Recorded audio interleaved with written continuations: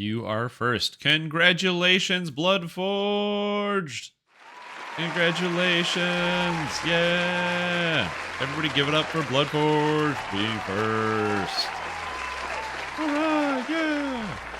Woo! You suck! Alright, here we go. What is this emotes? What the heck? What? A bee attacking somebody? That's terrifying. I'd hate that. What's up, everybody? Congratulations to you. Rourke. These are epics. Ayavdaru. I'm just doing things. Okay, so, fun fact. I have like a wicked mega headache today. So as a result, you're going to get Stream Tom, but I'm a little darker. We're in the dark today because I have like a killer headache. So I'm going to pump the brakes on the old brain stem. If that's so, where I'm going to be streaming today. I took pills, but I'm just going to keep the lights off. You know what I mean? So I'm in the dark. So if you're like, oh, Stream Tom, I really like, the contrast that you have going on. Wow. You don't look as white as I thought. I am. It's just the lights are off, so you're getting a lot of like reflected natural light. No, it's just not the same. Yeah, it can be. What have I got? I got this. I got this. I got this.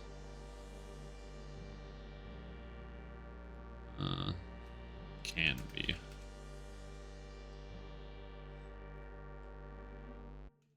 I sign. There we go.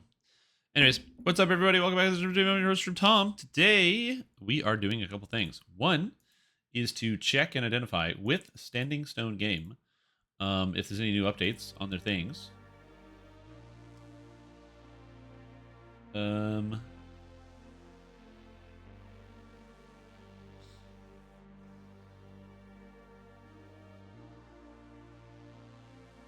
Mania Preview 2. I'm just looking for updates on the threads. No, there's no new updates. There's probably a Mania like next week or the week after. We are going to be looking at the Fridays at 4, which is at 4 o'clock, so we'll be watching that, which should be a good time. My goal is to see if there's any interesting news. They might have some talk about like the XP and stuff. People have asked me about what my personal opinion about the experience points is. What am I thinking when it comes to the changes and what have you. I've already said the changes that they proposed are straight up a net XP gain for myself and many others. So I'm actually very excited about them possibly updating the XP, because if they do, it's literally going to make my leveling path easier. And it means it's more fun and it's easier to justify doing full clears of quests, all of which are good things. So I have no issues with that at all, and I'm very excited about that. There's also a lot of people who are bad at math who are upset about the XP changes, or just they see the change and they're not even bad at math. It's that they don't know what to think about the XP changes, but they do see other people being mad.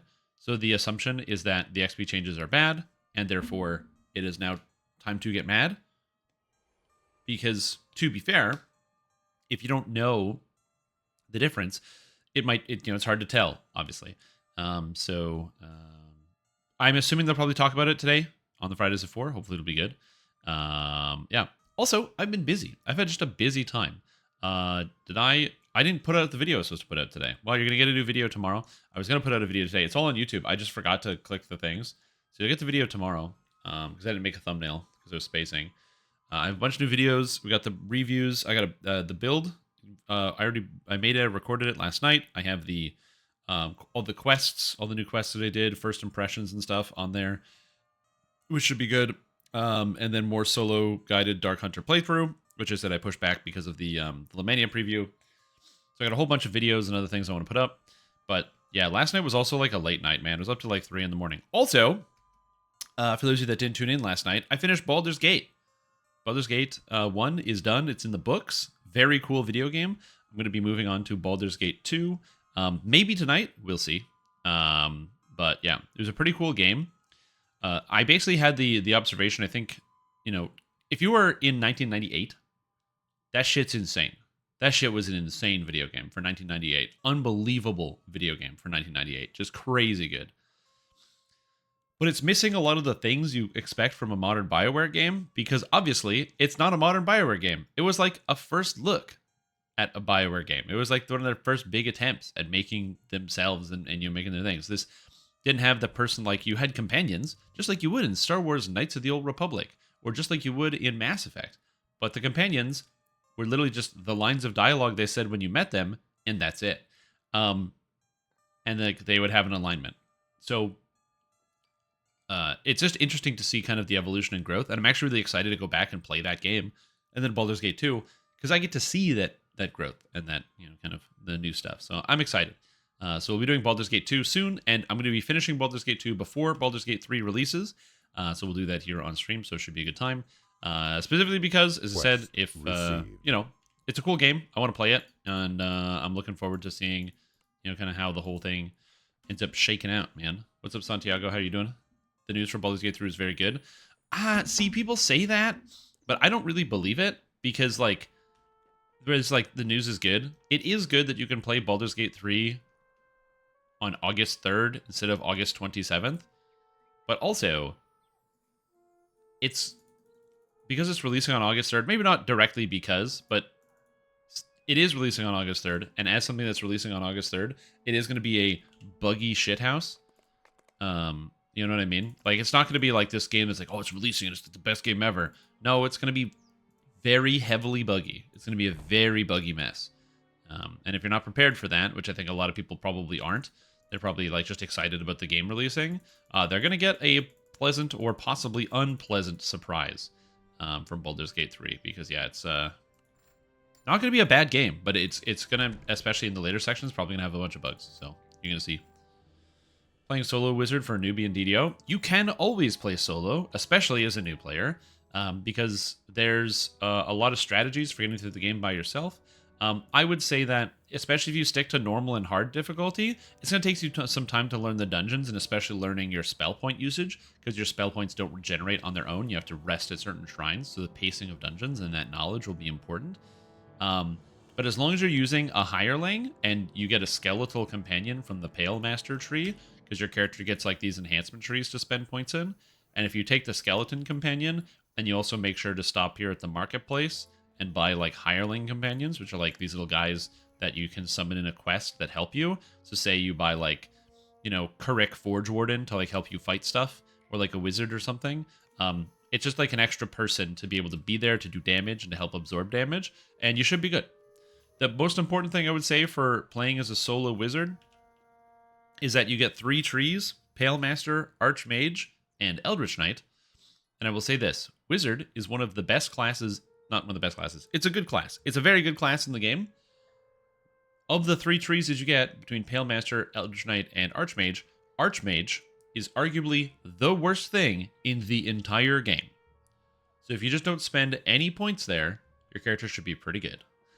It's very bad. Do not recommend Archmage. Very bad.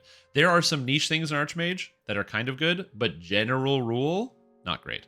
Pale Master, so good. Hirelings are one use only. Eldritch Knight, so good. Those things are so powerful. You might be like, oh, but I don't want to be an Eldritch Knight. I don't want to be a melee wizard. Don't worry about it. Eldritch Knight gives you spell power, which increases the damage of all your spells. Eldritch Knight gives you hit points, which makes it so you don't die. You don't need to take the melee stuff. Just take the stuff that's like big wizard power. Hirelings, they last for an hour. So when you buy one at the store, so what I like to do is, let's say I'm level 10. I'm like, oh, I'll go to Kalis, the hireling guy, and I'll be like, oh, shoot. Okay, I'm going to be playing for like 2 hours. 1, 2, 3. Cost me 700 platinum, which is like negligible. It's not even one. It's just over 1% of my total amount of currency. Boom, I got my hirelings. Take them, put them on the bar, and then I can just summon one every hour. So I summon it, and then it lasts with me for an hour, and then I summon the one that runs out, I go to the next one. I don't need any hirelings, but I was just using that as an example.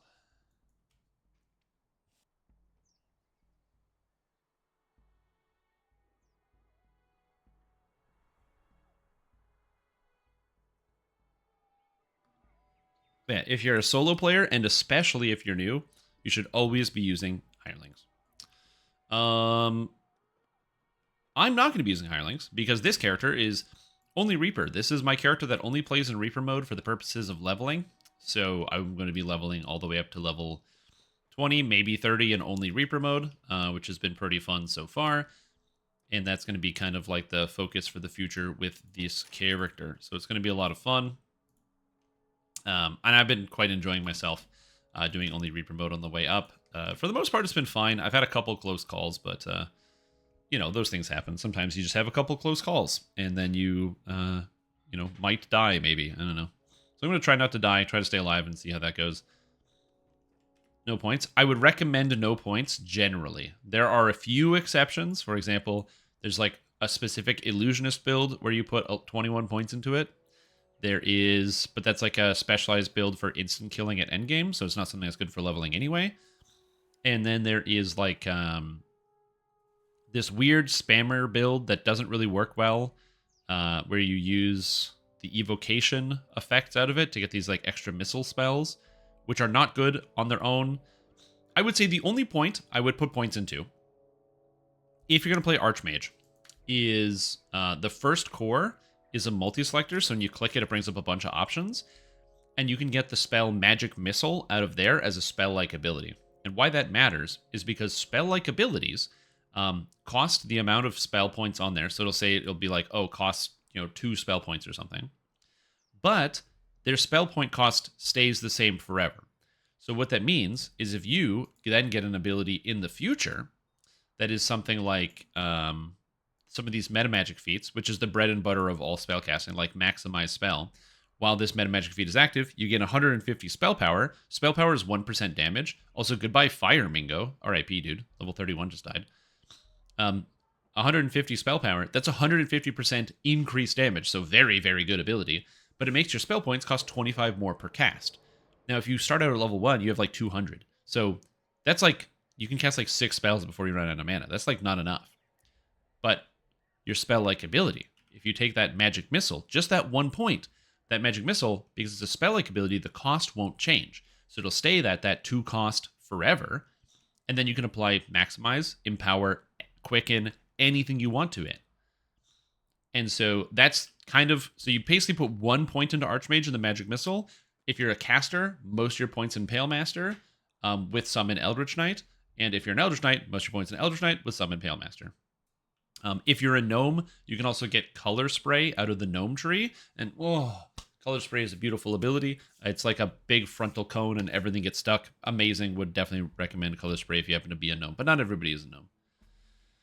There's a reward to take 2-handed fighting and shield mastery, so you can take 2-handed fighting specialty for all the extra damage. So you don't take, so Bazcoth, you take one or the other. The specialty feat gives you all the other feats. So you don't want to take both at the same time. You want to take either 2-handed fighting and then shield specialty, or you take shield mastery and then 2-handed specialty. And the way that everybody does it is you take 2-handed fighting while leveling, and then at 31 you take shield specialty. You can't double dip. No, you're missing the point of the feats. You can double dip, but shield specialty gives you all of the feats, right? So you could take all the feats individually, or you take shield specialty, which gives you all the feats. It's not, you can double dip, just those are not the same. Those are not this, like, are you kind of understanding what I'm saying? Maybe I'll draw it. Here, give me a sec here. I'm going to draw it to make it clear. Okay. So, let's imagine that these circles, so these are the shield feats, right? So these circles are the shield feats. So these are the 3 shield feats. And then these squares are the 2-handed fighting feats. Okay? So these are the feats. So you can take both of them while leveling if you want to use a Bastard Sword. But the specialty feat, when you take it at 31, what it does... Oh, whoops. When you take the specialty feat at 31, what it does is it gives you all of those feats. So that's what specialty does. So if you already took these and you already took these, then the specialty feat doesn't do anything. The specialty feat is meant to give you the other feats at a reduced cost at level 31. That's what it does. So the specialty feat, if you took this while leveling and you took this while leveling, then you take specialty and you get nothing, because it's like, well, I already have these, so it doesn't do anything. But if you took these while leveling already, then you can take specialty to get these. Yeah, it's really clear from the way the feat is written. So I will say, I don't know how people get confused about this, but we'll go over the wording to make sure it's super duper clear. But a lot of people get confused by this, and I kind of don't understand, because I read it, and yeah. So, two-handed specialty. Greater weapon style feat other than this one. So if you have greater two-handed fighting, you can't take this. And then it gives you all of these stats. So it doesn't even work while you're two-handed fighting. If you have two-handed fighting, you can't take this. Like if you have two-handed fighting, you're not allowed to take this feat. It won't let you. The game won't even have it show up on your screen.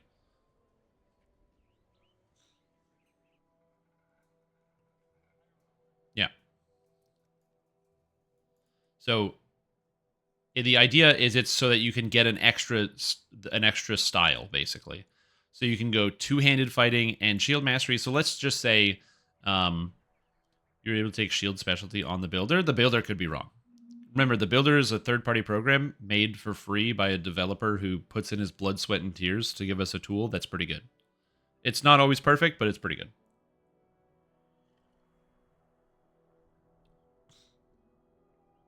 Because you get the requirement from the shield. Ah, that makes sense. But yes, these things will not do anything extra, because these are all combat style bonus. Everything in these feats is a combat style bonus. So even if it's 120 strike through, it's a combat style bonus 2 strike through, which you already get from two-handed fighting. But yeah, exactly. So people go single weapon fighting and then two-handed specialty for bastard sword. Exactly. Yeah. Does that kind of make sense? And that's why people do that. So they'll take like single weapon and then they'll take shield as their specialty for swashbuckling, single weapon and two-handed if there's single weapon fighting with a bastard sword. Grease on my hands. Now it's on my phone.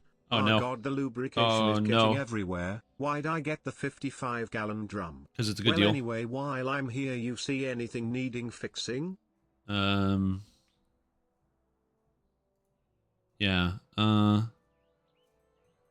Well.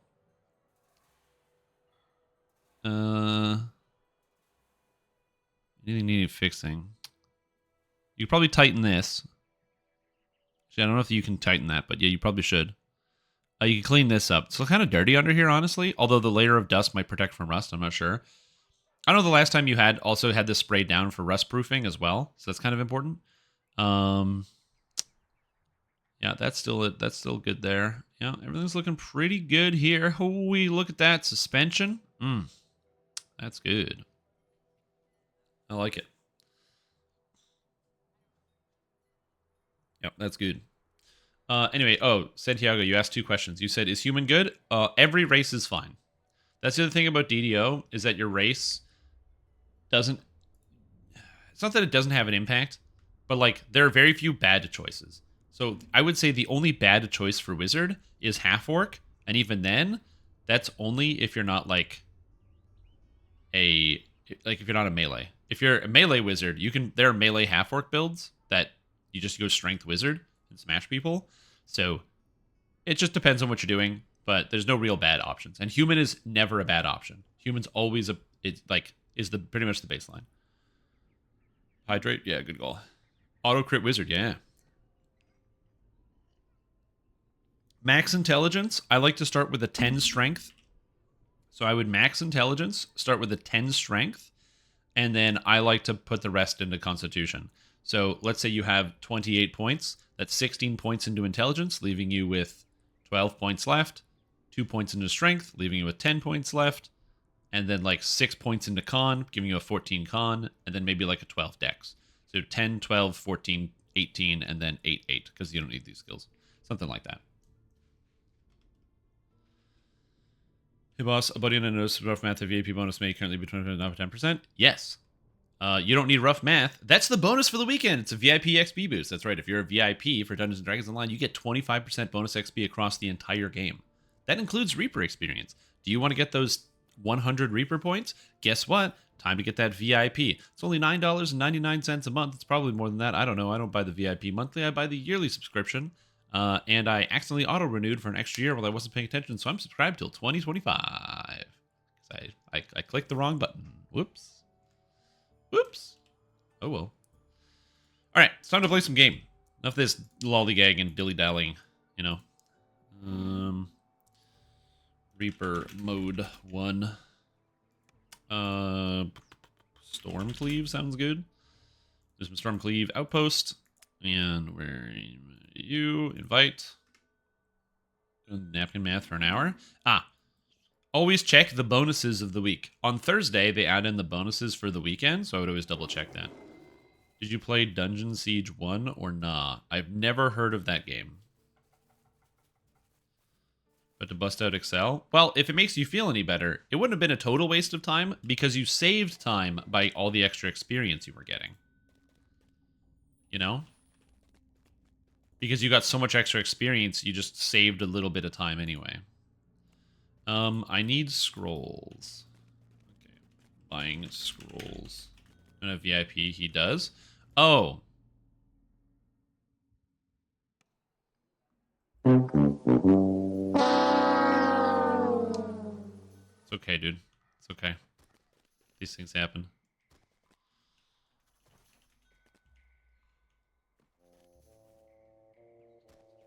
Oh yeah, I was asking you questions about the Guild War 2.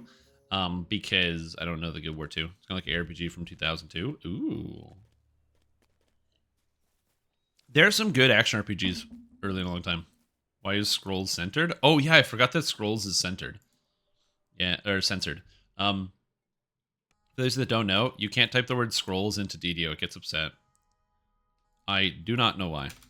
But yeah, apparently it's something bad, something nefarious. Okay, 75%. It's not bad.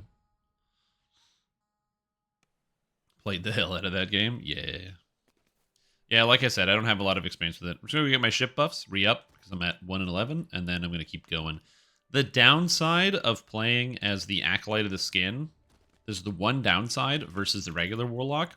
Regular Warlock gets Resist Energies, the spell, and the benefit of Resist Energies, you get it right here out of Enlightened Spirit, is it is brainless. It's all of the Resist Energies all in one button, and it's just nice. Whereas, like, for the rest of it, you have to think about it. You have to be like, huh, what's up? What's coming in the quest? What resistances do I need? What am I going to do? Acheron is a bad word also in-game? I don't think so. To be fair, I turn off the profanity filters in basically every video game that I play. Because I don't curse constantly, but, you know, with some regularity. I find cursing is nice. It's like it's just a little bit of spice to add to your word salad. You know what I mean? That's all it is.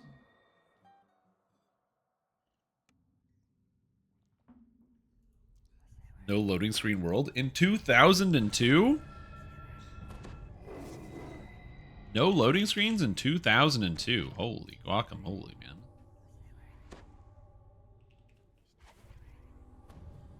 Nice. Okay, so I can get Greater Hero to work. Oh, look at that. I can Greater Hero everybody.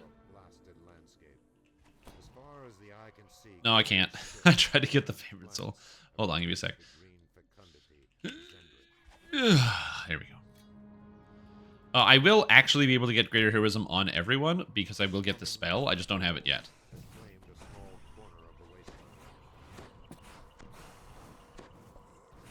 Hello, Reaper. Carnage Reaper. Dungeon Siege is if like D&D and Diablo had a child. Yeah, like I said, there's a lot of games that are like that. So another game that's also like that is the classic Baldur's Gate Dark Alliance. Dark Alliance is, of course, I'm not talking about Dungeons and Dragons Dark Alliance, which is a very different video game that's very special. I'm talking about the classic Xbox game that came out in the 2000s. Baldur's Gate Dark Alliance, which I have to imagine is probably very similar to Dungeon Siege. Why Reaper 1 rather than Expert level? Well, there is no Expert level, and we're doing Reaper mode because it's fun. Reaper mode gives you the chance to die, and when you die in the video game, it causes heart-wrenching pain because you have to start over. You have to go back at the beginning, like all over again. And it's just not good at all. No one has a good time, everyone's unhappy.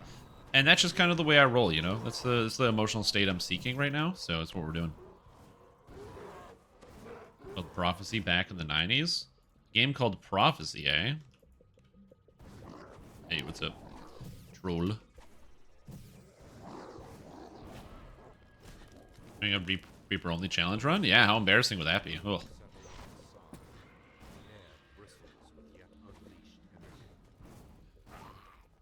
Oh, I also don't need any mana, so I'm never going to be picking up any of those mana things, because my character is infinity mana. It's kind of sick.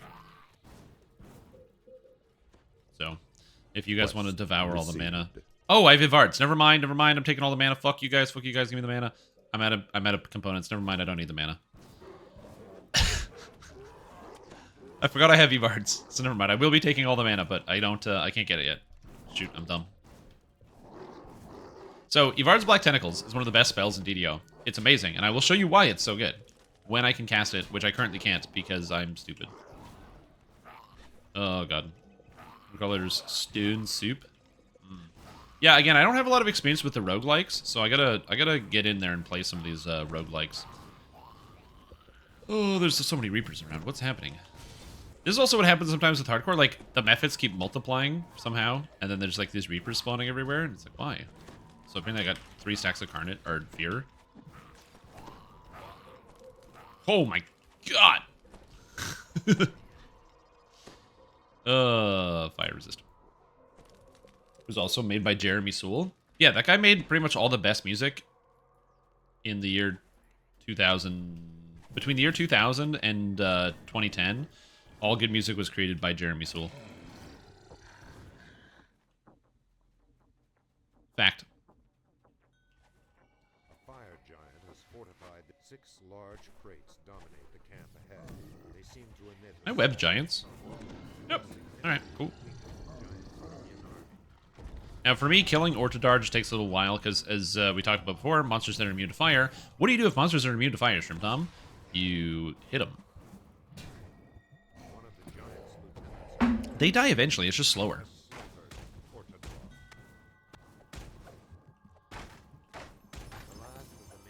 Alright, hey, what's up, Kill Giant? Blind bastard. Yeah, if I had Ivard's Black Tentacles, this would be a lot easier. I just don't have the 4th level spell components. After this quest, I'm going to get the spell components and come back. 2, and Skyrim, and Oblivion. Oh, wait, if you haven't played Oblivion, totally worth it. I would definitely recommend Oblivion. The downside with Oblivion, it is a single-player game, of course. And I will say, as a grown-up, I found it harder and harder to play single-player games. Because video games is how I connect to people in a lot of cases. You know, I find myself spending time with friends through games. I play games with other people.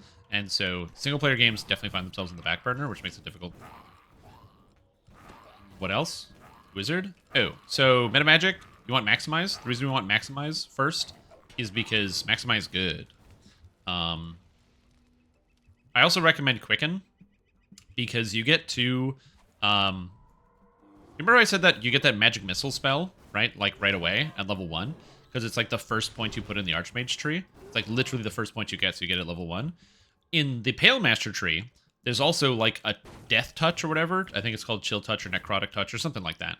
And it's right here. So it's 2 points into the tree. At level 1, you have 4 points. So since you have 4 points at level 1, this means that you can have both that Necrotic Touch and the Magic Missile that you can put Maximize and Quicken in. And you can blast them. Maximize and Power do not affect my blast now. I still take them anyway, because you get too many spells and spell-like abilities. But yeah. So like I use Maximize and Empower and Quicken on Stricken and Consume. As well as I'm going to be putting Maximize into Evards. And I will also be using Maximize and Epics on everything.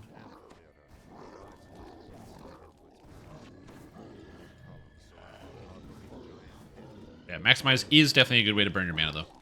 It is. That's Starfighter, by the way. Oh, I am not familiar, sorry.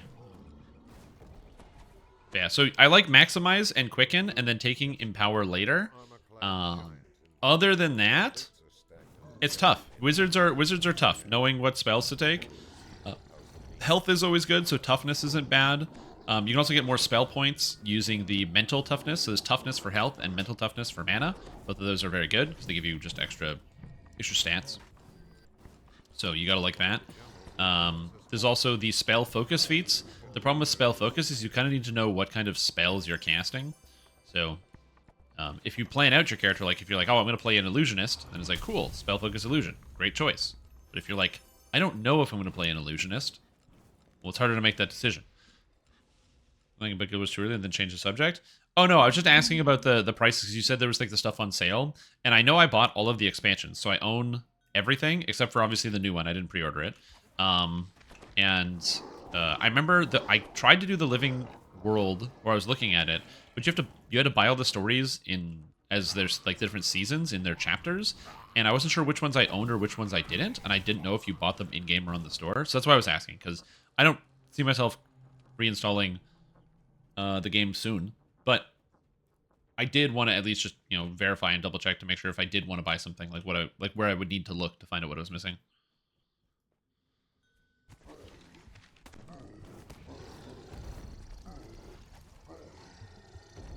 I don't take extend at 3. I see the logic behind that. I don't take extend usually. I'm being honest. Yo, it's fucking Bow Paladin. It's Bow Sacred Fist Ranger Favored Soul. Dude, I did not read this guy's thing at all. Oh, right. Humans get a bonus feat. You get 3 feats at 1. Oh yeah, then maximize and power quicken. 100%. Just do maximize and power quicken. Don't think about it. Maximize and power quicken. Definitely. You also can't take Shield Mastery because Shield Mastery requires Shield Proficiency. Managed to run with 3 feet. Very fast. Imagine Usain Bolt with 3 feet. Holy mackerel. I'd be moving.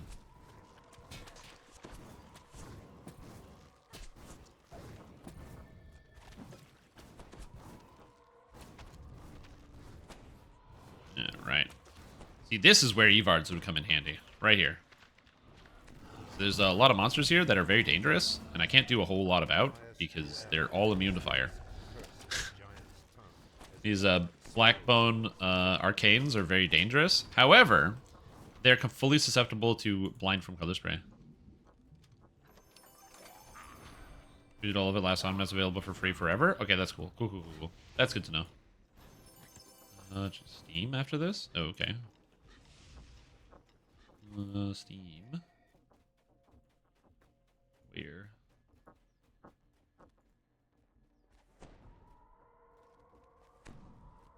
Oh. There we go.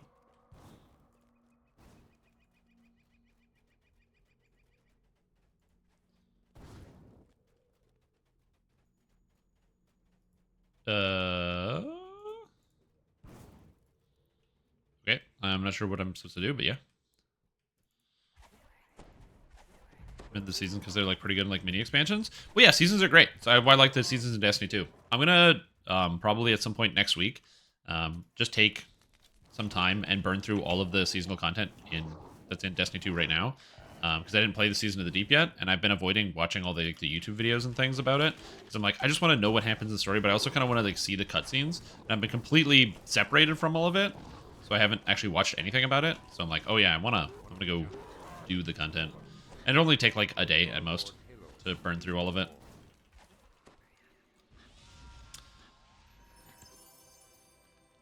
But yeah, I would say that I agree with that sentiment for skills. You want to put points into balance when you level up for 2 reasons. Balance is good because it increases your, like when you get knocked down, you need balance to like get back up and also to resist some knockdowns. So I like balance in general, so make sure you put points into the balance skill. But also, by maxing out the balance skill, that gives you the ability to take the feat, the single weapon fighting feat lines, which gives you more hit points. It actually gives you more hit points than if you took toughness, which is weird, but that's how it works. If you transfer a character, you do not lose it. You're good. Due to recent people complaining about it becoming pay to win, apparently. So here's my take on this. So I play Dungeons and Dragons online, which is 100 million times more pay to win than the video game Destiny. Destiny has a lot of microtransactions, and a lot of them aren't cheap. The cost for a lot of things in that game is not small. They charge you, you know, they'll sell cosmetics for like an outfit for like $30, even though, you know, because they go like, oh, it's a free-to-play game, but it's really not a free-to-play game because it's way worse than DDO. In Destiny, you can do the PvP and you can do like the first location, but the game is basically just expansion content at this point. So you can't really play the game or do anything in the story or do any of the missions or get most of the cool items unless you own the expansions. But unlike DDO, you can't earn it on your own. So, you know, whether that is good or bad, you know, that is the case. So that's kind of like how the game is currently set up. But some of the, I watched the video that Astacross put out, and a lot of it was like, you know, he's upset that you can buy the levels of the season pass, and that buying the levels in the season pass, because you can pay like, I think it's like $1, and it gets you one level through, so you can pay $100 and finish the season pass on the first day. And he equates that to like be, you know, pay to win, as it were. And on the one hand, I can kind of see because you can buy your way through the season pass, but like also, you play for like a week and you're almost done. Like it's literally a week of game time. And the season is 12 weeks. And the pay to win is like, you get power levels, but they maxed out content anyway. Like they changed the content delivery system. So, you know, the way it used to work, or like, you know, it's like, what are you paying for? It's like, I guess you get some currency. You get the ornament for the exotic gun that you purchased, which is a cosmetic. So like, I guess you get the cosmetic faster than other people. You get, and again, you get some consumable currency, which again, you just get by playing it anyway. Oh, you don't get power levels if you pay for levels? No. I meant power levels as in like you get the gear. You know what I mean? Like the gear that you get from the season pass is at your average level. So if, let's just say you had like a bunch of pieces of gear that are 408 and you had your boots that are 407, you could get the boots out of the season pass, which would then give you 408 boots. So now your average would be 408, or like it would up the average. Stromwald, need comps 1 sec. So like, it is at most 2, or I guess each one would be half of a power level. So at most 2.5 power levels, assuming you're not already capped, given that the seasons don't go up in power level anymore. So, like, I'm a mega Destiny casual, and I'm at the power level cap.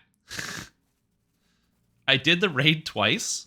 I didn't do the dungeon, or the new content. I didn't do any of the Grandmaster modes, or anything like that. And then the harder content, the Grandmaster, Nightfall, and the Master Nightfall are power capped.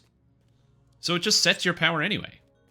So even if you are a higher level and you pay for the season pass and you pay to get the materials to get yourself to a higher level, it doesn't matter because the game sets your level so that it's a defined challenge. So like, yeah, it's just interesting. Need to do on Reaper. So yeah. Everything is pay to win nowadays. You play Moria? Moria's pretty good. I like Moria. But yeah, so I definitely don't agree with the concept that Destiny 2 is pay to win. I agree with some of the concepts that like the game is expensive and the store is aggressively monetized. But the store is aggressively monetized towards like cosmetics. Like you can't buy the guns in the store. You can't buy upgrades for the guns in the store. So I don't know. Again, I can see where like the chest beating comes from, but it's also, I was like, is it that bad? Like the store is expensive, no doubt in my mind. Okay, and so I'm not arguing that the store isn't an expensive thing. They do charge you a lot for the cosmetics. But again, I'm also a fucking DDO player, dude, and they just sold like an $80 Panther, so like, you know, I got it. So, like, this game is way worse. If you think that if you're worried about Destiny 2, if you're like, oh, I'd try it, but it sounds pay to win. If you play Dungeons and Dragons online, it's way less pay to win than this game. If you have a definition of pay to win, DDO is yeah, way worse.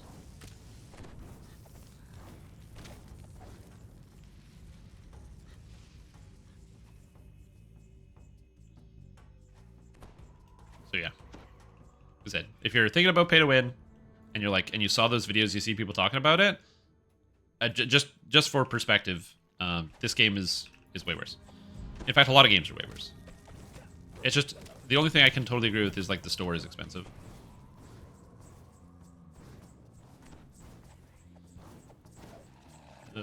This somebody is being in development. Netflix free to lose over and over again. Free to lose, pay to win, and free to lose. Hell yeah! I love that terminology. Free to lose.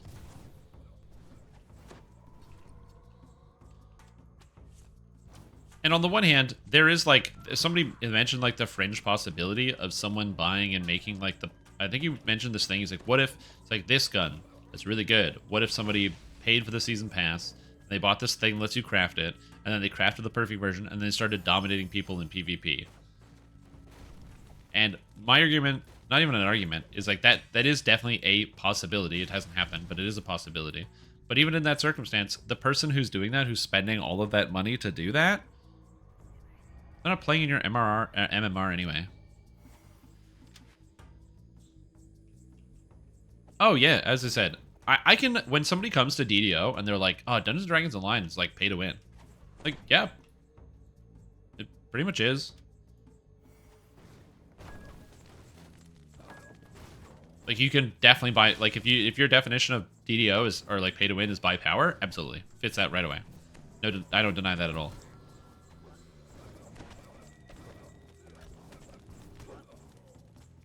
That my argument and the reason why I play this game is because it's not necessary. Like, you don't need any of those things. Like, it's not like, oh, you have to buy it to progress.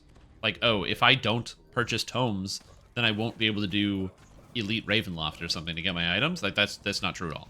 So, you don't need the tomes. And a lot of those things are earnable in-game. So I don't really care too much if somebody decides to buy it or somebody doesn't. It doesn't bother me.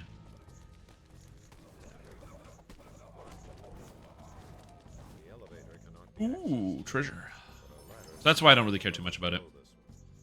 Is that I definitely do think there's a lot of heavy pay-to-win elements in DDO, but also, like, what are you winning? My Blightcaster is almost at 600,000 Reaper points on hardcore, and I've spent no money on. I didn't buy any tomes or anything like that.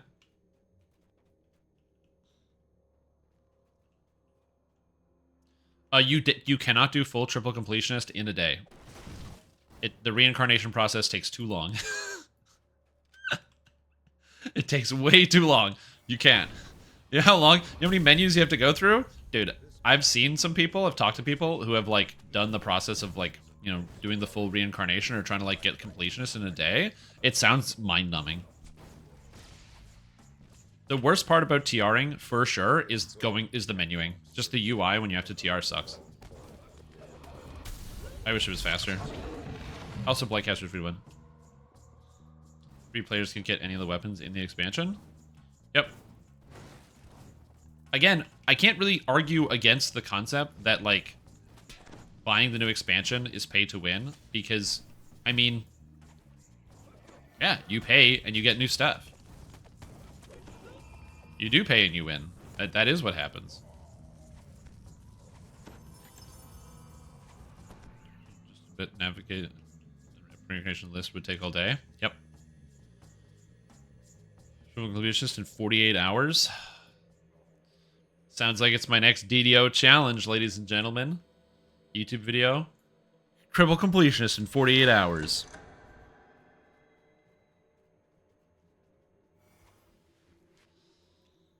depends on how you did it, but you could probably build a system for if you used like a macro of some kind or like auto hotkey, you could probably get pretty fast. I think auto hotkey would work pretty well. Because with auto hotkey, you could get it to like go through your skills and stuff. So you could like press a button to like boom, boom, boom with the skills. Feat selection you still do by yourself. I think just skipping the skills with auto hotkey would probably work really well.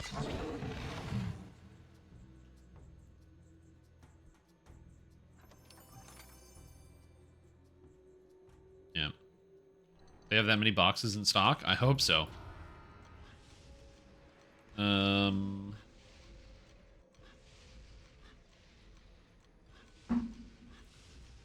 1 and 2.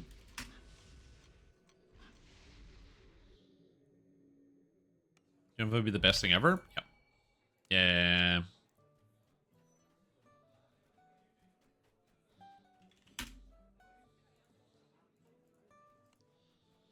So, like, I've talked to the SSG devs about this. I've asked them if it's possible to just have DDO spit the character out as a big string. Just take all the data and spit it out as some massive string that can be interpreted by a program to be read. So let's say you could export your character from DDO and import it somewhere else. And they've said the way that DDO is set up, that's not technically possible as of right now. Which doesn't mean you can't do it ever, but that it's just not possible with the way the game is currently set up. So they would need to redesign some things to get that to fit. Which obviously, very sad, but, you know, it is what it is. I know that, obviously, that tech exists because lots of games can do that. Or they can just have an API where they can have that information be loaded. But yeah. Some Barb, some Fighter. Fighters have too many feats. Probably Ranger. Maybe. I don't know what gets fewer feats.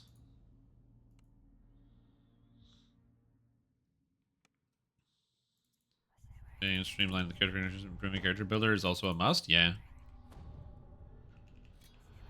Yeah, I think that SSG's first priority is that when somebody makes a new character in DDO, and I've said this before, in my opinion, the way that DDO should be designed from the ground up, like at the very, very beginning, when you make your character, you go to the like the loading screen or whatever, the character select, and it shouldn't even.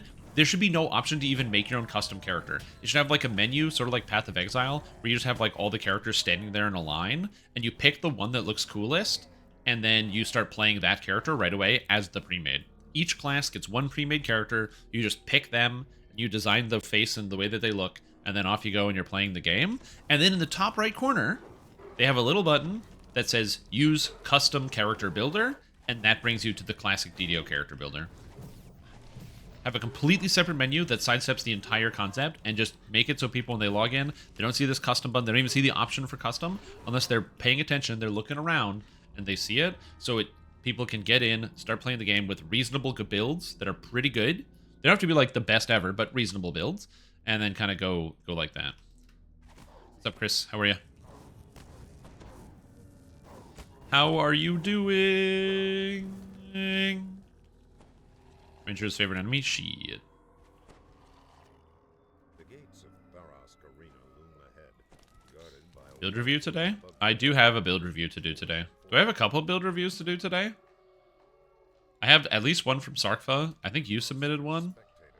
I think somebody else submitted one. I do have some build reviews that I need to do today. There's a lot of things to do today, so that's where it's tough. I have quite a few things to do today. These days are so busy, man. But yeah, I do want to do some build reviews.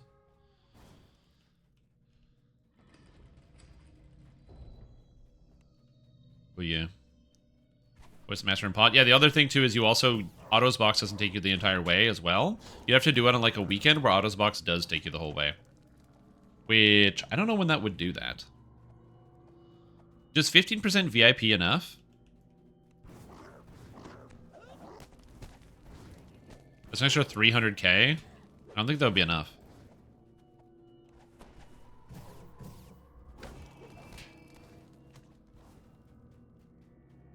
Because it's normally 2 million.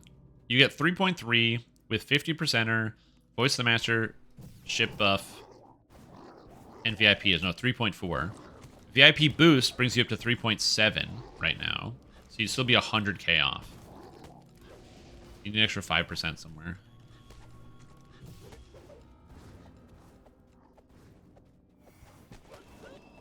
Yeah, if it was 10% everybody and 15% VIP, that might work. Although, I don't know if the 10% applies... Does the 10% for everybody apply to... No, because it would be 10% Heroic and Epic XP and 15% VIP XP. So I don't think that would count either. I think it would need to be a 20% VIP. You know what's sick, by the way? In Lord of the Rings Online, you want to know what the VIP bonuses they get in there when they have their VIP bonus weekend? 100%. When it's a VIP bonus weekend, it's 100%.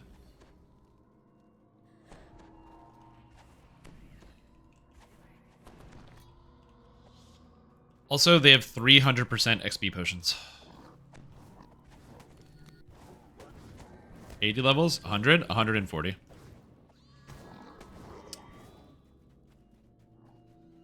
You notice words etched above this gate. Ready room 1. Inside, scarred and B video doesn't really need that. Oh, the video game? I mean, yeah, but it would be nice. Give me more experience points. Dude, I just feel like they could have more bonus weekends and other things like that and do all sorts of crazy stuff. There's so many past lives you need to get. I totally sympathize with, like, the new player who's starting out. Who's like, man, I want to get all those past lives and do those things. And they see 187 past lives standing in front of them, just staring them down. Is less than DDO? No, 180 levels is not even as many past lives exist in DDO. Okay, so I have so many past lives as there are in this game. Nothing compares to DDO in terms of... Not nothing, but man, this game has some just absurd grind. Now, again, you also don't need all of them. For example, if you want Completionist, you get one Bard past life and no more. Why? Because Bard past lives aren't good.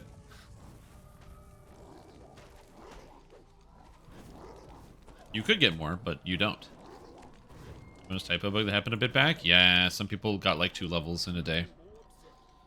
Or not in a day, but like 2 levels in like 2 quests. That was a very short-lived. It was like 40 minutes or something where that was up in the game. Where the servers came up and they're like, double bunny bonus. Well, then I'm on coffee number 2 now. Coffee number 2. Today is a 2 coffee sort of day. I literally poured 2 coffees and then sat down on my desk. Yeah. But it's a 2 coffee day. Business first with mono blackcast because this class is such a house. Yeah. So the problem with that is that class completionist is not only easier, but it's also faster and it's better. So you should always do class completionist first and then racial. Class completionist requires one of each class past life. The benefit is that you get to learn what classes and playstyles you like versus you don't like, which makes your racials more interesting, because you do not want to play the same thing every time with racials. You will get bored. So it kind of teaches you about the different options of the things that you can play and have fun with. But then also, class completionist gives you +2 to all ability scores, +2 to all saving throws, and like 1,000,000 stats, plus a whole bunch of insanely good feats. Bonus healing amp from Paladin, which is good. You've got +1 to all DCs from Wizard if you take the Wizard past life feat. You get Evocation DCs, Conjuration DCs, Transmutation. You get a whole bunch of mana, Spell Penetration. Like, your character is so strong. One of each racial life is negligible, and even like the 4 racial points or whatever that you would get while working towards it, to contrast, is not nearly as good. Does get repetitive? Yep. I can't do it, so I never do. I mean, I probably could if somebody would, like, you know, lock me in a basement and said the only way I was able to leave was to play, like, Warlock to Racial Completionist. I could get it done. I'd figure that shit out. I wouldn't want it, though.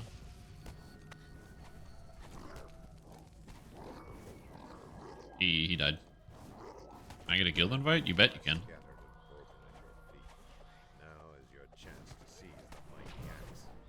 This guy is like a melee who reincarnated, which is very aggressive. It's very cool.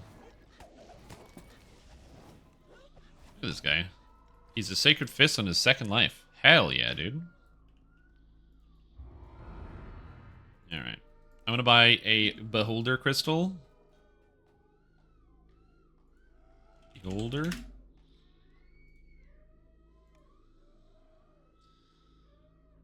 Alright, Vaughn 2. I got the Beholder Crystal, so I should be okay. Talk to me. Oh, I talked to the wrong guy. I was like, give me my item. Talking to the wrong person. No, I don't want illusion focus. It's kind of sucky. Diploma key. Yeah. Stricken form is good. Stricken form. Why is that called stricken form?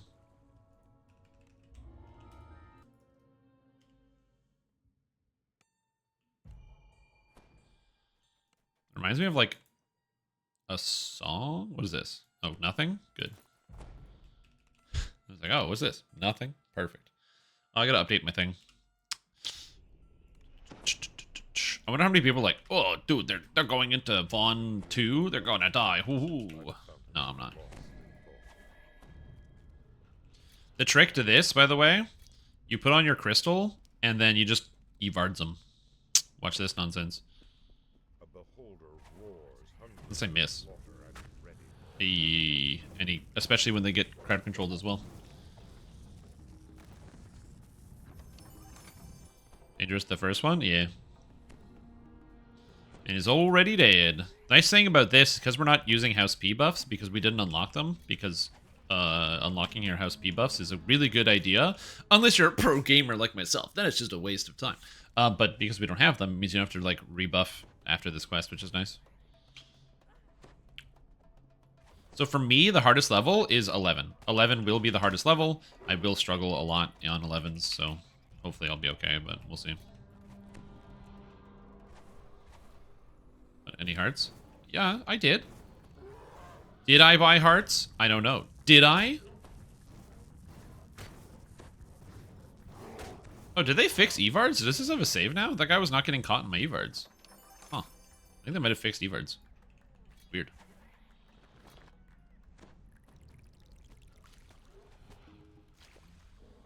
Oh, shoot.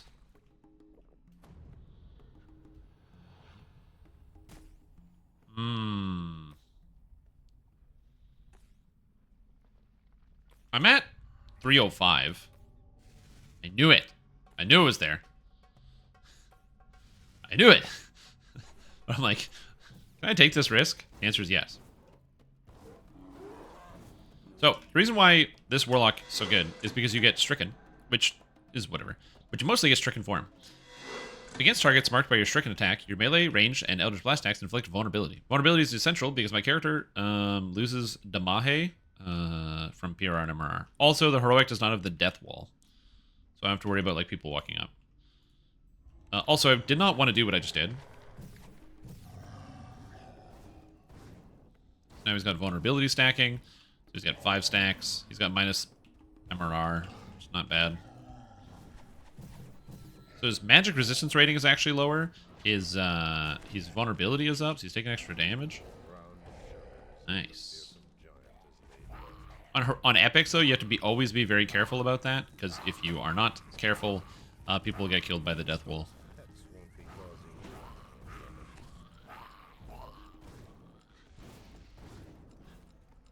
Yeah, anti-beholder crystals are amazing because they cost 50 DDO points, which this character alone, just by leveling, has earned 150. So I'll spend the 50 DDO points. It's basically like buying an item out of the store, kind of, if you way to think about it. It's like almost like earning platinum, and it allows me to keep leveling. So I would definitely do that. You don't have to use anti-beholder crystal, but man, is that good! So cost effective. Somebody got the key, yeah? Oh, it's already unlocked. Okay, we're good. And then we go Featherfall. Featherfall. If you had to pick monoclass leashes, which would you pick? Warlock. This is my favorite class. I love Warlock. There's so many ways to play Warlock. You can play Warlock Inquisitive works really well because the imbued dice scaling, and Enlightened Spirit. Melee Warlock works in a lot of ways, but thanks to Enlightened Spirit. There's the difference between the Soul Eater kind of crowd control instant killer Warlock versus the Tainted Scholar high DPS Warlock. Warlock multi-classes work. Acolyte of the Skin is very cool. Warlock is definitely the class for me to pick. I would pick Warlock over anything else all day. I don't know when I became a Warlock main, but yeah. It's my favorite class by a mile. I also really like Paladin, Bard, and Sorcerer and Favorite Soul. All my favorite classes are the Charisma classes. Which is funny, because I'm a live streamer. You know, I got all that charisma. People are like, wow, Streamtime, you're so cool. And I'm like, yes, I am cool. I'm so happy that you noticed how cool I am. Kedor.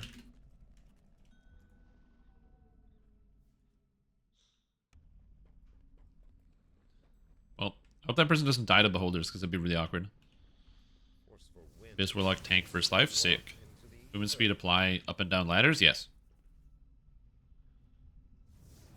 So pro tip, don't walk here, go down this ramp, then go down here, then walk over here. This is in fact a cheat code and requires access to the Game Shark to be able to input, but if you just walk down that ramp, input by the developers lets you skip that beholder.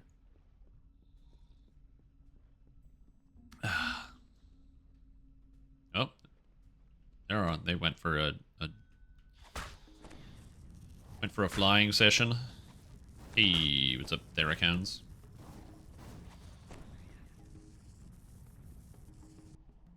This is the best spell in the whole game. It is a conjuration spell, so I might need conj DCs. So we'll see. I'll save those crystal charges. Yeah, I'm at 25. So I'm in the clear, actually. Also, another pro tip. If you go around this pillar, and then you get on top of this rock by using the arrow keys, you can then jump on top of this other rock, and you're done this section. Holy guacamole. Oh, fuck. Well, that sucked. Alright, go, Artificer. You can do it. Down a ladder? Some people do climb down ladders. I don't know how many people, but I'm assuming that there are human beings out there that have climbed down ladders before.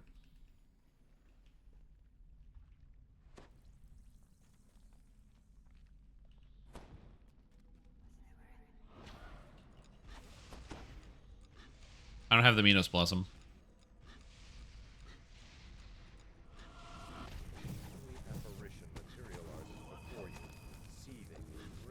Oh, Spider is eating me? Is he dead? Is he gonna die? I'm gonna come down and help. Sick. I'm gonna eat the spider. I got you, Condump.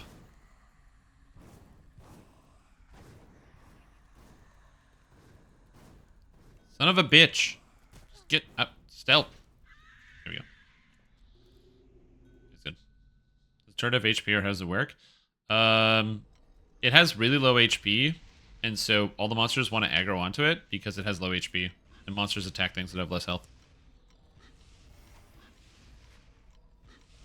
Crucible ladders sometimes? Oh, true, yeah. I actually have a hard time with ladders. Sometimes, yeah.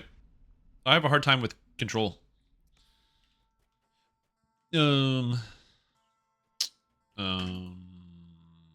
Other eights.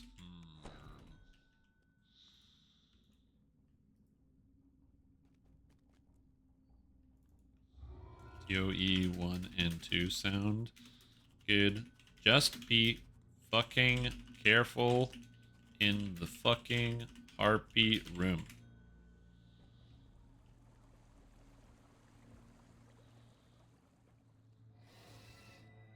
Yeah. Also, Sweataw, welcome to the stream team. Appreciate the word. Hope you're having a good day. Such language. Hey man, you have to be really careful because a lot of people die in that harpy room, and that is the only dangerous part of that quest. Now, you might be saying, oh, people die to harpies? No, they don't. The ghoul gangbang room? Correct, yeah. It's because people go to the left and right sides of the room and get attacked by ghouls. You just want to not get attacked by ghouls, and you'll be fine. It's the ghouls that get you. Because they just come out of the dark.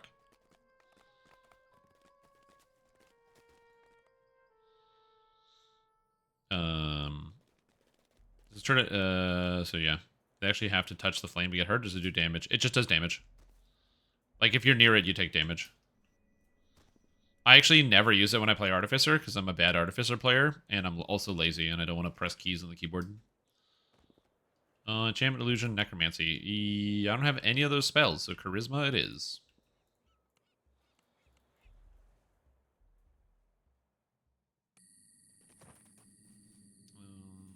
Uh-huh.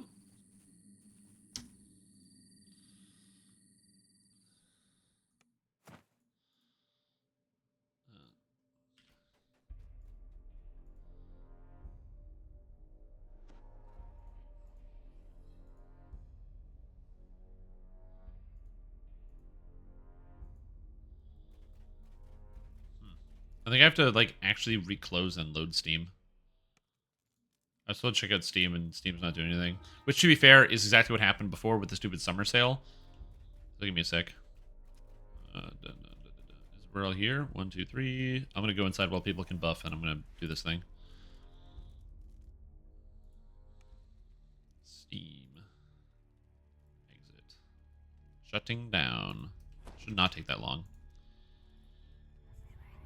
Hey, what's up, Everil? How are you doing today? How are you feeling? Hopefully good. I'm gonna give everybody GH because it's good.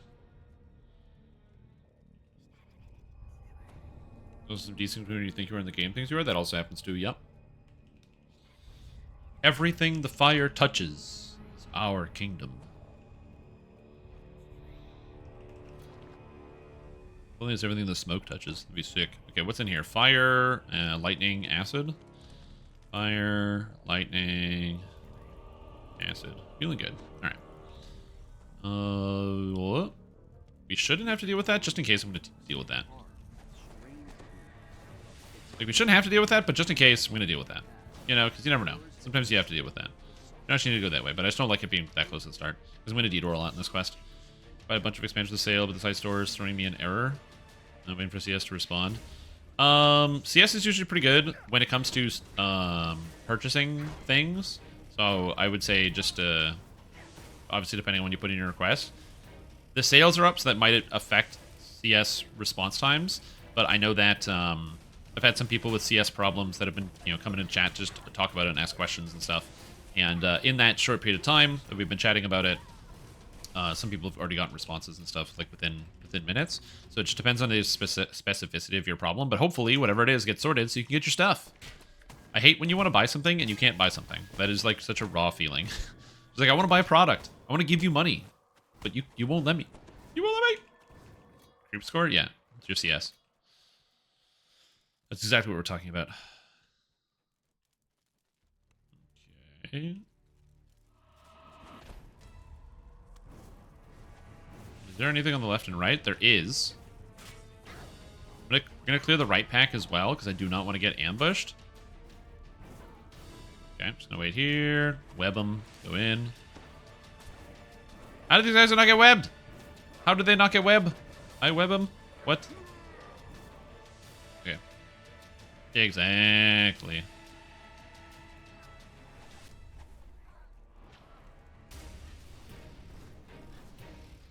Okay, I'm just gonna stay here and kill these guys.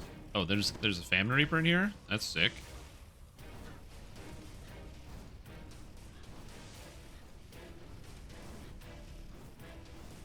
Okay, that's dead. Cool. I'm just gonna slowly pull these things out, basically. I know this is like really a silly way to do this room, but this room really sucks. And especially because they can make you helpless if the harpies get their warble off. So they go like, and then you can't do anything. Okay, there's like one more harpy in here, and I think that's it. Oh, there's two. There's three. They're not warbling. Oh, she's warbling. Stop the warble. Stop it. Okay, it's done. Yeah, if you basically don't want to go to the sides of these rooms, the sides of the rooms are full of ghouls, and if you aggro the ghouls, bad things happen to you. So you don't want to go to the sides of the room. You just want to go in the middle. Okay. We should be okay. Is the Lich over there? Again, I don't want to aggro that, so I'm just going to avoid it. Okay, we're good. Sorry, I'm like really focusing on the game for a sec, because hardcore and I don't want to die. This. It changes the dungeon crawl coupon comes back. Probably next year. They have never done the dungeon crawl coupon more than once in a year, and they already did it this year. So the fireplace. We're going to go through the fireplace here. Fireplace. They did it this year, and they've... They have not done it more than once in a year, so I don't expect them to do it again this year. They also said they weren't going to do it, but I imagine they probably changed their tune when they actually got, like, a good time at PAX. It was, like, middle of the afternoon at PAX. They got to do this big presentation. So they probably went and did their big presentation and were like, oh, man, we need something to give away. And then they were like, dungeon code. It's probably good for them. Do an expansion sale? Yeah. Check the sales on the main page of the DDO store. Oh, and Fire Affinity. Let's go. They're also redoing some of the store and the currency exchanges on July 18th. So, or starting July 18th. So I'm not sure if that'll affect you, but yeah. Okay, there can be random traps in here, and that's the most terrifying part about this. There can be random traps, and I do not know where they are. So I'm kind of skirting the edges of the hallway, because I do not want to get random trapped. I also like that the Reapers do not have nearly as much health as the just random monsters in here. It's cool. Over the weekend? Yeah. Do you get the same XP for doing a quest with people and alone? Yes and no. So if there is a buddy bonus weekend going on, then you get more XP when you play with your friends. Or like other people in your party, because that's called the buddy bonus. So for example, I think it was like 2 weeks ago, there was buddy bonus 5%. So everyone in the party got 5% more XP for each other person in the party, and it was over the weekend. So they do things like that. Also, if you're a VIP, VIPs get 1% more experience for every other person in their party.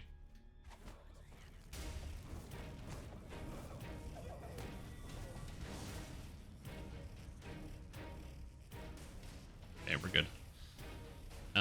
So as a VIP, because there's 3 other people in my party, I got 3% more XP. But outside of that, no, you don't get any more XP. So, like I said, group bonus, 1% per character with you in your dungeon, because I'm a VIP. I don't walk in the middle of any of these rooms. The reason why I'm hugging the walls is they're randomly spawning traps, so that can just be in big piles. I thought they removed them from this one. When they redid it, I thought they removed those randomly spawning trap piles, and I found out they did not when I got exploded by one the other day. Fridays at 4 today? There should be a Fridays at 4, yeah. They'll probably talk about the XP. I wouldn't be surprised if they had Torque on to talk about the XP. The problem with talking about the XP is that doing it on the stream is like a really inefficient way to actually have that conversation, because they can't respond to everybody. And so you're going to have a lot of people being upset that they're not responding to their comments, and then people will get more irate and start hurling more and more insults.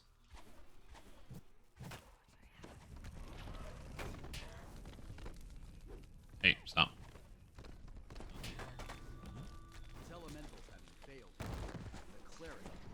Okay, I don't need the gloves in here. What would I want in here?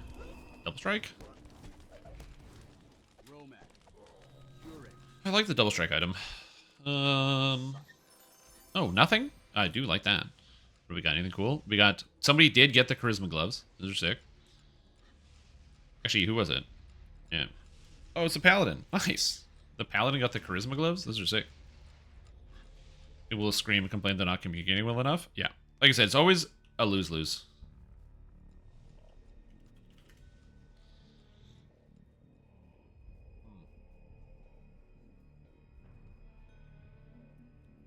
Oh, God. Oh, jeez. When I can summon a CR3 monster? Hell yeah, dude. It's rangers for you. It seems strangely drawn to the south. Definitely not going through this as quickly as I would if we were on elite difficulty, that's for sure. If I was on elite difficulty, oh baby. I'd be going through this so fast. But yeah, I'm definitely playing a little bit safer. Okay, we're good. We're done. Alright, we'll do part 2. Part 2 is not that dangerous, and I have DDO, so... The only thing that's kind of dangerous in part 2 is the big old wizard boy. Not the final boss, the air guy. It's really weird to think that it's not as dangerous. Kinetic Lore 10 and Featherfall is crazy good. Alright. How and where can you equip that Warlock before your first reincarnation? Warlock is a class and not an item, so I don't know what you mean by equip that Warlock. What do you mean? Warlock is a class, so you don't equip it, and it's free to play. Yeah, let's just say I'm really not following here. Warlock equips to the trinket slot. Mean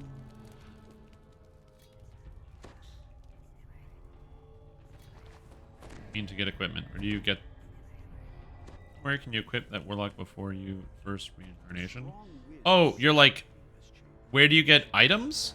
Oh, I'm just using shit that I found on the ground. So, like... I bought this off the auction house, and I bought this off the auction house. You can get equivalents to these from Keep in the Borderlands. Arcane ingots. You can trade in for... Actually, that'd be better than this.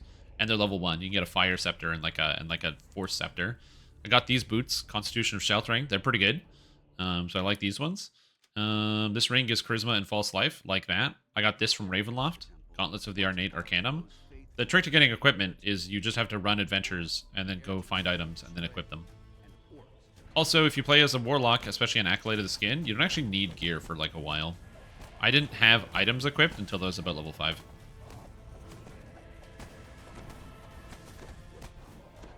Yeah, it's on the website store. In previous years, they had done expansion sales in game, which so I thought they would do that again. Behind. Yeah, it's a cash only sale. Yep. Granted, it's a pretty good sale. It's like they got some expansions at 75% off, but yeah, it's not with the DDO points. I think it's because I think they did the Panther to drain DDO points from people, and then to do the cash only sale on the expansions. Kelno the Prefect. I don't like Kelno the Prefect because he's dangerous. Dude, what happened to my... This guy just ate my Stricken and didn't get Stricken. What a jerk. Stricken is like one of my big powers. And he's just like, yeah, I'm not gonna get hit by it. I guess technically this has a save, but DC 38? Go away.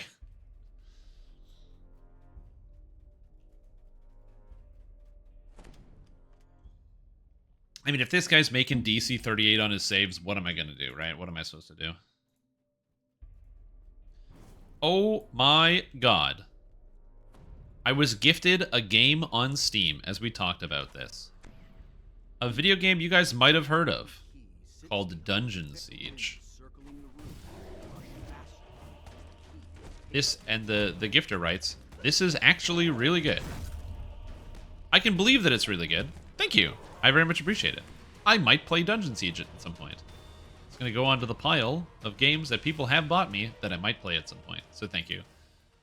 Not trying to be callous. I am very lucky to be in this spot where people will just like randomly buy me games, which is super, super cool and very, very, very nice.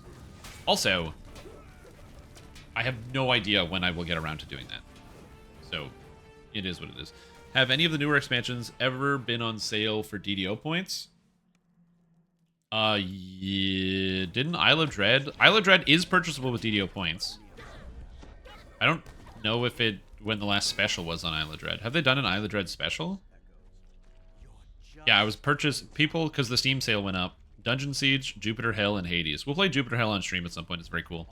Jupiter Hell is like a cross between a turn-based shooter. It's like a top-down isometric shooter that's also like top-down isometric roguelike shooter that also has like elements of like Super Hot where monsters only move when you move. So as long as you're not moving, you can take as much time in the world to think about what you're doing, but once you start moving, the enemies also start moving.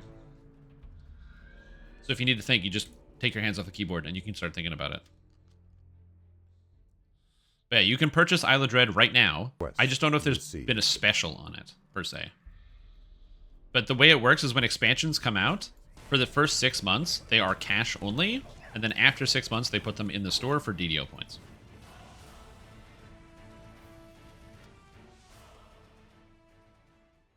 The air in this room is almost uncomfortably cool. And an augment bag? The augment bag is very good.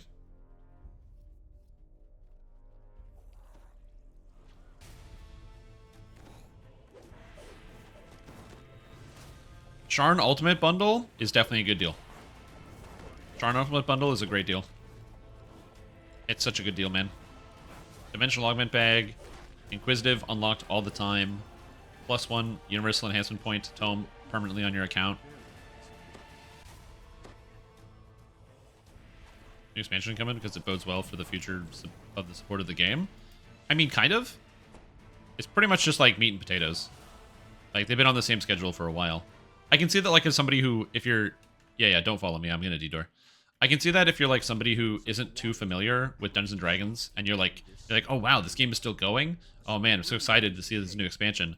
But, like, DDO has showed no signs of slowing down or stopping since, like, 2019. Like, say, ever since the release of Sharn, we've just been getting, like, basically more content, bigger content. Like, the quests have been getting more complicated. And they machine gun out content faster than, like, so many companies. I don't know how they do it. Not, like... sorry, not machine gun out content. I'm trying to think of the best way to put it. It's, like, the types of content that we get. So, obviously, if you play, like, World of Warcraft, you get, like, an expansion that has tons of gigantic zones.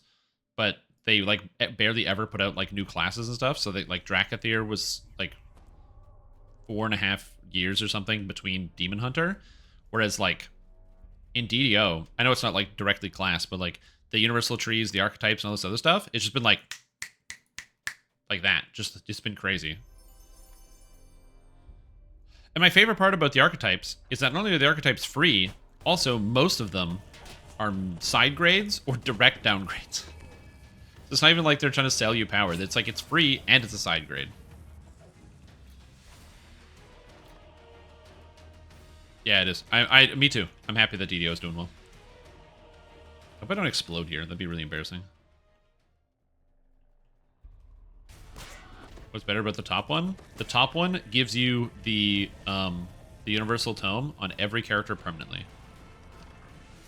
Blightcaster is definitely worse than regular caster druid at the end game. For leveling, it's strictly better, and end game, it's definitely worse. Yeah.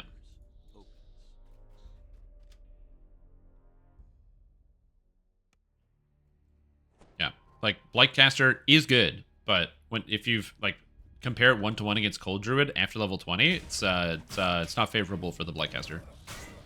And there's multiple reasons for that. One main reason is the fact that Ice Flowers exists. Also, scaling Tsunami with your main stat is also a good idea. And two, there's more cold crit in the game because of the Frozen Wonder filigree, so you get an extra 5% over Acid. And there's basically no good Acid itemization in the whole game. So Acid is powerful because it bypasses things, but, like, there's a bunch of cold sets and cold things. Getting Artifact cold crit is really easy. Getting Artifact Acid crit is not easy.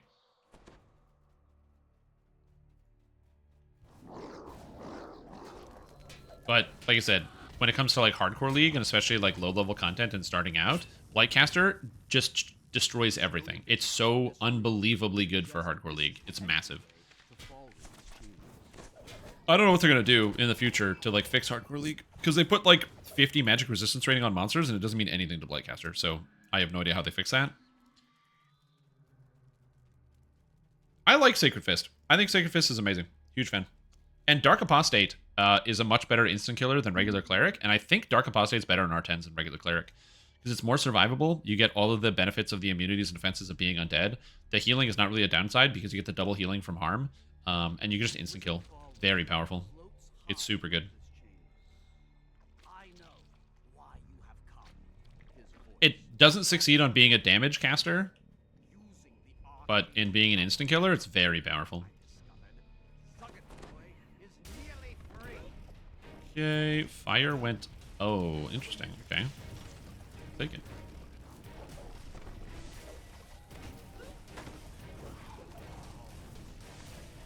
I can't do anything about water being here, so I'm gonna go. That's what I was talking about. I was talking about the tree. Because in the top of the tree is kind of wonky, because it tries to have two identities. But the top of the tree gets the ability where your harm heals you for, like, double. Or it's double your spell power, and it can kill. The killing part doesn't matter. What matters is the healing. You can, with that, you can use harm to heal yourself in combat in R10s. And you just stack DCs, and then you can just harm yourself back up to full health. It's a surprisingly powerful effect.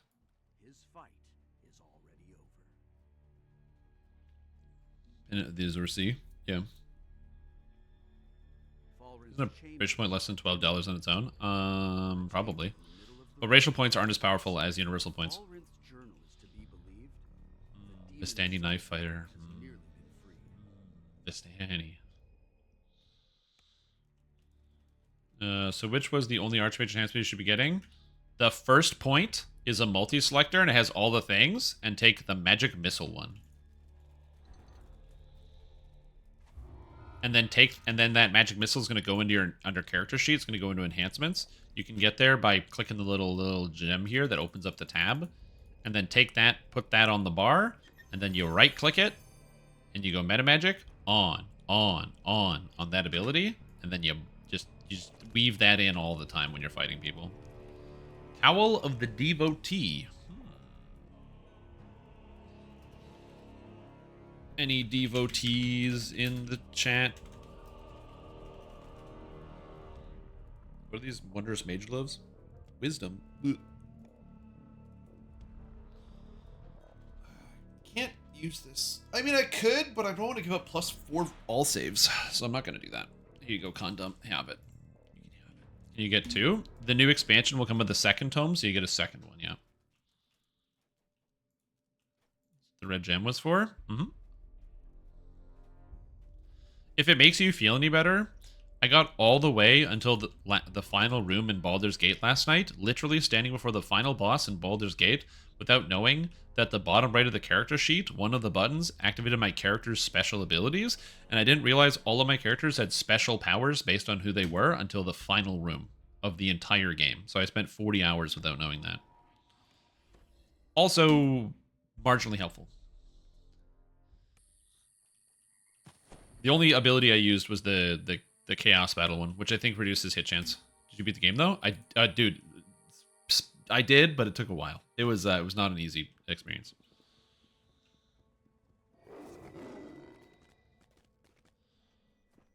Is there any buffs party members or any buffs all enemies? It is good. It is good. It did help. I'm thinking level up because we can. Unless there are other good 8s that are not spies in the house. I just don't want to do spies in the house. Pretty hard if you don't know a lot of... Well, yeah, not realizing that I needed to have an armor class, because I think also I was feeding off of what chat was telling me, because at some point, I can't remember who said it, but somebody was like, oh yeah, -8 armor class is like super duper good. -8 is super duper good. Oh, sure. We can do that. CO6. CO6 is 8 to 10. So we can go now. Okay, we'll go do Cult of the Six. That sounds good.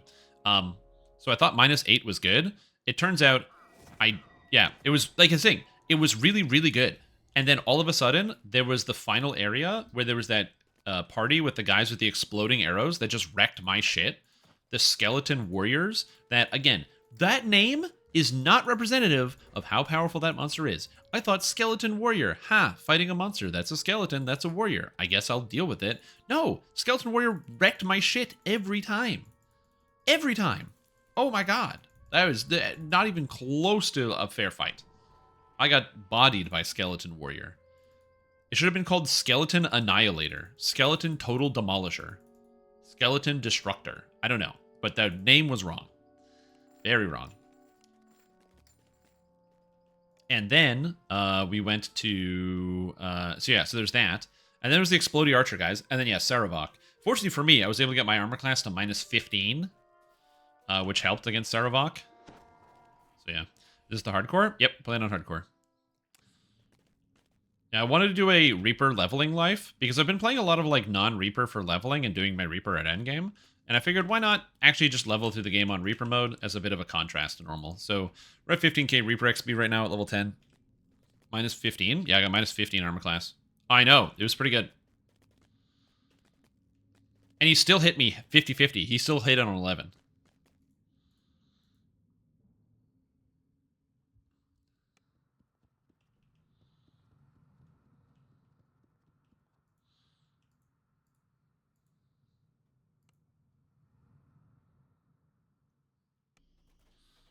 40 summons and then bomb him with arrows while he wades through the cannon fodder. Oh, that. Oh yeah, yeah. But that sounds like a good strategy. That actually does sound like a good strategy. I never even thought about doing that. Waits Ruku, elder of the Grey Moon tribe. That's good. It's fast for XP. Yeah, because like did they change it? Yeah, because I had the summon skeleton. The skeleton was pretty good fodder because it took half. The overgrown Did champion jungle tiefling scorching ray? obscure Yeah. cave in You really got to watch out, especially for champs, because they get the extra damage in Scorching Ray, where you have to do with, like, the elemental resist but double element, because you're like, oh, tieflings, they're going to have Scorching Ray. So you put on fire resist, but then they're one of the poison champs, and they hit you with Scorching Ray, you take double poison damage, and you're donezo. Ah, that makes sense. What else do they have? Yeah. Is that like this? What was the super cheese you were gonna say? You're like, there's a super cheesy way. I felt my way worked with a little RNG, but what was the super cheese? of trolls wafts from within. Yep. Yeah, that's where everyone dies, is a small problem. That's why I don't do a small problem on hardcore. Everyone dies to those ones. The trick to a small problem, as I'm sure you already know, but for those people that don't, is you hey, what's up, Furley? The trick to small problems, if those of you that don't know, is you collect all the firewood, but before you give it to Brawn Pits, you have somebody already go through and jump and do the jumping puzzle to get up to the air elemental, and then they hand in the firewood, then the person's already at the top, they don't have to fight any of the monsters, all the spawns, they click on the air elemental tower, or like the altar or shrine or whatever, and then they go to the end. If you hand in the firewood and then you try to do the air elemental shrine, you have to fight guys as you're jumping across platforms, and it's like not good. Scarred ogre chieftain watches you from among the ruins.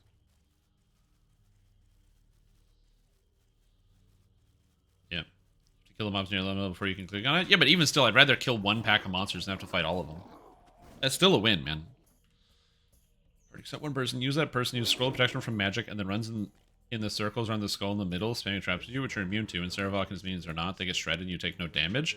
Oh, that's amazing! Of the six. Oh, the strategy is genius. Oh my gosh. Yeah, I didn't realize how unbelievably absurd invisibility is. Until, like, you guys started explaining stuff to me. Because I'm just used to, like, pen and paper invisibility, which is interacting with objects breaks your invisibility. Give way to fitted And then it's like, oh no, that's not how it works in, chanting voices break the that's just not how it works in Baldur's Gate, because it's 2nd edition. And that shit was all over the place. Cool. Yeah, that's cool. That's a cool trick. I'm gonna be honest, I didn't use most of the protection scrolls. I'm very bad at using consumables in games, because I'm always like, I'll hold on to it for later, I'll hold on to it for later. That and also, generally, a lot of protections are pretty minor. So, like, immunity to magic is kind of good. Plus, also, it's hard to tell what things, like, work when. Like, it's like, oh, he's magic resistant, I can't do anything. And someone's like, oh, use dispel magic. I'm like, I can't dispel magic, he's magic resistant. It's like, no, you can dispel magic resistant people. And it's like, oh, right. I knew that. Yeah. Bad luck. That's okay, there's still time. You can always make a new one. There's always more clerics, you know? Just make a new cleric. Hey, what's up, Deathblood Troll? And maximize.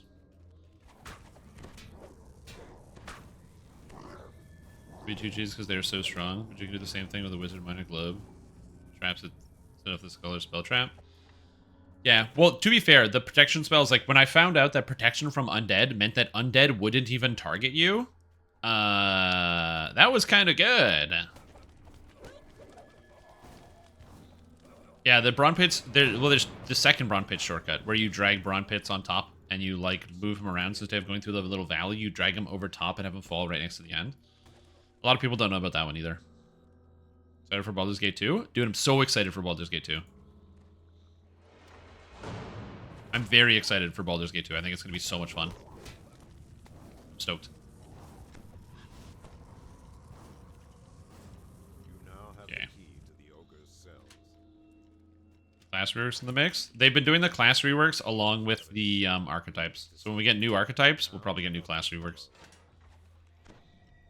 Like how the update to Macrotech, they're also redoing rune arms at the same time, which is effectively an artificer class rework because the rune arms are really impactful.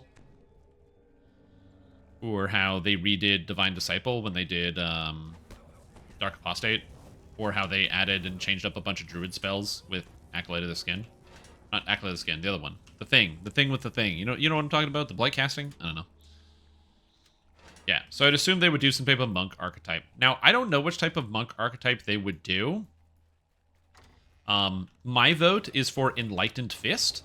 Enlightened Fist is in the D&D 3.5 Complete Arcane, and it is a monk that it's sort of like Monk Eldritch Knight as sorts, where you can channel arcane magic through your fists, and they're basically an arcane monk as opposed to a divine monk, and I'm a huge fan. Baldur's Gate 1, yeah. Yeah, because Sacred Fist is the holy one, and I want the other one. So I'd love to see that. Yeah, a lot of people want Drunken Fist, which is also an option.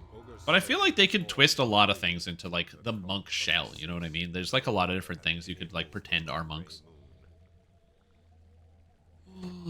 Mages in Baldur's Gate 2 are about 300 times more scary. Because he won't spend all his levels rolling minimum HP. Okay, so just mechanical questions about Baldur's Gate 2. Please no spoilerino, but I do have a couple mechanical questions. So number one, in Baldur's Gate 2, do I start with my party? Like, does it pick up, like, the next day? Or is it, like, a bunch of shit happens, and then you gotta start again? Okay, so I'm, like, literally start with the same party and everything else. Okay, cool. I start with some of the party. Yeah. Start with some of the party. Okay, there's plot stuff. Okay, so I might or might not start with some of the party. Okay, that's really cool. That's fine. They're gonna pull a Mass Effect, but they kind of rearrange some of your characters and stuff. Where, you know, I might get them later or whatever. Okay, that's fine. Okay, that's perfectly fine. Question 2. I think somebody said this before. Your characters stay the same. So my Peter Pipega will be the same, my main character. But the other characters, are they going to have the same stats or are they going to change?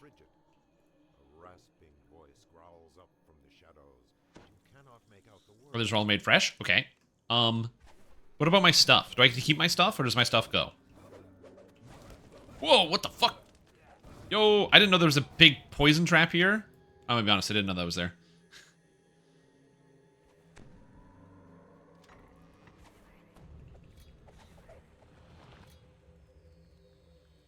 I remember if you keep your stuff. Okay.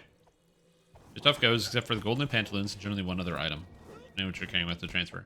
I still have the golden pantaloons. I don't know what to do with them, but I have kept them since I found them in the friendly arm because it seemed like it was the right thing to do. So I still have them. I don't know what the Throne of Baal is. Or Baal. I gotta remember it's Baal, not Baal. Baal!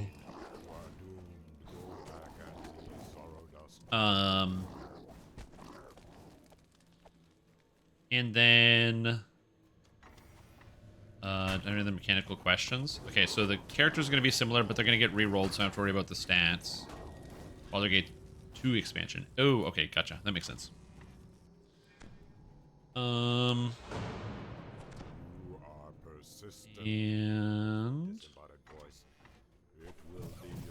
I had a couple other mechanical questions.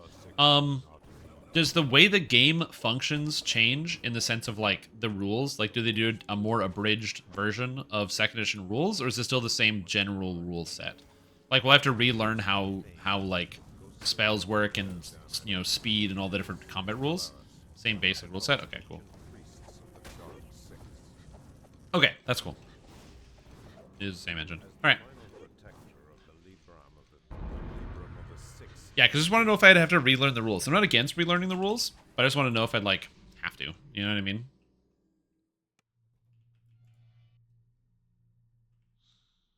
You can also start fresh if you want. I don't want to start fresh. I'm going to use Peter Pipega. Peter Pipega ate 3 tomes, dude.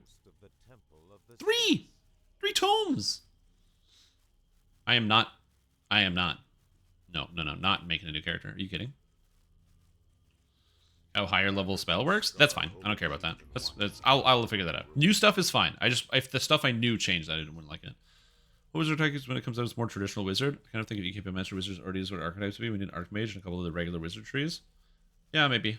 What is traditional wizard though? Like, what is that? What is the traditional wizard? Oh, also, I found the manuals. I found the manual. It is in Steam. I found it. Yeah, staff spells. Okay, but that is wizard. So this is why I'm confused. Like, I guess the only pointy hat is from the expansion, but wizard gets spells and they use stuff. What is a traditional wizard? From a mechanical sense, not just a visual sense. Like, what is wizard not do that you wish that a traditional wizard did? What's missing?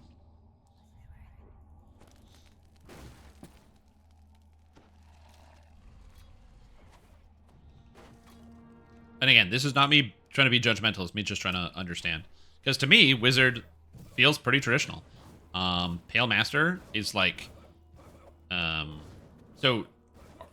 wizards are not necromancers usually. Usually it's more of the cleric thing, because it's the religious people have access to the power of life and death, which is why clerics get much better necromancy spells. However, I was going to say, if you play Neverwinter Nights, and also Pen and Paper, Pale Master is a wizard thing, specifically because wizards can focus on the kind of more self-referential elements of it. And so they can turn themselves undead and stitch their own skin and become like a bone warrior of sorts. And I think that's kind of cool. Obviously, that's one specific element of wizard, but, you know, it is what it is. I did finish Baldur's Gate 1 last night. The last episode will be going up on the VODs channel soon. It's actually already on the VODs channel. I checked it before I started streaming, and it said still processing, so apologies.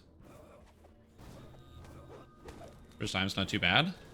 Well, admittedly, 2 of the tomes were like right at the end of the game in that underground catacombs or maze or whatever.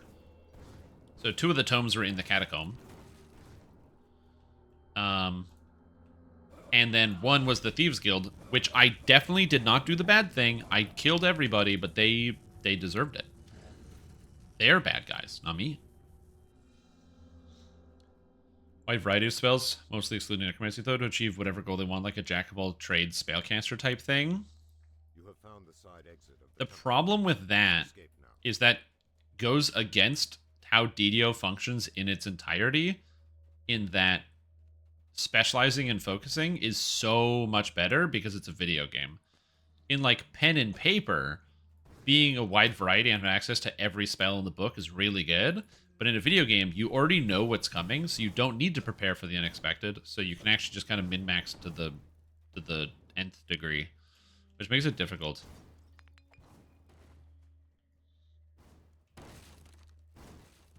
But yeah, I can feel where you're coming from with that. I do agree. They don't deliver on the class fantasy of, like, the wizard able to do anything. You know what I mean? As the last altar crumbles to dust, a wave of rage buffets the temple. Going to D-Door at Power of the Dark Six is lessened here.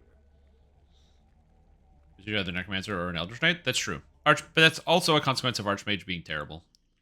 A foul miasma shrouds the ruins. The temple of the Six lies dormant. War Wizard or Red Wizard iconic. Yeah, I also don't know what a Red Wizard is. This is me not knowing, like, even, like, I guess even in Baldur's Gate, I only encountered 1 Red Wizard, or like 1 pack of Red Wizards, and I killed them. So I don't really know what they do. Each set has 1 tome except Wisdom, which has 3. Oh, really? So there's, like, 9 tomes in the game? Hello. I have no idea what the LFM says. We're on Sorrow Dusk Island. But you can join for some free XP, I guess.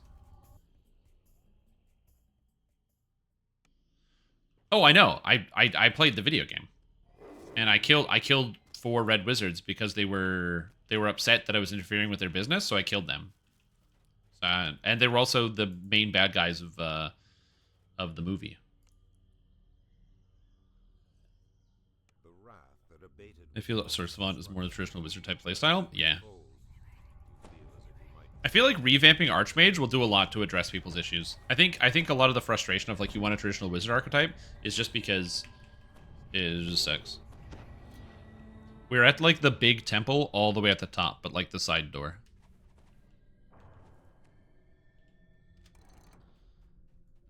Fane. Okay, there we go. You need fire resist or you die here. More traditional wizard drip. I agree. I think it was Kaiju Care who said yesterday that the horse from the expansion should have a wizard hat on it. I totally agree. The horse should have a little wizard hat on it. Date where you will start it? I was thinking of starting tonight. So here's the stream schedule for the day. At 8 o'clock, me and my Lord of the Rings Online raiding guild are going to be raiding in the video game The Lord of the Rings Online. That is in 5 hours. And then after that, I was planning on playing some Baldur's Gate 2. So that'll be like 10:30 p.m., which is 7 hours and a half an hour from now. Am I way too late? Yeah, I know. But it'll be on the VODs channel, so you can check it out later. Think about it. Think about it. Think about that. You go, wait a minute, there's a VODs channel? That's right! Exclamation point VODs, and you can check out the VODs channel. It's where I post every stream after I've streamed it. Did you miss something? You want to check it out? Do you want to see something where it's like separated? You're like, man, I just don't care about the Baldur's Gate sections. I only care about that crunchy DDO combat. Guess what? You don't have to care about Baldur's Gate, because I already separate them out for you.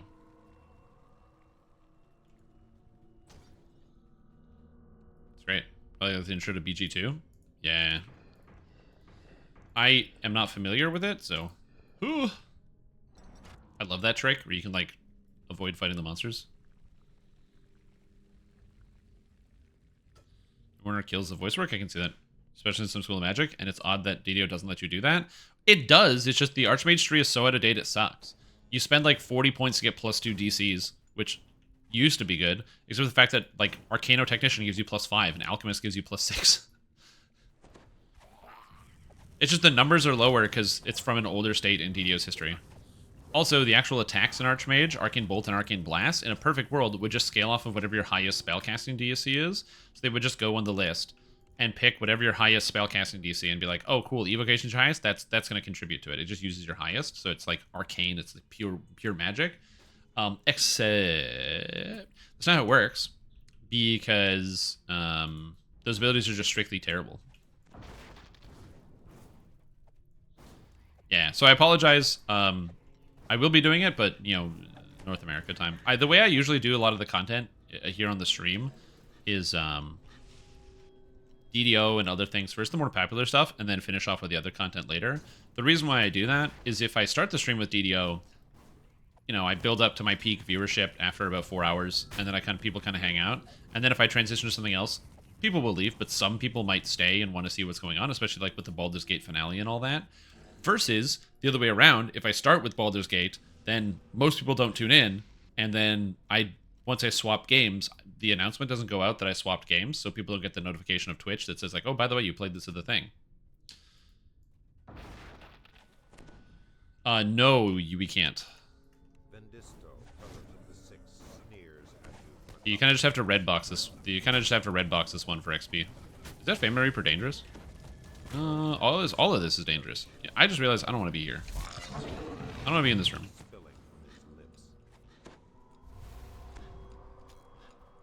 The DC is a combination of all your DCs.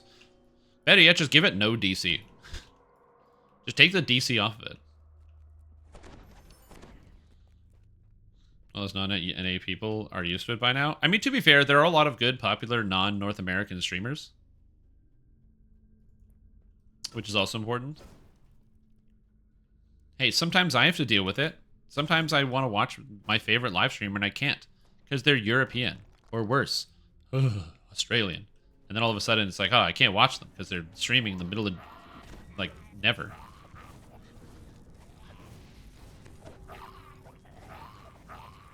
What do you do?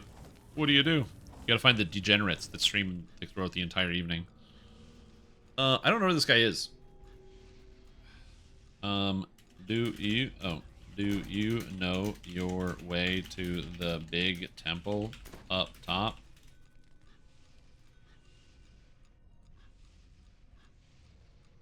If this person answers my question with anything other than yes, we're going to finish the quest, then we'll bring him along to the last two.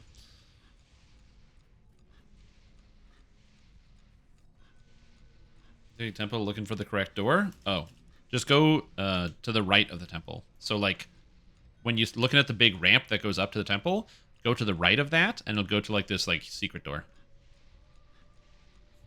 You, like, go to the right, and then you go through some bushes, and you go along the cliffside. Better Archmage tree? I argue that archetype should replace Spellmaster with something that is a specific school type. Oh, I totally agree. I think if they redid Archmage and then also replaced Palemaster, that'd be sick.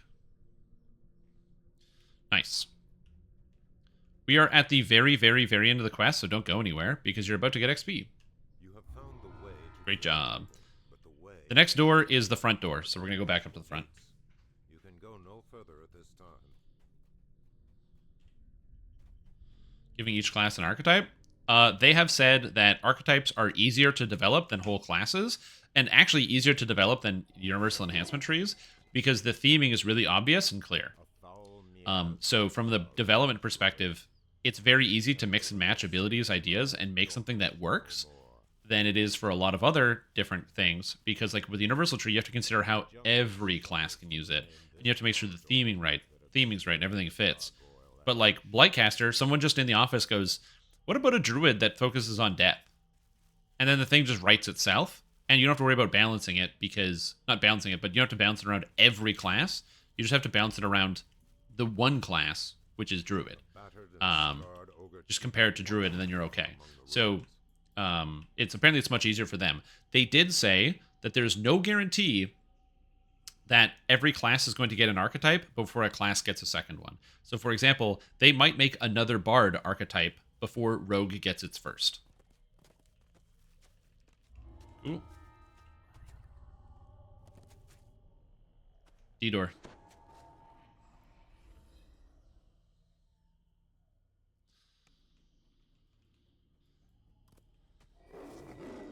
You always got to do the D-door. If you know you could do that, that's the trick. If you're a sorcerer, you can D-door in the quest and at Baruku, but I'm not. My D-door cooldown is too long.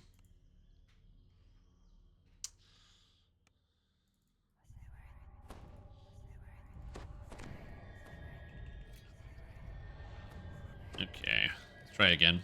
So this quest and the next quest are actually kind of spooky, so we'll see how this goes.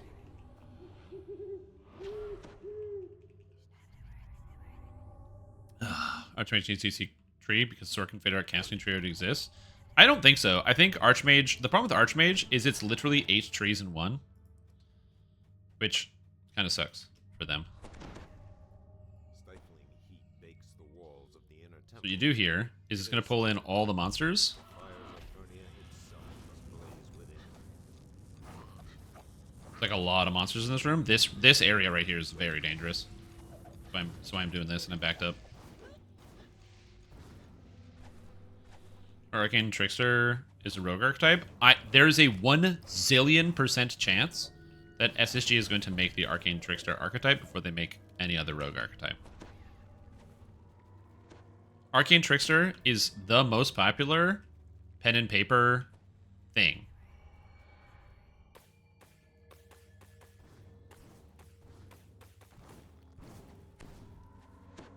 Arcane Trickster is just like, it's not even about being OP, it's just like straight up popularity contest. Arcane Trickster is like the thing in 5e. Is it better than Assassin? No. Thief? No. Swashbuckler, which is literally overpowered? No. Swashbuckler is such bullshit, dude. It's like, they were like, hey, you know what? We just need something that's like really, really, really busted. And then they made Swashbuckler in 5. Somebody might be wondering, why is Swashbuckler overpowered, Shrimp Tom? It's just like a way to play rogue. What's the big deal? the way that Swashbuckler works is you always sneak attack. That's just what it does. You take Swashbuckler, you always sneak attack all the time. You cannot be denied your sneak attack. It's so dumb. The thing about Rogue is, it's not even hard to get your sneak attack most of the time. But, like, there are just certain situations where you can't get your sneak attack, and it can be complicated. And you have to, like, think about it, and you have to plan with your friends sometimes to make sure you get your sneak attack at the right times. But Swashbuckler's like, nah, you just have sneak attack.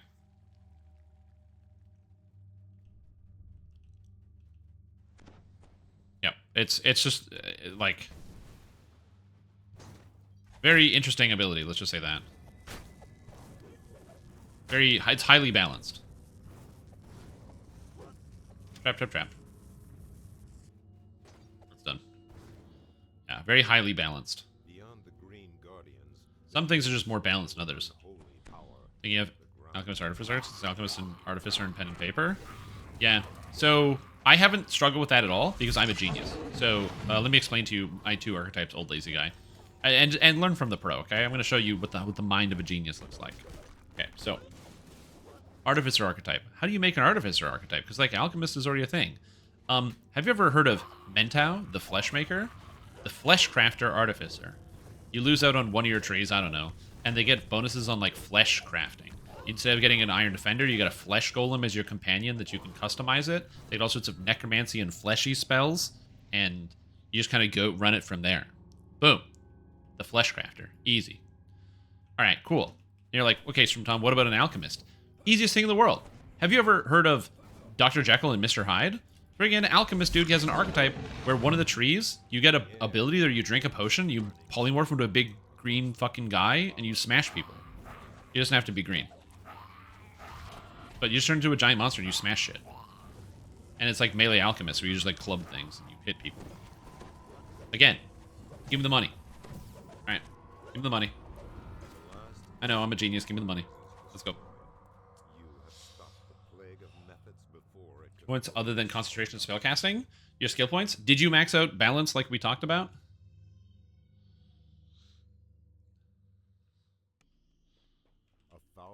If you don't need to update, just stay here. I'll be right back. Observe video? I shall. Uno momento.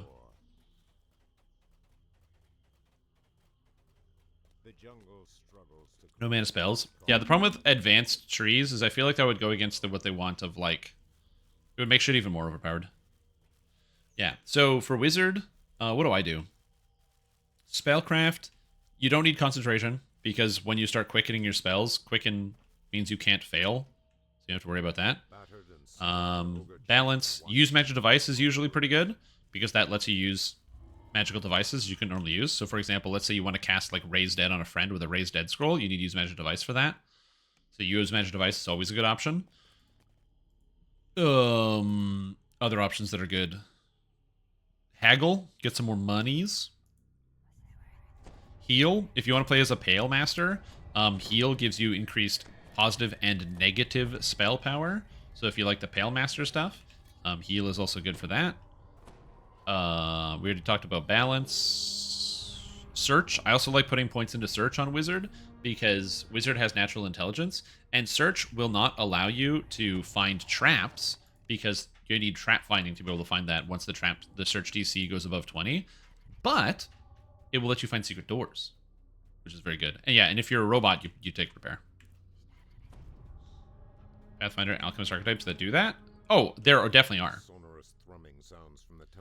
It's because I'm writing a video game, or not a video game, I'm writing a pen and paper campaign that is heavily based off of the world of Asheron's Call. And so I've been reading through a lot of my Asheron's Call notes and books and things. And in that, the Human Alchemist, which is one of the ranged classes in Asheron's Call 2, one of their 2 specialties, or sorry, there's the human range specialties. They get 2 of them. One is the Alchemist, and the other one's the Ranger. The Alchemist has 2 sides to it. One is the, you throw bombs at people and you create potions to do all sorts of stuff. And the other one is the dark side, where you drink a potion and you become, Mr. Hyde, and you smash people. Which is actually the highest single target DPS thing in the entire game. Just ever so slightly above the Zealot. Edged out by Zealot. Or sorry, it just edges out Zealot.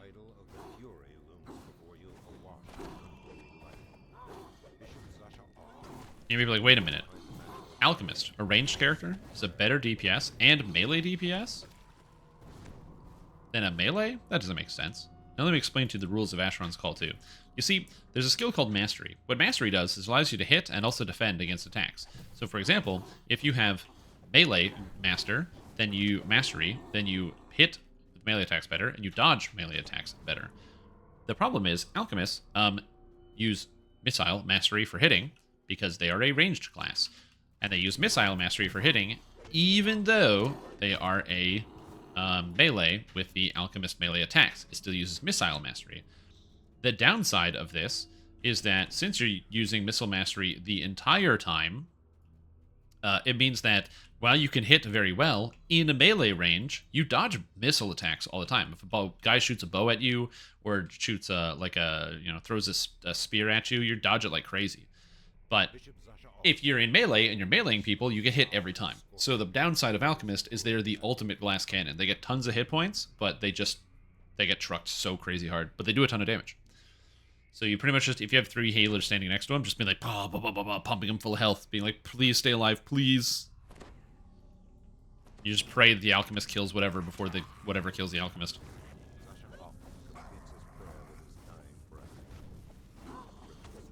Unless you're fighting bosses, then you get the Juggernaut. Juggernaut. That guy like DC'd a while ago. RIP. Anyway, what are we talking about? Sorry, I got distracted. Yeah, skill points. Wizard.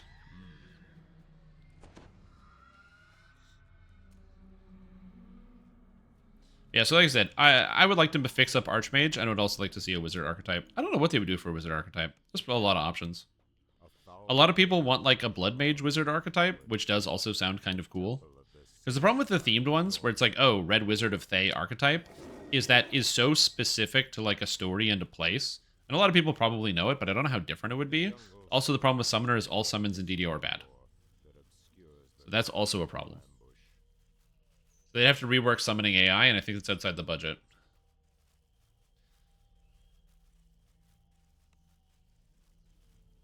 So imagine Archetype Archmage gets remade to be good, and then they get a Blood Magic tree as like the Blood Mage. Cool. What class do you think struggles the most on First Life Elite? What class struggles the most on First Life Elite? Solo or in a group?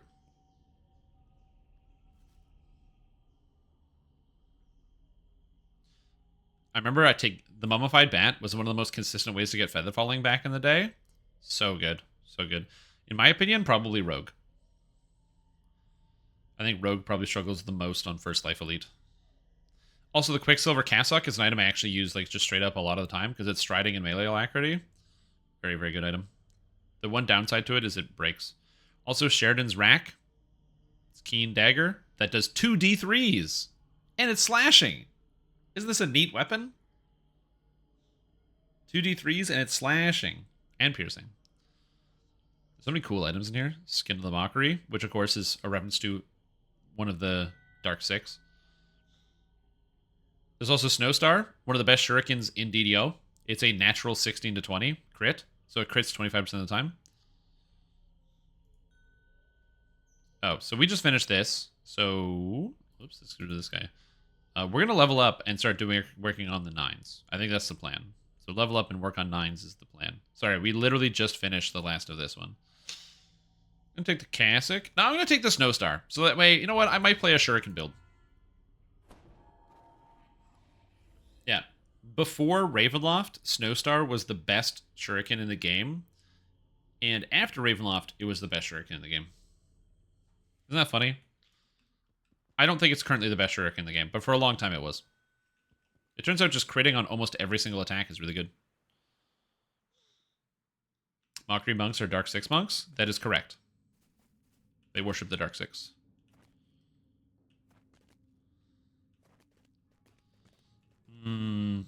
I really don't want to do Into the Deep on Reaper mode.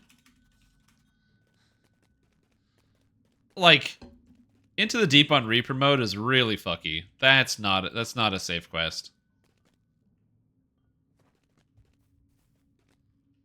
That's definitely one of those Like, you go back and you do that one on normal. Coward, you know how hard those elementals hit?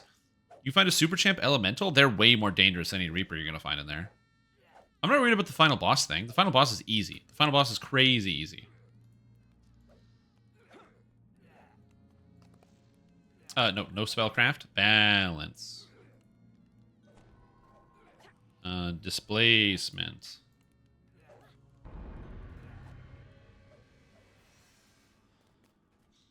Okay, so I want this.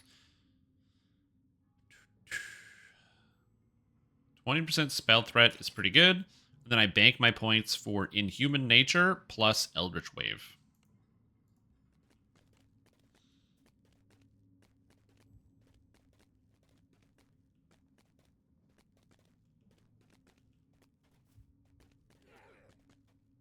Burning Blood revamp next. Nope, it's right here. Burning Blood. It is a bad spell, but it's here. Yeah, I think that Rogue struggles the most First Life Elite solo, because unless you're playing as like a Shader Kai specifically, or you're playing as a Thief Acrobat, the other Rogues will just struggle a lot in the early game doing stuff, because they just don't have any area of effect whatsoever, and it just kind of doesn't get better. It just stays bad the entire time. Versus the other classes, who pretty much everybody else has some access to area of effect. Now what do we do?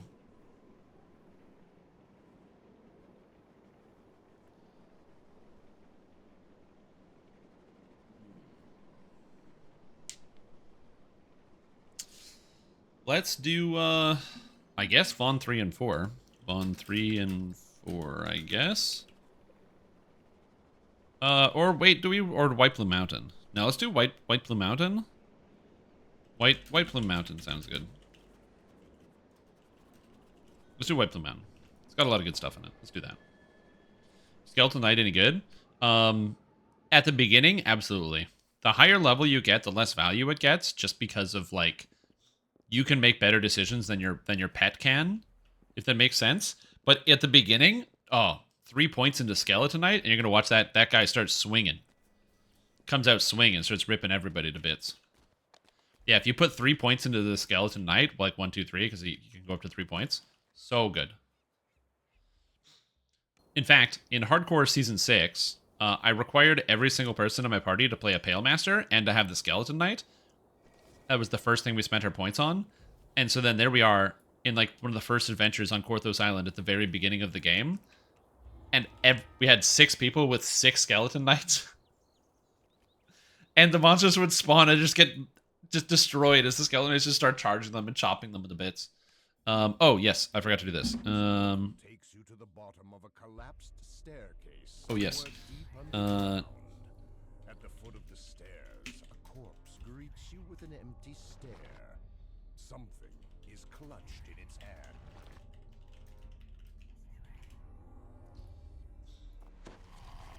Arcane Blackbone was slain by Thrasher. Alright, let's go. Yeah, and then, like I said, there are some specific things, as like Primal Avatar as an example, where you can like add your the mantle effect to your pet. Or you have not just Primal Avatar, you also have the what's the one? The dark one? Magus of the Eclipse also works. So yeah. You watched the video? Oh no, I didn't. I spaced. Give me a sec here. I'll watch the video. Also, I gotta update the thing. Oh my god. Oh my god. Oh my god. Wait. I will watch the video after White Plume Mountain. I just don't want to be like not doing things. There's a heat trap here. Heat trap.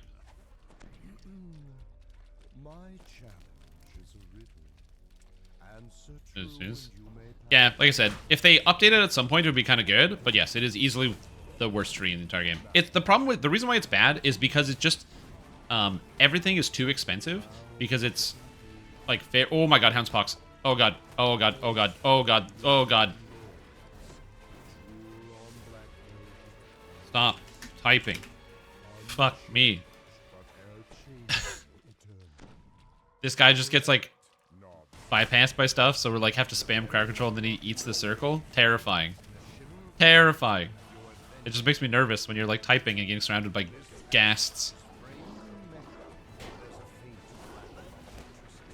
Or keep typing, man, whatever makes you happy, but I don't want you to die.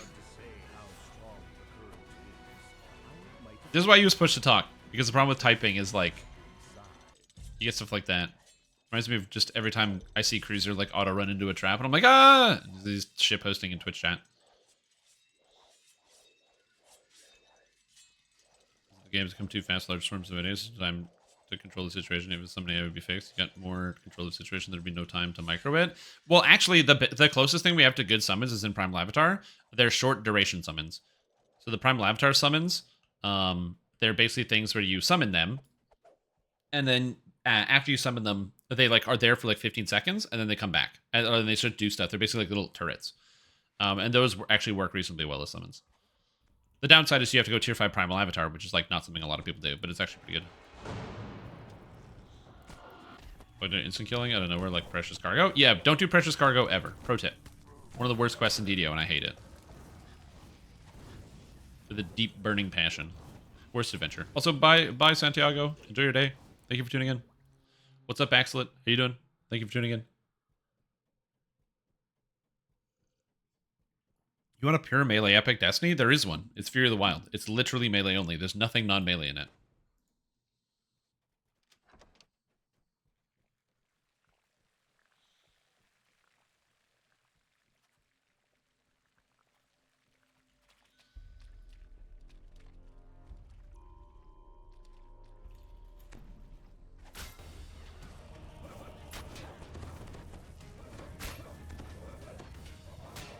Yeah, you're Sir Bluto.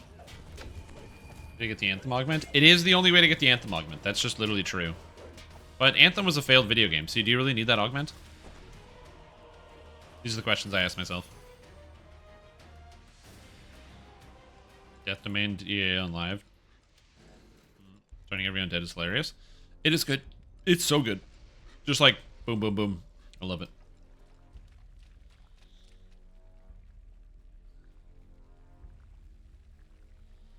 Most wizards use spells to solve the situation, which could mess up DDoS and DDO. Well, DDO doesn't have divination spells, because divination spells would ruin the entire video game.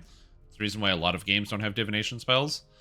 Even like, you know, you look at games like Baldur's Gate. It does have like clairvoyancy and stuff, but even then, it's so limited in use because you can't just like pick a target you've heard of and then clairvoyancy and like look at them and be like, oh. It's Captain Bad Guy is the bad guy? Cool. I'm gonna use clairvoyancy and just scry on them right now. That would be cool. That'd be very powerful, but they can't actually have that in the game because that would be like super unbalanced, because then you'd like find the end of the game at the beginning. And everybody would do that in every D&D game they play.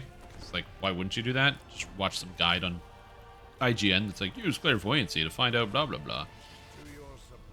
And then also DDO has the problem of players not being able to limit monster movement because the game doesn't know how to do that. Doesn't know how to deal with that problem. So like if you, there's no like wall of force as an example, because the game, it doesn't really handle stopping monsters or moving monsters very well. So like if you end up using, you know, something like wall of force, so monsters have to, you know, deal with the wall of force, that doesn't work super well for the game because the monsters can't deal with new pathing objects. They can only deal with the static pathing objects. Well, this is not good. Like this. Bob Dole doesn't need this.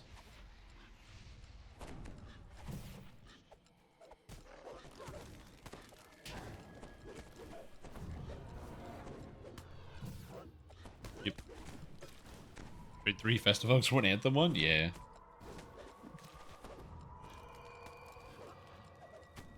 Yeah, it's like kind of one of those things. You just have to accept the fact that the video game needs to have unfair things to be able to beat you.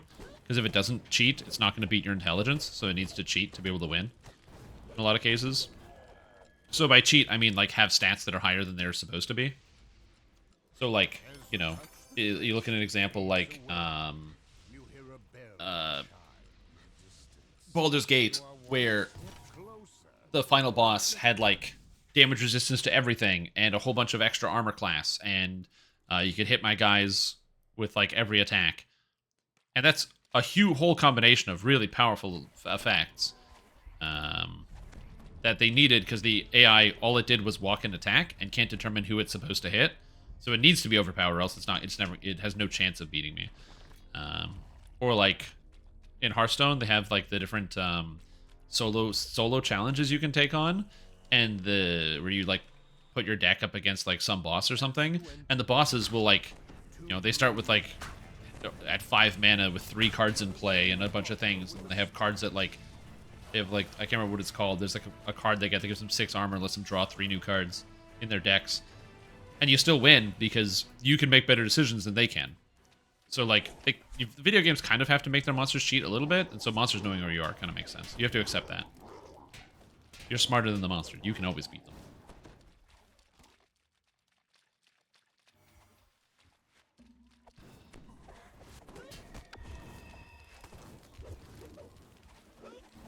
Wait, there is a kind of wall of force in the game that only disappears when you slay the monster pack in the room, preventing you from avoiding the encounter. Yeah, but you don't cast that, right? I wasn't disputing that walls of force exist in DDO. I was just, because they do all over the place. There's tons of quests with wall of force. I was talking about from the hands of the player.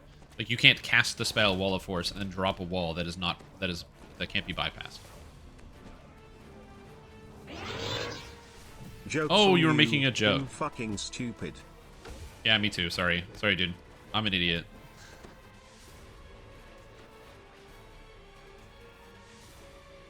See, this is why working on or using emotes a lot is great, because emotes are good tone indicators.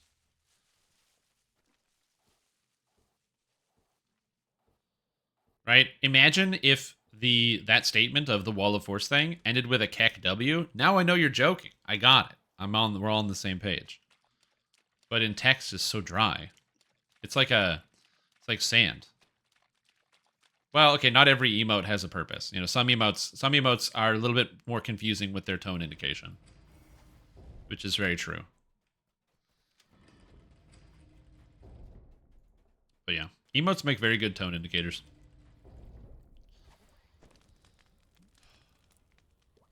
The problem with emotes as tone indicators is not that there's actually a problem with that. It like works very well. The issue is more or less when you have like, adults who are trying to understand the tone indication or something, or not adults, but like in like the real world that are not on Twitch or on the computer, and so you go like, oh hey, your boss like, it's like, hey, we just lost funding on this project, so somebody's we're gonna have to like probably cut down hours on the whole team.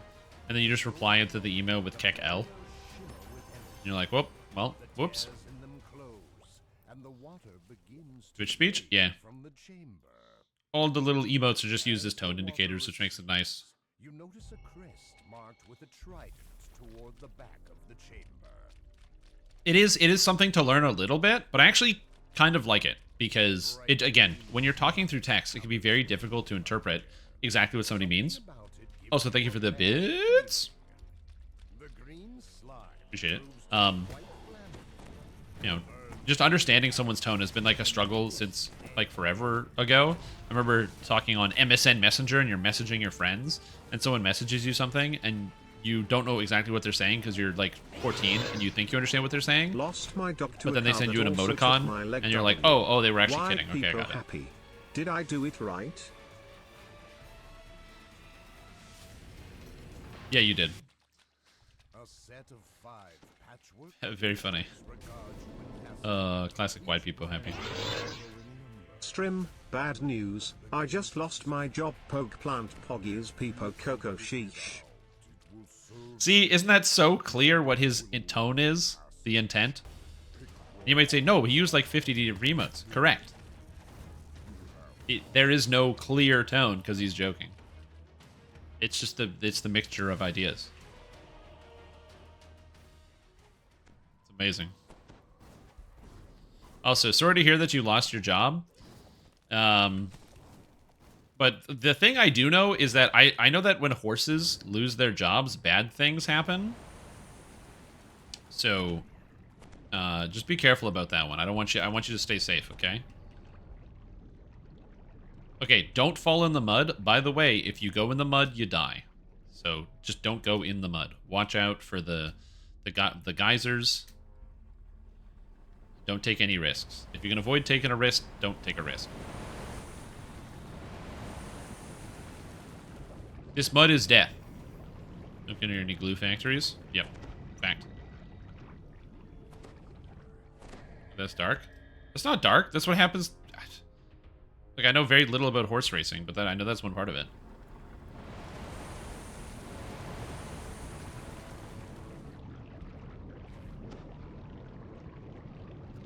I'm not dying today. I've seen Akoya die many times on our day one hardcore runs, and one of the times he died to the lava here. I think this is where you die, Strim. Let's fucking shit, let's fucking shit, let's fucking shit. Yeah, that emote also I don't entirely understand the motivation of. Again, some of the emotes just have... you need to interpret it. Company from the transactions, also a good idea.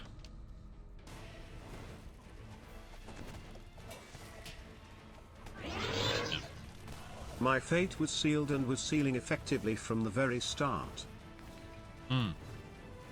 It was sealing effectively. I mean, it depends on the quality. Are we talking Gorilla Glue here? Did you know? Damn it, I'm mad is damn it, I'm mad backwards. Let's fucking shit.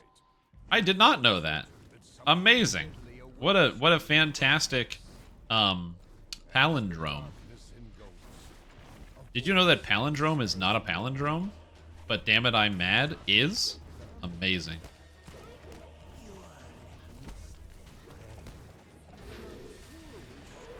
Did you know that the horse creeps quietly is also a palindrome? I know. That one's a tough one. It's harder to kind of see. But yeah. You really got to like wrap your whole noodle around that one. Taco Cat is also a good one, yeah. Second time I've done that since starting with season 4. Nice, Hartman, congrats, dude. Like, when it comes to hardcore, I'm always proud of people whenever they achieve any goal, because like hardcore is not easy. I have fire resist, okay. Without fire resist, you die here. Actually, without acid resist, I also die here. That's probably fine. I don't need acid resist. Acid resist is for idiots.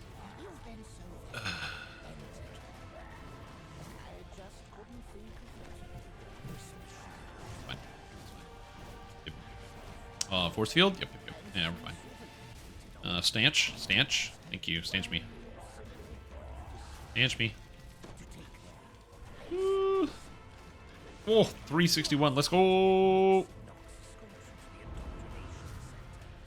Beautiful. Alright, so now let's do Von 3 and 4. Von 3 and 4. Hardcore is not easy. For many people, it's not. I mean, obviously for me, Strim Tom, you know, we're talking something different. Can I get those impulsive gloves? Did I drop any? I don't have any gloves, so I don't think it was me.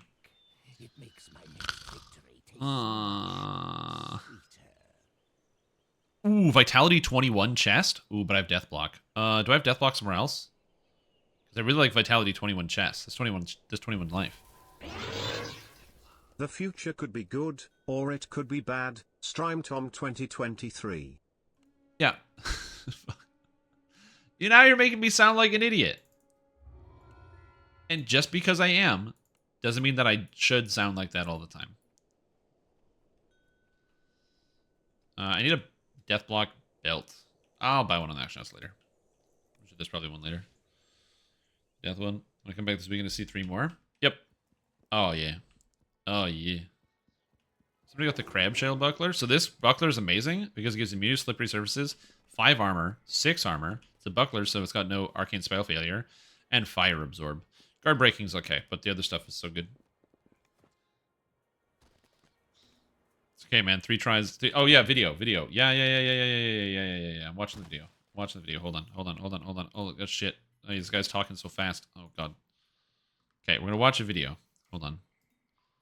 150 Reese's peanut butter cups. Who needs that much Reese's?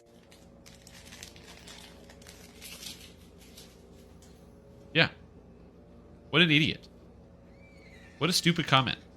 350 Reese's peanut butter cups. Who needs that much Reese's?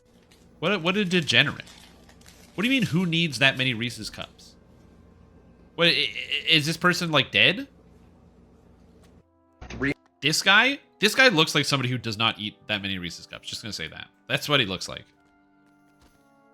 Yeah. Beholder, room, plus beholder, boss. Just stay a room behind and you'll be fine. Like, how could you not love Reese's Cups? Now, $3.75? Okay, so here's the thing I think about. How long, realistically, would that take me to eat?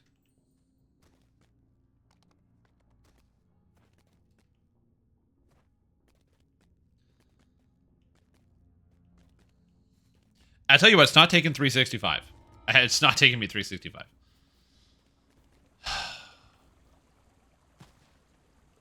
If I had that in my house, I would probably eat 3 to 5 a day.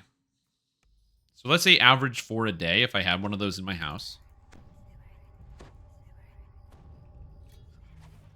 So average 4 a day, 375, 100 days, sounds somewhere around 100 days. Take me about 100 days, but I'd launch my way through that. Also, straight up depends on what the days are like, because like days where I don't live stream and I just kind of sit around the house all day, oh buddy, I would just put that bucket next to me and just eat them. And just eat 10. Well, that's what I was saying. Like, I find I'm actually much better in terms of like just being generally healthy and being active on my days that I stream. Like this morning, I wasn't outside for long because of the smoke, but you know, I went outside, got some exercise. I went to the grocery store. I made myself a healthy breakfast. I had some coffee, tied it up, cleaned up the house, did a bunch of other things. And then tomorrow, I'm not streaming tomorrow, by the way, because tomorrow is Canada Day. It's a holiday. Canada's celebrating the Confederation, our independence. Yay! Anyways, so since it's Canada Day, I'm going to be doing what a lot of other Canadians will be doing, which is drinking myself unconscious. So I won't be, that will not be a healthy day tomorrow. Let's just say that. New Eat Reese redeem. Yeah, I'm assuming that guy looks like he was at Costco. I don't think they sell those packs at Costco here. I don't think I can buy 375 Reese's at Costco. But that's a great question. You can probably check that on Costco.ca. So I'll probably look into that later. I also don't know anybody that has a Costco card, so that's another problem too. Also, disappointingly, when you go to Costco, no one tells you that they love you. Huge L. Costco L. Seen those there? Sam's Club? I don't think we have Sam's Club.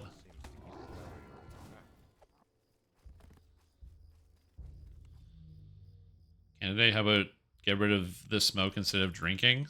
Well, I'm not a firefighter, dude. You know what I would do? Cause fires. That's what I would do. I would cause fires. If they were like, hey, can we help put out the fires? I'd be like, no problem. And just start doing everything back. Doing everything wrong. Don't have a lot going on here. Is Walmart's bulk store? Interesting. Is there a quick way to run Chains of Flame? No, there isn't. There's a long way to run it, though. Which is the entire quest. There's not a quick way to do it, but there is a long way, which is doing it. Generally, entering the adventure will cause it to take a long time. Oh, I'll tell you when we're at the Beholder Room, by the way. So if you don't know where the Beholder Room is, I will scream, Beholder Room! Before we go into it, so you know. Okay, here, everyone run against the door. Everyone run against the door. Hold W into the door. W that door. Give the old George W into the door. Also, do not open that chest. It's trapped. The chest is a trap.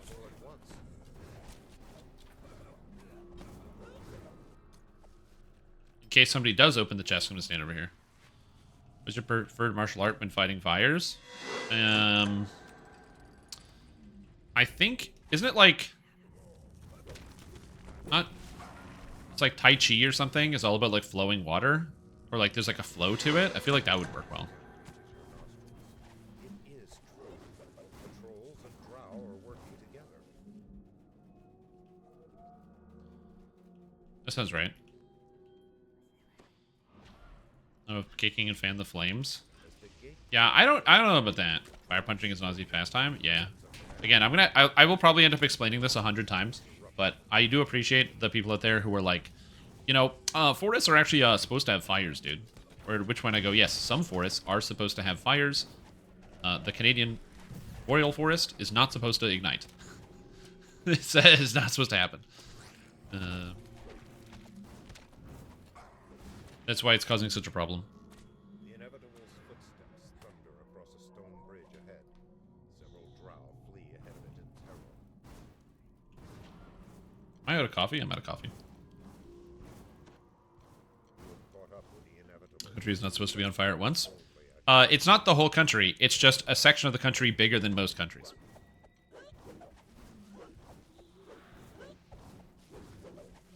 That the fire was because of a gender reveal party. It was not because of a gender reveal party.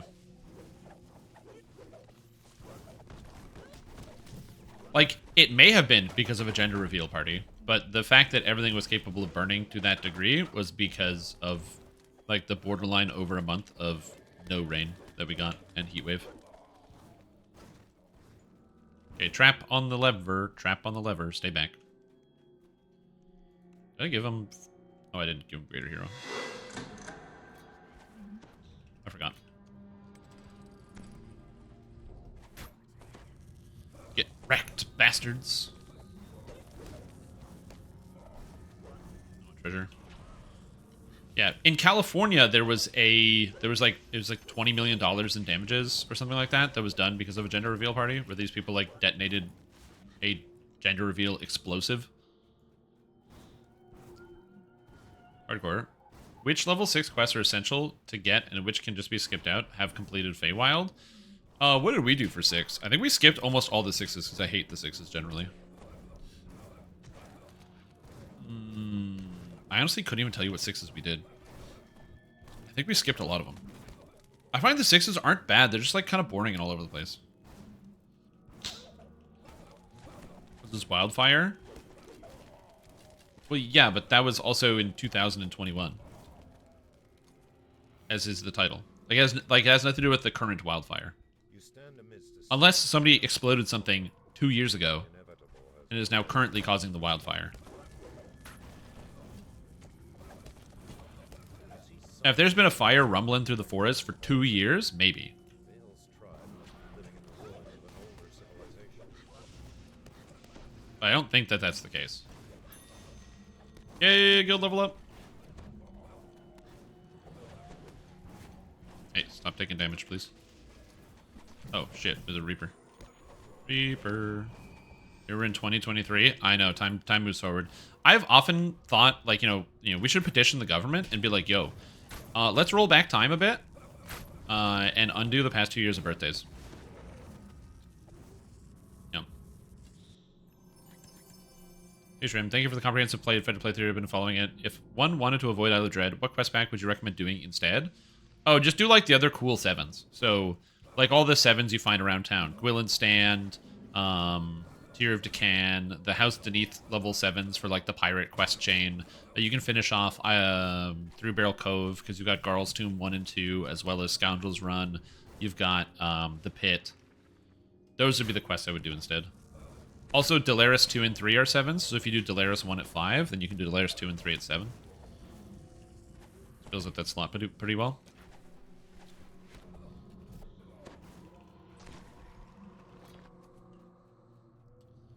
Yeah, isn't that crazy? Time moves forward. I hate finding out that, like, the years keep going by and I just keep getting older every year. It stresses me out sometimes. It was weird. I'm like 31 now. I used to be like, yeah, I'm such a youngin'. Now I'm like, nah, I'm like getting there. You know, age is going up. It is not going down. Turn into a lich. That's my goal. My plan is robot body in the future.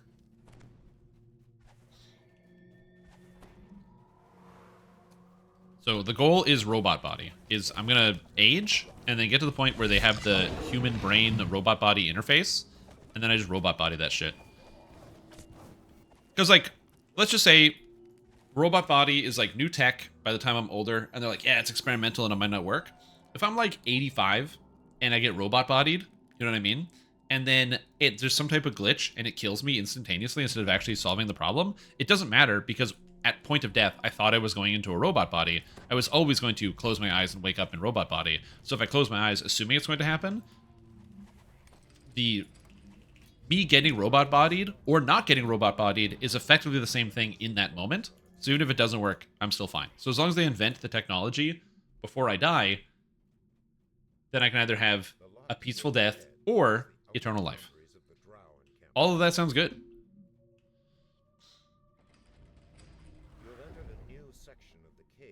Oh, behold a room, behold a room, behold a room, behold a room. If you're scared of beholders, stay a room back. Use a clone, so you actually die and the robot is the clone? Same diff. That's exactly what I'm talking about. That's the same diff. It's the old ship of Theseus. Is it you, or is it just a copy of you? And the answer is it doesn't matter. With Paul read about that? Yes. That's also like they also have an episode of Star Trek about that with like where they have like the transporter and then like the transporter breaks and it like leaves a copy or whatever.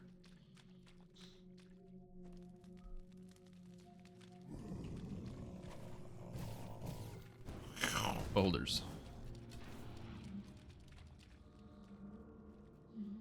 Yeah, it's just the old ship of Theseus. If you have a boat, and every time the boat docks, you replace one piece of the boat, and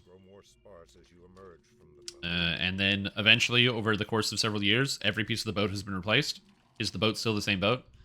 And the answer is, I don't know, depends. If everyone still calls it the boat, then yes. So, like, if your clone walks out, so if I get cloned and then I'm in the robot body now, and the robot body is a clone of me because the real me dies and the clone is there, and then people still call the clone Shrimp Tom, then guess what? The clone is me. That's how it works. Oh god, I'm healing the thing. I'll stop healing the golem. Whoops.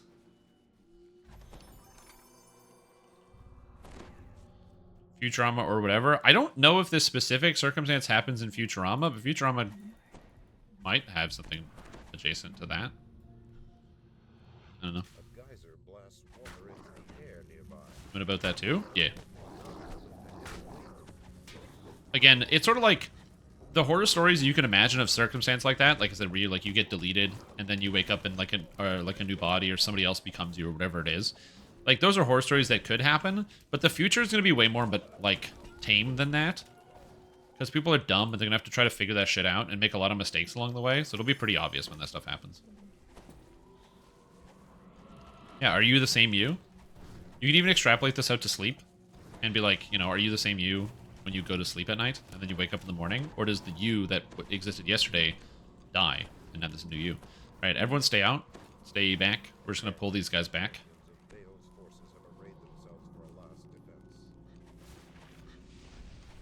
If you don't want to fight all three of these at the same time, that'd be very bad.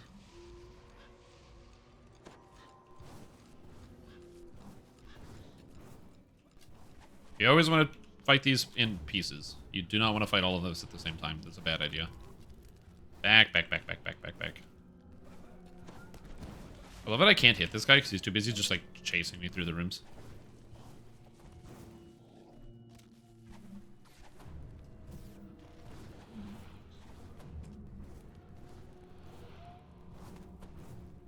Alright, he's done. Nice. I don't think the technology of that happening is far away. I think the more complicated issues of the body, in the case brain doesn't reject it. Well, also here's the other thing. It's like either kind of like freeing or disappointing. Is who a kid? Is you won't have any say in any of these decisions. So it doesn't matter. It's like, oh man, the future and like we're all thinking about it right now. But like if somebody makes the robot body-brain interface, dude, you don't have any say in that. Some company is going to make it somewhere, and then it's not going to get regulated for like 6 months, so people are going to experiment around with it, and then shit's going to start happening. So, like, you kind of just got to go along for the ride at that point. Also, Con Dump almost ate it right there. Sound older? I'm in my 30s. But I feel 20. But I feel 21, baby. So like I said, that, like, whether you want it or not, that shit's just going to happen regardless of whether you want it or not. So, you know, people are going to do stuff. Cyber body to be a donut? Donut. Yeah, like I said, that's why I'm banking on robot body. What I've said before, a lot of people are worried about, like, AI taking over the world, and it's like AI will, like, desire or realize that humans can be eliminated and eliminate all humans. And sort of. I think there's a possibility for that, you know, that the universe is going to end because of robots. But then I had this, like, thought, which is, what if we just teach the robots to be useless? Yeah. So, like, what if we just teach the robots to, like, play World of Warcraft and stuff? Because then it'll be like, the robot will be like, oh, I got to do world domination, but also, man, I got to farm out, you know, whatever thing for this boss. Oh, Cordovan. Yeah, we're going to look that up. Hold on. You know what I mean? Yeah, we make literal bots, but they're just not as efficient. DDO stream. I forgot. 1 sec. We're going to be watching Fridays at 4. I'm still going to be playing in the background, though. So I'm just going to turn off my sound. But we'll be watching the Fridays at 4 broadcast because I want to see if there's any interesting news. If I die, I'll let you know. I shouldn't, though. But if I do, it'll be funny. How they implement it? Yeah. But like I said, I have a feeling that a lot of it would just be like, is that just like the robots. You just teach them to play World of Warcraft.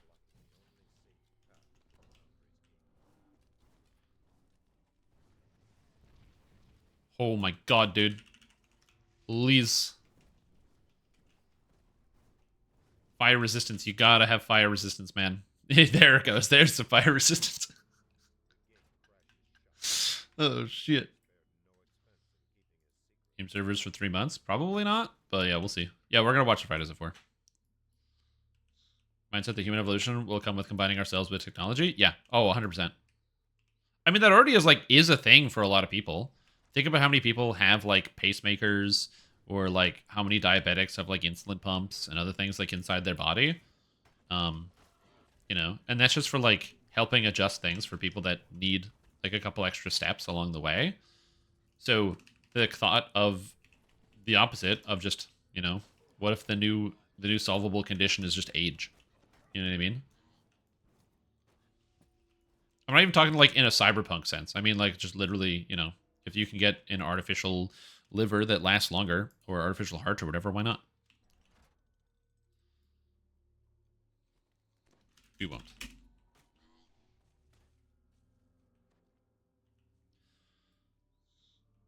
Immediately, or the way HR departments use and review resumes, and they start associating your first name with whether your resume is good. Yep. Oh, absolutely.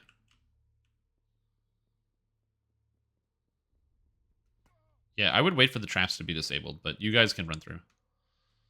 Oh, he's on. There we go. With that. Whoa! Let's try that again. Hello, welcome to... Oh, second. Like, bad. My air conditioner is on. Oh, I air gotta take conditioner. care of that too. I am so not ready for this. All right. Hey, I was like, Mike bad. All you hear is the feedback, the Take 3. hiss. You didn't see anything. All right. No, Hello, but I did welcome hear to everything. Fridays at 4 on twitch.tv/DDO stream. I'm your community manager, Cordovan, and I'll be with you for the next hour. We're going to have a little bit of news, and then I'm going to be heading in game to doing some questing on Wayfinder. And Okay. I'm really just got a character I want to hit 32 on. and I'm at 31. I think he in plays the on zone. Wayfinder, so he doesn't I have figured, people what the messaging heck, him wanting let's, to join do his some party when he questing quests. there this week. So that's what I've got going on. But we do have some news that we can talk a little bit about, and we'll do some Q&A from chat and what have you. But I will warn you, today is a pretty chill show. I don't have any news that I can really think of. Come on, dude. Where's the news? Unlike, say, last week where we were able to debut the Vecna Unleashed key art and have a chat with Seal Star and what have you. Today's going to be pretty chill. So Yeah, there's no torque here. They're probably not something better discussing to XP do, that maybe much. you should do it. But To be fair, I'm though, here. as I said, I like the XP you're changes. here, and I really appreciate you being here today. So hopefully you're getting ready for a fun weekend in Dungeons and Dragons Online and elsewhere. And then this week this upcoming week we've got the 4th of July Independence Day holiday in the United States. So a bunch of people, myself included, have a few days off during the first part of next week. And if that's you as well, hope you have a safe travel. Fucking guy doesn't even mention period, Canada Day. and, good time with friends, SSG family, hates loved Canadians. ones, It's official. enemies. Only says 4th of July, nothing about Canadians. Even though Both. it's Canada Day tomorrow. Absolutely Whatever ridiculous. it is that SSG you've hates got Canada. going on, I hope official. it's a good one. So, just a couple of bits of news to talk about. I thought I would start by mentioning that we had a pretty big preview this week, our second preview of Lamania Update 60, and you can What's find Canada? the Oh, I don't know. release notes for I'm just Lamania being over on the performatively Lotro, outraged. I don't know. the DDO forums at forums.ddo.com. The preview has ended. We actually had to end it slightly early today due to some store work that we have going on, and I suppose I can mention that a little bit as well, since we did bring that up as a public. Well, we were going to try to test it this past week, and then it didn't end up happening, so that sucks. Fantastic But, song. that's I how love that Blame goes Canada. sometimes. And I can talk a little bit more about what we have going on with an updated DDO. Sorry, I'm watching store people for run that into in the traps near right now. future. But hey, we had the debut of our first Vecna Unleashed quests hit Lamania this week. Very good. We had the Very update, good quest. Vecna Unleashed, the first pass on the loot hit Lamania this week. Very good We had loot. updates to the macro technic, including its proper spelling of MACH. Sorry for MACRO. That was my fault. Dungeon alert changes, which I can go into a little bit. Some of the quest XP conquest changes. Dungeon alert change is also good. That we're going to be basically changes not also doing good. some of the things that we had initially previewed, and talk a little bit more about that. Update to a little bit on the Rune Arm stuff, and then There was no update to the Rune Arms we- because Steel said he we're was going busy. to do a public preview of our updated DDO store that'll be coming here in the near future. No ETA yet, but unfortunately we ran into a technical issue overnight Wednesday into Thursday that meant we had to delay that to the next time we can get it done. So probably not next week, but stay tuned. Could be the week after that. Yeah, it's probably like they were trying to compile No the game and ETA it on didn't when work. this updated DDO And they're like, store oh, shit. will be brought to the live game worlds, but I would expect something perhaps late July, maybe August, something like that. So weeks rather than months, but probably weeks. Definitely weeks rather than, say, days or something like that. Will Macrotechnic be freely available to everyone as other Epic Destinies are? It will not be free. I knew it. My expectation is that it will be part of the Vecna Unleashed expansion. It'll And probably be the so top tier your reward first for opportunity to pick up Macrotechnic will be through the Wargrave. expansion. But stay tuned. We'll have more information. It's likely going to be the top tier Macrotechnic favorite thing of in the Wargrave. future. We did add the dance for Raptor and Mock Panther Protect. mounts to Lamania this week. I happened to see Strimtom did a pretty cool video on it. That's clipped here on Twitch if you want to check out the dances, but turned out pretty good. If I For the do record, that wasn't say me. so on behalf of our animator. I did put a video that had the dances in it. The people who posted the You dance can find video on rest the of forums release were notes. not The me. I blue do not stuff take is credit for what's that. new. I'm just kind of glancing at it to see if there's anything we should bring up here. I will. Dance is good. I Yeah, love probably we could mention the XP report window has good received a to slight step. overhaul on Lamania. Yep. This should be live, I would expect, with update 60. The UI will no longer report about bravery streaks, since we don't have bravery streaks and haven't for quite some time. It now has a little bit less empty space. Will report your starting Reaper XP accurately, show you the previously hidden Reaper first time bonus to Reaper XP. Yeah, apparently there was just a Previously hidden 200% Reaper bonus first-time the entire bonus. time that was misled fun. everybody. And then also show your estimated Reaper XP even if you've not activated Which Reaper is amazing. XP by defeating 10 enemies yet. So that's really all I would mention about the overview of Lamania. Except, like I say, we'll go into some of the other bits here. Let's see, what do I want to start with next? We bonus the quest window. Well, point Yeah, I list. would I just mention like that we saying, do me have too. the I agree. I also like first that. set of Update 61 quests that received their first preview on Lamania this week. That's Turn the Page, and Grand Theft REN. The first Evil comments, We do Know, they have Party conquest 101, bonus? Paper That's so Trail. fucking They are funny. CR 18 on Heroic and 34 in The answer is yes, Legendary they all do. difficulty. And they all function. I did pass I got along conquest in all some the of the quests. feedback asking that, is 18 where it should be? That is currently where it's slated, and if that changes, I will let you know. It's not changing, by the way. It is coming out at level 18. There's no way. All the loot is done. The quests have already been Alright. like statted for heroics. There's no way Yeah, that's so going to let's take change. a quick look at Torque's I actually work don't hate on it being Dungeon 18 Alert either. first, To be honest. which is that I'll explain my reasoning while later. running down Red Alert, things like that in the past couple of weeks, we have decided that our Red Alert changes that we're going to be going out with Update 60 here might be a little bit too much. So instead, we've come up with the following. If Red Alert happens and is maintained for 30 seconds uninterrupted, you will shift to Purple Alert. On Purple Alert is when the monsters are going to get True Sight, 25% dodge penetration, a large hit bonus while flanking, meaning behind you. Only applies if it's behind you. On Purple Alert, the monsters who have been crowd controlled will break free in 6 seconds. They will break free faster and faster every time it is CC'd. If you defeat enough enemies to leave Red Alert while in Purple, you'll immediately shift to Orange. Yeah, you don't go back down to Go red. You back go down to, to you go red down to from orange. Yep. You'll have to maintain red for another 30 seconds to get back to purple. So basically, 18 as long as you're not acronyms. ignoring red alert, you're fine. You won't ever have to deal with purple. And then the movement speed bonuses from Preview 1 apply as before, except they will only apply if the monster is CR10 or higher. We're helping out the low-level experience there. Yeah. Purple alert, by the way, We are very still good change looking for at the game. orange and red alert, so get us. We would love.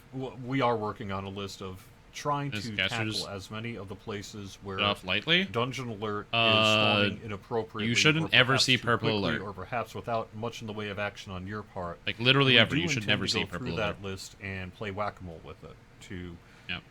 do various things, whether it's increase or decrease monster density, maybe adjust some of their sight lines, make other changes as warranted to handle those alerts. There was a really great suggestion in this Lamania thread that we should add plaid alert above purple. If we ever want to do something that's like, no, we mean it, really, really mean it, it should be plaid alert. I am 1000% on board with that change, and if I can make it happen, I will.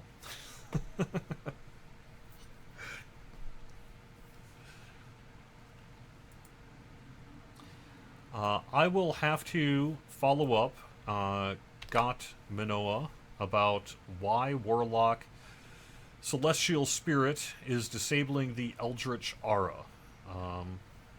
Why the Enlightened Spirit Celestial Spirit? Let me just look that up. They're probably thinking of Celestial Spirit.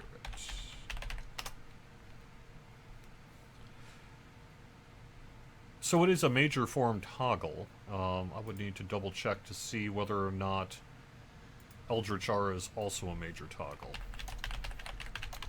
I ate 3 traps. I don't think it is. So my guess is that would be a bug, because one is a stance. I didn't die while paying attention to Well, Cordo. so it I shouldn't, ate wouldn't 3 think, traps in a row. impact the stance, and that would just be Yeah. something I will have to kick on over to the systems team. You didn't to see it, further but investigate. basically, I will like, take a look. desync issue. TLDR, we were doing the run in Vaughn 4 where you go through like the final, like where you're just running through the gauntlet and fully clear area. I jumped over top of it because I know there's the traps there. There's an acid poison trap and then a fire explosion after. I jump over, there's nothing. after I'm in the air, so like if we order it, so like 1, 2, 3. So let's just pretend this guy is like the area. Actually, these are the 2 traps. I jump over this guy, right? So I jumped over this guy, and there was no trap here. As I'm coming down onto this side, I get hit by this trap, even though there's literally no visual. I take the damage from this trap, and then I step forward into the fire trap, which then explodes. That's the ceiling breaking on me, and it was over. So this trap never displayed on my screen, even though I took the damage. And then I got hit, boom, boom, and it was just 3 traps in a row. Not ideal, but, you know, it is what it is. No. Can we get threat level midnight as well? Plaid, I think, will take care of just about everything.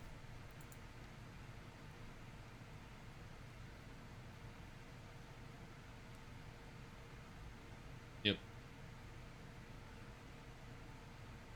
You mean only in hardcore? I'm not sure why any kind of dungeon alert change would force someone to pike. At the very least, they could join the rest of the group running the quest in progress without issue.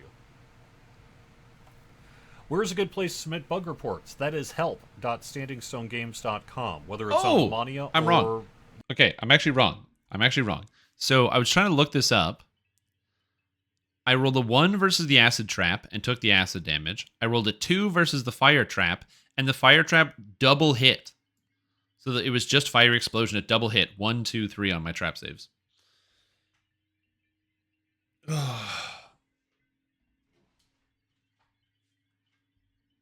So that's what happened to me. It was I rolled a 1, ate it, rolled a 2, ate it, rolled a 3, and the fire trap double hit me. I think that's why I got hit. It was the fire double hit. Unfortunately, I don't have the video of it, but yeah. Barb would have lived? True. So there was actually nothing I could do to stop this. It was on 4. I was dead 100% of the time. Well, okay, if I had made one of my saves, I would have lived. But I didn't make any of the saves, so it was 100% death rate.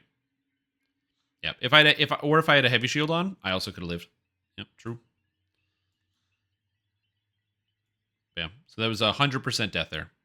If I had made one of my saves, I would have been fine, but the double hit, there wasn't anything I could do about that. Anyway, back to Cordovan with the news. Discord, and perhaps do more on social media, and some other requests as well that are a part of the community purview that also need to be considered in addition to bringing back the weekly newsletter. One of the thoughts I've had on the Chronicle is what if rather than a weekly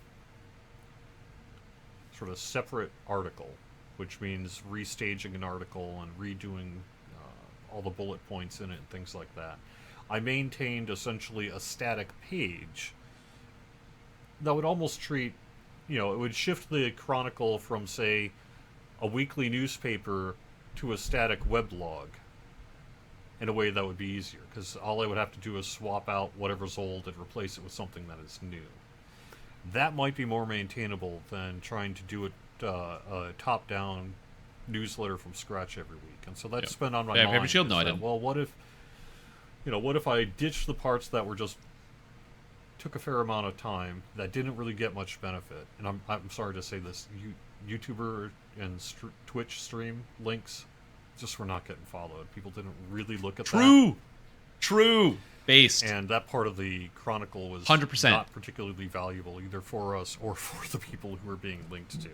That's true. They just didn't really explain what, like, okay, yeah, I mean, I know there's lots of DDO people on Twitch and YouTube.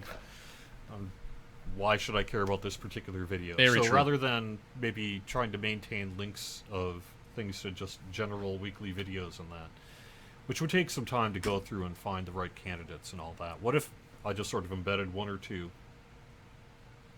every week or 2 weeks or something like that, and then refresh it up? The new sales would go in there, although again, do we really need to have the sales in the Chronicle if they're already on the website and the forums and the launcher and social media? Does it need to be in a 5th place?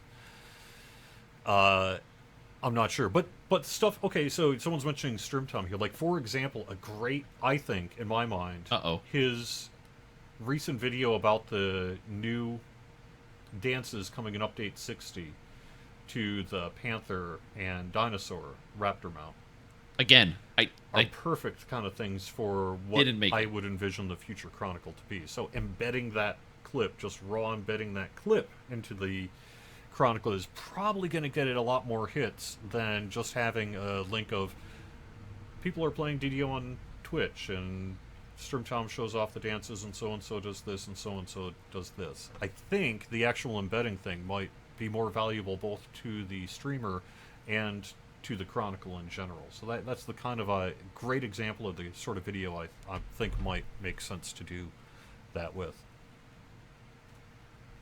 So I guess long I and think short that of it one is link it's would not work going to best. happen at least one until link probably would work August, best. September in terms of trying to get the Chronicle back. And even then, I'm not sure I can actually do it.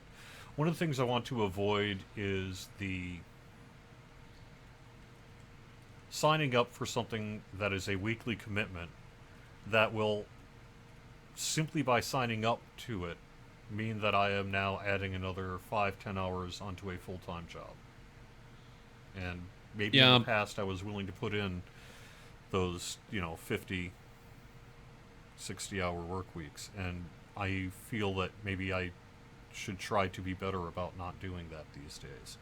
Yeah, And it's so probably part the right of course of that action. effort is a matter of scaling what I can do and being realistic about what I can do and what I can't do. It also And, comes with the territory of the being community Chronicle manager of 2 video games instead of 1. was a victim, essentially, of that. So.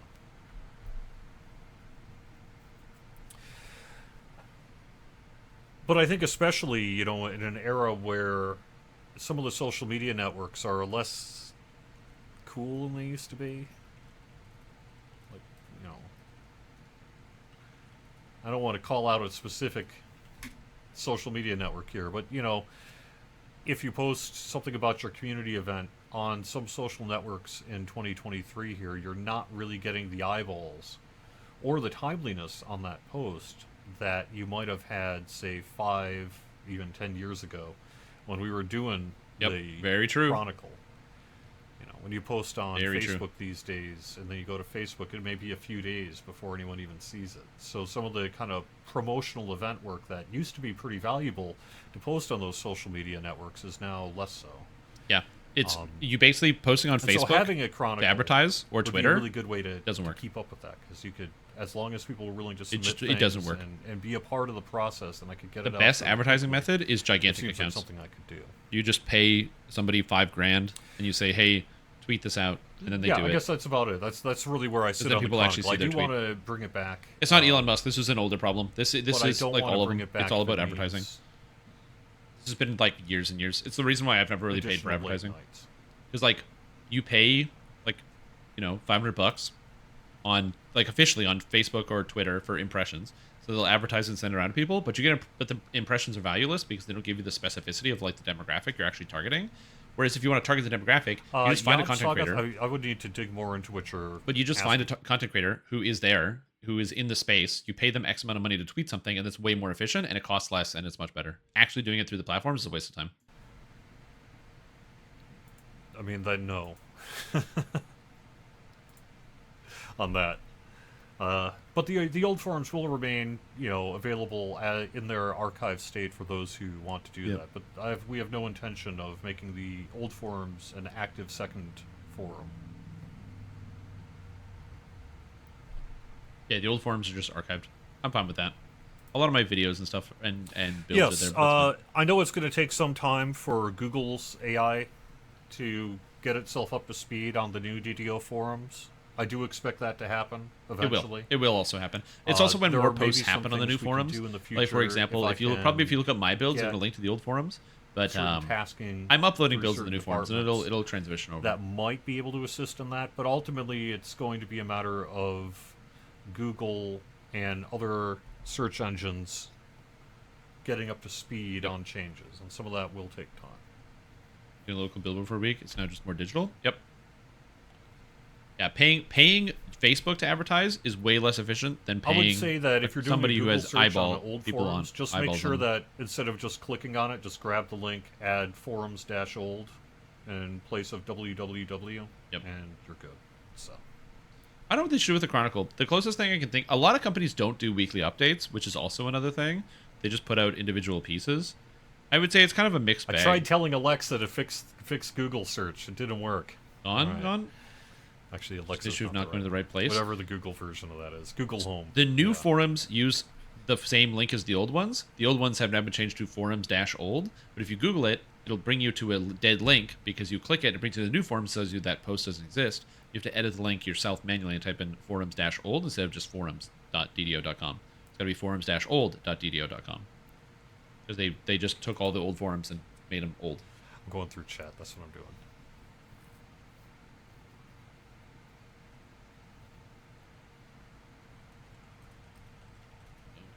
A weekly recap list. Also fine to do a monthly. I mean, I do recognize that the old archived DDO forums may not be, you know, they've got some issues, but I don't want best being the enemy of the good. And I think the reality is that there were many worlds in which there would not be an archived DDO forums. Yeah, and I and others pushed very hard to create what is available. The new forums are infinitely better than the old forums, so I'm very happy we moved over. Anyone or anything, or accuse anyone of dropping the ball, but you know, a lot of times when you have new forums, the old ones simply get erased. Yep, they're gone. True, good, permanently, forever. And we were able to create a version of the old forums that was able to remain in an archived state. And so I recognize some of the Google searches and other aspects of the redirect could have perhaps been done differently. But the reality is they were done. It's currently fixed, which is nice. They were done, and there was only, you know, I can't make everything happen. I can only suggest things, and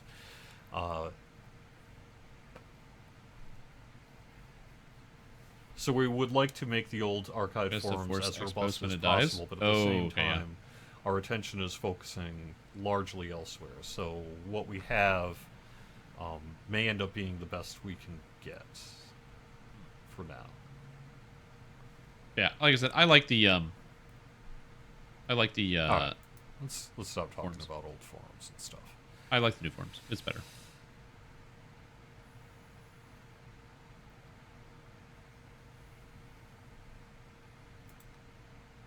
We have DDO audit Strim. for nice to see you. A lot of games don't do a weekly recap. Probably also fine to do a monthly one. Yeah, I mean, I guess I've always felt that I could a lot of games do bi-weekly, but even so, there was just enough. There's always been just enough that could justify a weekly newsletter. But then there was the if you think about the Chronicle in various parts, some of it was putting in all the sales and bonuses and official information. You know, what did we release this week? What went to Lamania? What are our bonus days? What are the sales? Some of it was finding new events that got called out on the forums or social media. And generally, it's a lot of digging. Not all that great at submitting their events to me, so I had to go out and find it. But that's fine because we will post their events.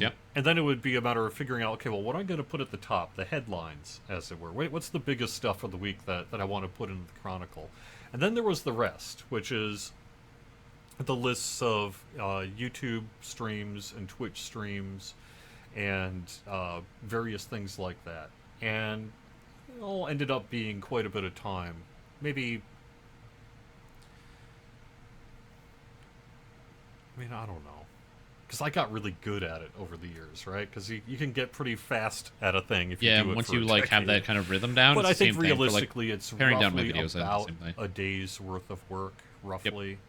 This would be for both, because I had to do the Lotro side too.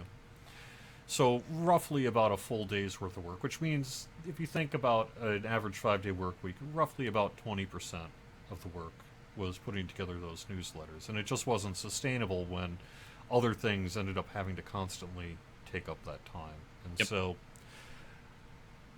I'm thinking if I can find a way to make it more efficient and have a maintained site where I'm just swapping out a little bit of text and what have you, perhaps that is more sustainable than the old system.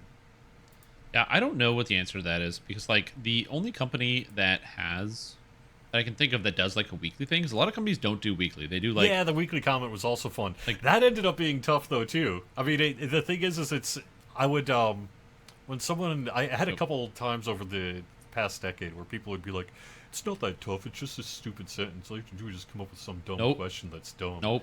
And it's like, okay, Not easy. all right. You think it's easy, huh? All right, Not you easy. think it's easy. Well, why don't you get me one for Friday then? All right, now get me 1,000 more.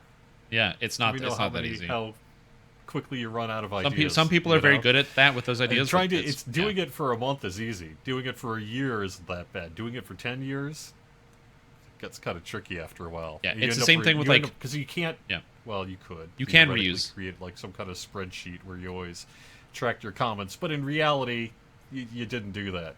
And so I would sometimes end up repeating old questions just because I couldn't even begin to remember everything I'd asked over the years. Yeah, I run the same problem with the YouTube videos, dude. If when you're like, I'm trying to why upload does like the 4 hardcore videos list a Mimic week. stuff for sale? Probably it's just How do I a come up with a filtering different title for issue. You everything? could probably unpublish the Mimic bait on the hardcore server in the DDO store.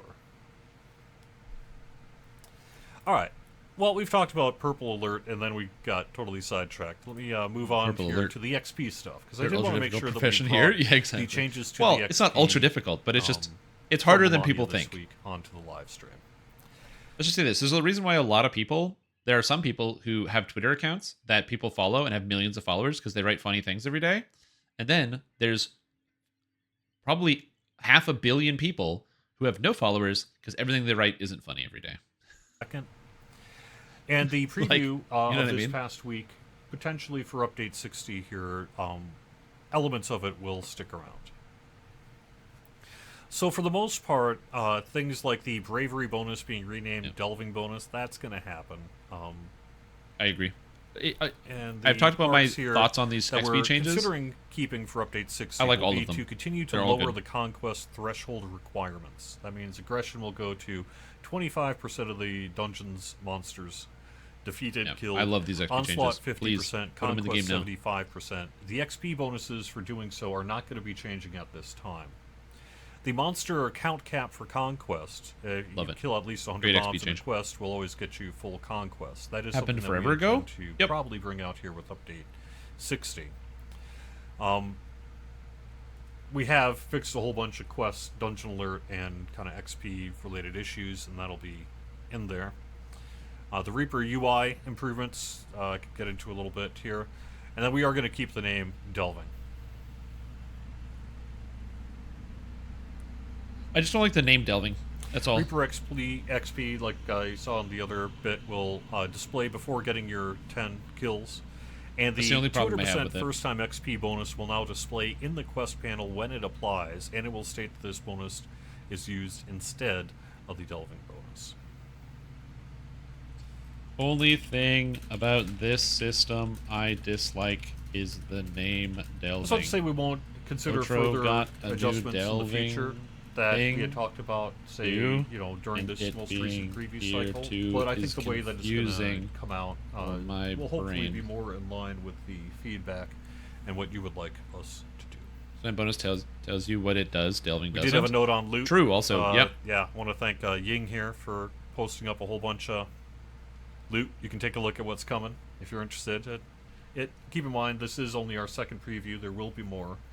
So these numbers may change. But you can get a rough idea what the loot's going to be in Vecna Unleashed. I'm surprised that they don't have an easy export loot function built into We their did loot have some generator. adjustments to Macro Technic. I would mostly advise you to watch last week's video with Steel Star for a general overview As I of said, Macro Technic is still too buggy to But test. we've made some adjustments since the And the epic first moment preview, is not including good for an runners. anti-requisite in Tier 3 for spell DCs, the ability of meta magics to apply on their epic strikes, Lightning Hammer and Thunder Hammer no longer requiring you to be non-lawful. The epic strikes still don't do the right damage, have their own reliably cooldown, and functioning. Well, it's a preview-to-preview thing. don't and have some a save other on them. changes. We've Or like added they have a 15 save, hit it's just points, 20, so max hit everything points makes it at save. Core 1. Save doesn't work. Added double strike and double shot to the speed drive multi-selector of technique. Also, moving strike drive up to tier 4 really, We've moved Arcana really View sucks. into Tier 3 and the Strike Drive multi-selector to Tier 4. And then the epic moment of Maximum Overdrive is going to give you a 100% Strike. boost Sorry, to so your unarmed charge speed the strike and a drive was the 50% things that reduction upgraded in your spell epic strikes. cooldowns. So by putting it in tier 4, the same as Draconic Incarnation, it just goes. It's like basically Dragon Breath is 100% better until 26, where it's still just better. Whereas at least before, you could make the argument of like, oh, at 23 Know you that get the there's a upgrade whole for your lot Macrotech thing, so maybe the Dimension, stun is other more than worth we it are during the working leveling on process. an updated DDO store. I talked about that a little bit earlier. But what are you In gonna do? general, don't expect a lot of big feature kind of additions to the store. This is more about updating the interface. There's some behind the scenes work going on related to store management and systems communicating with each other. So this is really more of a refresh than a new DDO store, for example. But it is an updated DDO store, and it's going to have a few bits and pieces that don't currently exist. Probably one of the bigger ones being we'll have Build the larger new icons DDO store. that'll help you see the cosmetics Buy in lieu of a things. cosmetic preview, which still won't be there. And we've got a coupons tab now that I don't think immediately is necessarily going to do much, but it will allow you in the future, or it will allow us to maybe do some kind of additional coupon style features for the store. Something he might know that I don't know the answer to. Something like maybe a buy one, get one, that kind of thing. There's also a Hopefully he'll little answer the bit more question. robust transaction. Oh, did anyone give me a history clip that'll be in of there, that death? and a little bit, based on at least what I've seen. I in did early die. preview Is there a clip? internally here? Oh, yeah, a little there's bit a clip. nicer Yep, looking sorry. bookmarking system as well. I got it. Thank you. You can read about that over on the. Thank you, Beskoth. Good work. forums.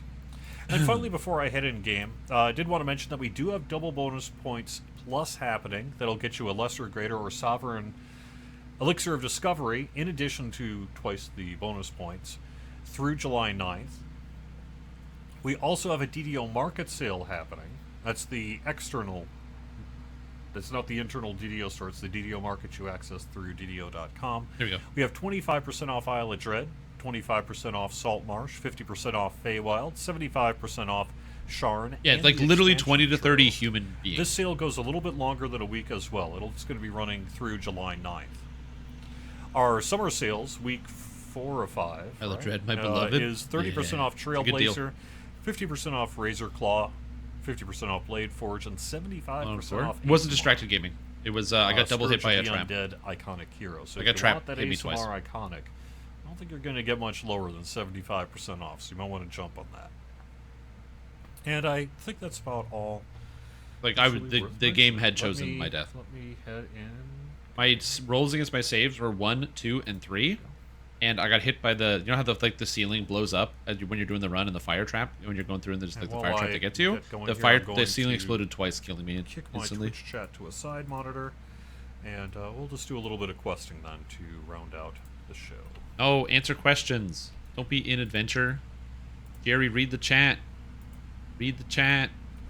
I just want to know that no, that's not how you do this quest.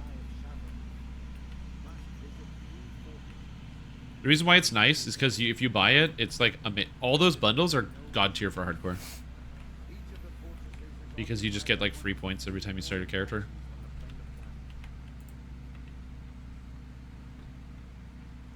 Answer questions from the chat. I don't think that it is particularly likely that we will have convertible. I'm not even sure quite what you mean by convertible DDO points and Lotro points. But if what you mean is, Oh, the teleport's nice, yeah. you can take your DDO points and turn them into Lotro points. I would be shocked if that ever happened. Yeah, that would never happen. They The only are time that different would... economies of scale in some ways. Correct, yeah. and You get more that DDO seems points in like a really DDO bad than you get in idea. Lotro. Also, Sorry. things in Lotro are cheaper, so it's like it's all over the place. I would say that the closest thing that would ever get to that is if Daybreak decided to have their own Daybreak launcher and combine it all under one Daybreak store. Yeah, summer sales ending July 13th, so this is week 4 or 5. And then have to convert stuff over. A convertible car for your DDO points? Oh, yeah, me too. I also want to do that. Yo, those hirelings are doing nothing. Bro, turn your hirelings on Having aggressive. to balance, say, the DDO points economy in the DDO game while also trying to balance the DDO points economy in the Lord Yeah, of the Rings one more week of Online sale. and vice versa. Seems like a All right, we're not gonna watch him slowly fight through this quest. unnecessary challenge. So if I miss any news, I apologize. But bye-bye, Jerry. Bye-bye. Bye, Jerry. Bye. Oh, bye. Oh, I'm going through a tunnel. Oh, I'm going through a tunnel. Oh, you're breaking up. Oh, you're breaking up. Farm 3 Oh, points in one game and then use it to buy free things. oh, he's gone. He's gone. That's crazy. Anyway, so I died. So let's watch that clip. Trying again. Not today. Why world? Shit up. Okay. So, I guess I have to full screen it. There's another way to get around this. Okay, so you're gonna watch it. Lock. Celestial Spirit is disabling the Eldritch Aura. So here I am coming around the corner, Why the Enlightened Spirit, Celestial Spirit? Let me just look that up. right? So basically here I'm in the room. So there's like a fire room, or there's a room, then there's a trap, then there's a second trap, then there's a room where the fiery explosion is. So I go through into the dark area, right? I jump over the first trap. They're So they see the traps. You can see it there. They're So there, I get hit by the first trap, right? So I jumped over one of the traps. So one hit, and I knew I was going to live because the second trap that was going to hit me wouldn't kill me. And then, probably thinking I'm fine. So I was healing. I was in the process of healing. You can see my character slowing down to cast. You can see I'm casting. And then, boom, instant death. Didn't have enough time. So the problem is, it's the fiery ceiling exploding trap. It's hard to see, obviously, but it's the firing exploding trap. Doesn't work, unfortunately. they're probably thinking of Oh, you can tell that's a 1? Yeah, I rolled. So if I check the combat log here, we were looking at this earlier. Like I said, I got hit by the acid trap, which I know. I rolled a 1. Took 119. Rolled a 2 against the fire trap. Took 132. And then fire trap went off again, which I've never seen before. Fun for the escape, yeah.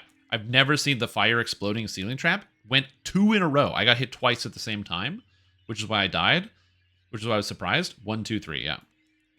If I had made 1 save on here, which I needed to roll like I think it's a 29 or a 30. So if I had rolled an 11 or so like a 14 or higher, I think I would have made 1 save. Or if I didn't get double hit, I would have been fine. But I did to eat the double hit while that was happening. So yeah, there was no real way I was getting out of that. If I had a heavy shield on, I might have lived.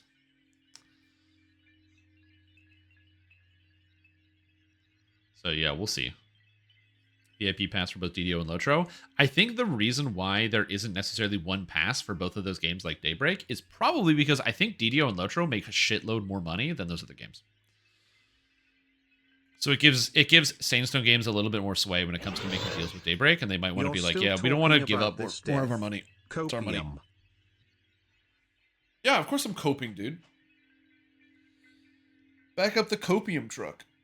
Let's go. I need to refill up the tanks. Anyway, I died, which is good. Look at all my items I lost. My beautiful items. This is gone. The Gauntlets and Arcanum. My Shaman's Band. I don't think I put away the Snowstar yet, so I can't play the thrower.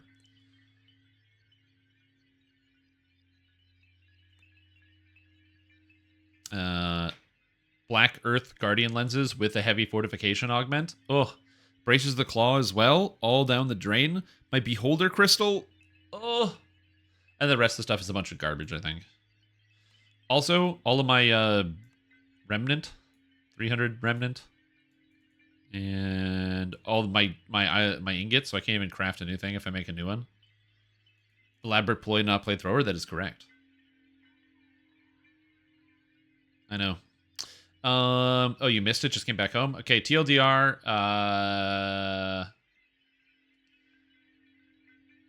Do we get any new news? It was mostly just Jerry talking about stuff. He talked a little bit about the work that he does as community manager, and he talked about how, you know, for the past like 3 years he's been working 60-hour weeks, or 4 years, and he doesn't. And one of that's why he cut out the Chronicle, because the Chronicle was like 10 hours a week to put together, which sounds about right.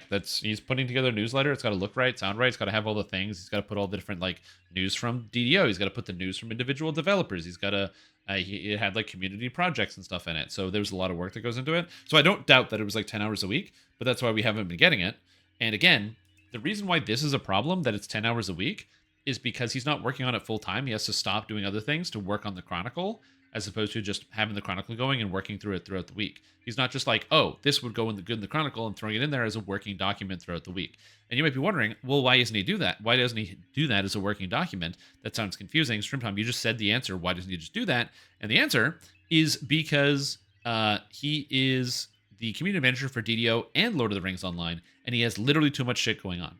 He does the job of two people, which he shouldn't have to do. SSG should definitely get another community manager. Yeah, they should have one person do DDO and one person do Lotro. Confirmation the new Epic Destiny won't be free? Yeah, but I already knew the new Epic Destiny was not going to be free. And I was telling people the new Epic Destiny is not going to be free. Did you make an RNG tune this season? I did. Oh, what happened? I died. DDO killed me.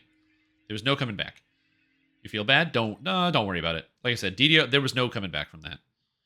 But yeah, my first random character of the season was Melee Meta, who actually got to level 21. So Melee Meta actually made it to 21. I did all the treasure on Melee Meta, my random character.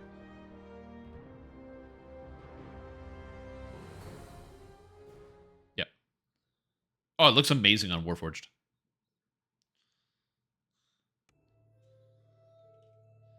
So this is Melee Meta, the Ranger Artificer Stormsinger Warforged that was randomly rolled, and I had intelligence on my rolls, so I used intelligence as the baseline for it. So yeah, so this is the character. It was a Tempest Ranger with some Deepwood Stalker, Renegade Mastermaker, Harper Agent.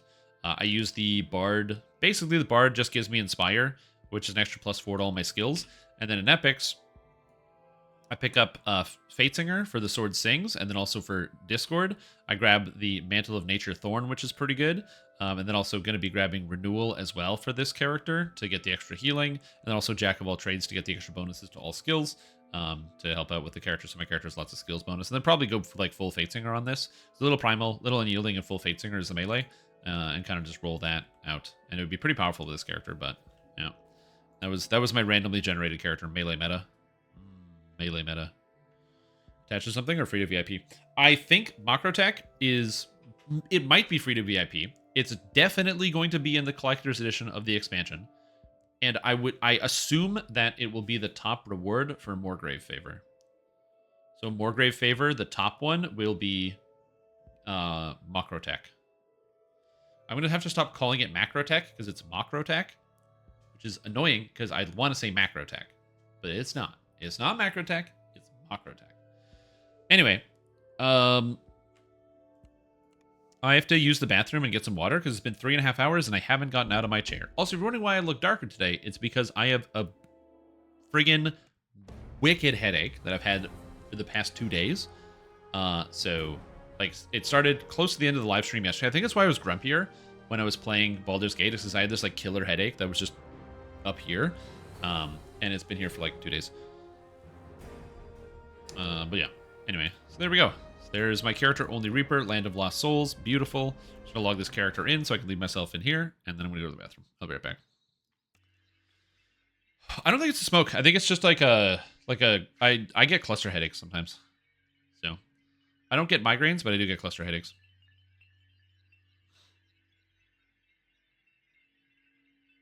So, which are fun.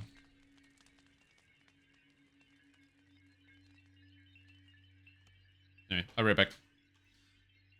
Sinus headache? It's not front of face, it's back of face. It's all back here. It's all in the back of my head. So you know it's a cluster headache. I'll be right back. It's close to the spine.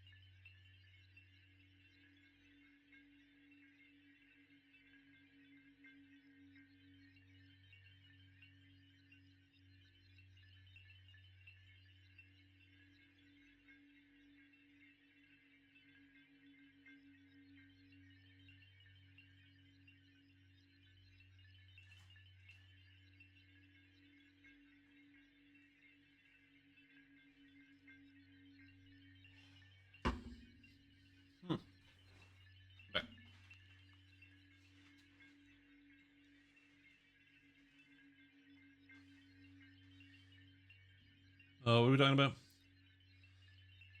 Back headache is the worst. Can't do shit. I can do stuff. It's just annoying. I just find it distracting. Like I find headaches are just the problem I have with headache is that it's distracting, and also I can get like irritable. You know, like lion's paw sort of deal, where it's like you're just like in a bad mood because you feel physical pain. So it just affects your decision making. Really feels like I'm being stabbed through my eyeball. I don't have that problem. I'm not that bad. Also, like I'm fairly good. Like I'm very happy I don't have migraines because I have friends who have migraines and they literally have to like they can't do anything. Like it's like, oh, it's like, oh yeah, it's like, hey, what's up? It's like, oh no, I have a migraine today. What does that mean? It means they have to sit in the dark and wait until the situation has been resolved. Like some people, it's brutal. For me, the cluster headaches aren't nearly as bad. Like they hurt and they are annoying and there's something I have to deal with, but yeah. Does your neck / jaw feel tight when you get those headaches? I get them a lot as well. Went to a chiropractor for it and he showed me the stretches to do. Yeah, I don't believe in chiropractics. So.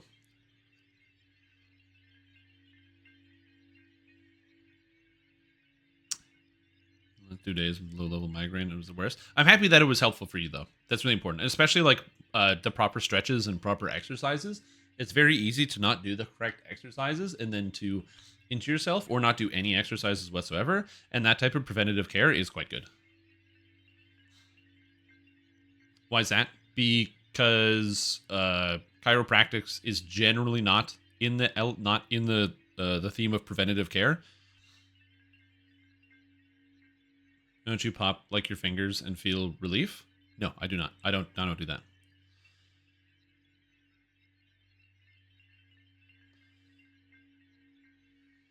Yeah, like I said, it's just it's like I'm not saying that you can't have a good result from chiropractics. It's just it's not preventative care, right? Your situation isn't being made better because if it was made better, you wouldn't have to return to the chiropractor. Those help as well. I've never liked massages. I have like a scoliosis, and so my back isn't straight, and so whenever I go get massages, I've had one massage, and it was like terrible bad idea. So yeah.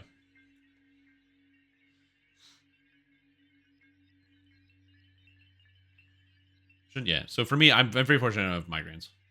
Fridays at 4. Yeah, we watched it. We already watched Jerry and what was going on there. But yeah, so like I said, sometimes I'll get these basically headaches,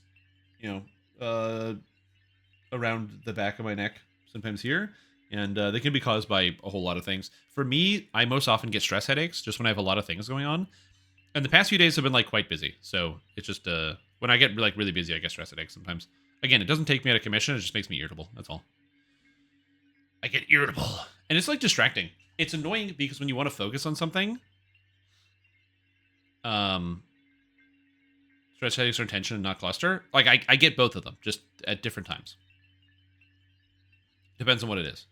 The cluster headaches are the more short-lived ones that are very, very painful and very distracting. And then there's also the tension headaches. Yeah, I get both.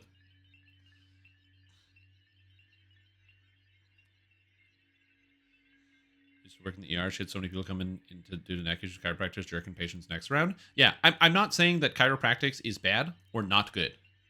Right? A lot of people have very good results visiting chiropractics. It's not preventative care.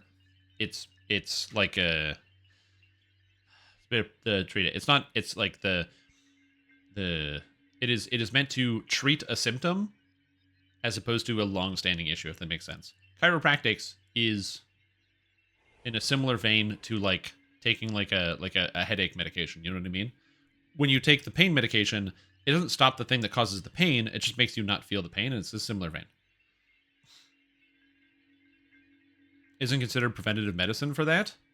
Pain relief is not preventative because it masks the pain. It's a mask. It's a masking agent. Preventative medicine would be surgery to fix the scoliosis so they don't have the pain at all. That's preventative medicine. You're preventing the problem. Right? Like, imagine for a moment that your basement has a leak and there's water coming into your house. If you have a bucket, you can put the bucket underneath the hole and then the water will go into the bucket. and you just have to empty the bucket every once in a while. It doesn't prevent the problem of the leak. The leak still happens, but it does make it so that at the very least, it's in the bucket, so now you can manage this issue. For some people, they can't fix the leak. There are lots of people who have issues that can't be fixed through other means. So, for example, if your back issues are so severe that surgery won't help you because a surgeon doesn't want to take it, because back surgery is insanely complicated. Billions of nerve endings, controls your entire body. One single mistake and slip up, and somebody's paralyzed for life. So you got to be really careful with back surgery. So I know people that have not been able to, like, my mom, she has really terrible back problems and basically has several herniated discs. And it took her 20 years to get into surgery because of just like lots of doctors not wanting to take on the chance to do anything because of the, it's really, really complicated. Fortunately, advances in medicine, better practices and things, she's been able to get surgery in the future. But until that time, that's where palliative care, I think is what it's called, or would be the right term. I don't know if palliative care is the right term. I think it is palliative care, where it's basically helping you live with the condition as opposed to having the problem be solved. And they're just different things.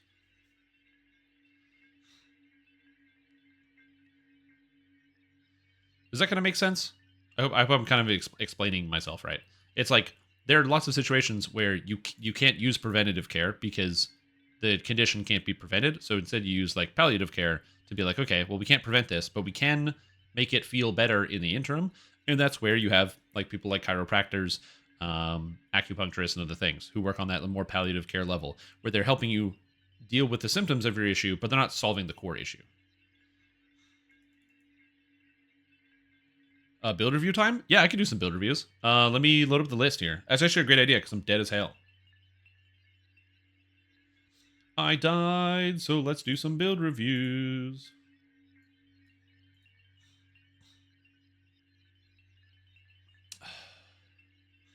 Let's start out. Sark Fa, are you here? I don't know why I got into a discussion about, preventative versus a different type of care. But it's just important to remember that like there's multiple elements to care and making yourself feel good. Why is Pugplant an emote? People love Pugplant. It is one of the most used emotes. That's why. Chiropractor plus headache? Yeah.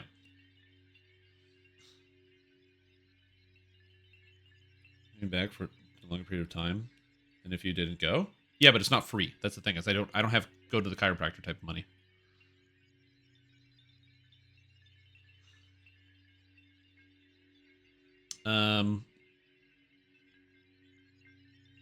This is a business, man. It's a business. All right. Sarkfaw's not here. Chris the Miss Ward, are you here?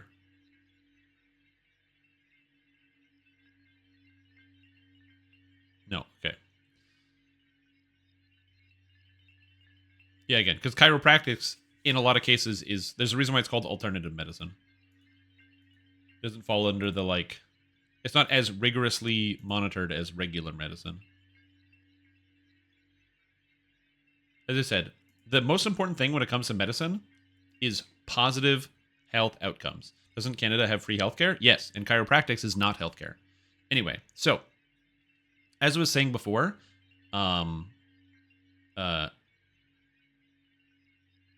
it's all about positive health outcomes, and I'm a huge believer in positive health outcomes.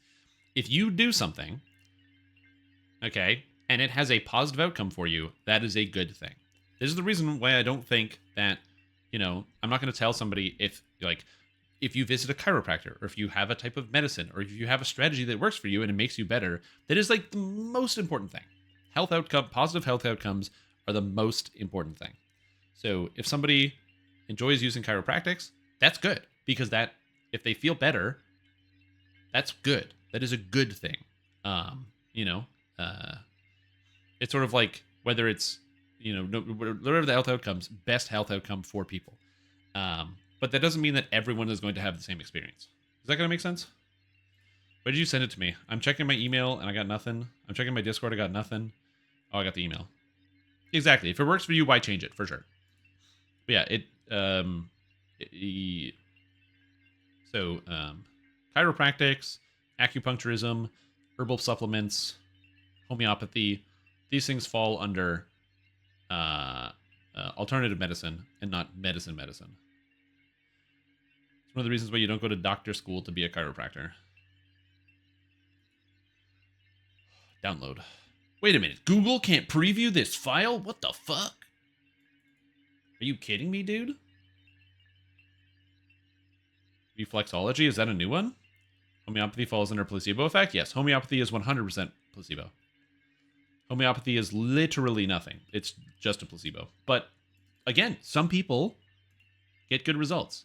Is it a scam? Yes. But some people get good results through a scam. What are you going to do? Oh, I got some weird emails. Hold on, I'm checking my weird emails.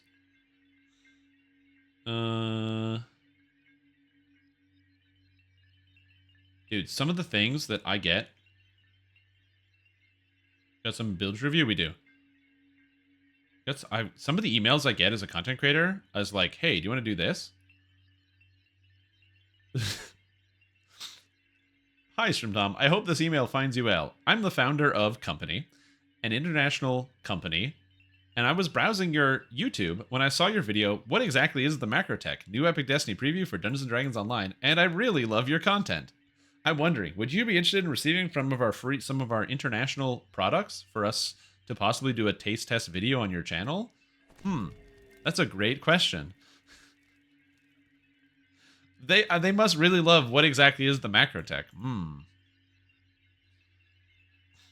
Visibles in a seance session, so take that how you will. Yeah. Well, again, this is not meant to be it's one of those situations where, as I said, to me, health out, like, where is the harm? If you have good impact, that's good. Scam? It's not a scam. It's just shitty marketing. It's just a bot, basically. I get so many bot emails from companies. I invited. Hi, StreamTom. I really like your Twitch channel, and I'd like to invite you to our overlay service. Oh, this company makes Twitch overlays. That's kind of cool. I like my Twitch overlay, though. So, Suck a Lemon Company. What's this one? This is all just today. Literally today.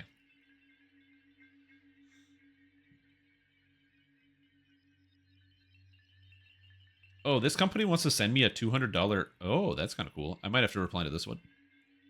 So dark and foreboding? Yeah. Yeah, because I have my links on LinkedIn and on like Twitter and on my stream and on YouTube. I have the like the business link, and so I just get emails. That's how I got in contact with Rogue. They just sent me an email, and I was like, yeah, man, sounds good. And then they pay me money, and I reviewed their energy drinks. Yeah. Anyway, I got distracted reading all this stuff. Food delivery service energy drinks. I don't know what else I would guess. The problem is that's what you think, right? Because you see the VPN, you see the mobile games and all that other stuff. The problem is not even close, because people don't take the bad deals. People don't take the bad deals. So when you get a bad deal, people don't take it. People aren't going to sit here being like, oh, like you're not going to see, what is this? So one of them was like a, it was not food delivery. It was like a food sticker program thing. It's hard to describe. And so advertising this food sticker program, why would I ever want to do this? You die again? It's still the Von 4 death. Anyway, I just was already looking at my email, so I wanted to look at it.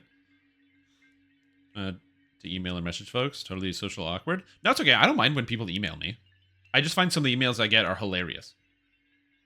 Where can you send your build? Submit through the build review below. So there's the spend your sunflask on your build review, and you can have it reviewed. Macrotech tree no longer exists. All enhancements meant in this tree were revoked. Okay. I'm waiting for it to load. Wait, was this a build using the new Macrotech tree? Oh, I have to download the new client? You know that's going to get changed, right? Like, it's not going to look like what it is now? Like, you want me to review something that is going to be completely valueless when Update 60 comes out? Or do you want to hold on your review until it comes out? I'm just trying to confirm. It will be close enough. All right. I have to download the new program, so give me 5 minutes. I don't have the new update that has Macrotech on it.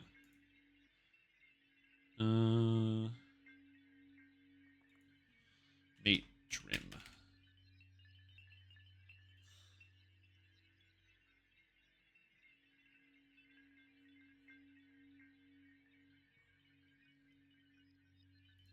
Download. As I actually don't have it. The V2 builder? No, V1.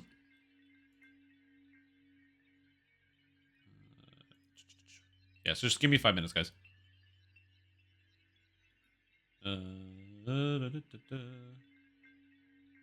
Extract all.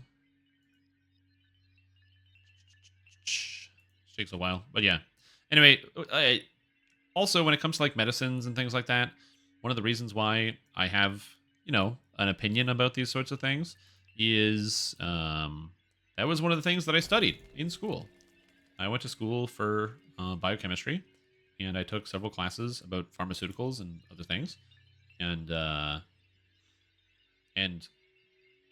like, as somebody who is also in the firm camp that like giant mega pharmaceutical companies are definitely totally evil. You know, they're just run by like evil jillionaires who want to make jillions upon jillions of dollars. The only saving grace that they get is they actually do sell effective and working products, whereas the supplement and alternative health industry is these are also evil multi-billionaires, but they don't sell things that work. So it's like, it's kind of disappointing. Oh, I'm a rogue. Also, Artria, welcome back to the stream team. Appreciate the support. Thank you so much. Hope you're having a fantastic day. Massage therapy on the feet. I've never heard of reflexology. I have to look this up. Reflexology. Reflexology is a type of therapy that uses gentle pressure and specific points in your feet and possibly your hands and ears to help you feel better. Oh, there we go. Sean, you died? Yeah, I died. The game killed me. The game chose for me to die. There was not a lot I was getting out of that. At best, just supplement properly working humans. Well, there's like, even when, especially when it comes to supplements, most of the supplements, replace all files. Most of the supplements that you buy, you can't absorb properly anyway, because a lot of them need to be broken down like in food and other things. And if you want to actually, here's the thing. There's a really easy piece of advice that a lot of people don't know when it comes to medicines or even alternative medicine. So if you are ever taking some type of treatment or medicine and it does not have a negative side effect or some type of harm, it probably doesn't help you at all. Because pretty much every medicine is a trade-off. There should always be some type of side effect. If it doesn't have a side effect, it's probably doing nothing. You're probably throwing your money away. That's like the easy TLDR of medicine. If you're ever buying something or somebody recommends something to you and it has no negative side effect, it probably doesn't do anything.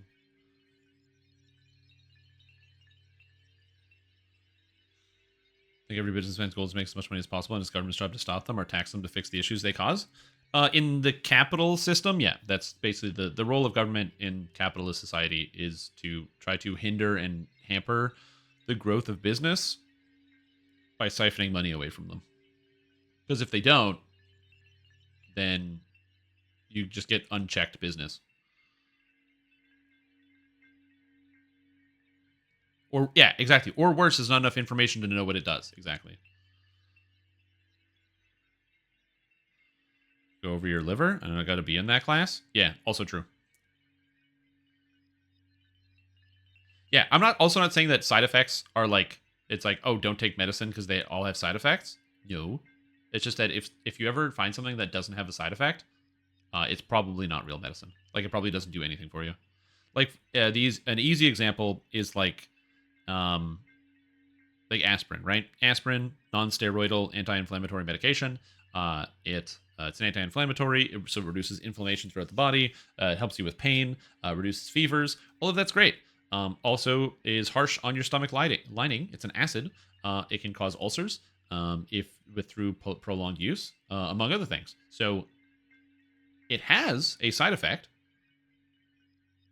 but like, it's a necessary part of the process. It's necessary because the medicine functions.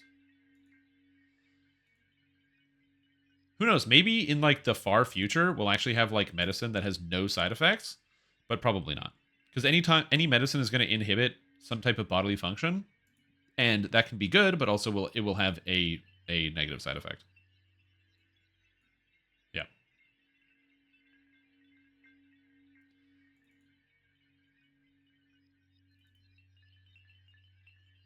Like, have you ever had that feeling where I'm loading up the build now?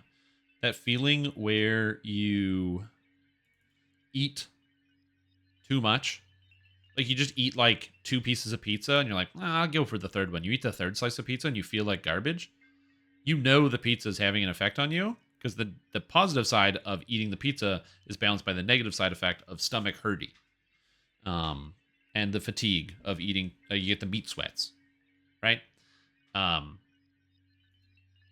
if you ever take a medicine and there is no side effects to it, it's probably not doing anything because a piece of pizza can do something to you. Speaking of doing something to you, build review.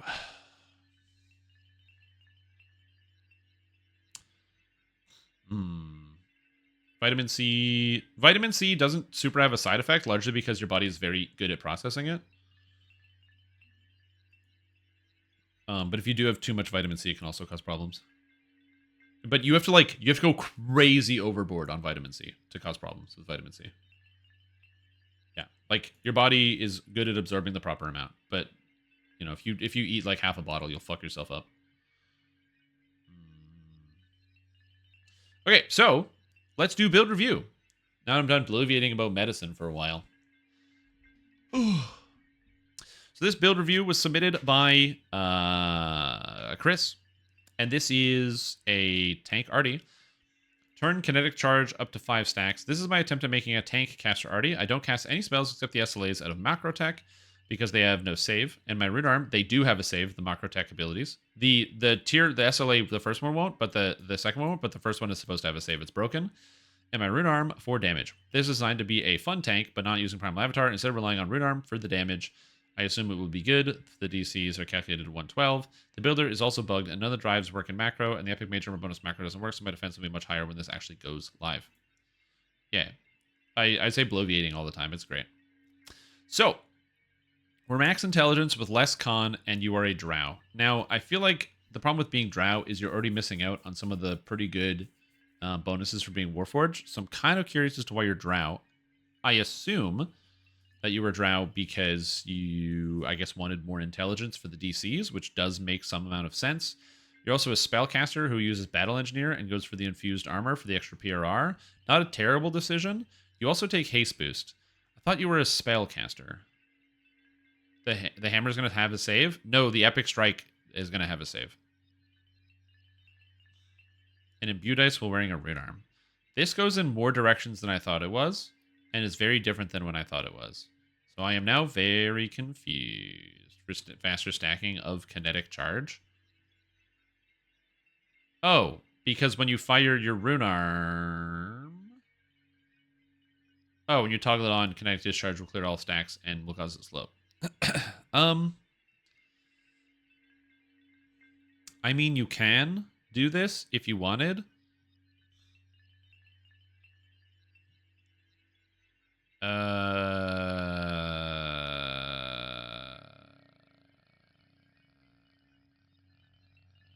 I don't hate this idea because if you've ever used, by the way, this ability, it's extremely powerful. This effect right here is very, very, very good. So kinetic discharge works really well. It's a major slow. Think of it like AoE salt. Very good. Because you can actually make good use out of this. The problem is you have to melee.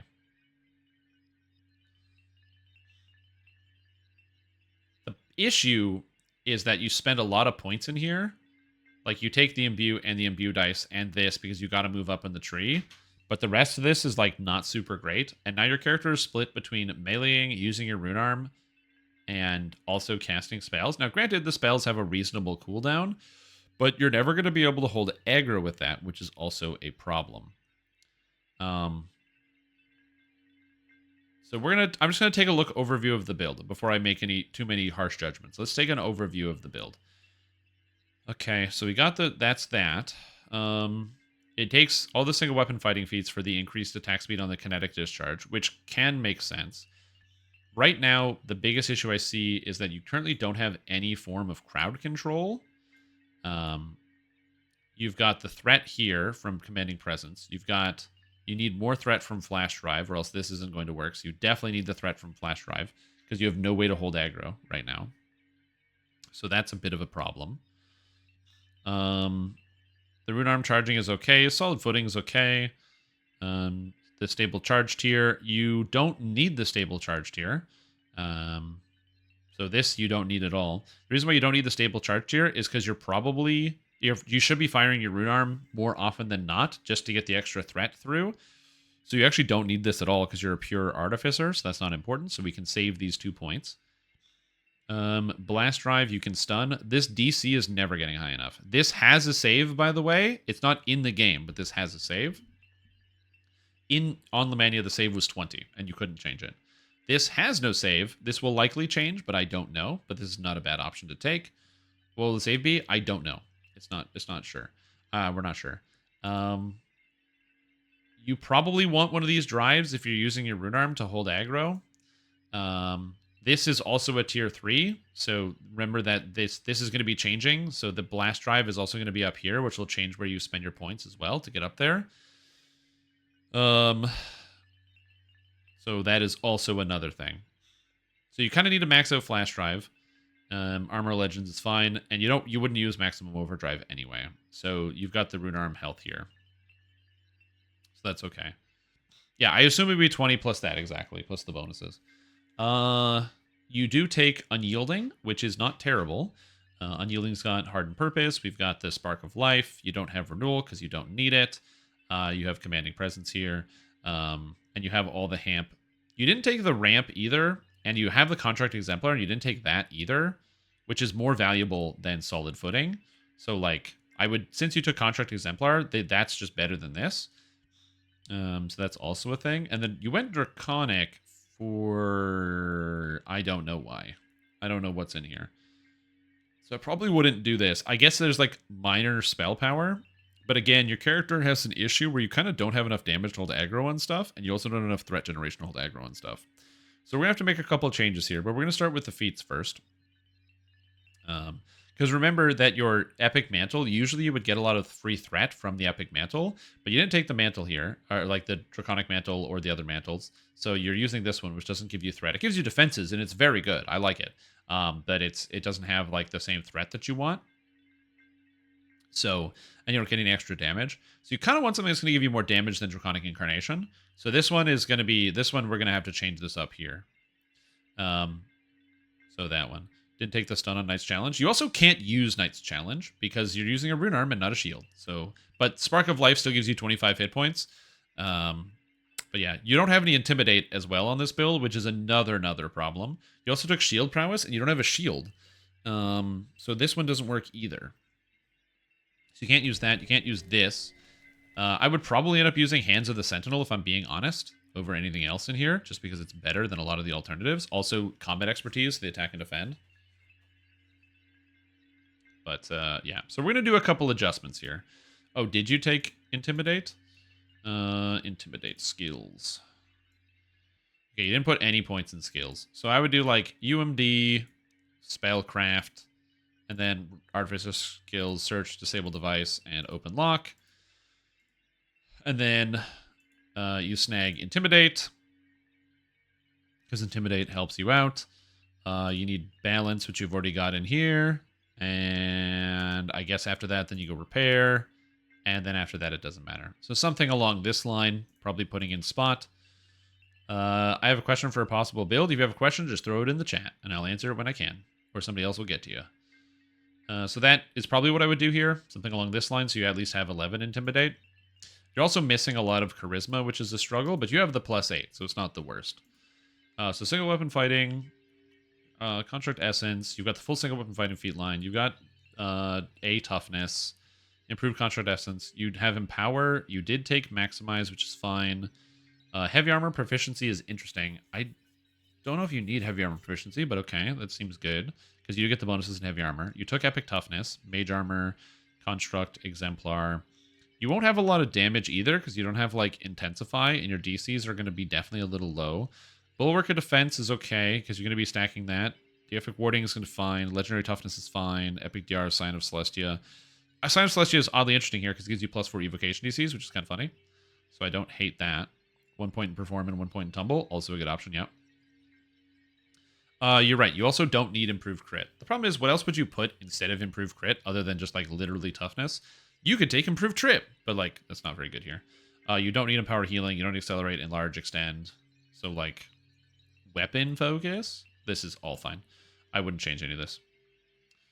Skill focus intimidate would be okay, but you'd have to change up your feats a little bit. So, for example, you'd have to take out empower and replace empower with, like, skill focus intimidate, which you could do. I don't know if I would do that. If anything, because your DCs, I would probably take past life wizard. So, like, arcane initiate would be a better option. Moving up maximize. Also, insightful reflexes is kind of good on this character because your saving throws would go up by, like, 30, which would be pretty good to have. If anything, I'd rather do that. So I would do, like, insightful reflexes and then change this out for empower. So you have, like, the defenses. So that's a huge amount of extra stuff. Skill focus is a bonus feat? No, they don't get any skill focus. They might get any skill focus, but not in the builder. Do they? Let me see here. Oh, they do get any skill focus. Look at that. But I still think insightful reflexes is something you should have in your build. You could still replace it if you want, get rid of toughness, but, like, you're going to be struggling on the hit points. Although 5,700 is not terrible. And you still have an okay amount of PRR and MRR. But yeah, 20 reflex saves is pretty good. I would take that over anything else. Your Intimidate is also hard because your Intimidate is 76, which is not ideal. Because you don't have, like, the charisma and additional skills. But I don't hate this feat list so far. Okay, so enhancement tree. I see where you're going for with the haste boost. You have so much increased attack speed anyway.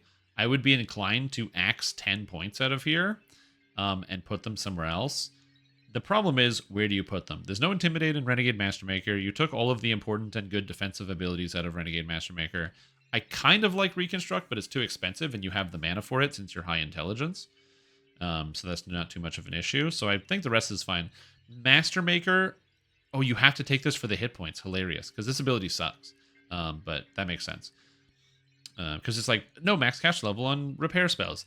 Oddly enough, if you took the Repair Epic Strike, that would be interesting. Because you can get the Repair Epic Strike with the stun, so you can have it be an AoE heal and stun on a 6-second cooldown, as long as you don't need it for the damage, which is why I'm going to be making a change to your character and make you more spell-oriented. And you'll be like, yeah, but I don't want to do that, Stream Tom. And I'll be like, shut the hell up. You're going to listen when I change your build. All right, so Harper Agent's fine. You've got the intelligence hit and damage. It's fine. Arcano Technician, there's no real other place you can spend your points to do anything more interesting, so this seems fine. I don't hate this. You don't really need Imbued Defender at all, though. So we can actually get rid of this. You also definitely don't need Energy of Creation, so we can just get rid of that entirely and fix that. Because, again, the problem here is it's just each point gives you universal spell power. Palliative Mixture is not good on a tank. Thaumaturgical Battery is not good on a tank, so you don't need any more points in there. The other issue with the Drow tree is even spending more points in Drow tree isn't super going to help. Harper Agent, again, kind of similar thing. You're basically just picking up hit points at this point. Prismatic Strike, we'll get to the spell list in a little bit, but Prismatic Strike would definitely want to be on the list. There's no way to get more intelligence either.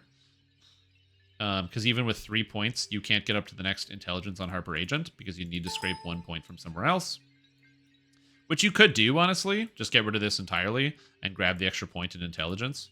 And then you could also grab the trance if you wanted and have some more just direct damage, so which helps you hold aggro, which is not a terrible idea.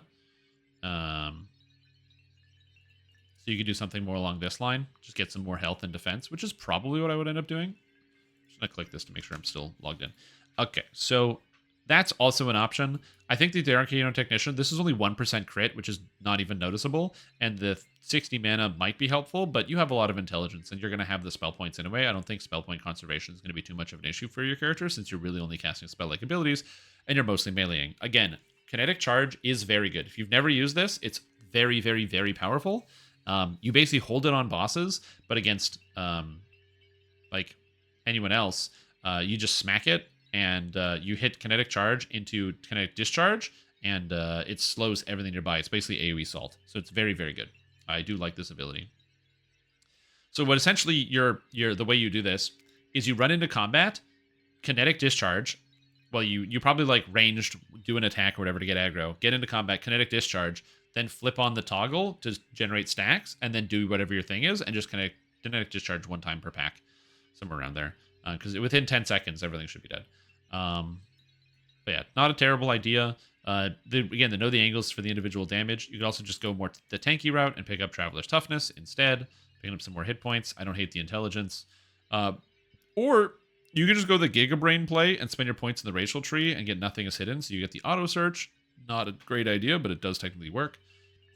But yeah. Okay, anyway, so that's probably what I would do here. Issue for a tank is he's losing 30 armor class whenever it procs. Yeah, but he's already got so much armor class in the first place from the reinforced armor, among other things. Like, I'm not too stressed about it.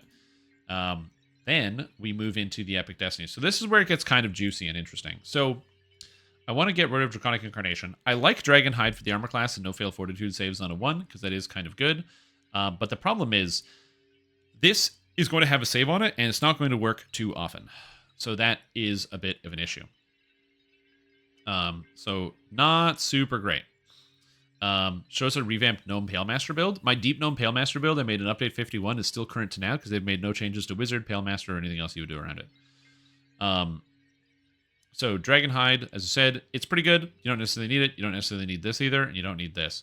The main issue is, how do you hold aggro on monsters? You're casting Lightning Hammer, monsters are making their save against Galvanic Blast, and then you're waiting. That solution sucks. So we can make this better to make you much tankier and more defensive and offensive at the same time. We're going to replace Draconic Incarnation with an amazing tree. Some of you guys might have heard of it. It's called Primal Avatar. It's amazing. Check this out. If you take Thorn, you can get Carrion Swarm to hold aggro on monsters. And you might say, wait a minute, is that really the best course of action? Of course it is. You have all the meta magic feats, and this doesn't have a save. And you have lots of spell power, because you're an artificer. What a great solution. Man, it's great. Yeah, you will, but Draconic Incarnation doesn't help you with that plan. This does help you with that plan. You can Carrion Swarm while using the Rune Arm. And then instead, we're going to swap Galvanic Burst to the Repairing effect. So that's going to be good. So we're going to swap this over here. So we're going to go here, grab, instead of Galvanic Blast, we're going to grab Mending Burst. Now, why would you use Mending Burst? Mending Burst has a 6-second cooldown, so you can cast it all of the time. With the stun component, means you can AoE stun every 6 seconds. Kind of good for a tank to do. Your AoE stun also heals you and everyone else around you, which is pretty good. Because remember, you can converter one other person. You converter a melee that's with you, and you're running in, constantly stunning and AoE healing. Pretty good. Rune Arm charge speed. Pretty good. Sprockets. Pretty good. Take all the cores, because they're good. You got to take this. Grab your hammer. I would grab Thunder Hammer over Lightning Hammer, because Sonic is less resisted, so I would do that for sure. The Strike Drive, it's in the wrong place, but you still take the Blast Drive for the stun. You're going to want to grab the Spell Focus for the Evocation DCs, because you need it. You got to take the next layer of the Mantle. You're going to want the Rune Arm DC, so you can land your Rune Arms, and you also need the Threat. So you actually kind of have to max this out. Even though you might not want to, you have to max it out. It's just essential. There's no way around it. Armor Legends is still good, Force Field Generator is still good, and Spell DCs is still good. Now, the reason why this change is good, because you get to Primal Avatar, you get to keep your points. You get to spend these extra ones. You don't lose anything here. Now, you can get Carrion Swarm if you want. You don't necessarily have to. If it were me, it is, I'd change out the points just a little bit, again, down here. So I'm going to change up a couple things. So, Unyielding Sentinel, I like Fire Energy Resistance, but you're actually using Combat Expertise. So this is tripled, because you're using Combat Expertise. So you're going to want to take this. You don't need Brace for Impact, because you have tons of Fortification. You get 100 for free for being a Warforged. You don't have to worry about it that much. It's one of the benefits of the Warforged. Commanding Presence, also good, because it gives you the extra threat, which is what you need. Grab Sentinel in the Dark, grab Stand Against the Tide. You're going to grab Knight's Challenge and Spark of Life, because it gives you the extra hit points. Now, unfortunately, you're not wearing a shield, so you can't do this, but you still can grab Into the Fray, which is not too bad. And you can take Hands of the Sentinel, which lets you use your Constitution as Lay on Hands. Now, you were like, oh, but I don't have a lot of Lay on Handses. Yes, you do, because you have Endless Vigil. Your Lay on Hands regenerate, and it's a full health button press. You press that key, and you go back to full health. So now your character is max best defense, you have the Divine Bulwark, you have this, and you have the Lay on Hands. So now, to heal yourself, remember that the way that Lay on Hands functions is that it heals you based on, if you're a robot, it heals you, or he counts as a construct because even though he's playing as a drow, he turns himself into a construct through the feats. It heals you both for the positive and the repair in equal amounts, which means you basically get double healing from this. So if you stack Healing Amp, you're going to be okay. But how do you get Healing Amp? Macrotech gives a whole bunch of free Healing Amp. You've got, and you're definitely going to have an item that gives you Healing Amp. You got Repair Amp here, you got Repair Amp here. So you're basically double dipping on that heal. So this, even on like R7 to 8, will be a full self heal on a Lay on Hands. You can do 4 times that regenerates. Plus, you can get Lay on Hands items that also help you with that. Like, there might be an item you could use in this build called Lindau's Belt. It's pretty good. That's what I would change here. And then, yeah, you just take Carrion Swarm because you don't have the no-fail Fortitude saves on a 1 anymore, but you have more damage. And that's what your character is all around. You got Thunderhammer, you've got Carrion Swarm for your damage, you have your Rune Arm for your damage, and you have melee attacks for the old damage. But Mending Burst, as I said, is the filler. So when you don't have anything to do, you just Mending Burst, which is an AoE stun, self-heal, and whoever you have as your converter target is also healing. So that is how I would change that. Now, spells, there's a lot of chat about spells. Yes, there's one spell you should take. Tensor's bad. Prismatic Strike, good. Let's read it together. Ray spell. Enemy takes damage and is also subject to 2 of 3 CC effects. That's not actually what it does. If you hit a monster with Prismatic Strike, their damage is reduced by 25%. So yeah. The 50% shield AC works on the kinetic charge. It does?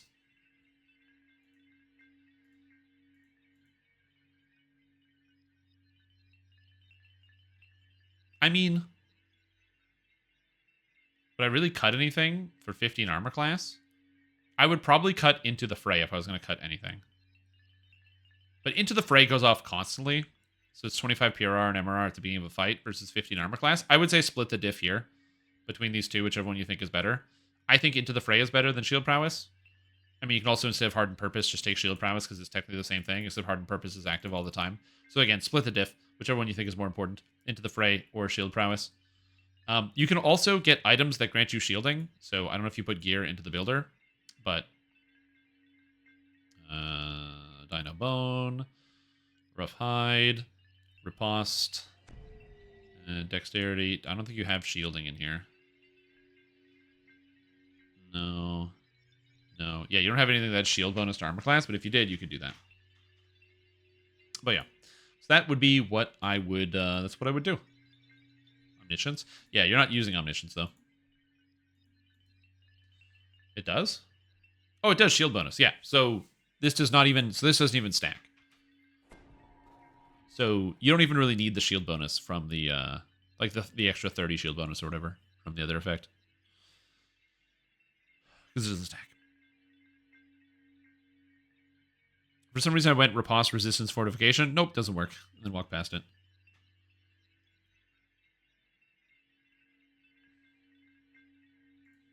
Anyways, so yeah, that is what I would do.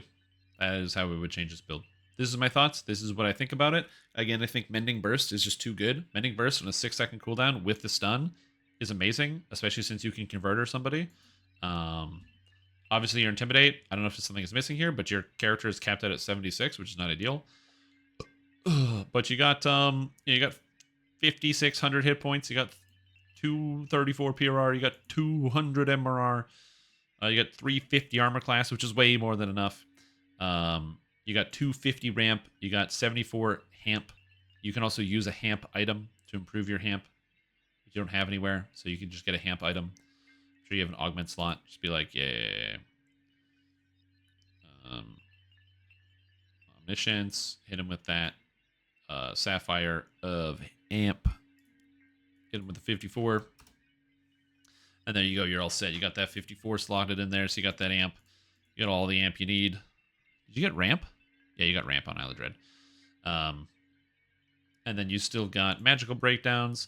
This is going to be the harder part, 2800. You have a reasonable amount of spell points, but it's still going to be, just something you have to keep a little bit on top of, but 2800 should be fine. You're not actually casting spells for the most part. With spell power, landing, it is what it is. Oh yeah, kinetic discharge. You got to put that deific warding up there. Yeah, you got the empower and maximize. You got the quicken turned on. And you're all set. Yeah, so somewhere around that. That's not bad. That's not bad. So yeah, that's what I would do. That's how I would make those changes. Look at that armor class. Woo-wee. The build probably War Domain. Oh, sorry. I missed it. Because I was kind of focusing. Dry Dark Apostate, Short Sword, Favorite, Killers and Damage, Shadow Blade, Blood and View, War Priest. What's your thoughts? I made a video of a melee cleric called My Build is Bad and I Should Feel Bad, and it was a dual wield charisma to hit and damage cleric, and I was very upset, and it was a draw. It's just disappointing. It just doesn't do as good damage as you want it to do. You can do it. It just doesn't do as good damage as you want. That's my main issue. It's slower than I wanted. It works really well, I will say, for like through Elite and Reaper 1, but anything higher than that, it doesn't feel very good. So if you're doing Elite and Reaper 1, you'll have a very good time. And yes, always War Domain. If you're a melee cleric, you have to do War Domain. And two weapon fighting versus single weapon fighting. For Dark Apostate, I like single weapon fighting because of the use of the offhand. You can use an orb for light damage. Either the Coalesced Coinage, which is the light damage orb, Insightful Radiance orb from Another Man's Treasure, or the Resplendent Fury also fits in, and it's quite good. Do enough damage to not suck. Not sure about how good the rune armor will be. Well, you just grab the extra threat, right? So your character currently is sitting at... Where's threat generation? Offensive... Is it offensive breakdowns? Threat. Spell threat. You're at 900%. It's not bad. Because you've got both of these. You got 900% spell threat. Plus the intimidate. Like, your character's not going to do a lot of damage. But you've got 900% spell threat. So you're going to be able to hold aggro.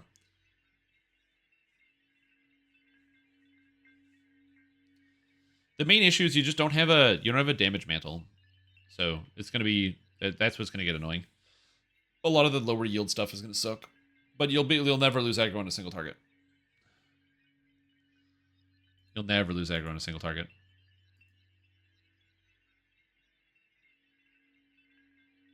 Oh, you've got the Tovin's Hammer set. Oh shit, this item set's wacky. I'm going to put this away before I lose my mind.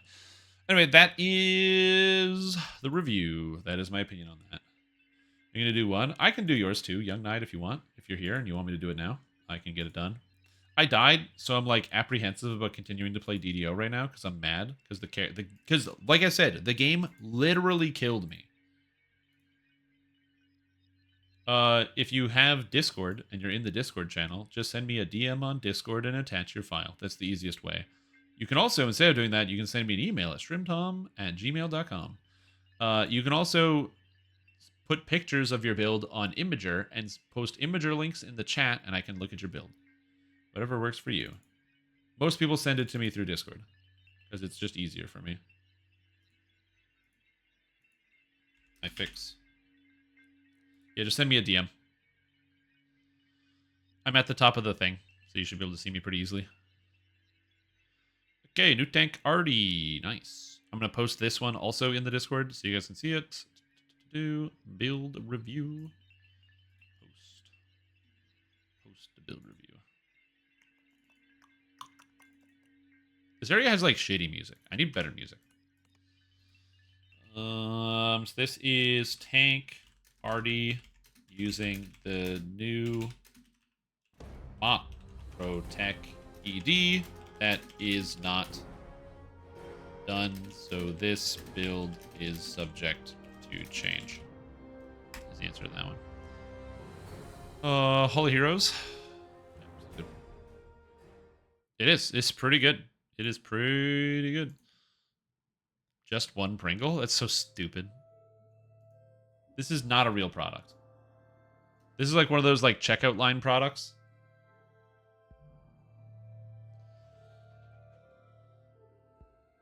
There's no way.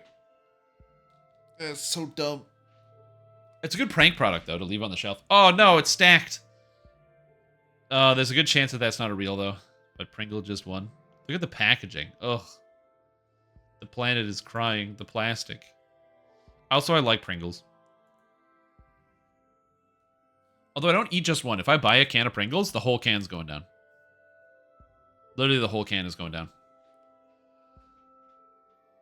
The only problem I have with Pringles is that my hand doesn't fit in the tube because like my hands are too big.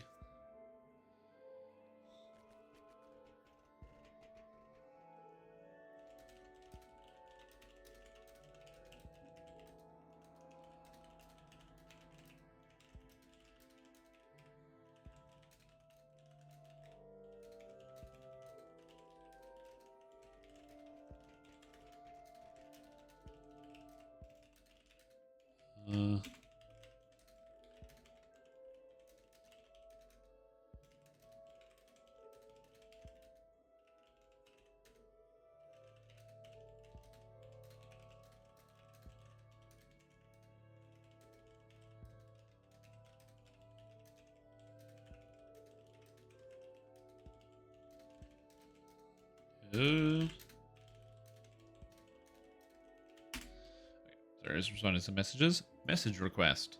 Young Nide. Oh, hello. I hate how they Discord change it, so now instead of it getting a direct DM, it goes in as a message request.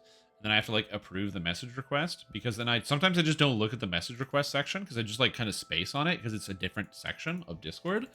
And then I don't look at it. And then I actually check the section and somebody like sent me a DM like 3 weeks ago. And I'm like, oops. My bad. Oh, what is this? Meat by the feet.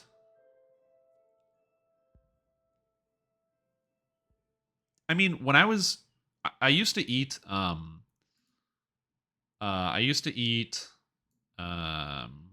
like beef jerky and like those meat sticks and stuff all the time. So there's a younger me would have eaten this like crazy. Also, Subsukai, how you doing? Softcore carries through legendary hard skeletons. Pretty pleased? No, thanks. Actually, I do want to do that, but I have to do this build review because I committed to doing it.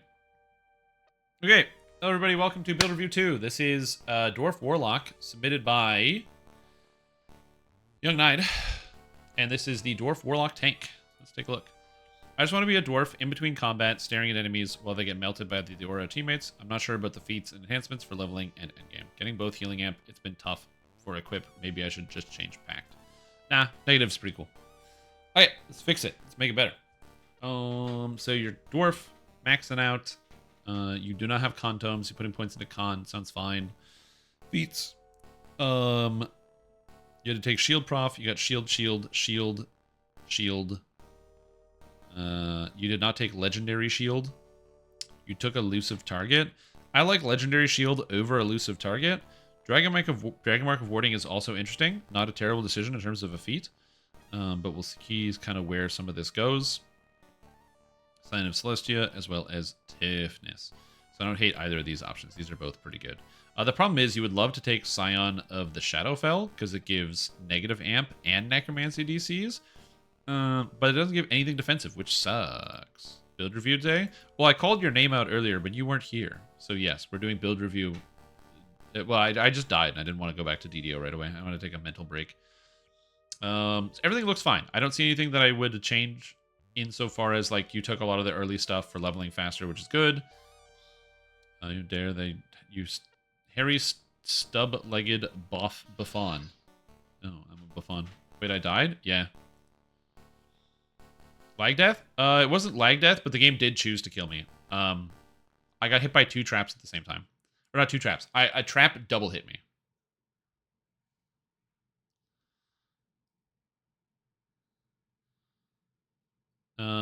I got double hit by a trap, which is unfortunate. Okay, I don't see any issues here. We'll see the enhancements. See how I feel. Oh, that's too many points spent in the dwarf tree. This ability is bad. So that's a problem here. So we just do that right away. Don't need to look at anything else yet. I also hate this 20 points spent in Dwarf. I guess this is not the worst because you get quality hit points. But there's way cheaper quality hit point bonuses as well. Because we can save 6 points. The question is, what would you do with 6 points? Do you have all the enhancement trees or no? Because that is going to affect this build as well. Because also, if you're a tank, you want to put Taint the Aura on, which is good. You also want the movement speed so you can be faster. So there's a lot of things we can do to this. Damage. You got defenses. This is good. You got this. You don't need shield because you're using a shield. That's fine. You don't grab brutality, which you also kind of want for the extra threat generation, but we can overcome that in the future. But yeah, so you get the 5% quality there. But if you're going on Yielding Sentinel, you get the 5% quality here, so they don't actually stack together. Okay, so you have no universal enhancement trees. Okay, sounds good. So you don't need this because that doesn't stack. You get technically the fortitude saves is there, but yeah, you can take that out. So you just save 9 points, which is pretty rad. You don't need anything else in this tree. But in Soul Eater, you want Consume, put a point into something, because you want Taint the Aura. What Taint the Aura does is it makes it so that when you hit a monster with Consume, which is really easy because it's just one of your buttons that you press, now that monster has minus 10 physical and magical resistance rating, and that means it dies way faster. That means you do 10% more damage to it, and all of your allies do 10% more damage to it. Most people won't have that because there are not a lot of Warlocks. So this is a very, very good choice, something I would definitely recommend. The rest of the stuff is not as important. Technically, you can also take No Worse Fate, which causes enemies to become shaken, which basically just means that monsters are feared, which is also a good option. So I do like that one as well. So again, I also do like this. 10 free PRR and MRR. Oh, I'm curious as to what you're talking about. Outside of Tainted Scholar, there's nothing else really that you're going to want to take here. Everything that you've got is pretty good. The extra pact damage is not that great. Now, Bewitching Blast is actually very, very, very good and is technically an option.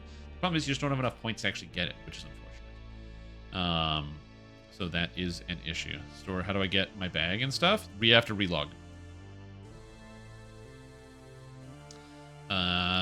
So what I would do here is, for me personally, probably go with Feeding Frenzy, Inhuman Nature, and No Worse Fate. This causes the enemy to be shaken. So they don't have the universal enhancement trees. We just kind of established that. So unfortunately, I can't do that. But that would be very cool. But yeah, so No Worse Fate is here. And we should be good. Yeah, unfortunately, they don't know the trees. So this way, you don't really need the immunity to fear. But it is nice to have. But you get melee range and Eldritch Blast attacks that cause enemy to be shaken for 6 seconds. So -2 to all saves, -4 to fortitude saves. You're already giving -6 to enemy fortitude saves. You're reducing their PR and MRR by 2 when you hit them with Consume. And you get movement speed, 20% increased movement speed, which means you can get to targets faster than anyone else. You just gotta remember to use Consume. But it's pretty easy because you only have Eldritch Burst, Spirit Blast, and Consume. That's all the buttons you press in combat. So that's really, really good. So super powerful right here. You have Fate Arc. Oh, you own... Yeah, this was asking, like, do you own any of the trees? Because you just didn't have them selected, so I assume you didn't own them. Fate Arc Illusionist is also an option, because you can go Fate Arc Illusionist for You've Got My Back for 10 PRR and MRR, which is also quite good. I kind of like the offensive angle, because Warlocks already tend to be very defensive in general, so I still like my line. But yeah, what you can do is you can take... You've Got My Back, and then because if you have Shield and Night Shield, you get 10 PRR and MRR, depending on what your spells are that you have. So, like, you took none of them, but you could either take Night Shield and Shield, and then get plus 10 PRR and MRR, which is not bad, as an option. Also, a spell I'm going to put in here so you don't forget is Dark Discorporation. Dark Discorporation gives you all damage... damage from all sources is reduced by 50%. It's really good. So what you do is you just cast this when you don't want to take damage. You just stop interacting with targets. You just, like, literally stop attacking things after you intimidate and cast Dark Discorporation, and then you take half damage from everything. It's really good. Anyway, back to what we're talking about. So I like that.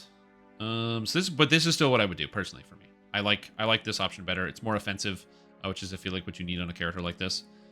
Let's go to the epics. Epic Destinies. So you've got Unyielding Sentinel, You're picking up the mastery. You've got the taunt with the shield. I like it. You've got the shield prowess, which is good. You've got this. You got this. You didn't pick up on the hit points. I like 60 health. I like it. Really do. I don't think you need brace for impact because you're undead, so I would just get rid of that entirely. So 1, 2, 3, that's fine. Something like that because this is 40 hit points. You don't really need the fortification because your character is undead. You get 100% already. These are good, so I like that. Everything is good here. I wouldn't make this any changes. This all seems pretty good. You went Exalted Angel to use the mantle, but you're already using the mantle of the Sentinel. So I definitely wouldn't do that at all. Also, I don't like Exalted Angel here because it doesn't really work with your kit. It doesn't really give you any negative damage or direct damage. So I feel like you're going to be missing out. So this won't help you grab aggro either, which is a bit of a problem. So the main problem is that Exalted Angel doesn't synergize with your damage. The Holy Presence is not helpful because your character already has like the temp HP and stuff. And healing up in epics is a no-brainer because you have like access to renewal, among other things. So I don't super love this, and by I don't super love this, I mean I really hate this. So I would change. I would change this entirely. So because I do like having Angelic Charge. I don't think this is something you need to entirely get rid of, but I'm going to do something that you're going to see a lot on spell tanks, and this is going to make some people mad. But you might be familiar with the Primal Avatar tree. You see, Primal Avatar tree is great for casters who don't really do a lot of damage, who want to hold aggro as a tank, because you get this cool ability called Shardstorm. It's an attack that damages enemies. That's smart targeting, so you have to choose which one, and it gives you a temporary hit point shield of 25% of your hit points. It's basically better than any other thing you can choose to do. It's quite good. It's basically like healing, but since your character already has 3,000 hit points, this is like healing for 1,200. And you can do it all the time. And it does damage. And it holds aggro. It's very good. So, big fan. So that's what I would do 100%. So I would axe this. On top of that, it also gives you access to some cool stuff. Like, look at this. Now you've got Rejuvenation Cocoon. We've got Carrion Swarm. Now we've got Shard Storm. We can get the upgrade for all of this. Look at that. And 15% elemental absorptions. You take less damage from the elements. And it leaves you with 10 points left over. So now, with those 10 points remaining, you mentioned how you had healing amp problems. Don't worry. That's why we have Divine Crusader. Because Divine Crusader has amplification and defensive stats built right in. Although, I don't think you can get past the first core. So now I don't like Divine Crusader anymore. I was kind of hoping to grab one of these, but the first core just makes me sad. It's too sad to get past here. This is actually where you would want to use the, like, because Magus the Eclipse is, like, not great because it gives you Impregnable Mind. Null Magic Aura is sick, but you're never going to get it. I'm trying to figure out how you get hit points. Fire over Sky for negative damage. The problem with Fire over Sky for negative damage is that, then you can't take Carrion Swarm. Yeah. Oh, you're talking here. Oh, yeah, I just took something at random. True. Yeah, I just literally picked something at random. Like, you want this for the light and positive spell power? Yeah, that's fine. That's a perfectly fine thing. I just picked something at random. I wasn't actually reading it. Man, look at that. 10 points. If only you had 11, huh? That's just sad. Because Null Magic Aura is really good.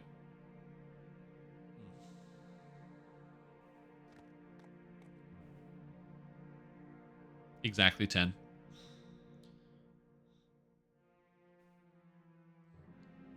Do you have 11 points? If you have one tome, 1 point, then that will get you Null Magic Aura. I like Null Magic Aura. The problem with your characters is just a little... You also need some more hit points, and I don't really know how to solve the hit point problem, unless... Do you have items in here? You have some items in here already. Okay, yeah. 8-piece Winter. We can probably tune this up a bit. But yeah. Annealing, let's do the leave 1 point fortification for a reason. Yeah, to get up to the next tier. Let's get up to the next tier. You have to put 1 point somewhere. Does Don more past lives? Yeah. But yeah, the reason why Magus is nice is because not only does it give you negative spell power, among other things, but you also get the null magic aura. So what this does is you press this button, and for 20 seconds, every single living, breathing person that's nearby you is completely immune to magic. When I say immune, I mean you take 0 damage. The spells do nothing negative. They have no negative effects. You become completely immune to magic, and you can do this every 2 minutes for 20 seconds. So it's pretty much just like every second fight or every third fight, you're immune to magic. Sweet. And that's what I would probably do on this build. The other option would be just going Fury of the Wild and going hit points, hit points, hit points, and grabbing defensive stats on hit points, which is also an option. Because Primal Scream gives you Constitution, so you go like boom, boom, bam, saving throws versus traps, Primal Scream, get the hit points, more defensive stats, and then like die hardest, and then have more hit points, which is an option. But what I would definitely do instead of that, put this in here. One of these. I think more flavorful and fits the character a bit better is getting no fail will saves on a 1. Grab Grand Summoner here. Take Deepening Arcana. You can grab one of the summons if you wanted. You can also grab Moonlight or the Eclipse spells to get you some more AoE damage if you want to have things hold onto aggro easier, which is also not bad. So grab like Dark Light of the Moon, which gives you AoE negative damage, which lets you hold on to targets. So it basically puts a zone down. You ever use Consecrate in World of Warcraft when you play Paladin, where you drop this aura that deals damage to monsters? And it like helps you hold aggro. You basically get that with this because you can target somebody. You can still have a Call Upon, so you can still grab like the Living Meteor Swarm, which gives you extra damage, and then grab the Null Magic Aura. The Meteor Swarm is free, and you can just summon it all the time, and it does a reasonable amount of damage. Guard Up. The problem with Guard Up is that the Epic Strike here is Carrion Swarm, because you need to hold aggro and stuff.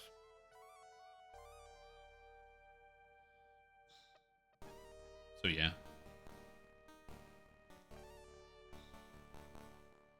That's because there's too many different things. This is the problem with having pet stuff in your tree, is pet stuff is bad. Also, Mantle, Mantle, Mantle, Mantle. Epic Strike, Epic Strike, Epic Strike. So if you don't take the Mantle or the Epic Strike, you don't take the Epic Strike because it's bad, and you don't always take the Mantle. There's just a lot of dead space in here. Yeah, this is probably what I would change for your build. I like the Magus of the Eclipse. Null Magic Aura is a fantastic ability, especially for a character like this, who you have a lot of temporary hit points, so the melee hits that are coming in, you're going to be constantly getting temp HP coming back. Constantly temp HP is going to like kind of go as an in-betweener for a lot of that damage. But it's the big bursty hits that's going to get you. You go in and you eat that Disintegrate or some other bigger effect. And with the Null Magic Aura, you're just immune to that. And not only are you immune to that, you walk into a field of Abishai, you know, a dangerous pack of monsters. You pop this sucker, and then all of a sudden, boom, all their spells do nothing, and all their spells do nothing to your allies. Completely immune to magic. It's very cool. You become this, like, AoE, like, god, basically. Damage to level and epics? Yeah, because you just take these two. Just take Carrion Storm and Shard Storm first. And then you'll level through epics, no problem. Maximize and Power Quicken, maximize and Power Quicken. Fill up Primal Avatar, then Magus, and do Unyielding last. From that, you a dead magic zone? Yeah, no magic. And the thing is, I know it's like, oh, but it's got 20-second duration and 2-minute cooldown. What this means is basically always use it, and you'll usually have it up. Any good ways to increase the Monk MRR cap? Naya Stools, Mind Over Matter. That's what a lot of people do, is Mind Over Matter. Mind. So they use this set. So you use 2 of these rings. So there's Tumbleweed, the Ring of Thelis, and Omniscience, and you use 2 of them. It gives you PRR and MRR and MRR cap. And that's what a lot of people do. Because if you're playing as a melee, you can use Omniscience, shield bonus, riposte, resistance, fortification. Just a good ring with all good stats. And then you use the Tumbleweed, Insightful Dex, Accuracy, Deadly, and Exceptional Nimble skills. Plus you get the set bonus. So that's what a lot of people do. So the Mind Over Matter set is what you do. Yeah, 2-weapon fighting defense, or 2-weapon defense is also good too. Yep, very true. Oh, this item's so bad. Oh god. Nope, stop looking at items. It was not paid for. It's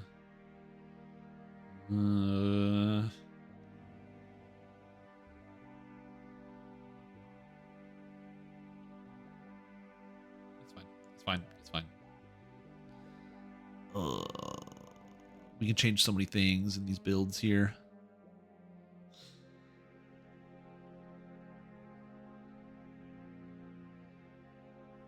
Oh, so many things I want to change. Do you own Isla Dread? I want to make some quick adjustments. If you don't own Isla Dread, I'm going to touch nothing because this isn't terrible. But if you own Isla Dread, I want to make some quick adjustments. Okay, sick. Also, you don't have any filigrees in here.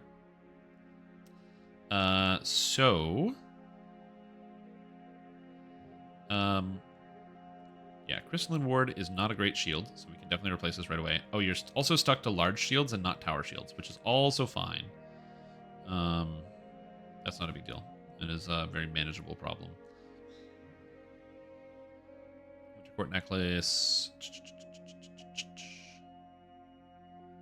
Okay, so I don't like this item at all. So I'm gonna axe this because that doesn't stack. Okay, so oh, what about raid gear? How do you feel about raid gear? No, I'm just gonna throw something together super quick.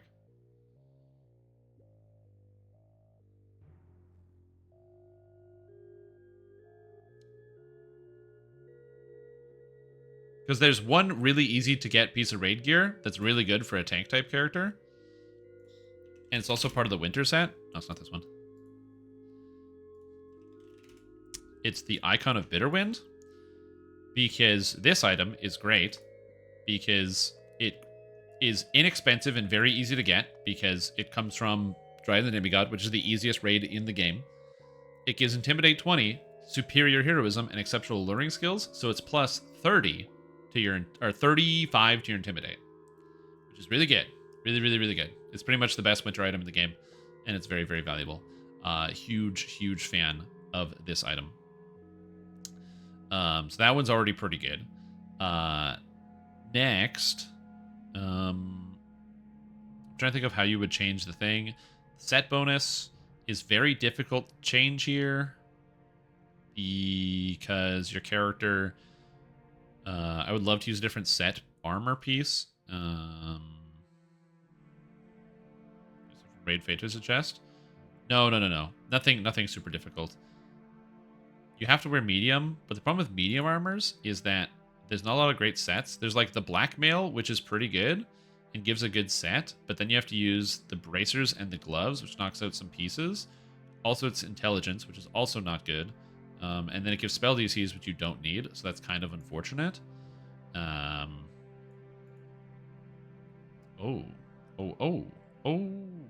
Sets. Temple sets, eh? Temple sets.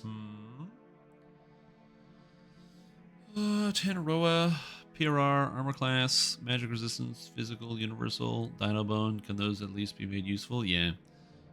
I'm just looking around. I think snow scale is probably what you'd want to put in here, because snow scale at least fits up the winter, and you can replace a bunch of winter gear. I know this is a 10-piece winter set. Oh, another thing you have to do is you can't use the winter cloak because it gives you life sealed. Life sealed reduces the amount of healing you get from negative, and since your character is undead, you really don't want to do that. Let's get rid of that. Let's just kill this. Legendary Crown of Snow, cool, but useless. Let's kill that.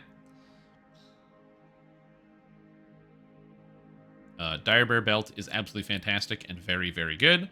Nocturne Ring, very cool because it's got command, so it fits with this. If there's a better piece of command gear, we'll probably use that. You definitely don't need 8 pieces here, So I'm going to try to cut more winter pieces. Where do you have, how do you have 8? 1, 2, 3, 4, 5, 6, 7, 8. Wait, 1, 2, 3, 4, 5, 6, 7, 8. Yeah, 8 pieces. So you don't need 8. Get Lindell's belt? No, I think that the Dire Bear belt is perfectly fine here. I think this is a good item. I mean, you have the cloak and the helmet slot entirely open too. So my brain is like, isn't there like a tank armor set specifically for this? But then all these things are already on the winter set, which is like the main issue. But what if instead you got like the Defender of Tanaroa, which gives equipped healing amp? Now that cloak kind of sucks. So Crarium is intelligence. This one, Ancestors, also kind of sucks. Isn't there like a good set in this game that isn't bad, that is actually kind of good? Or am I confused?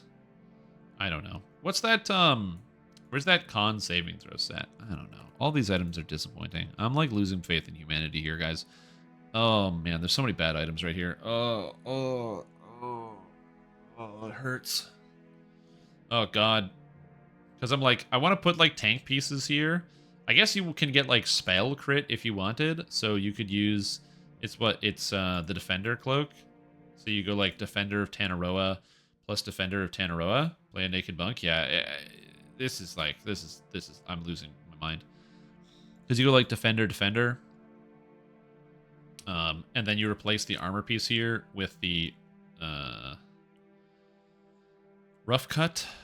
I think this one here, because it's got Defender of Tanaroa, plus it's got Con, Insightful Spell Resistance, Quality Dodge, Insightful Fortification. So you slam this one in here as well, which then cuts out that winter set, so you're not worried about that. So now you got Defender of Tanaroa. Why do you want that? It's got the MRR, so you have PRR and the MRR. It double dips on the amp, but then you get the crit chance as well. Plus you get the healing amp bonus here. You have Death Block, which you still need. Natural Armor, which stacks, but whatever. Wisdom, as well as Wisdom for the actual extra saving throws. Fear Immunity, which you already have. Healing Lore, which you don't fucking need. Oh god, everything's pain.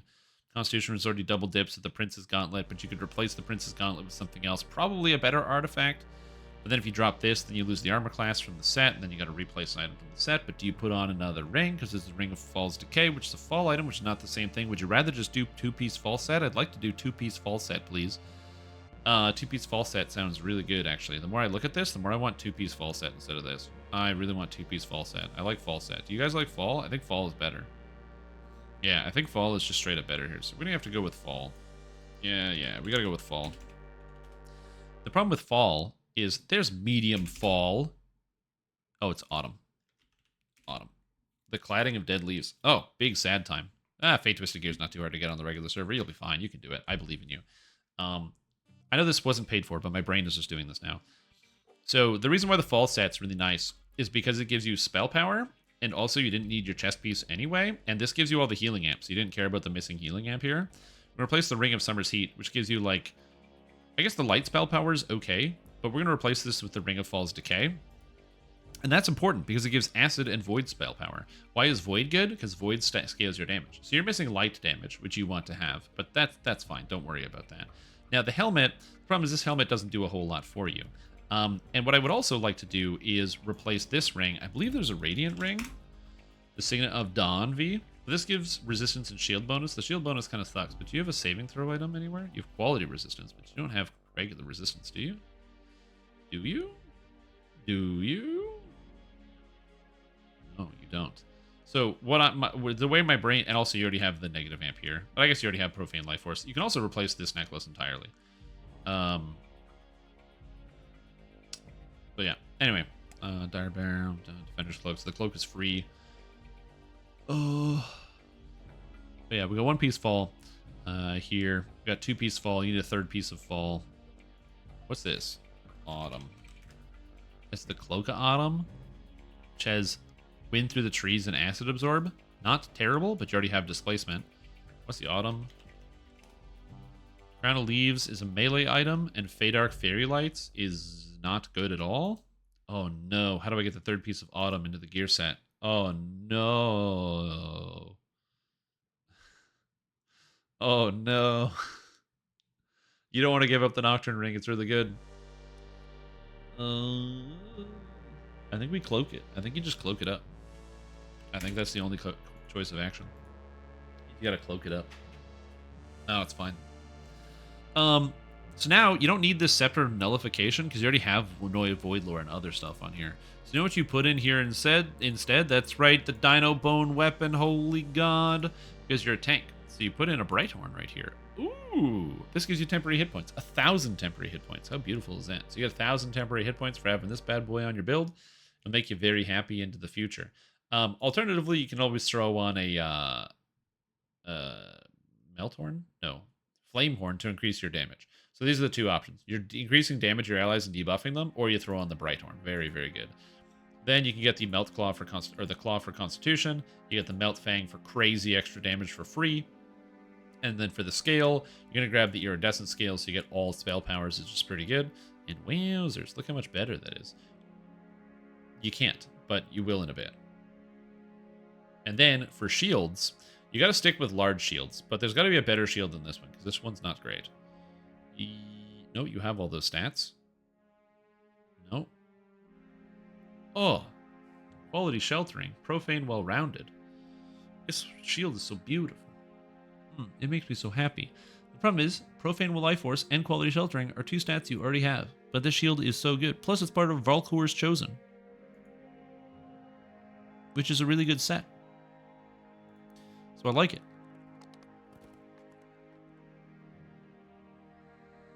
How do you get Volkor's Chosen? I'm still here. Good.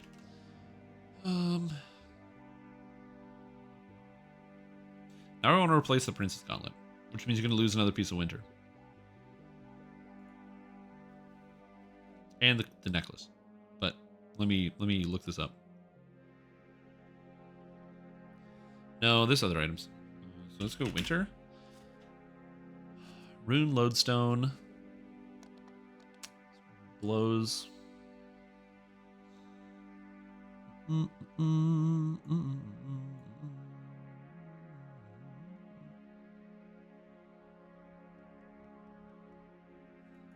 and then we go to Volk.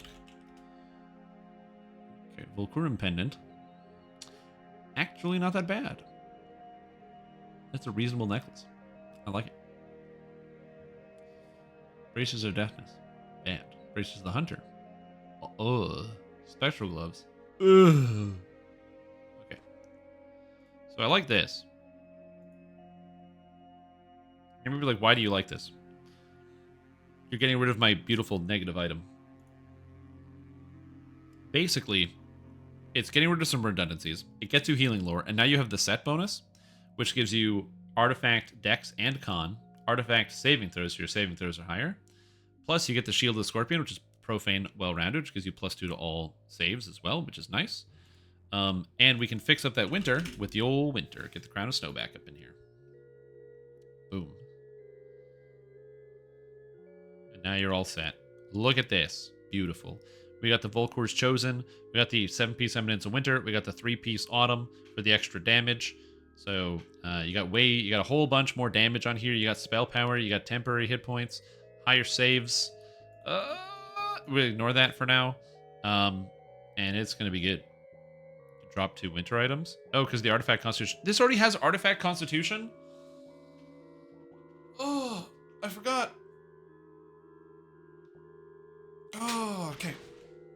The problem is you can't really drop 2 pieces because this gives vitality and quality false life, and I don't know what else gives vitality and false life. Is there a vitality? Salt Iron Bracer? No. Manacles of Justice?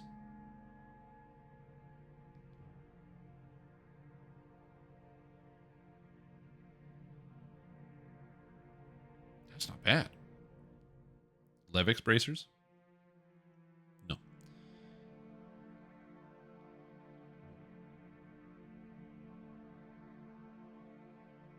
That's not bad either. That's pretty good. Gives you the cloak back too, because then you don't need the Cloak of Autumn. Oh. Oh, now you get a free cloak. You can spend this on whatever you want. You get a cloak and a helmet. I don't think this is a set that uses a cloak and a helmet, but you could. Ruined Glory. No, that's not helpful here. No, it is free, yeah. So now you have sheltering, insightful sheltering, quality sheltering.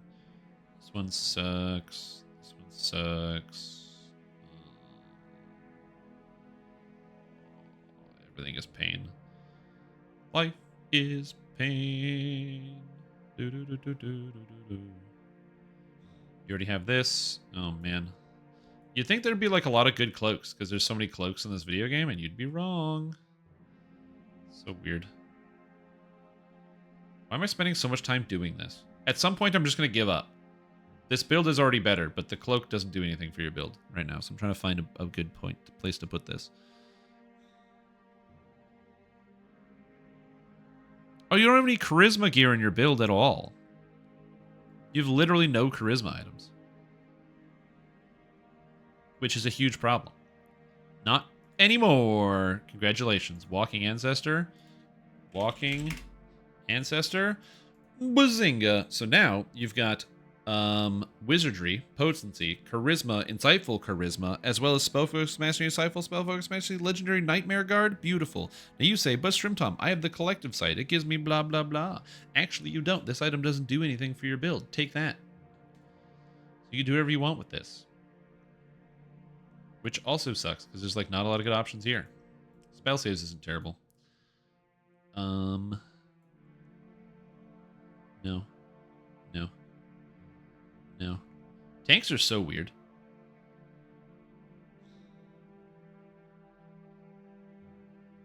There's quality Intimidate.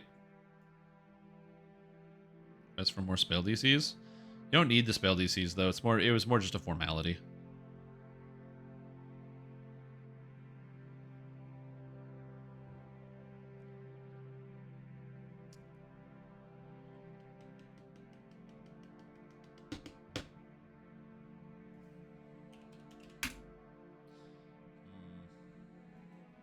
I'm just digging the hole deeper and deeper. This is what you do, man. Sometimes you just focus on stuff and you got to get it done. Thrall's goggles are not the worst. Yeah. Or were they? Dust lenses. Insightful potency. It's okay. I did finish Baldur's Gate 1. That's not the worst item.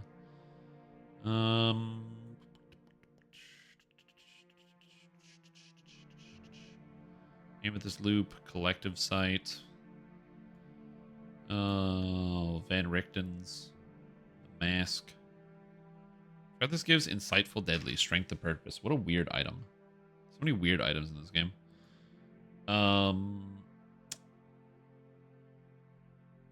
You know, not a lot of good choices. That's not that there's not a lot of good choices. That's not correct. It's just there's like not a lot of clear choices. Goggles from DOJ. Yeah, you could get DOJ for your wisdom. Time sensing. I'm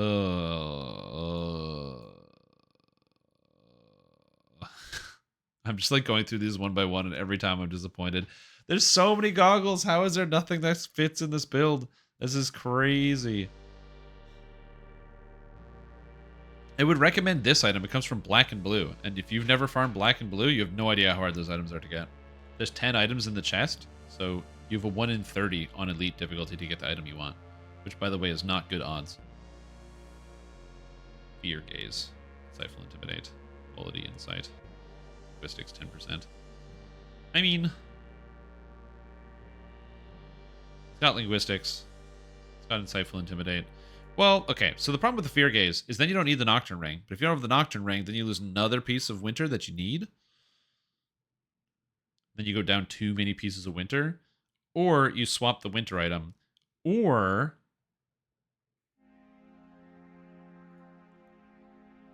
okay, what was that item? That was Fear Gaze? Hold on.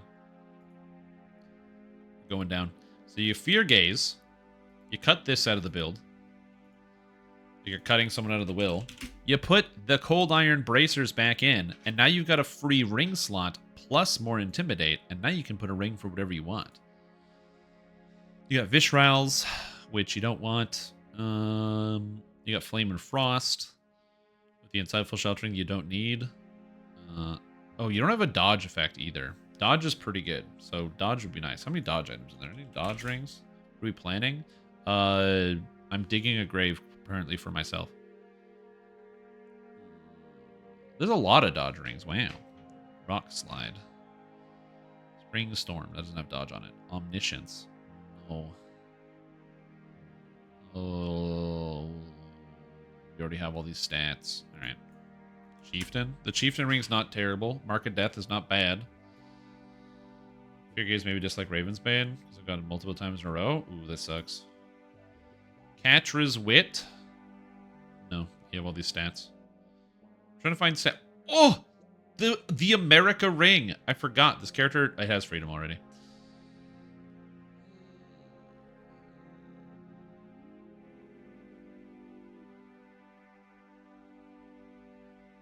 Alright. Signet Adelanvi sounds right. The reason why this is right is because you need Radiance and Light spell power. And you don't have it. And now you do. Plus it gives you all saves. The shield bonus doesn't stack, but, you know. I'm out of energy.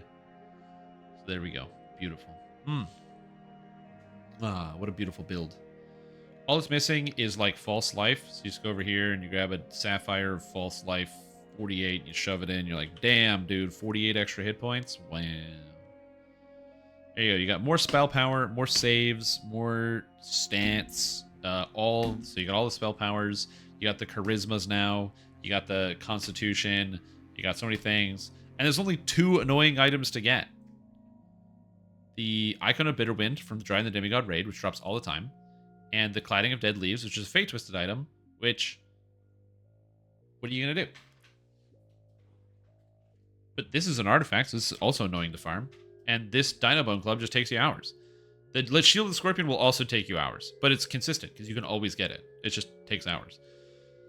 Also the Volcorum Pendant. Man, you know what? Oh, you can farm these at the same time. That's what I'm saying. That's what I'm saying. That's how you do that. All right. Enough of that. That was too much. Holy Christ. Too many build things. What is this file even called? Dwarf Warlock Tank. Here you go. Good Fate Twist opportunity. People know that constantly for bracers. They do. Dig a little bit more? No, I don't.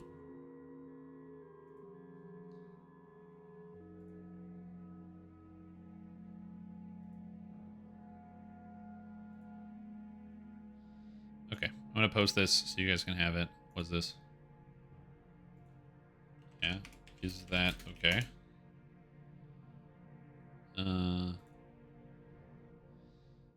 Post, upload. Dwarf Warlock Tank. This is Abyss Warlock Tank for... what type of content are you trying to do with this? What's your limitation of what you want to do with this? Your expectation. Are you did you want to, like, you know, I wouldn't super recommend this for R10s, but this could tank some R7s reasonably well. It really struggles against Doom Reapers. This thing really struggles against Doom Reapers. But that's a Warlock problem in general. Warlocks really struggle against Doom Reapers. Because they can't, never done R10, R7 sounds good, yeah. R7 would be where I would stop, because then Doom Reapers are not going to kill you that fast. So I think you can tank, because the problem is your hit points, it's not actually this low. You have a ton of temporary hit points, because your constitution. So you have a ton of temporary hit points, but it's still going to be tough, because you need more health. Yeah, but it just takes you time to learn to tank Dooms.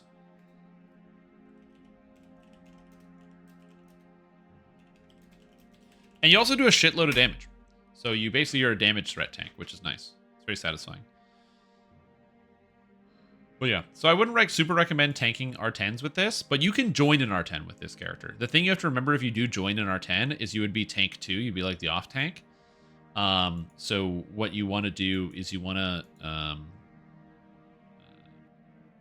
post on the forums. I'm not going to post on the forums, but it is in my Discord under the build reviews section. So if you want to download it, you can download it today. So yeah. I got a free LR, or was that from a random expansion about years ago? Everybody. Sarkva, are you here? And if you are, I would do your build review, but I'm also very tired and mentally tired of doing build reviews, so it might be lower quality. Do you want me to do it now or later?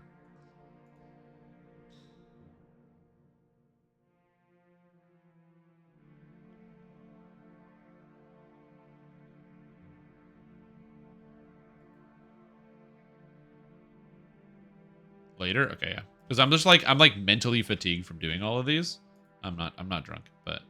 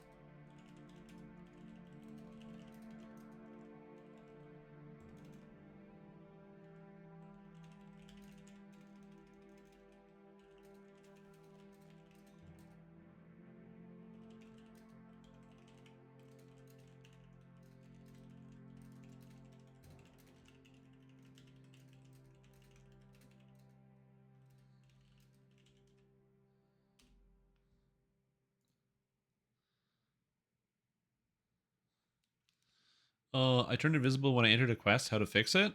Oh, what? I've never had that problem. Can you rehydrate, but with coffee? I can, yeah. Peter Pepega's next quest.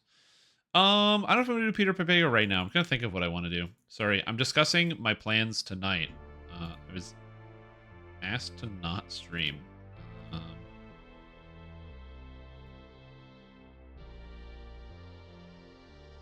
Oh, somebody sent me a build to review. Did they submit the build review? I don't know who you are. We support you? Thank you. I appreciate that. I do. What the fuck happened, dude? I just logged in. Pickle died, then Ventures, then Dugallo. So many deaths. What is this? You do. Whatever you do, don't play Hades. I wasn't gonna play Hades. What are the R10 raids or R10s on live? Oh, Float, are you still need somebody to fill your raid? Question mark? Oh, right, I left. Melee Meta got kicked out? Dude, I got kicked out of my own guild. It's true. You will get kicked. And I did.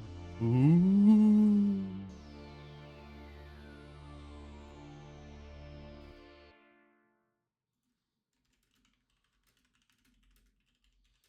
No, it's perfectly fine. I kicked myself. That sounds right. That sounds right. I probably did kick myself.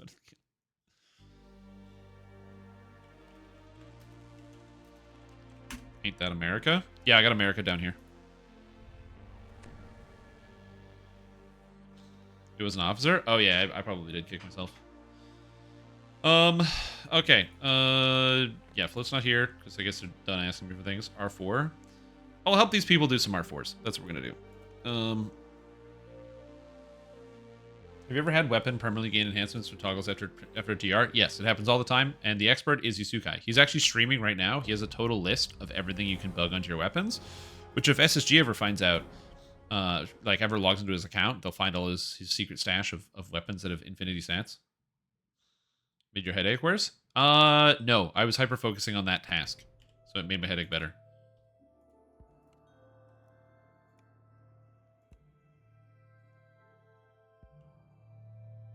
I didn't do anything, dude.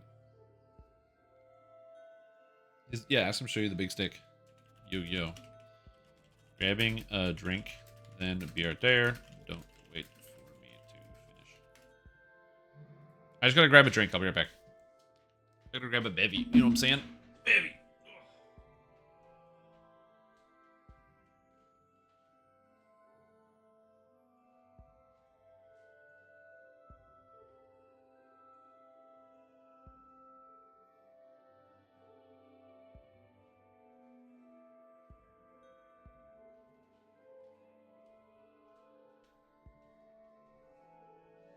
You know what mixes well with endgame R4s?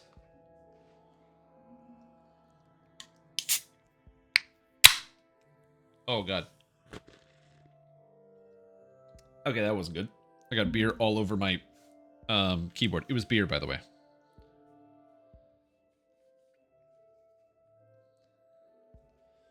All right.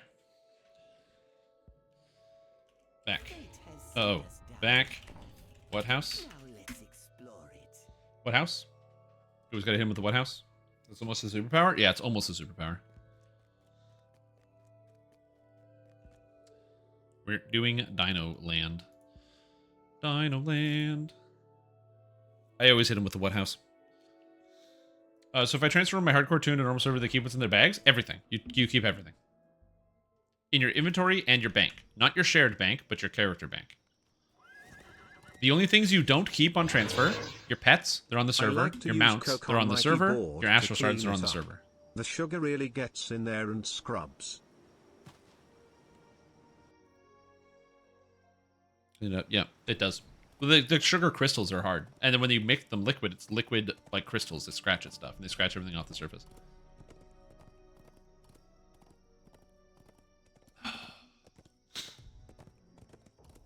Yeah, shared bank is on the server. That one was pretty obvious, but I just wanted to be clear about that one. One for daily dice. Yeah, I can see you. February beer. I actually have no idea how old this beer is. Because I did not buy it. I did not buy the beer. So, is this either my roommates or somebody left it in my fridge? So. Fortunately for me, my brother, who's very, very kind, he's coming over tomorrow for Canada Day to celebrate some stuff. And he's going to be bringing me beer. At least I hope so, because I asked him to. And I'm definitely going to pay him back. But I just couldn't make it out to the store to get the beer today. So hopefully he does do that. He's bringing you Guinness. Ah, perfect. I love Guinness. It's my favorite.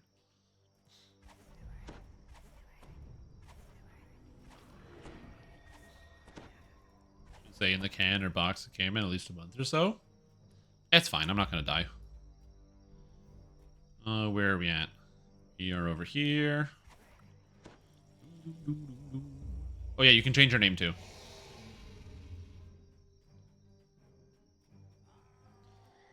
Hey, what's up everybody? Yo, this druid has so many hit points? What the hell? By the way, always use against dinosaurs, always use greater color spray. Even if your DC sucks, dinosaurs have terrible will saves.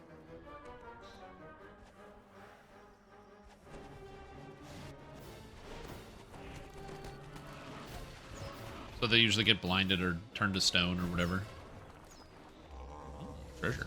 Probably shouldn't be looting stuff, but you know, it is what it is.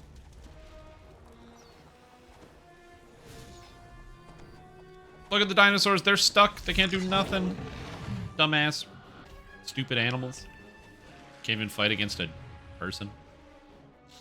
Fight against a, what do you call this guy? One of the old druids. To be fair, I'm coming at the dinosaurs with like magic god power.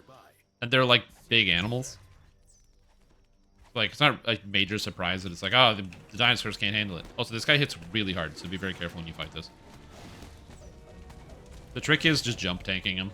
A lot of monsters, also if you're new to tanking, jump tank. Jump tank. You just stand in place, and when you're in the air, if you're at maximum height, they can't. When they attack you, they can't do anything.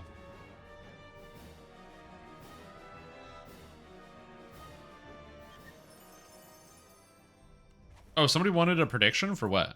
Like that I'm gonna die? It's morbid.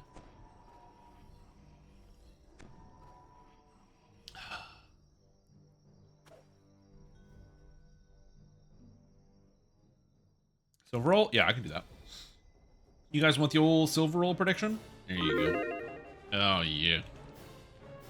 Yeah, I'm not going to die today. If you're like, oh, Streamtime, are you going to die in hardcore? No. Because I'm drinking alcohol? No. The only downside to drinking alcohol is today. So in about an hour's time, a little over an hour, I'm going to be logging into the Lord of the Rings Online to do one of the raids.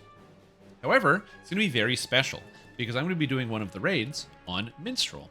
I am not generally a Minstrel player, but I've been practicing a lot, and I have my Minstrel pretty much fully geared at this point. So I'm ready to try out my skills in a raid scenario. But the new hotness is not healing Minstrel. Minstrel is one of the healer classes. No, no, no. The new hotness is the red Minstrel, where you deal damage to your foes by screaming at them to death. And so, I'm going to be doing my first raid, serious raid ever, on that character. Hopefully, it will be lots of fun. I'm looking forward to giving it a shot. But it's, you know, wait and see sort of scenario. So I don't know how it's going to go. Blast Minstrel? No, Sonic Blast got nerfed, sadly, yeah. Yeah, they nerfed Sonic Blast. Sorry, I nerfed Sonic Blast. I did it. And so you'll be able to see it.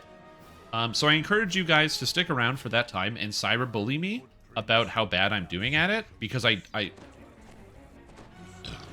Wait, we went right? Oh, okay. Oh, my bad. I'll be right there.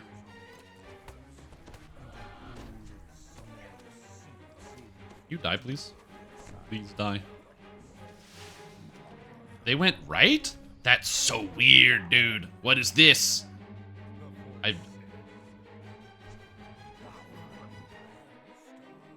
Literally, I've never gone right in this quest first, ever. Not even once. Something I learned a long time ago from playing the game Asheron's Call is that, and it holds true the majority of the time, the correct way to go through a dungeon is to the left. So if you've entered a dungeon you've never been in before, the correct path is usually the left path. And the reason is just relatively simple psychology. Most people are right-handed and will go to the right first. And so as a result, designers put things on the left first to encourage you to pretty much explore the entire area or an entire dungeon.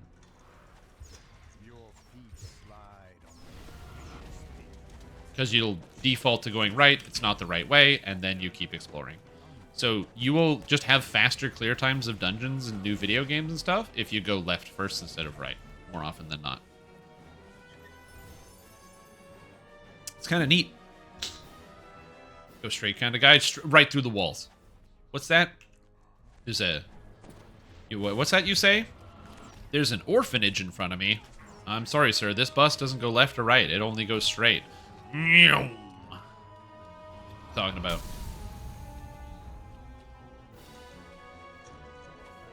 Helping those kids level up their dodge skill, you know what I'm saying? Oh, hey, what's up, lag?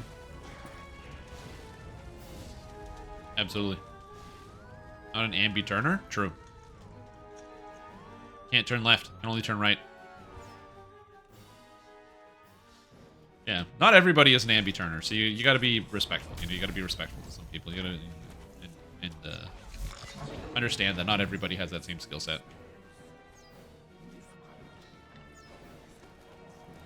No breaks. I know we have VIP bonus. Trying to do chart here. Just do the chart and then subtract 15%. Also, you don't need to do the chart. You just need to track the bonuses. The amount of XP you get doesn't really matter. It's mostly just the bonuses.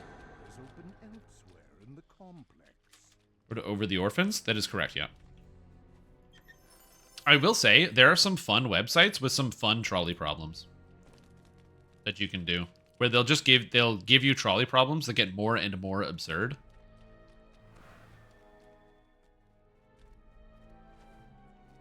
Like a game in and of itself. You know what kind of game? The game of life.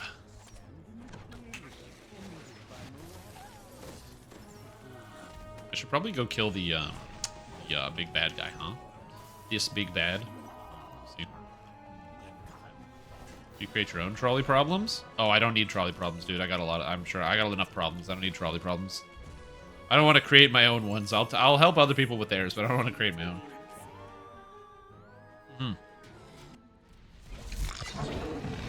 How long does the transfer take? About 5 minutes.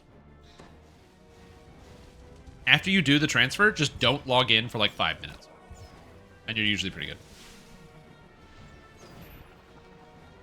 But just don't try to log in. If you try to log in, it can cause problems with the transfer, and that's usually what causes more problems than anything else with the transfers, is people will like try to log in as the transfer is going, and then it interrupts something, and then they're like, hey, something broke with my transfer, and then their character gets stuck in some weird limbo for like 100 years. Oh. I'm going to run away, because I am helpless. Oh, shit. That's probably fine. Could I get a heal? I am helpless. Strim. Oh, this lag. Thank you.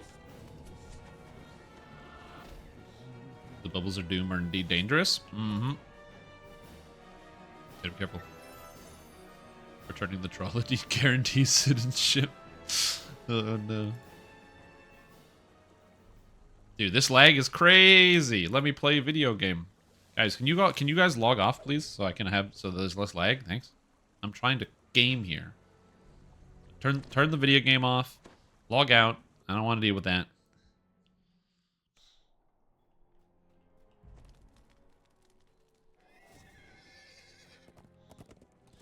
Gotta get that conquest. The Kool-Aid Man routine in your head? Yeah. Are they gonna do the last quest? I don't know the order in which these guys were doing the quest, so I'm not sure. Figure that as we go along. Oh hey, look at just a big giant boy. I just want to kill this guy. Or Glarmer. Or whatever his name is. Just excited. Which character? This is my capped character on Hardcore League. You may not like it, but this is peak performance. It's Blightcaster, level 20. So I've already got all the gear. I've already got the Reaper points, so I'm on 24. I'm just joining parties and helping people kind of get closer to some of their goals. Because a lot of people are still working on Hardcore and getting their characters ready before the end of the league. And so I'm just trying to help out, you know, and do my part. You just get people a little bit closer, do you know what I mean? Take that extra step.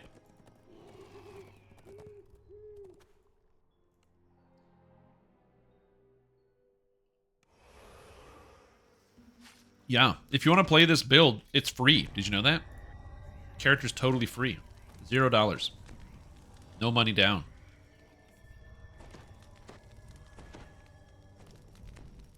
Oh, sorry, I forgot a comma. No, money down. Yeah,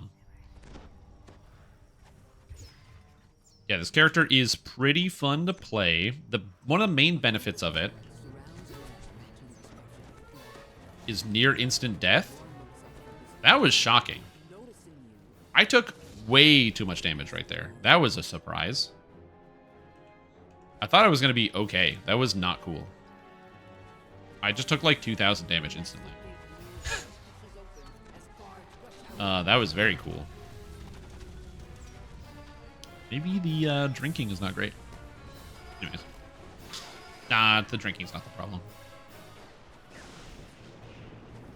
But yeah, also later tonight, as I said, we'll be doing the Baldur's Gate 2 after the raid. There. 2 characters in one day. If this character dies, I'd be pretty upsetty spaghetti if this character died. You know? Because this character is a lot of fun. And I'm enjoying helping people with the Reapers. But we'll see.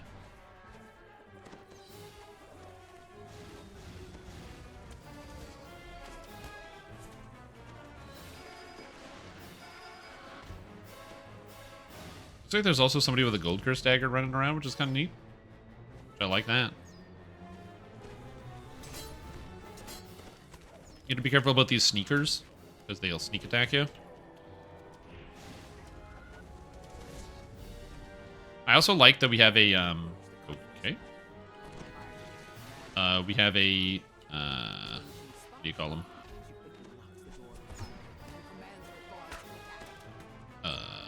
Favored soul in party, a caster favored soul. Soul fairy. Ooh, they're TR'd caster favored soul, which is very cool. Not a lot of people TR on the hardcore server. These are playing with mouse lock off. I can't seem to get the hang of it. Oh, I use toggle. I just right click, or I click and hold it, and then I let go. So I alternate between the two. I don't use like the actual like mouse look command. I think I have that. I think it's F11. If I press it, it's like, yeah, if I press F11, then it's always mouse look all the time. 4 players are in a static group. Yeah, but that's okay.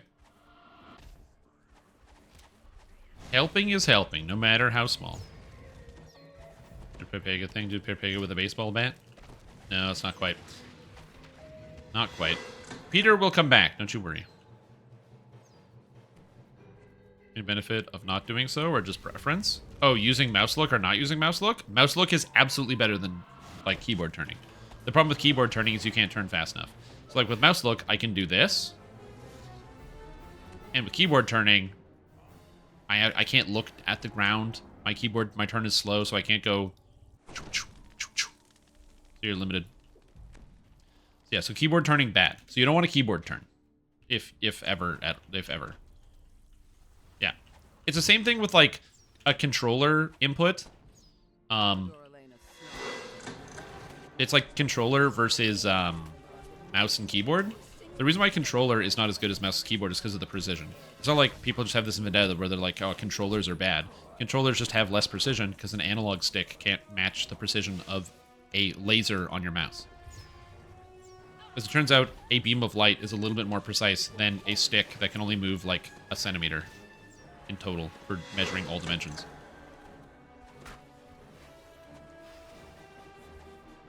I forgot how much damage all the monsters in Isle of Dread do. This area is very spooky.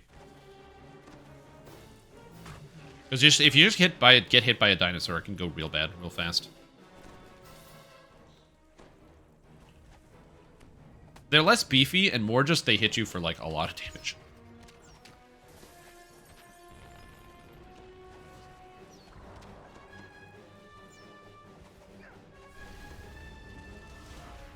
Remember that this is Hardcore League. If my character dies, I'll lose, like, I don't know, the 300 hours I put into this character so far. Which would be less than ideal. It is Isle of Dread, true. It's not Isle of, like, it's fine. Isle of, like, yeah, everything's cool. Voice the master. Voice. Tell him. Also, it's a break. How are you doing? Long time no see. How are ya? Are you, Oh, I have extra items I don't need. This is here. Here's a hardcore character. Best not make any lethal mistakes. See, I'm not making any mistakes. You know how oops, I was on the wrong thing. You know how I know I'm not making any mistakes? Because I've got Blue Moon. That's right. Delicious alcohol. Mistake-free gameplay. That's how you commit to making no mistakes. Nobody wants the topaz? Nobody. I literally had the wrong thing scene up. That's very funny. Bullywug traps I'm not worried about. Yep.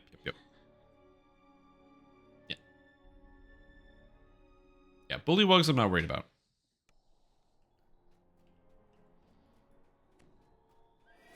Am I worried about bullywugs?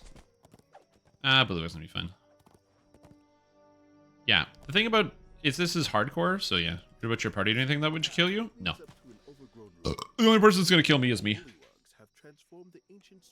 My character's too good, and I'm too good at the game. Maybe they're liabilities? No. If you get to this point on hardcore, usually you're like the idiots have been weeded out because they're all dead. If you're at this area in hardcore, everyone that would be a liability is dead already.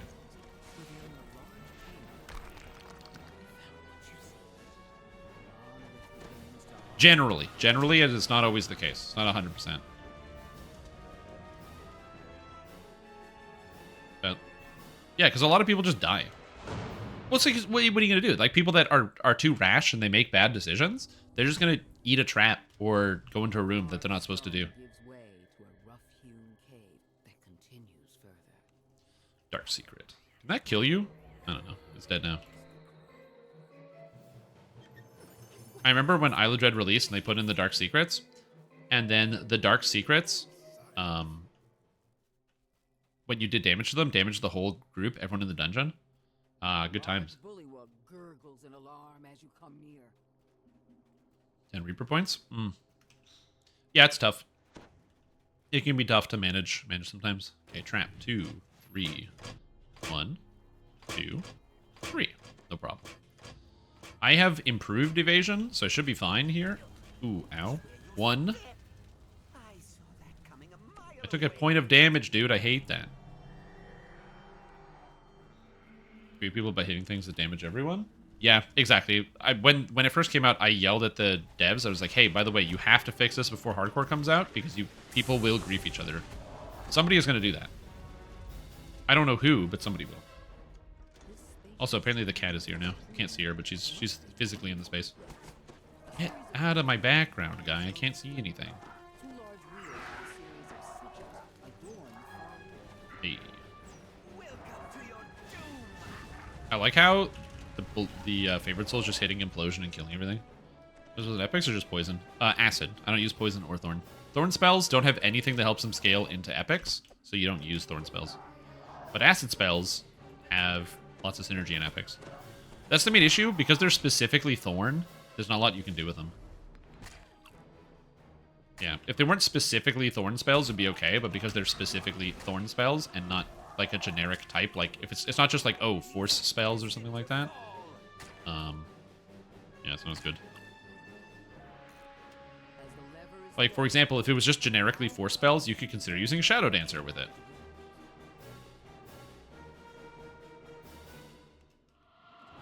Hello.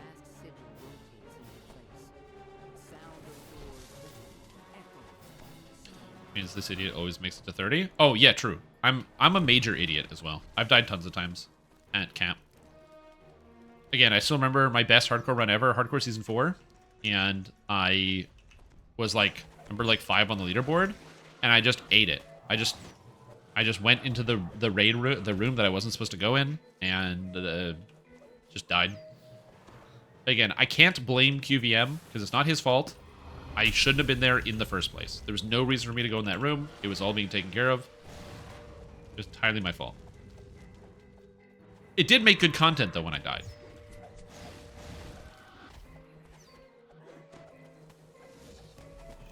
It was the final room of Legendary Tempest Spine on Elite.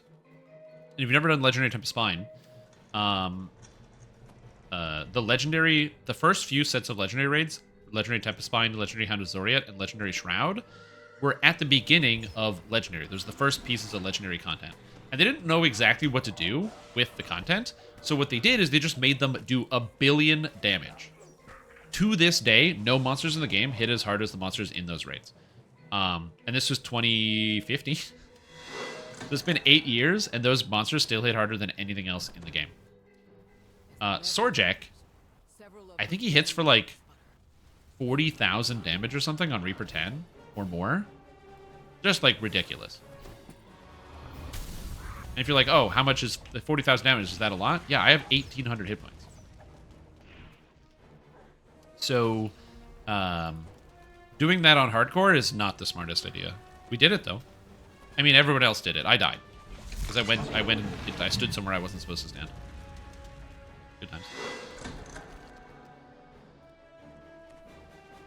But yeah, when that raid first came out, the only way we solved it, because it came out before Reaper mode as well, is you would just die and raise people repeatedly. That was the only way to get through it. Yeah, the Lich Avenger was also bad. Dying to a Lich Avenger was not ideal. Lich Avenger.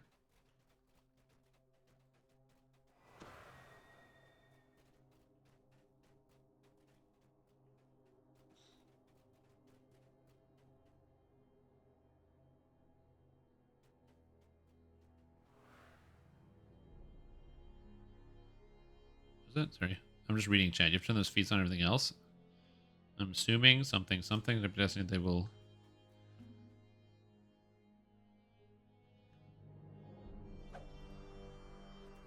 Metamagics will work on Rune Arm in Q60 with new ED. Second.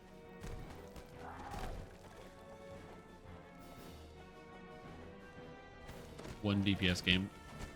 Yeah, exactly. Oh, God. Is that it?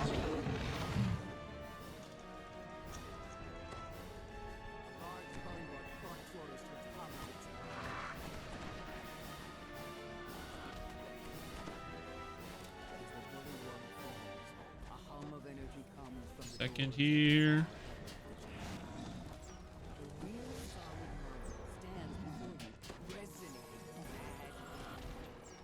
That's what I thought. Okay, we have one more monster since that's the only. Yeah. I have to close my door. Curses found in the Koku Temple at the island's heart.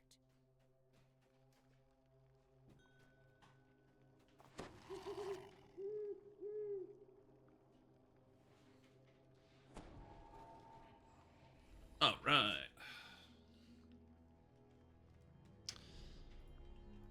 We are destined to succeed. Lost longsword, eh? Fabric. Canada shirt? Yeah. Tomorrow is Canada Day. As we established, today on the Fridays at 4 live stream with Cordovan, community manager of Dungeons & Dragons Online and Lord of the Rings Online. Cordovan, was talking about how he'll be having a few days off, and so will a lot of other staff members, because America Day is on Tuesday, and so a lot of people will have the day off in the office.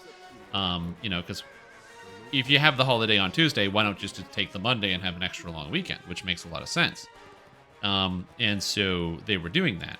And in this whole speech, he never mentioned one time that Canada Day is on Saturday, tomorrow. So what this confirms to me is that SSG does, in fact, it is canon. Sandstone Games, who produces Dungeons & Dragons Online and Lord of the Rings Online, does hate Canada. They all hate Canadians and Canada. It is official and a definite... it's a big L for them, because Canada's pretty good. So it is a big L for SSG, that they hate Canada. Now, some of you might also hate Canada, at which point it's not an L, but for me, L take.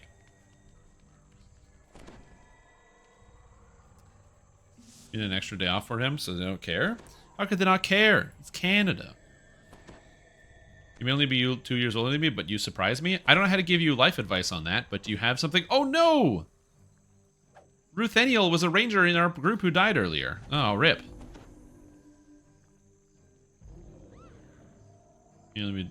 But yeah, if you need life advice, though, I might be able to give you some life advice. I am older. I don't know that needed a topic. The point of life advice is like, you type in that you need advice. So you go, hey, Strim, I'm not sure. I need to buy a car, but I don't know what I should be looking for. What do you think? Because I'm not going to say that I have good life advice. I might not. I don't know. But what I can say is I'm a content creator and influencer, and I can influence your decisions. So you can do with that what you will. Plus, I've had a reason. Like, it's always good to ask other people, even if they might not have the best advice. Just getting a different perspective on things can sometimes help. Die by misadventure? Yeah, so misadventure is death by a trap. So if you die to a trap, that's that. Did I understand the rules? That's all good. So do you have a general life advice question you want to know? You already paid for it, and I can't refund you. Didn't get back to me. Hopefully they get back to me a solution with the sale ends, with the holidays and all that over there. I hope they are able to get back to you as well. Hostile magic is the circles, correct. Please influence me, Stepstream. Fucking, please don't do that. No. I need a car, but I'm not sure what I should be looking for. What do you think?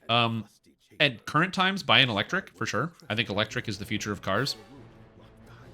Dungeon volume trigger. Dungeon volume trigger is death effects from dungeons. So, for example, one of the classic dungeon volume triggers is the Von 2 Epic Fire Giant fire. When you talk to the Fire Giant, and then the fireball or the wall of fire appears on the bridge. If you touch that, you instant die. Dungeon volumes. The word volume is describing an area of a trigger. So the volume is the area that kills you. So they just didn't rename the effect. It just has the default name Dungeon Volume, and that's what kills you. Should I live in Canada or the US? Tough call. Honestly, tough call. I would generally say Canada over the United States. But also, the United States has kind of like this magical, unchecked, unregulated wasteland. So I would say probably... If you're like a wealthy person, I'd say probably the United States. If you're not a wealthy person, I'd say probably not. Also, yeah, live in Canada, work in the US is the best solution. Need a car for your first year, your insurance will be much lower. Yeah, probably. Those people, I'm a famous Twitch streamer influencer, I want free stuff and I'll pay you in exposure. That's true, that is how it works for me. Yeah. Too true. Wait, why is working in the U.S. the best?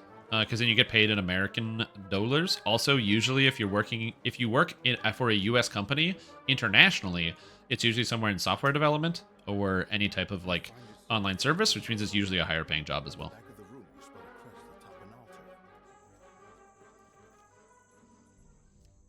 Not like higher paying than it would be in Canada, but just like a higher paying job. Like, you know. Plus, there are benefits to working for an American company, like travel benefits and stuff. Which is also nice.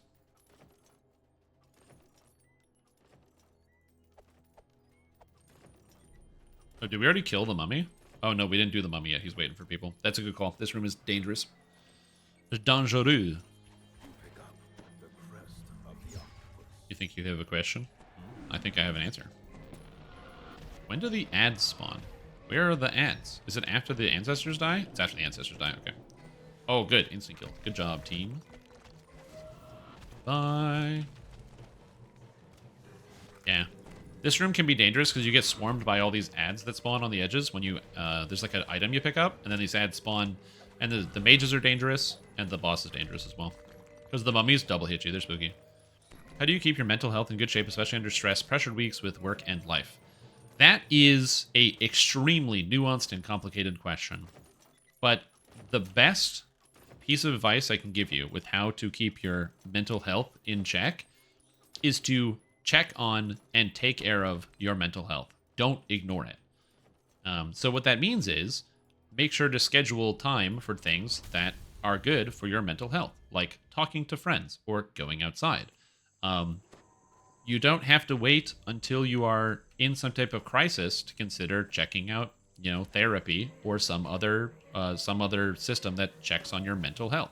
Generally, you don't have to wait until you're in crisis mode. You can just talk to somebody. Also, if you happen to have a family doctor, like a general practitioner, include mental health in part of your checkup. Describe to your doctor how you're doing and how you're feeling about your life. On top of just whether you're sick or not as part of your regular checkup. They should be doing that as well, but they will be able to notice changes in your behavior over time, which can help you on top of that. More directly, for examples that I do, when it comes to mental health, for me, I know that my mental health starts to feel worse when I delay dealing with problems. So the longer I wait on dealing with a problem, especially if it's like something where I have to communicate with another person, the longer I wait, the worse it affects my mental health. So for example, I had to... okay, this thing is really dangerous. Stupid air cap is monstrous and it hurts. I had to renew my health card, and I delayed renewing my health card because I was like, I'll do it later. I'll do it later. But because renewing my health card meant it was my connection to like going to the doctor and doing other things, ignoring that fact and not doing it put this like stressor buildup on my mind and just made it get worse and worse and worse and worse and worse. There's probably a D-door I missed. Whoa. Whoa. Yeah, I missed a D-door. Anyway, so ignoring all of those things for my mental health was not good. So checking in on yourself, making sure you're doing good. And then lastly, which I think is really important that a lot of people ignore, actually talk about how you're feeling sometimes. It's very helpful. A lot of people don't talk about their feelings. A lot of people don't talk about whether they feel good or bad or not, and like to ignore a lot of those things because, it's not comfortable to always talk to other people about how you're doing. It's hard to admit when you're not doing good. A lot of people like to keep things to themselves because they find it's just, oh, it works better that way, or, I prefer to keep things to myself. And a lot of people see, like, struggling with mental health as, like, a sign of weakness, and they don't want to either show weakness or make people think badly of them, so they don't want to talk about it. But, like, the fact that it's really hard to do all of these things, where you're like, oh, it's hard to talk to people about how I'm feeling, and then you do it, that means you did something that was challenging, which arguably is a sign of strength. It's hard to do.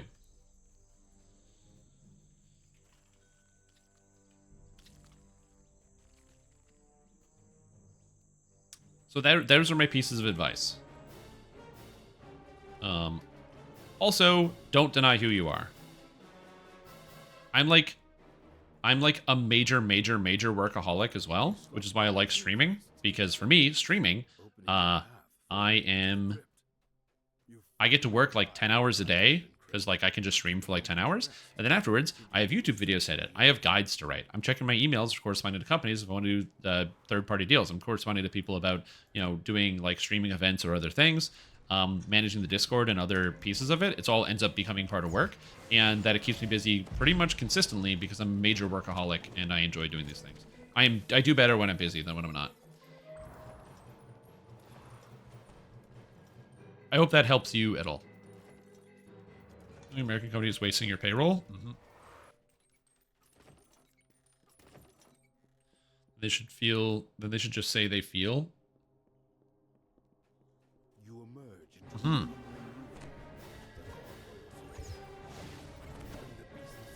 But yeah. Anyway, I hope that helps you at all. And also, the mental health journey is difficult. I think one of the hardest things for a lot of people who have like mental health struggles, at least it was hard for me, was like understanding that the problems that I have are not the same problems that everybody has. Everybody is different. I know a couple people that like just don't have any mental health problems. Like they get stressed, they get stressed and they get upset about things and they have problems in their life, but like they don't like, and they get anxious and they feel these things, but they like don't have an anxiety disorder. They don't have like a depression disorder. So they don't have these things where they just feel bouts where they last for an entire day where they can't do anything, where they feel like they have no emotions. That just doesn't happen to them. They just don't do that. And you like forget, it's like, oh yeah, there are people out there that don't do this. It's like, oh yeah, because you are just one person. So it's okay to like go through different struggles than other people. I've mentioned it before. I'm very okay talking openly about my mental health and the struggles that I go through, and just in the event that it helps even one other person. I have bad mental health days, difficulty managing, my brain and things that are going on, because there's always like a lot of stuff happening all at the same time, and it's easy to get like stressed and to feel overtired, overworked.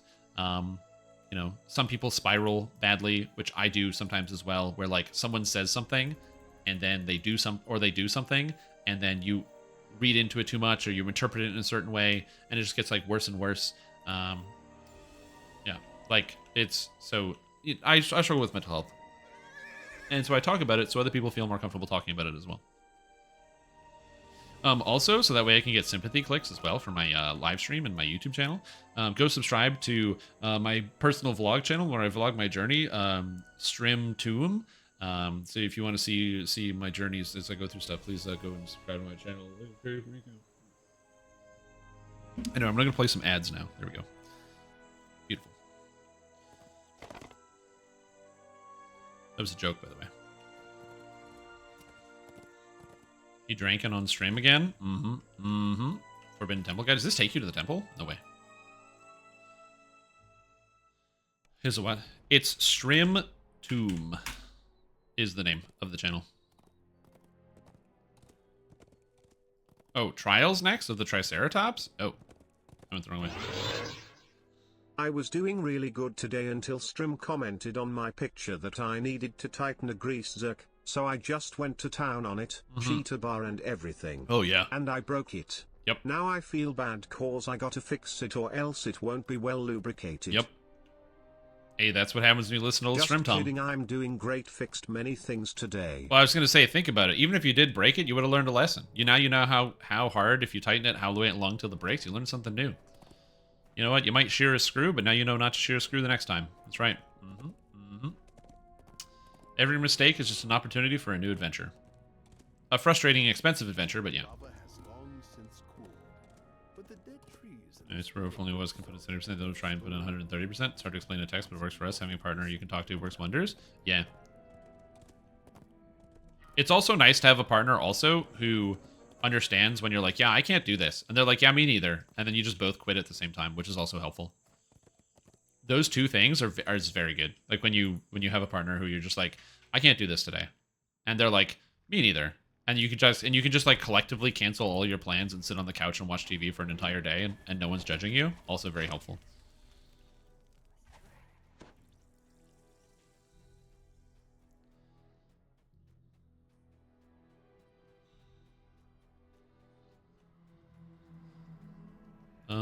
I I've never played Red Mini on 4 tank, so I'm excited.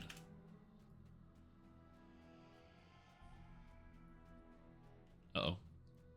Where are we going? They're upstairs. Enable their partners? No, not necessarily enabling, but sometimes you gotta take a break.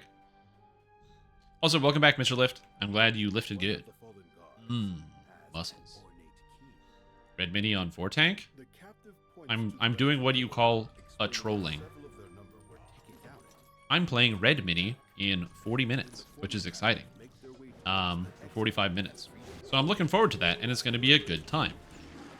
But Mike said, oh, by the way, we might swap to 4 tank if things aren't going as planned. And so, obviously, he told me that specifically because if I swapped to 4 tank, I would be one of the 4 tanks. To which, of course, I responded, wow, I've never played Red Mini on 4 tank.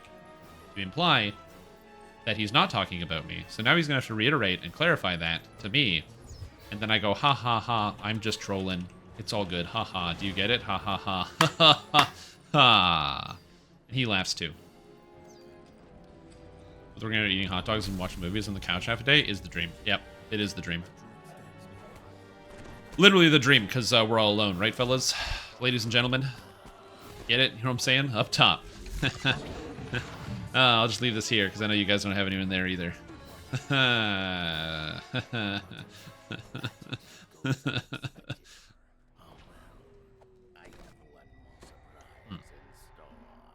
Yeah, just use the muscles on the other arm, just like so. I don't get it. Please re-explain the whole thing to you. I can't. I have a rule where I can't say the same thing twice. Opening further down the corridor. The slick passage gives way to a stone chamber. Marauders line the wall, cheering as you fall into the arena. Below, the triceratops stamps its feet, waiting your arrival.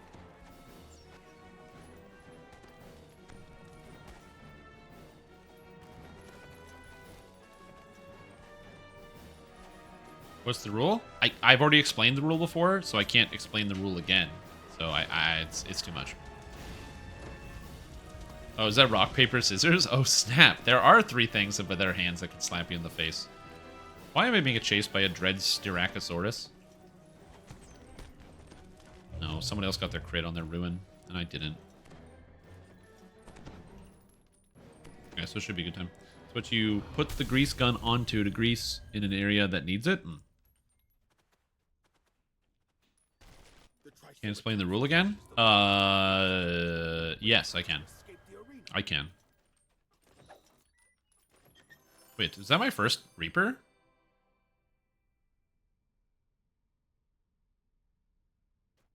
Yeah, it is. Hilarious.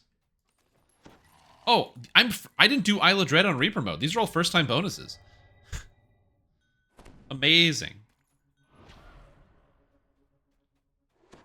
These are all first-time bonuses. Fantastic.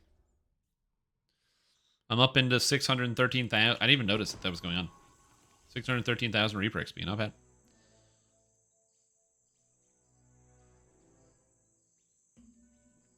Be alone forever, yeah. Mental health. But yeah, I don't know. It's like weird. I don't know how to describe like working on your mental health. As I said, for me, I find also like getting a good strategy that works for you in terms of like doing things. One, I need structure. So structure for me works really well. So like consistently doing the same things is very important. And also, like just because the second you fall out of loop, then it's just easy to be like, well, I didn't do it yesterday. I don't need to do it today either. You know, I'm very much a slippery slope sort of person. And then 2, also, I love deadlines. I hate not having deadlines, and I love having deadlines. If somebody says, hey, by the way, you have to do this thing by this time, I get it done, because I can feel the guillotine above my head waiting to fall on me. And it gets me very motivated to work. But when I don't have a time limit, it's really easy for me to just ignore a task. Are there crazy people who have their hardcore characters in Reaper 10? No.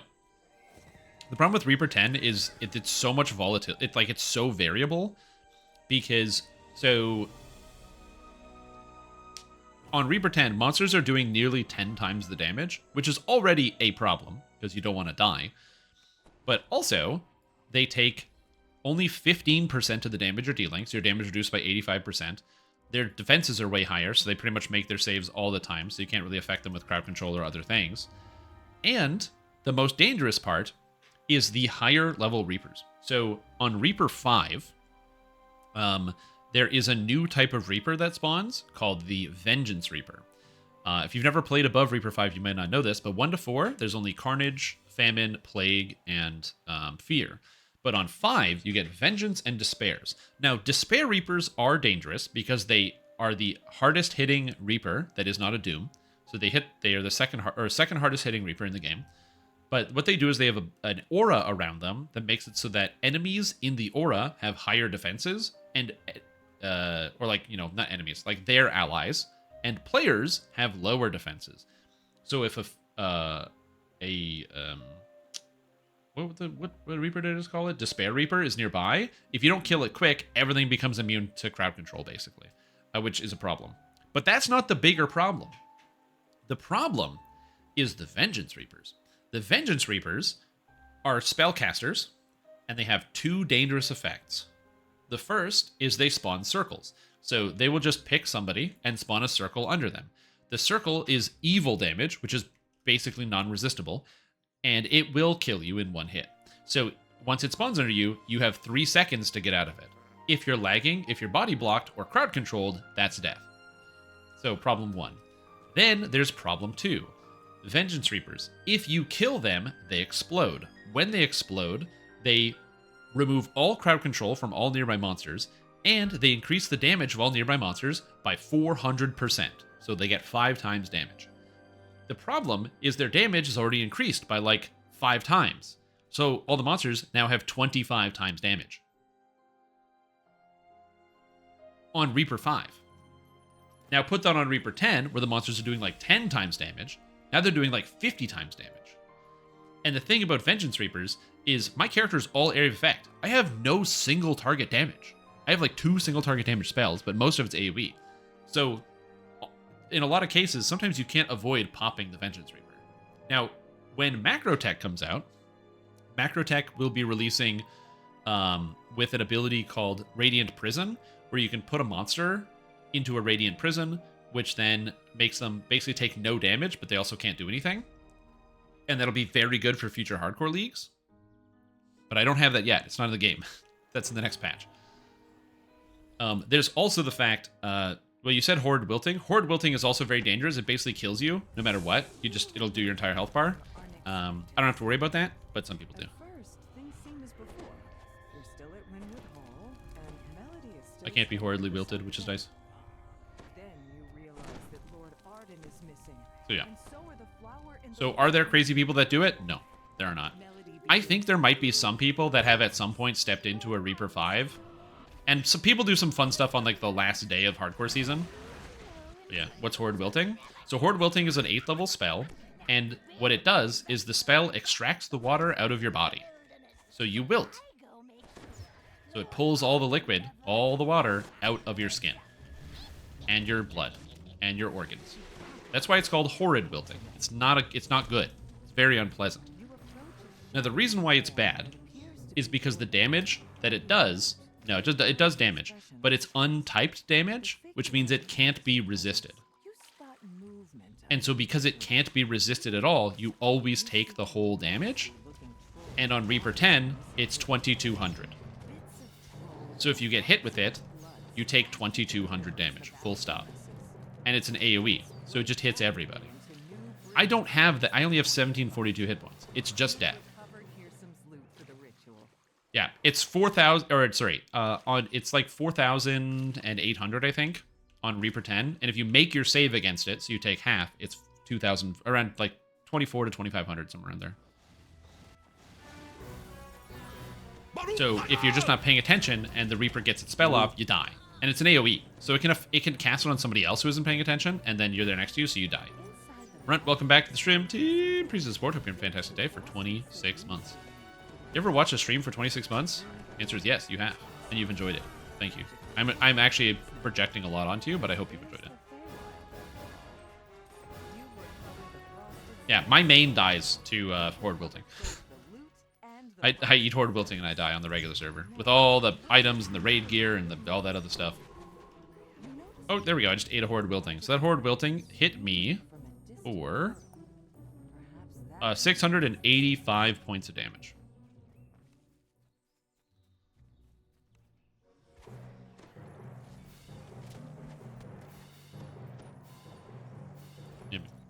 Like a raisin?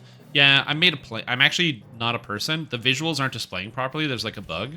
I'm actually a bees. But a pixie flutters into the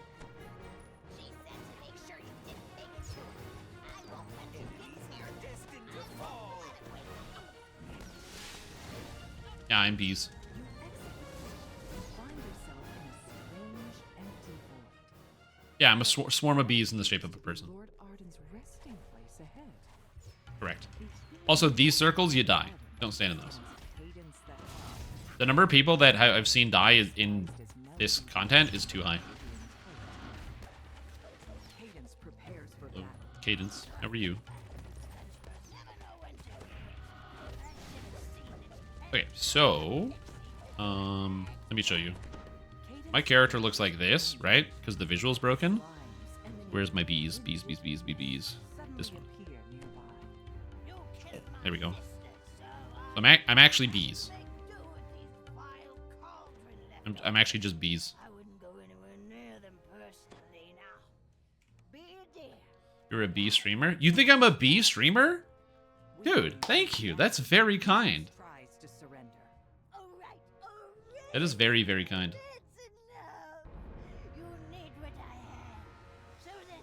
Like I said, it's like Smexy was saying that someone in the Discord, in the official Dungeons and Dragons online Discord, was saying that, you know, it's like stream can't be good at everything. You know, he's a streamer, but he makes shit builds and he's bad at the game. Ritual and repeat And I'm like, steps to reverse the they just said I'm a good streamer. play the lute. Then That's so kind, dude. Thank you. What a nice compliment. burn the roots along with Lord Arden's true name.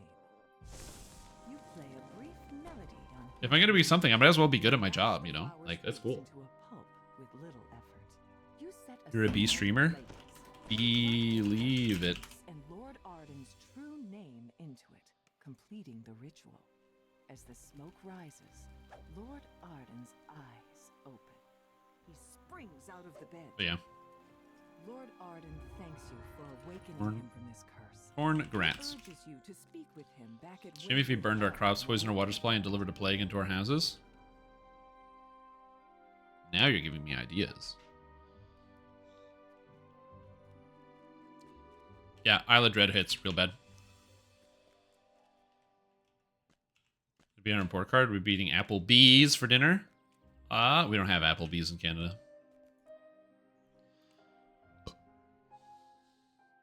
How does Applebee's compare to Denny's? Does it compare favorably or not favorably? Of Lord Arden and the local center of the summer court. Different type of food? Oh. Wait, well then what does Applebee's make? I thought Applebee's was just some shitty diner-esque sort of restaurant.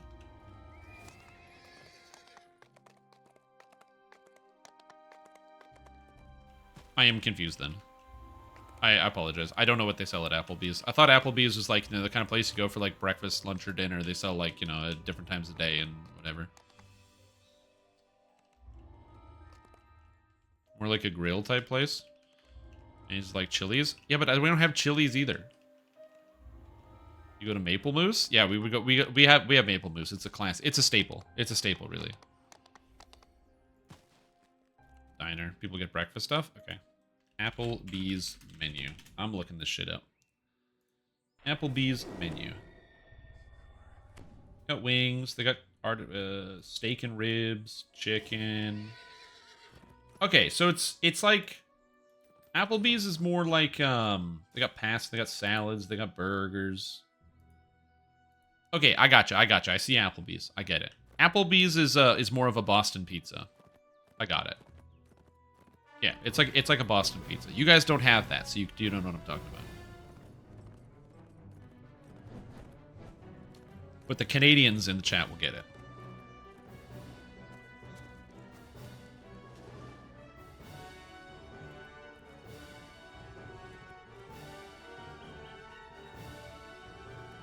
Like seniors, Applebee's unironically?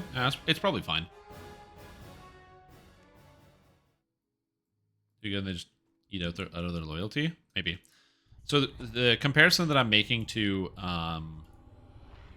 to Boston pizza. If you're not familiar with Boston pizza in Canada, which you probably aren't familiar with the Canadian Boston pizza, it's like, I don't think they literally microwaved their food. Just looking at the food, a lot of this looks like things that aren't microwaved. I think you've had a bad experience and you're projecting your bad experience. Unpredictable creatures as servants. I mean, if they literally microwave their food, then maybe, but yeah. I like how instantly the Sun article. Warning, I worked at Applebee's and there were 6 items recommend on the menu that aren't microwaved. Yeah, but they probably microwave them to like de-thaw them. It would come out, the food would come out way too fast if it was microwaved. The sprawling It's not made fresh in wait, it's not made fresh in restaurant at all? Like none of it is? Lord Xavier will likely be found inside. Wow.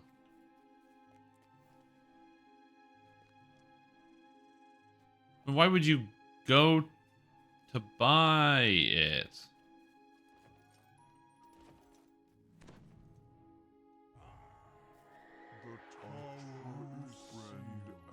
I'm confused. Like, why don't you just buy some Hungry Man dinners and TV dinners and eat them yourself at home? Salad with no dressing at 500 milligrams per serving? What do you mean? How do you have 500 milligrams per serving with no dressing? Do they grow the plants in salt water? What the fuck? That's literally not even possible. Amazing. Oh, I love that. Okay, that makes a lot of sense.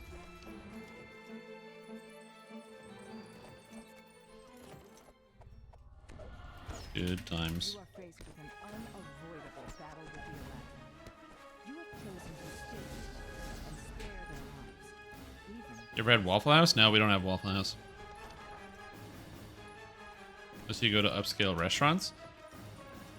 Well, yeah. Like high sodium in restaurant food, it makes sense. All restaurant food is high sodium. That's like if you've ever watched, like just watch any cooking show, okay?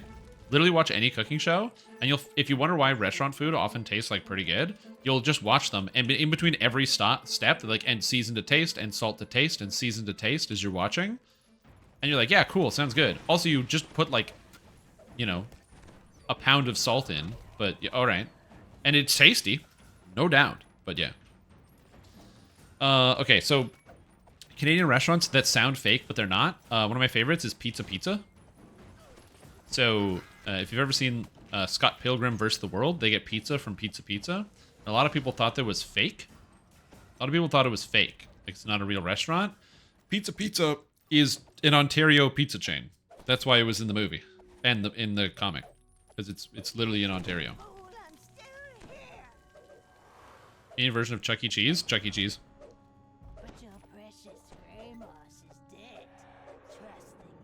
I know, I'm gonna disappoint you. It's very mediocre. It's very, very mediocre pizza.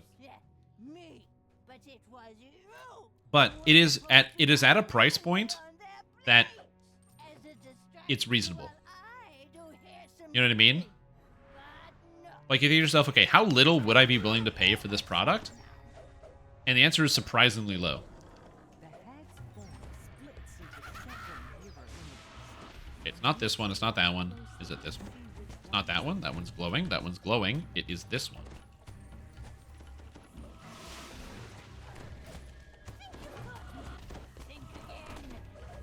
The way you can tell which one it is if you get it to 75%, it doesn't talk. You're not attacking the right one. And then all the ones that are fake, also they flash blue. Caesars in the US?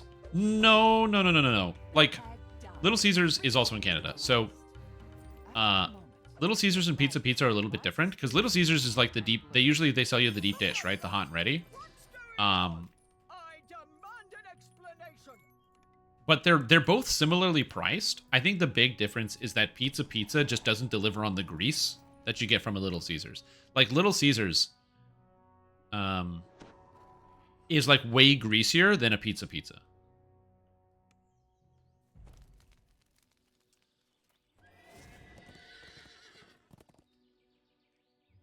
Like Little Caesars is it's much greasier. I didn't say it's bad, but it's very different. Like if you eat Little Caesars, it is gonna rupture your insides. But it can be pretty satisfying. Whereas pizza isn't going to do that, but it's also just like less. Like if you get a pizza, it's like the crust, it's like very thin. And they put a good amount of toppings on it, but it's not too much cheese, it's not too much sauce. It's definitely more minimal. Because they're obviously cutting costs. But it's also not that bad. Like, you can eat a slice of pizza and go on with your day. It's the name of the restaurant. I don't know what to tell you guys. It's the name of the restaurant. You get a pizza. This is good stuff. Pizza. Mozzarella.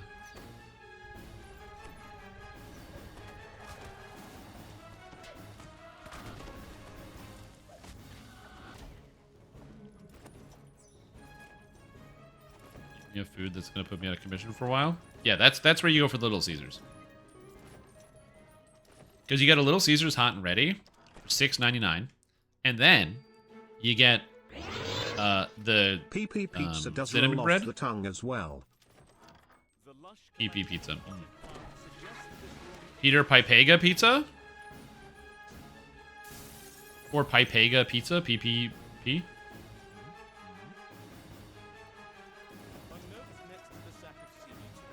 Yeah, Canada also has like some shitty chains. We have a lot of American chains and some shitty Canadian ones.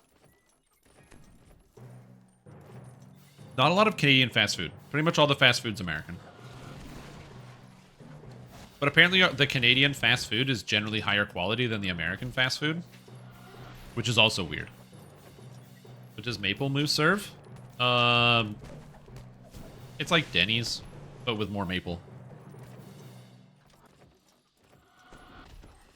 Man, I fucking love Denny's.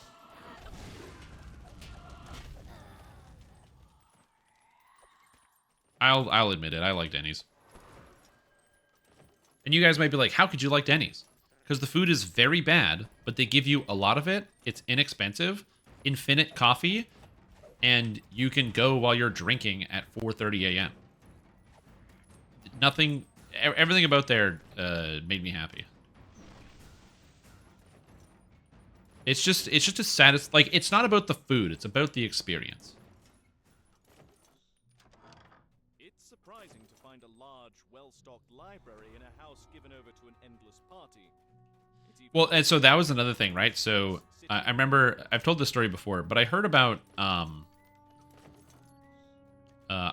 heard about, there's this story that was going on where it was like, holy shit, Subway, there was like expose where it turns out Subway was actually using some like chemical that's like used in like plastics or something in their bread, and they had this spokesperson be like, we're gonna make we vowed to make a change or something and not use this plastic chemical in our breads. And I was like, oh shit, I eat Subway all the time, am I gonna die? And I looked it up and it's like, oh, Subway US, oh, Subway America, oh, no problem. Did you do that in Canada? Nah, it's fine in Canada. Okay, good.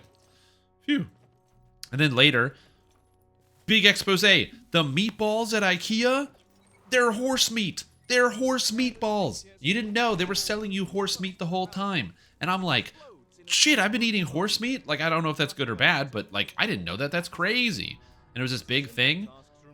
Turns out, nope. It was only in America they were serving horse meat. They don't serve horse meat at IKEA Canada or in Europe. Just in America. I'm like, hilarious. I just thought that was really funny. Why does it matter if it's horse? Oh, it's just, I guess it was like undisclosed or whatever. What the meat of the meatballs are.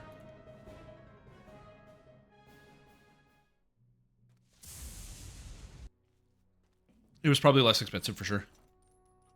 Burger King while sweating is on a very interesting. Richard and Paul Rudd went there.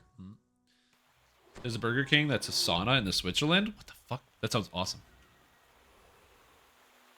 Oh, I'm not saying that you should or shouldn't eat horse meat. I don't know the answer. I just remember it was a bigger deal because they didn't disclose. It was like IKEA hadn't disclosed to the customers in any capacity that they were eating horse and not some other type of meat. Because when you go to restaurants, it is very uncommon to be served horse meat at restaurants. It's just not very common.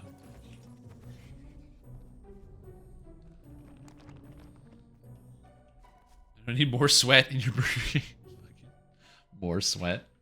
There's some 16-year-old cooking up, flipping your burgers. He's like,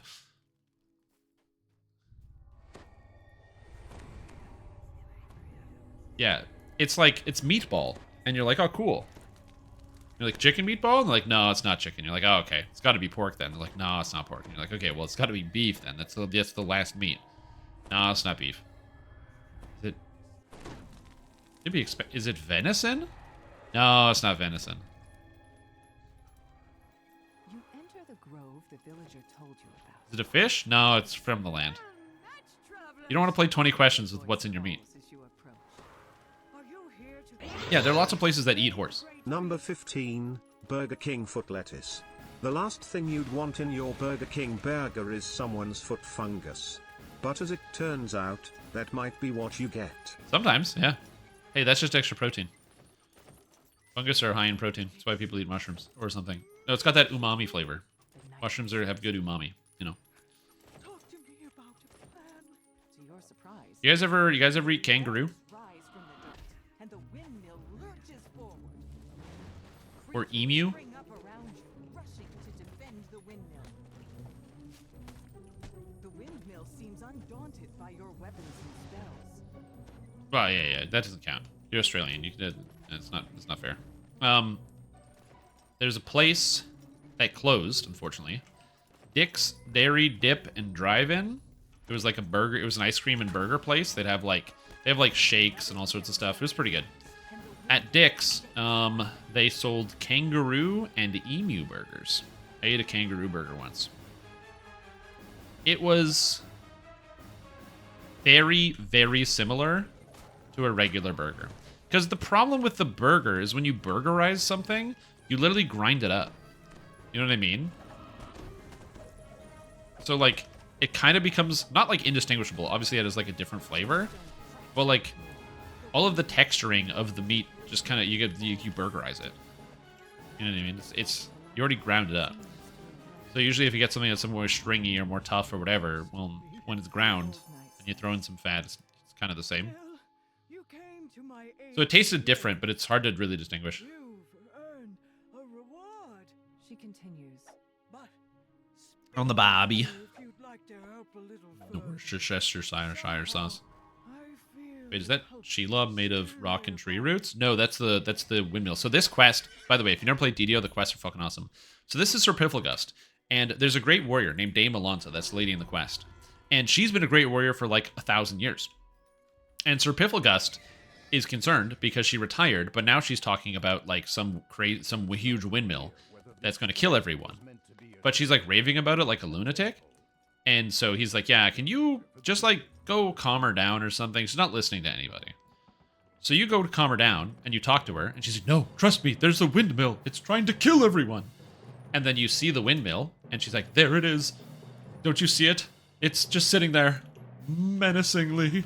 Because she's terrified of the windmill, of course. So you have to fight the windmill because it's real. Then you find out there's actually a secret wizard in the quest who is controlling the windmill. And then when you leave, you talk to Sir Pifflegust, and he's like, wait, the windmill was real? Huh. I guess I'll have to reevaluate some biases. Cool, thanks. Hey, well, thanks for letting me know. We'll, think about it more in the future. It's great. Feywild is my favorite expansion. The stories are so good.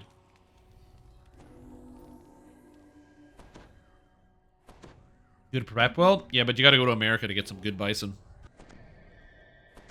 To Fuddruckers when it was nice when they sold ostrich, boar, elk, and bison. Damn. That just reminds me in what movie was it? In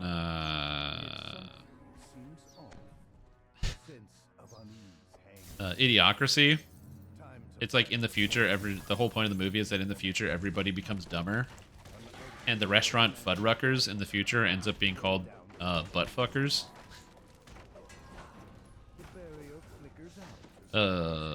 It's just a really dumb joke, but it's just really funny. So it's like the same restaurant with the same logo, but they just changed the letters around. Ah, it's so good.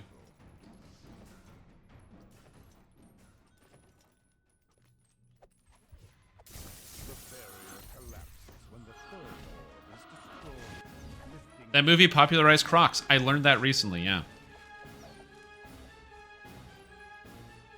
That's what I called it when I worked there. Amazing. What are spell power, attacks, and action boosts from Eldritch Knight we're taking? Oh, are they? Are the spell power attack, if you are an Eldritch Knight, is good, yes. You should always use Eldritch Siphon. It's 30 spell power for basically for free, plus the attack does more damage. So you should always take that. The action boost, you want action boost haste from Vistani Knife Fighter. Are Crocs that old? Yeah. Yeah, apparently, so the story goes, the set designer wanted a shoe from that was like in the future, but also that looked kind of stupid, because the whole point is everyone in the future is really stupid. So they found the Crocs, the shoe, and they're like, wow, this shoe looks like it's kind of from the future because it's got this weird design, and it looks really stupid. So they put it in the movie as like a joke. So all the characters are wearing Crocs the whole time in the future. Yeah, and then it helped popularize Croc, which then became it like its own actual shoe brand. Yeah, which is amazing. But yeah, they were trying to put something in the movie that was really stupid, so they chose Crocs. Thing is a time machine. What are you, stupid? It's so good. So there never was. Did you know there was never a time machine? It's like, yeah, of course. Work in them? Yeah, you shouldn't work in. So I have a pair of Crocs that I wear around the house. I don't leave the house with it because I'm too embarrassed. The shame is deep seated, but I do wear the Crocs around the house because they're really comfy. I basically wear them instead of slippers. Shoes in the house because it goes down to minus fucking 40 degrees here. Break. I live in Canada. You gotta cover your feet before you get that thing that makes your feet go cold and then the blood circulation goes away. Frostbite. Yeah, that's it. You gotta keep yourself warm. Californian. See, I would normally be like, oh yeah, well at least you know my country's not on fire, but it is. It is on fire. Man, I can't bully Californians for anything anymore.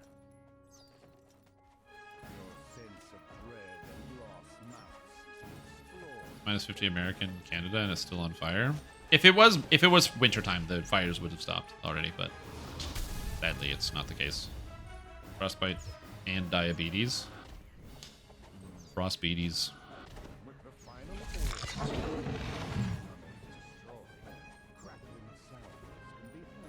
So I've heard that crocodile kind of tastes like chicken, but is fishy. Where it's like, yeah, it's like chicken, but with like a sort of a seafood taste to it, which makes sense because crocodiles and alligators, or like sorry, not crocodile, alligator, because alligators and crocodiles, I guess, are both dinosaurs. They're literally just descendants of their larger versions that used to live, 65 million years ago, and also birds are dinosaurs. Scientific consensus is that birds are currently dinosaurs.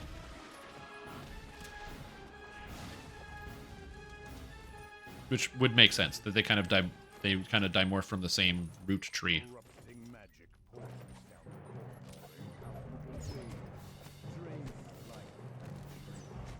I wonder at what point, because it's going to happen eventually. Because it's pretty fair consensus that dinosaurs, they had feathers. Like a lot of dinosaurs did, like way more than, it's not just raptors, like a lot of dinosaurs had feathers. It makes me wonder at what point in media, like in video games and other stuff and movies, dinosaurs will stop being scaled. Because like obviously if you're playing like the newest, like in the movie Jurassic Park or whatever, they're all like scaly dinosaurs and shit because they're basically like reptiles. But again, they're more like birds, right? So it makes me wonder, like, at what point that's gonna be a turn that happens. Of course, not all dinosaurs, but a lot of them. It's Guldanendorf, amazing. Guldanendorf. The Fomorian is dead. and the ritual ended. Cold and prepped in the same day. Into the state. Tell the pixie Store in the fridge. safe to return to the blessed tree. Yeah, that makes sense.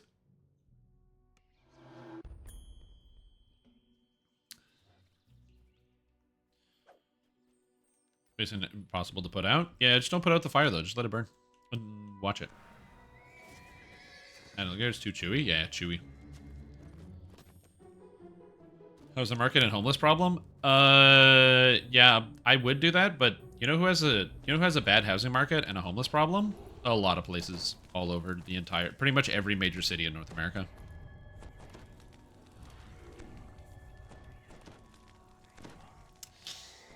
What are you gonna do?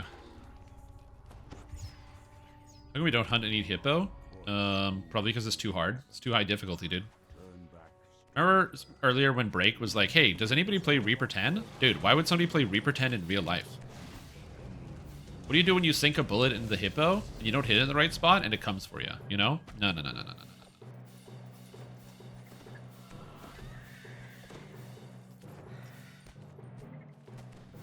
I think a hippo could probably kick a moose's ass.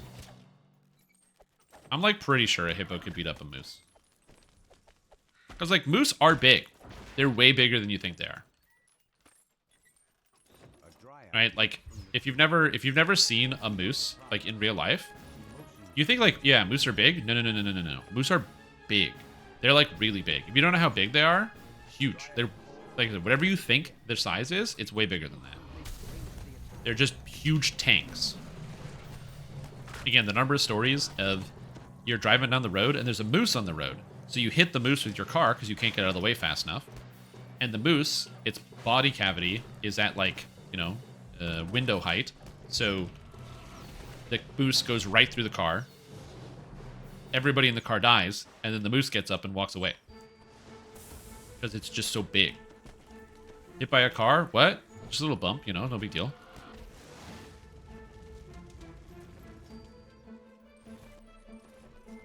Again, this is why it's very good that humans, to fight off scary animals, we invented guns.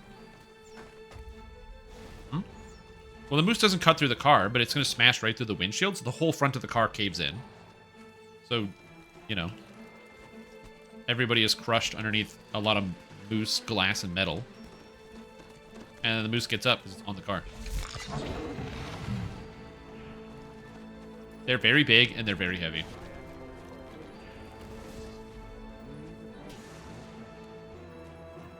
That's why when they have signs, when like the signs are up and stuff, they advise you if there's like a moose on the road, it's literally better to like take a nosedive off the road than hit the moose. Thornwright explains that he crafted a magic needle for Hisam. A needle that now contains Hisam's immortality. Yeah, I'm not gonna watch the video, but yeah. He took that needle to some place called the Treasure Grove.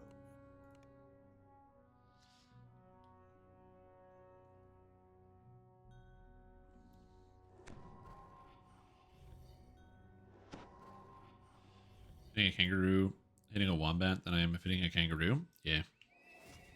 You know, giraffes fight each other by swinging their necks? I did know that. Did you know that in the wild, giraffe do not, Oh, I don't have time.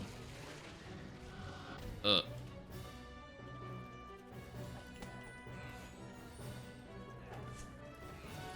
don't have time. Can't do the next one. I gotta get out of here. Stay alive. Did you know that giraffes, naturally, when they're in love, do not twist their necks around each other to make a heart shape like they do in cartoons? When I learned that, I was devastated.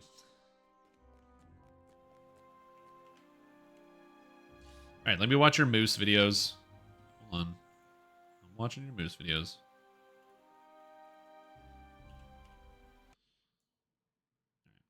Hold on. I'm assuming I can watch this on stream, because if it's posted here, I assume I can watch it. Oh, jeez. Oh, jeez. Oh my god, oh my god. Oh my god. Holy sh**. Oh my god. And look, it's fucking walking away, dude! Shit's walking away.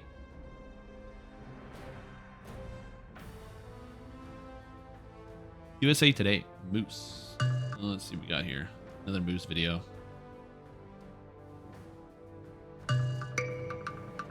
Hey, man. What's this one? No. The moose got up. Moose got up. That's what I was saying, dude. This is why, again, it's you don't hit the moose. You gotta escape. You have to escape the moose. Oh no, dude. So this guy's drinking. That's a beer. Go ahead, try it. Go ahead, try it.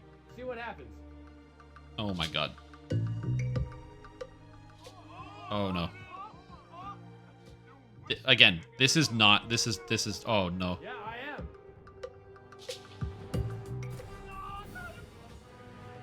Yeah, get him! Get him! Get him! What did this guy think was gonna happen? Again, this is an animal that doesn't have to kill you, but it will.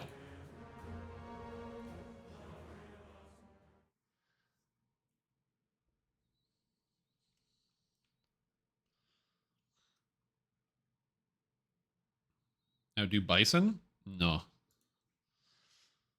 Moose are terrifying, man. Friends with this person already? I was just like yelling "get him" to the guy because they go, "Yo, kill that guy! Get him, Moose!" Some of two callers get into a fight. Oh man. Again, I want to be nervous about these animal fight videos and things like that because I'm just nervous about the violence. I just want to get taken down on Twitch. Is it? I'm just double checking. Is that TOS? I just want to make sure I'm not pulling anything up.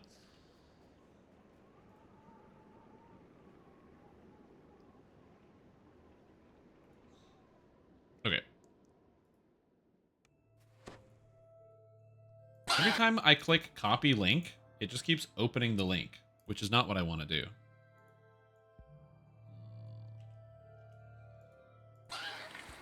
Can you stop that? What am I watching? Insane moment, two koalas get into a fight. They're just yelling at each other? What am I watching?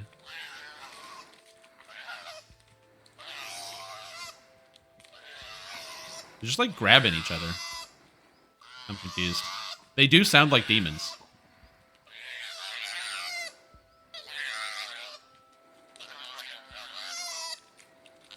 I could take a koala. Get out of here. Look at him. He's like, oh no, I'm off the wall now. I'm off the tree. He's so upset. Look at that. That's the face of somebody who knows they lost. That's the face of somebody who knows they lost.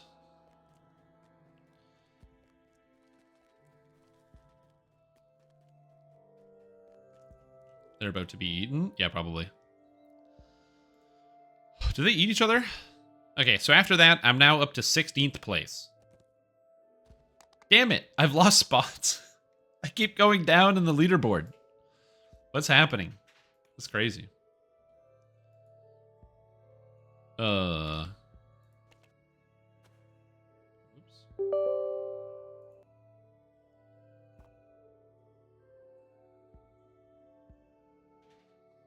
Still 12? Yep. How have you not played for that long?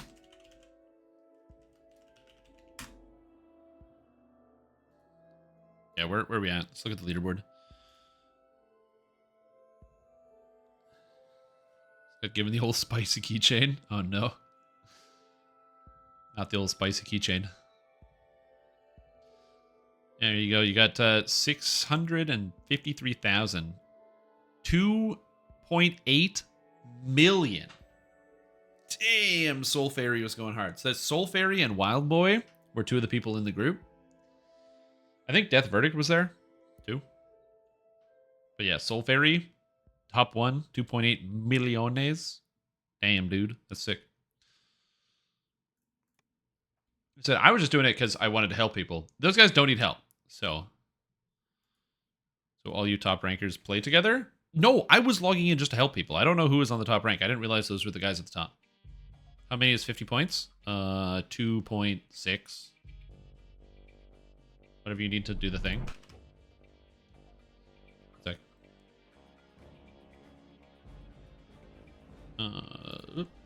Spicy keychain. Yeah. This is a classic. This one's a classic if you've never seen this.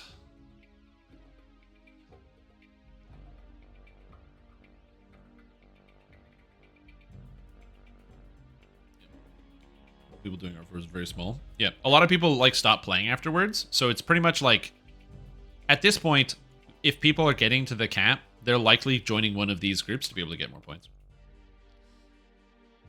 Do you have a problem? A gambling problem? Oh yeah, me too. Had LFMs all week? Yeah, they're helping people. It's nothing bad about that. They're helping people. They're doing a great service. Speaking of doing a great service. So, it's time for the silver roll. That's right. A lot of you guys put in on your prediction whether you're going to win or going to lose on the silver roll today. Find out right now with the silver roll. Ooh, that's a 60. That's a 60. Or 36. 36. That's a 36. I can't read numbers. That's numbers I can't read. So let me just pop this bad boy up in here. Choose the old prediction. Yeah.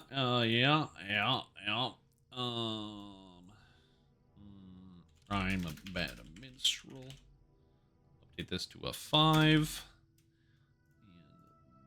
And the Lord. Here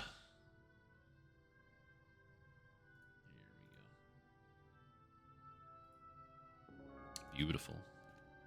Imagine I didn't have Discovery. That'd be so funny. By the way, I'm doing the Lord of the Rings online now. R.I.P. I haven't streamed this game since I moved my camera.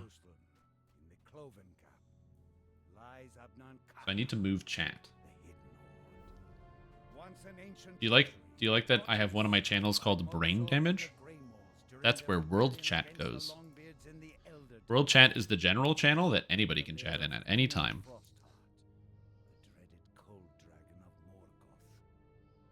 Within this frozen retreat, Hrimil tends her wounds and slumbers, dreaming of vengeance upon Prince Durin and the dwarves of the Gabila Khan. Assist window. Assist. Buff bars. Where does the assist go? Where do I put the assist? Put the assist here. Seems okay. And to travel.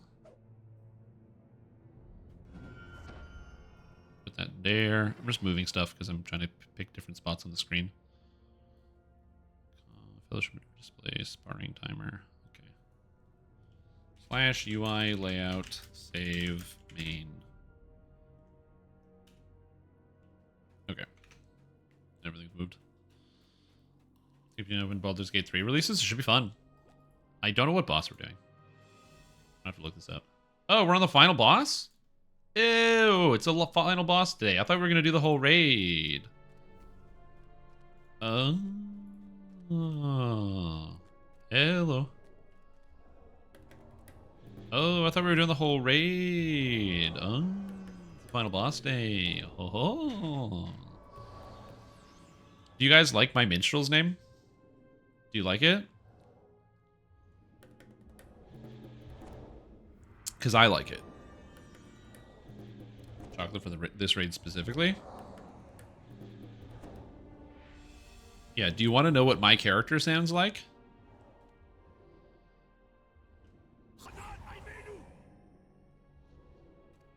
Yeah. Dwarven shouts. That's why I play the minstrel. Because every other character class, they're like, especially the humans are like, or like the elves are like, but the minstrel, no. The minstrel? Baruch Kazan! It's so good. Way better.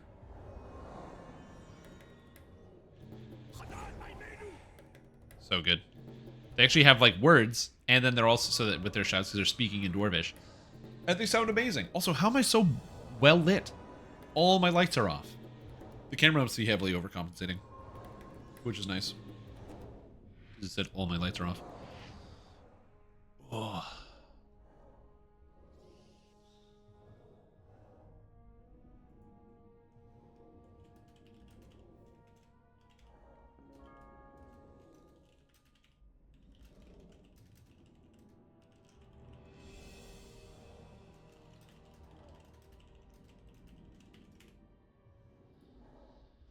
Okay, so let me give a brief of the breakdown. So, this character, I am playing a bard in a different game. So this character is Frosty the Snowman. Walked into Mordor. What a title. I love that. One does not simply walk into Mordor, but I do. So walked into Mordor. So this character is a minstrel. Minstrels, they sing to deal damage. So that's how my character deals damage. So I got my damage here and all this other stuff. So you have different kinds. You have the Resonance Minstrel, which is the healing one, where I have all these like cool and fun healing spells. You have the Melody Stance, which is kind of like a balance between these two, in terms of like balance damage and balance other stuff. And then you have Dissonance, which is all damage, no healing. You can heal, but it's self only, so you can't heal your allies or anything. And the idea is that my character plays music. So I use my ballads, I have my calls and my war cries, I have my anthems. It's pretty cool. I'm trying to find a video. I saw Bison lifting an SUV like a foot with its head, but it's unsuccessful. Yeah, they're tough, man.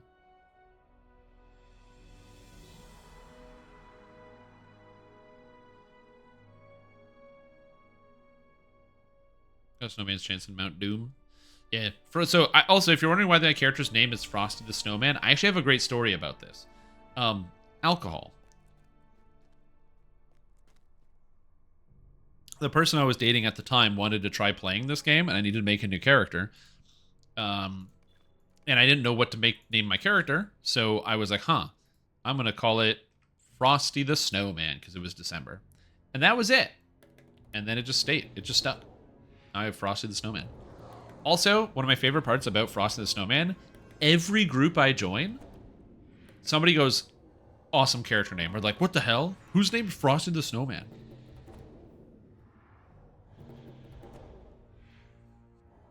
It's so good.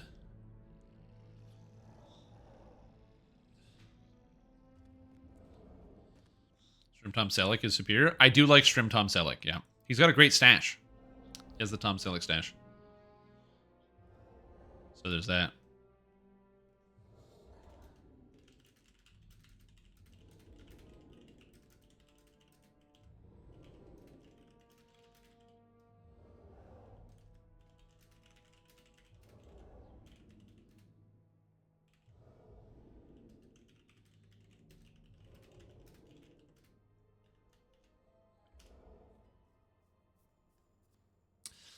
Oh, a lot of waiting.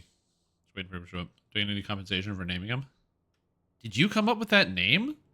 That does sound right. I don't think I'm smart enough to have ever come up with that.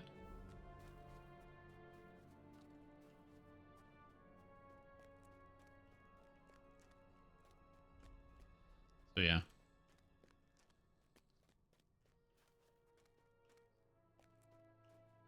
Oh, me? Oh, yeah. Sorry. I was spacing out.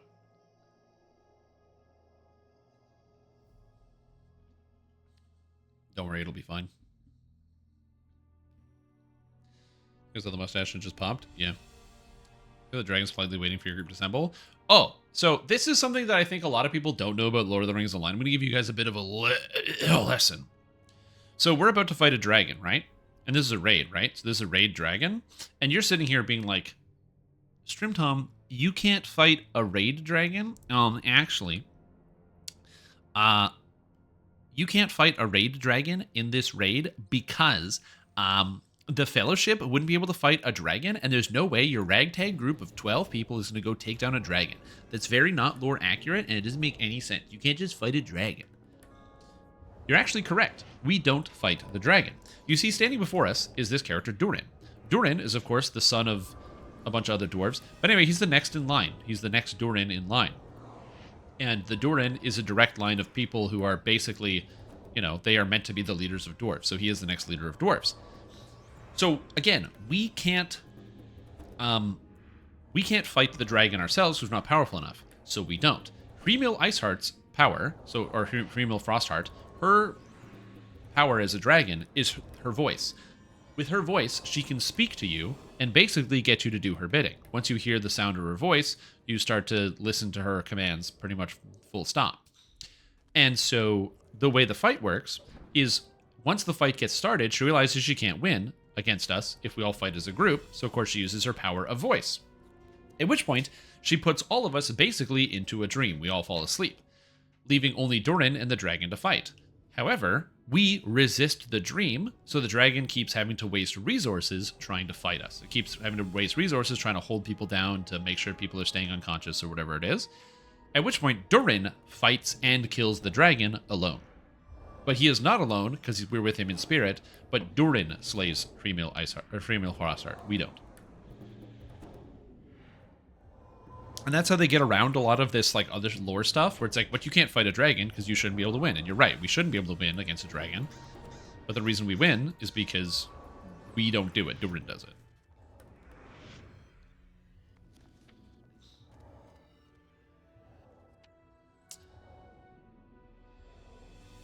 Dragons are bad, yeah.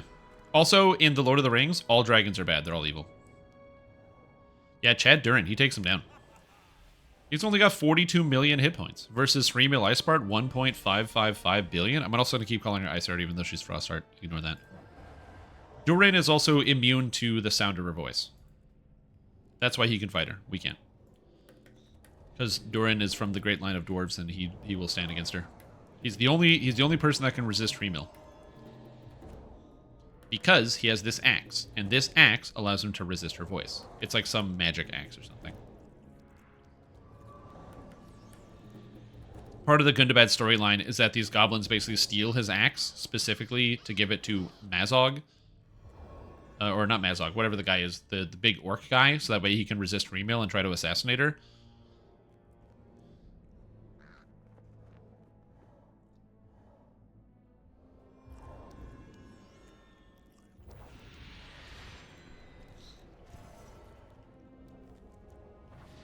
Oh, 1.364 million hit points?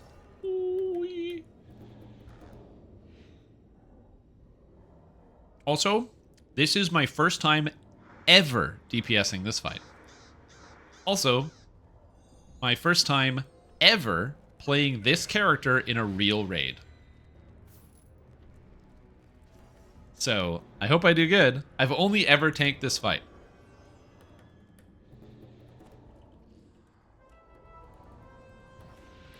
Oh yeah, Gorgar, that's what it is.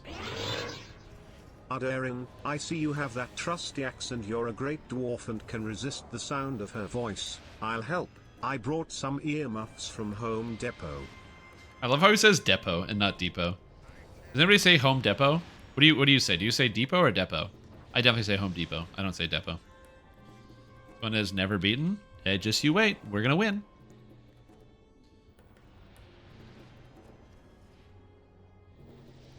Depot. Yeah, I say depot. You say depot? So practice not right. It's not depot. Could you imagine how angry do you think you can make some customer service worker by saying depot? Minstrel good. Minstrel very good.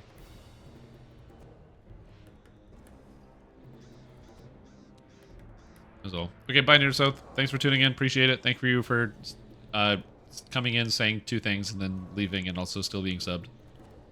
The perfect chatter. Thank you.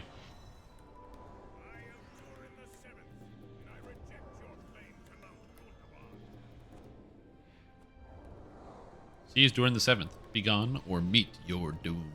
When he starts running down the stairs, I'm going to put on a defensive buff.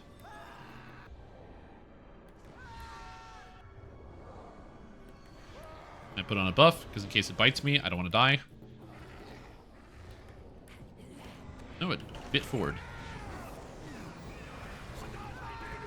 Then we gotta put on all the buffs.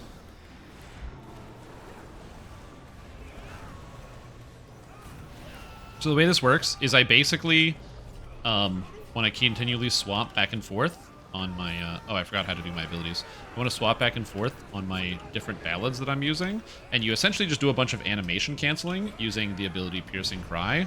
It's like a spell that resets, or that like animation cancels all your skills, and so you can use it to basically cast twice as fast, and you can cast even faster if you like hella button mash. Just gotta button mash super duper hard. I don't think my damage was very good because I was buffing people, which I probably shouldn't have been. Yeah, so it's only at like 600k. This character, because you have all these buffs to keep up to increase people's damage, so I raised the party's damage by 10%, 5%, so 15% for the whole party, as well as increasing attack speed by 5%. range damage by another 5%. And so if I have a hunter in my party with me, I increase their damage by 19%, which is pretty sick. So, like I do a lot to increase the damage of my allies, but and I also do a fair amount of damage myself. But a lot of it's like the preparatory work of like getting all of the buffs set up, which just takes a bunch of extra time. So it limits my ability to DPS things at the beginning. So my DPS is like it's slow at the start and it gets better as it goes on.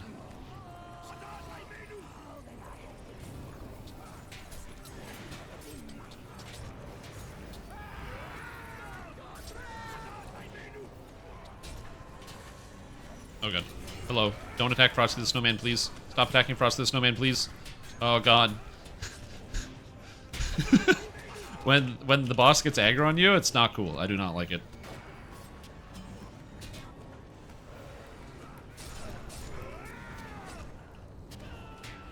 I'm gonna remove this dot from myself.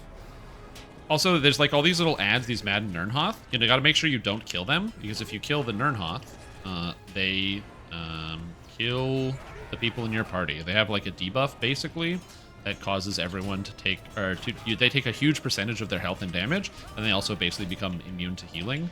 So you have to be really careful about how you do that. I don't know, these fights are kind of complicated. I will do my best to like talk about what is physically happening, but I will admit it is very difficult because I am still like learning how to play the character. And also, oh fuck. I'm still learning how to play the character.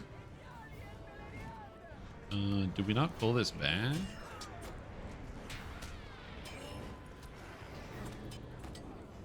Oh.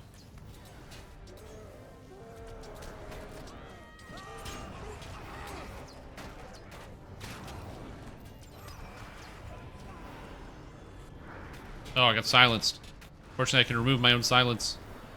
It's the Defiler that causes the silence is what we gotta kill. There we go.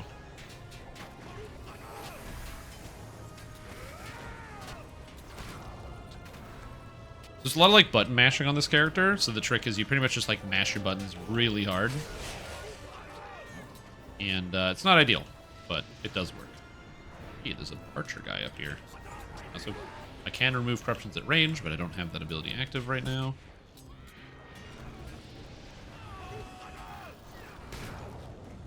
You played Hunter when you played this game? Hunter is the most popular class in the game.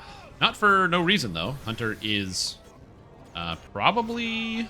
It's the easiest class to get started with because they get, like, everything. They can teleport across the entire world.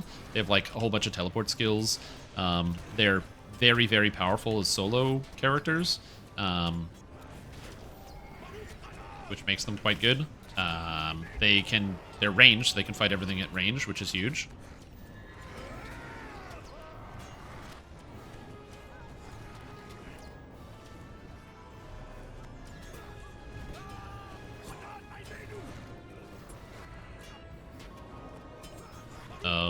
And also, they use a bow. They're like Legolas.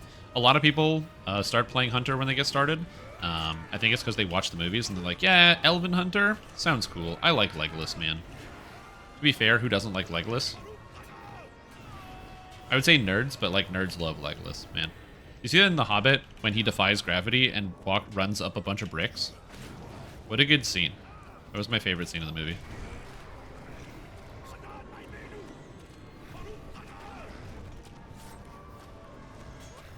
They got a run speed buff for the entire party. That's the best part. It's not just a run speed buff. It's a run speed buff for like literally the entire party. These guys will despawn, which is good. Boss thing. And the best part is you can upgrade it so you get... It starts at 15% when you get the button initially, but you can upgrade it up to 30%. So you can just have 30% move speed all the time. And it's just a passive, so the second you drop combat, your character just starts running super fast.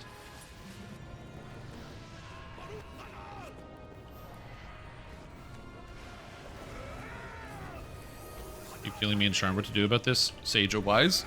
Forge Wraiths, fight them in fewer quantities. Don't ever stand still against Forge Wraiths because they cast... Basically, you just want to circle around them as you fight.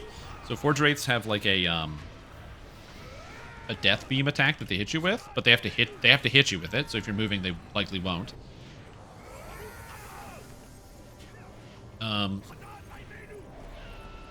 Yeah, so they have to hit you with their like death beam. What else? They also have their like frontal jet stream or whatever that they attack you with. And if you're moving, you're also not going to get hit by that, which is another important element to it. You just have to like kind of mind your spacing with them.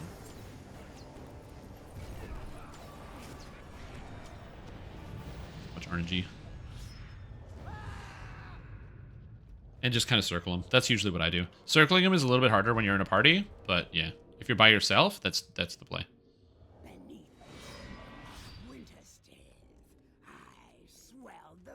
Oh, where is he? How far back did he die? Who had eluded Kara's guard, and those bereft of purpose after the Hey, we got him.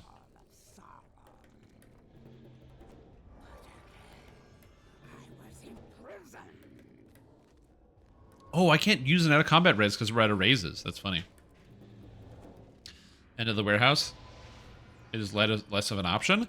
Yeah, you just run through them. Because they're ghosts, so you can run through them. There's no collision. You just kind of run back and forth through them. What game? This is the Lord of the Rings Online. And this is one of the endgame raids. The Hidden Horde of Habanaka. And I'm also playing as one of the classes, the Minstrel.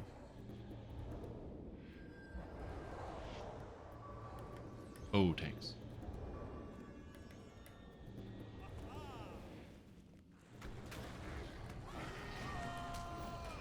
I'm gonna get attacked because I'm an idiot.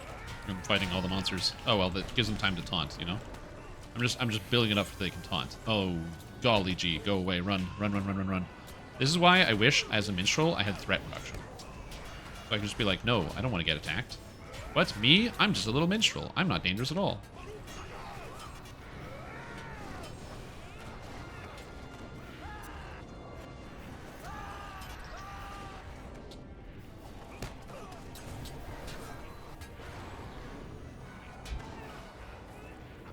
Good. Watch the worm spacing.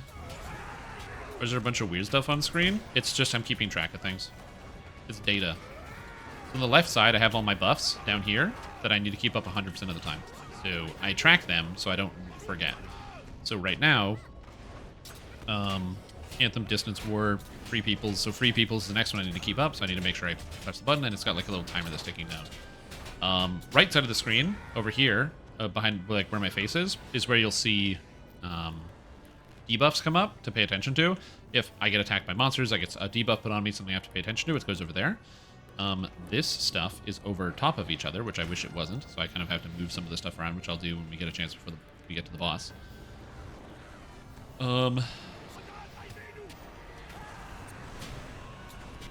That's kind of cool. What else is on screen that's weird? Left side of the screen is other people's health bars. Underneath the dragon is all the debuffs that are on it, so I can see. So underneath the health bar here, I can see like all the debuffs, or at least the important ones that are relevant to like damage and other stuff. The most important ones that kind of heals them out, because everybody has a lot of debuffs and other spells that they put on people.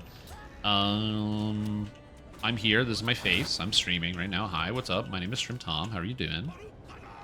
Numbers are very big. That is correct. I mean, the game's pretty old, and it has a more like standard MMO progression, and they've never done a stat squish, so numbers do go up. Let a buff expire because I wasn't paying attention. Anthem War.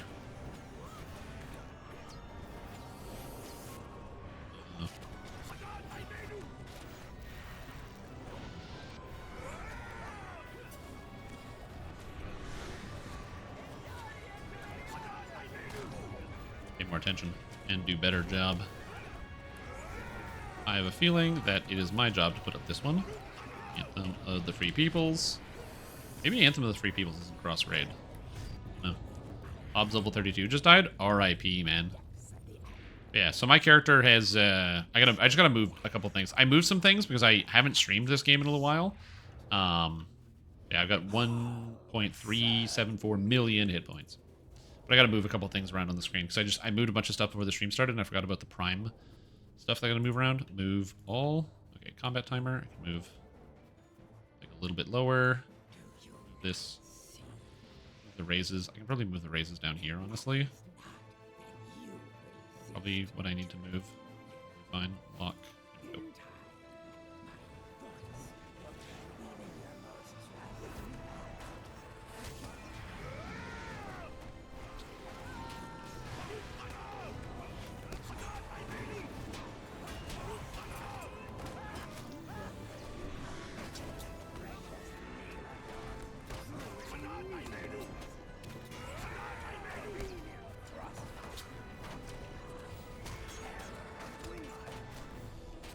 I literally have no attack skills left. Oh, my attack skills are on cooldown.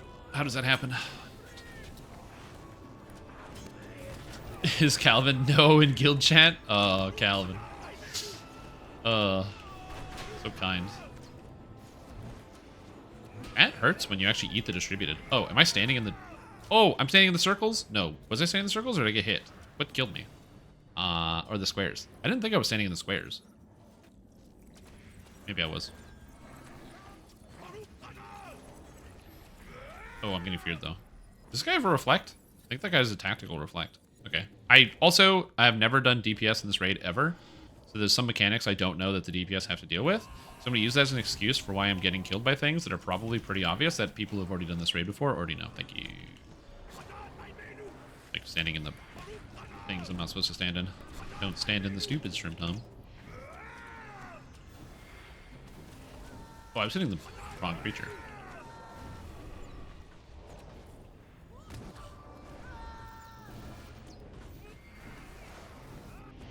I think the stat switch is the best in DDO history. I'm glad it's confident you agree with me because of bribes.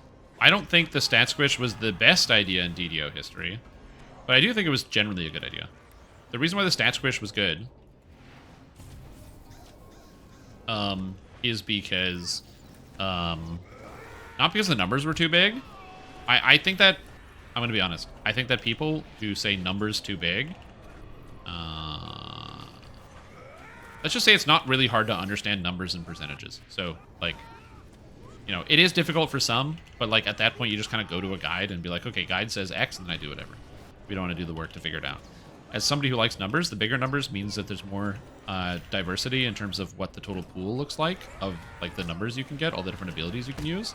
And as a result, you end up with, again, just a more diverse pool of attacks, spells, abilities, or options in terms of what you can optimize out in combat. Like, for example, going from strength 5 to strength 6 is a 20% strength increase, but going from strength 30 to 31 is only a 7% strength increase. So they can be more gradual with the numbers and how things change. So I actually like bigger numbers just for that reason. But the stat switch was good because it made it so that, one, the power creep jumps weren't so obvious, and it made it so a lot of gear that had similar numbers but not the same became viable again. You would never want to use a piece of Ravenloft gear that gave you plus 17 to a stat when you could use a piece of Sharn gear that gives you plus 21 to a stat. And so a lot of items became completely valueless, and so reworking that was a really good idea.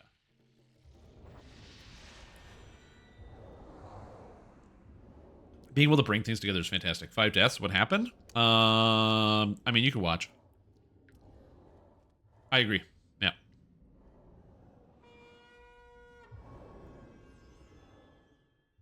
It was weirdly a buff to Canaan's crafting as numbers matched up with gear. Yep, I agree. Again, I think that the stat squish was a good idea, just generally. Oh. I'm going to use this opportunity to use the bathroom real quick. I shall return.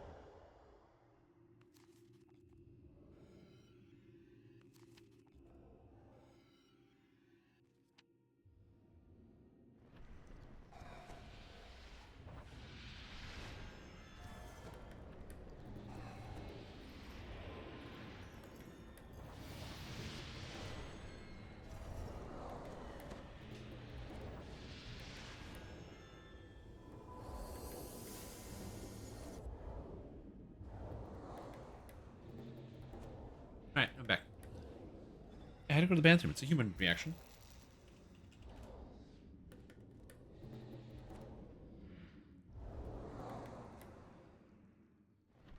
So what is the kill order on each wave?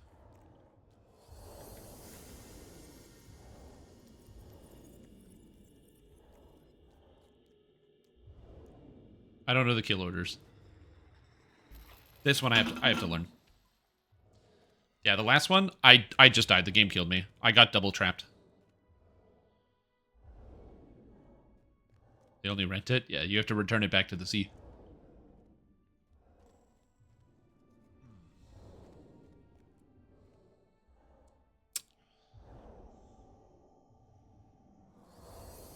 So I ate 3 traps.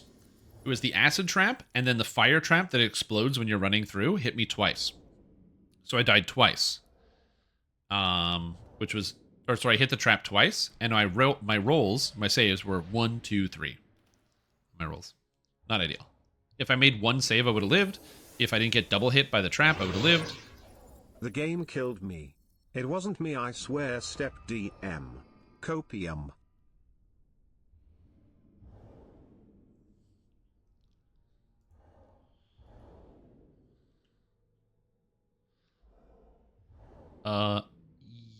Yes?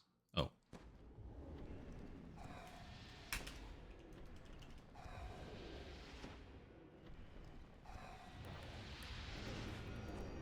Yes, I can. Sorry. I've been talking a lot. But for some reason my push to talk isn't coming through. So yes, I can. I can definitely do that. This is my first time DPSing this. I was just wondering the kill order, actually, on each wave.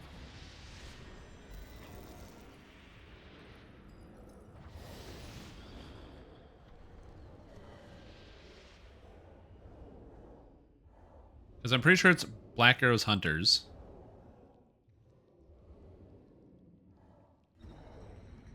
Hunter Keeper, Seers, and AoE Warriors. Okay? Okay, cool.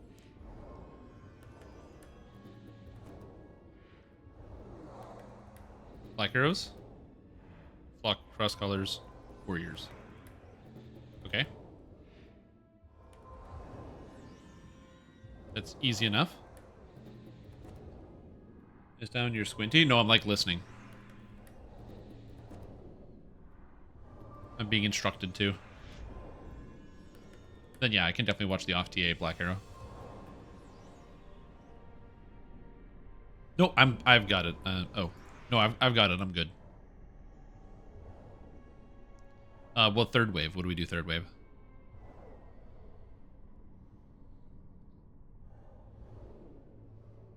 Okay. And then final wave. Okay. Cross colors. Cross south Black Arrows. Hunters, Seers, AoE off boss. Okay. And I can get the off Black Arrow on the second wave. I have to reset Discord 1 sec.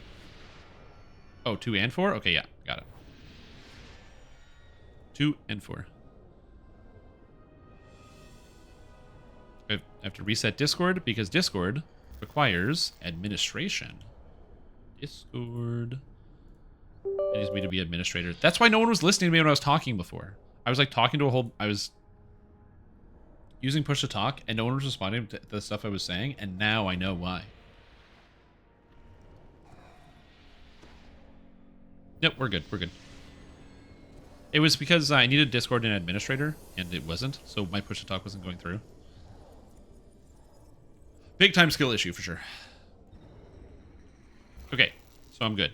So there's a kill order for the ad waves. Kill order is wave 1, Hunter, Keeper, Seer, AoE off the boss for the warriors. Wave 2 is Black Arrows, Frost Callers, Black Arrows, Frost Callers, Warriors. Or no, Black Arrow, Frost Caller, Black Arrow, Warriors. Wave 3 is Drake, Worms, Drake, Boss. And wave 4 is Black Arrows, Frost Caller, Black arrows. Hunters, seers, boss. Okay. I got that. Okay, we're good. And it's my job on waves 2 and 4. We're gonna go after left Frostcaller, and I have to interrupt right Frostcaller. Can I write it down? No, I'm good. I'm a genius. Okay, anyway, what are we talking about? Okay, so where did the story from I'm a Rogue come through? Okay, so in Update 50, they revamped the Shader Kai race, and Shader Kai had their chain attack changed. It used to be an actual skill that you would press it, and your guy would like swing his chain in a circle and stand still and do AoE damage. And because it was a skill, it wasn't based off your weapon. It just did like a base amount of damage. You couldn't use it while moving, and the damage was complete garbage 3000. So they changed it, so not only could you use it while moving, it was actually based off of your weapon. So it was now a weapon attack. So when you would use it, your character would swing their chain around, and they would deal damage. Now they deal damage based off your weapon. So there I am going into a dungeon, one of my first dungeons with the Shader Kai, and I realize as a rogue, usually you like sneak around, you attack people, you do whatever. But with this spiked chain attack, I was a barbarian because it's so much cleave damage. It was insane. At which point I ran into a room and I did the spiked chain attack. I killed an entire room of hobgoblins or something, and then I'm like, oh, I'm a rogue, because I was like, I'm like a rogue, but I'm a barbarian basically.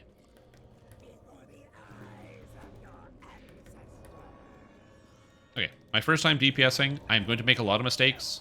My first time DPSing on this boss. Please forgive me. Forgive my transgressions. You are indeed mighty, Freeman, but I am not alone. Again, we're in a dream. This is a dream. So this is not like the real world. We're not actually fighting the dragon. Durin is fighting the dragon. He's real.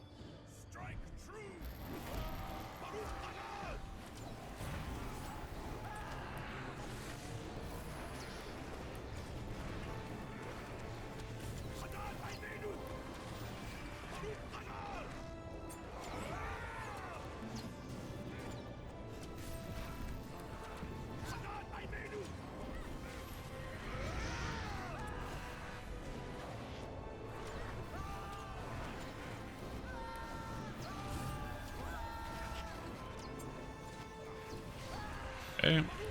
Hey, that's the sub sound? That's right.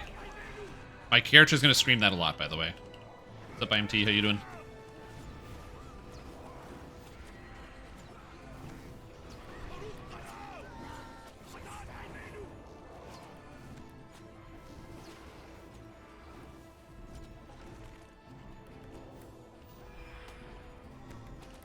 And now I hit the hunters. And my job is to kill this hunter. Oh god, I gotta get out of the way. So that's what I have to be careful of, is that dodging, because I'm facing outwards. So I can't see the boss when it's doing that. So I have to be very careful when that happens, because I can't actually see that's coming for me.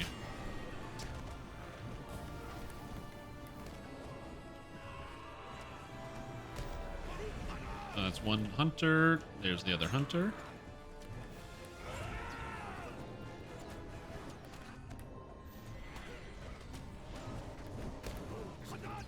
I'm being hit by something. This sucks.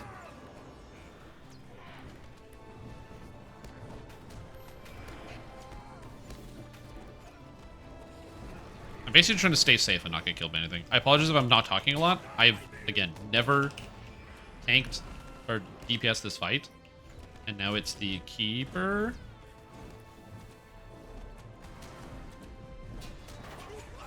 No, stay away from me.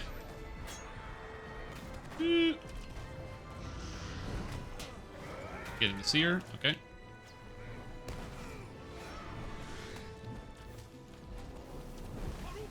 I need composure. Anthem, we're good. Being chased by the keeper, which kind of sucks to have aggro on it. Okay, I'm doing okay. I'm like still learning. So for me, this is awesome, by the way. This is such good practice. Being able to practice on killing a lot of these things. Because again, this is something I'm not good at. So being able to just like learn like this lesson and how to properly fight some of these monsters and you know, the positioning in the raid fight as well. Screw you, can't do anything. Interrupt, bitch. I'm alive. Fuck you guys. I'm gonna kill him. Yes, I got him.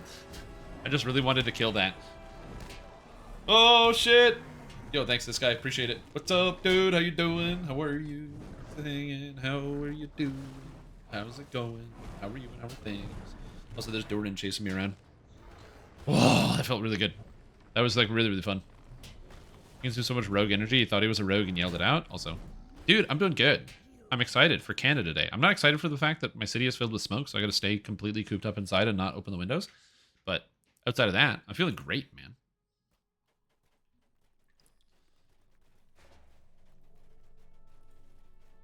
I'm doing pretty good. That was awesome. That was really, really good, by the way. I know we lied and we wiped or whatever. So just to a bit of a preface, there's probably not a good chance we're going to like beat the fight today, simply because we have like a lot of new people that are like in the raid that we're like training up. This is like a new raid, like a new training day. So I wouldn't, so if you're like, oh, are you guys going to beat it? We might. For me, this is more of just like getting a lot of practice, working with some of the different like abilities and spells and stuff, and just getting used to my character, and that I'm really excited for. This character is very fun. I've always loved playing Minstrel, and being able to actually play something that isn't my brawler in a raid for once is very cool. Not doing much this year? Yeah. Yeah, my plan is to just drink my face off and wait.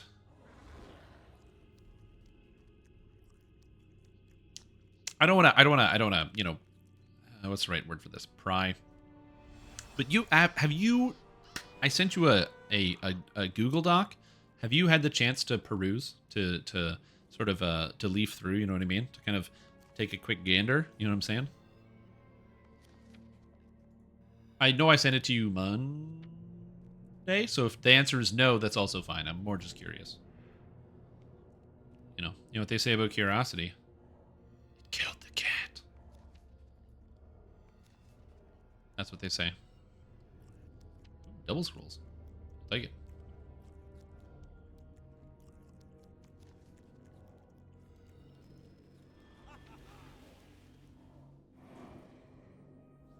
But yeah, things are going good, man. I'm just excited. It's also weird to like play DPS. It's been such a long time since I haven't played DPS for this entire expansion.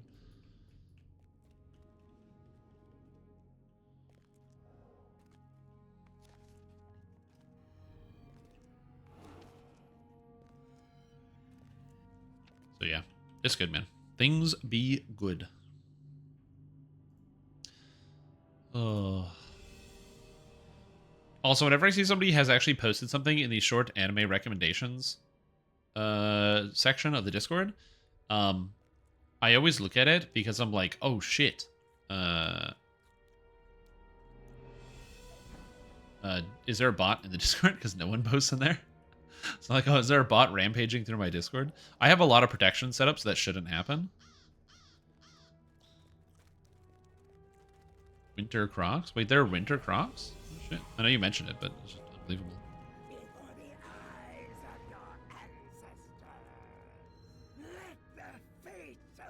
Okay, here we go. Here we go. Who's this? Oh, I've got outgoing healing? Damn, this guy gives me healing. Ooh. I am not alone.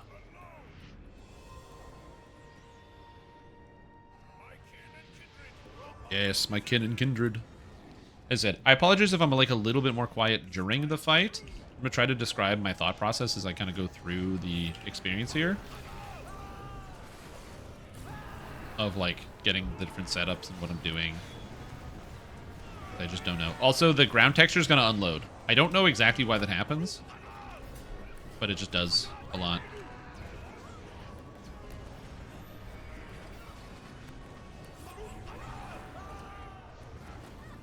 Oh, that.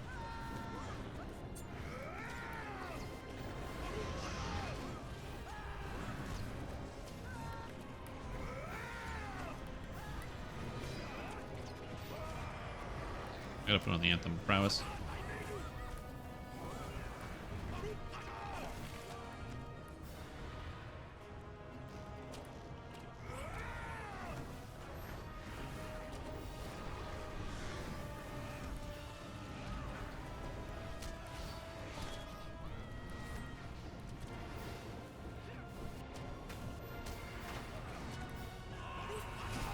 Good, I'm in the clear.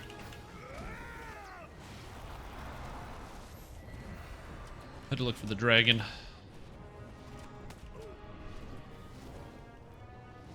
Think I can stun those? I can. Okay, good.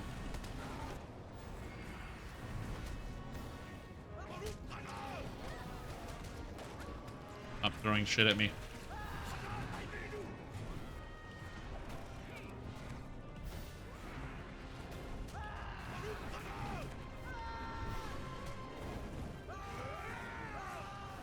Oh, we were supposed to be hitting the hunter the whole time. I was hitting the seer. Whoopsie. Okay, I was attacking the wrong target.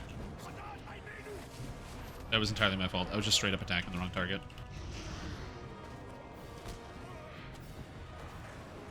Oh, the bears? We are on bears. We're on the keeper, right? Like, I'm pretty sure we're on keeper, but...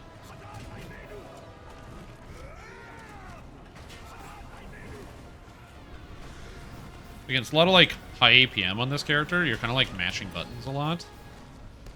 At least that's what it feels like.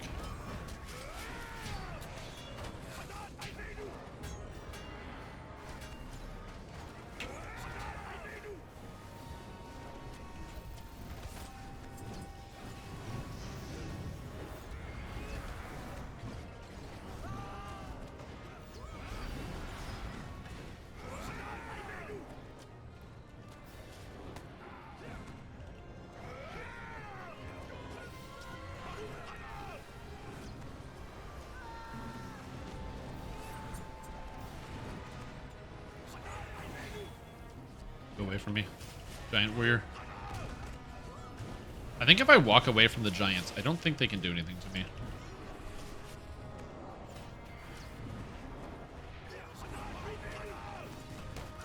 Yeah, I think if I got stunned. Was that their AoE stun?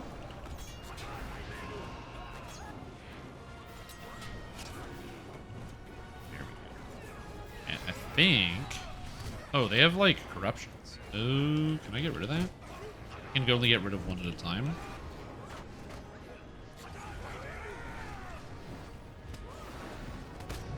Oh, I got the fear. Do I have potions for fear? Fear potions? Oh, I don't have fear potions. Okay, that's a problem in and of itself. But I guess we'll cross that bridge when we get there, is how they say. Is how the kids say. The problem with the giant warriors is they basically get a buff on themselves that make them take less damage from attacks. And I can't really remove it that efficiently. That's kind of got to rely on somebody else for that role.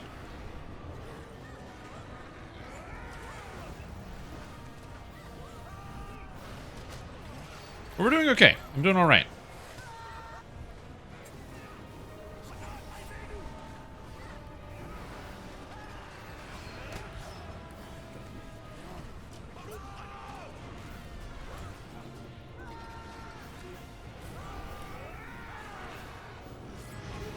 Oh, we still have a warrior because we didn't get it down.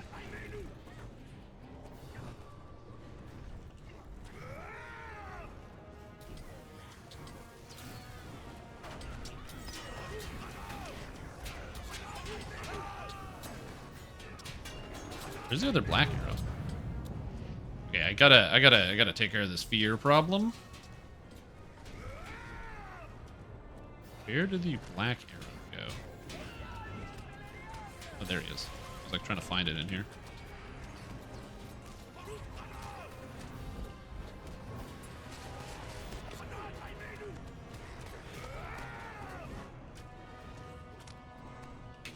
Healing this guy. I have a warrior on me, but I guess that's fine. Oh, that bleed sucks, though. I don't have a way to remove corruptions. Okay.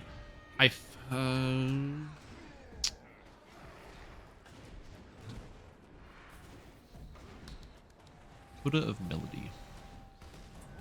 I think... Is it only Coda of Fury that resets my skills? Your Coda will not consume your buffs. That's fine. Falls will trigger a thing. That's fine. Cry of the Valor. That's fine. Coda of Fury. Cries and calls.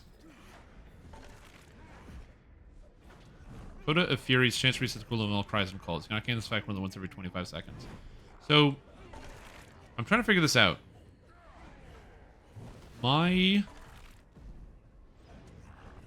need to remove corruptions off of these guys. Basically, they have all these buffs, right? That make them more defensive. I don't have a good way to do that because my character I can only remove basically one corruption. You cannot change the fate of Gung. So I want to play red, but I think I might have to use Melody Stance. Yeah, I feel like Melody Stance is the key here because as much as I want to sit in Resonance the whole time, like I can use Resonance for the majority of the first part, and then when we swap onto Warriors, just go into Melody, and then same thing, just go back to Resonance for boss DPS pushes, and then go back into Resonance for everything else, or Melody. Because yeah, like I said, this is, for reference, this is my first time ever going into a raid on this Minstrel, like any non-like tier 1 like face roll raid. I've practiced my DPS rotation, but I haven't done the raids. Chance for Coda of Melody to reset Anthem cooldowns. Ooh, that's kind of cool. What does this do? Damage? It's way less damage though, right? So much less damage, dude. Oh, Jesus. It's like half of it. It's fine. Why Melody? Oh, I need to be able to remove corruptions from people. And Piercing Cry removes corruptions in Melody. And so, because without removing corruptions, monsters just have too much defense and have too much health. The other option is I run up and start using Dissonant Strike on people, which is not a good idea. I do have Cry of the Valor, but this is a 30-second one corruption, whereas I literally use Piercing Cry every other attack. Plus, this stuns now. So, Cry of the Chorus resets your anthems and does not reset your Cry of the Valor.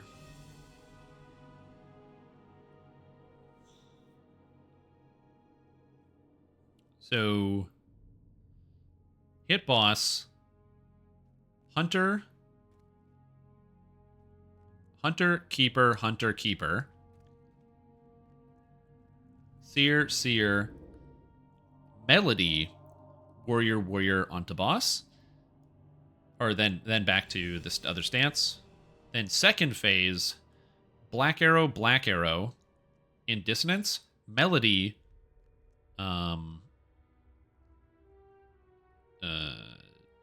what do you call them? Frost collar. Dissonance, black arrow. Yeah. And plus guards should always be away stinging them. Yeah, but it's stuff like the I'm more thinking of just like the way I'm thinking about this is I'm trying to like narrow it down into like the cave person brain, like caveman brain. I want to do big number. I want to see the biggest number go across my screen. So how do I do that? And if the monster has a buff that says do minus 50% damage, I have to remove that to get a bigger number. So I'm less thinking about the warriors. I'm going to try to ignore those because I don't care about that. That's somebody else's problem. Debuffing the warriors so that the reflect doesn't happen is someone else's problem because that doesn't help me get a big number. On some point, it probably does, it does matter for that. I'm not thinking about corruptions for those guys. I'm only thinking about just dealing damage to monsters. Has Durin thought about bringing in some diesel space heaters here to warm up the place?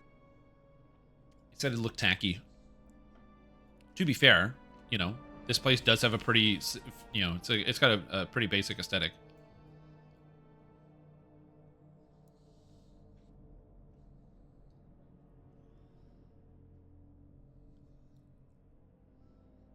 Oh, dude, am I one of the 3 DPS? Cool.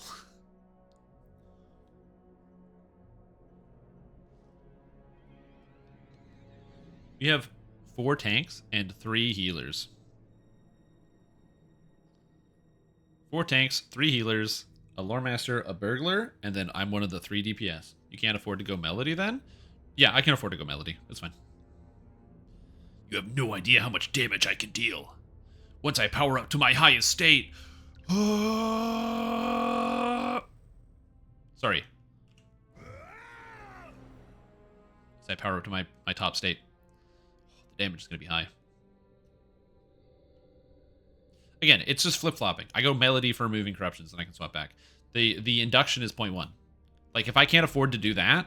Because remember, you can animation cancel this. So, watch. I can do, like... Boom. Animation cancel. I'm already in the stance. So you can animation cancel the stance change. So it's not, like, a big deal. Like, stance changing is no worries. I wonder if you can, like, animation cancel by moving. No, it doesn't work.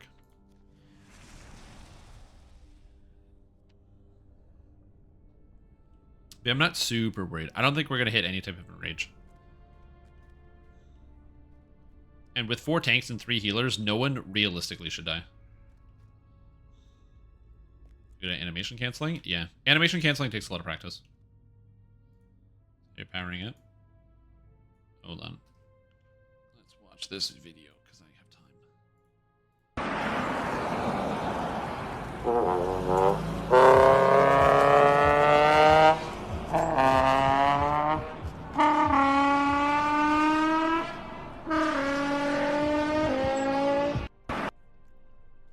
Amazing. Oh, that's so good. That's very funny.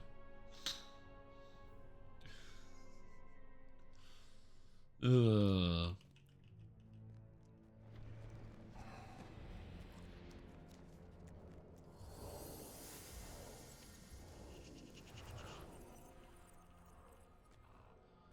Oh, so if you're wondering, like, Stream Tom, is your damage the highest? Is it top tier? No, it's not. For 2 reasons. One, this is my first time in this raid. I'm going to make a lot of mistakes. First time in this raid is a DPS. Also, my first time in a raid as this character. So, again, I'm going to make a lot of mistakes when I do this. But on top of that, also, my tactical mastery isn't maxed out because my legendaries are, like, 50, because I'm missing 40 enhancement runes on each of them, which will max out the stats. I already did the math. I just have a lot of forges and lofts in my future, and we're getting there. We're getting there. Also, I only have the purple drum, because I have not pulled a teal or gold in my runs of SAG yet. But I will someday. Someday. So I'm off by like 10% damage. Strike true.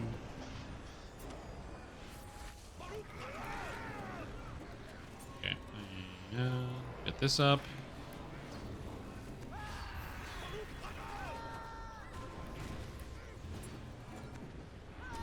Oh my god. I don't have anything to animation cancel.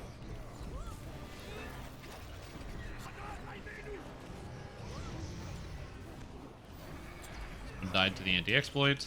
Breath.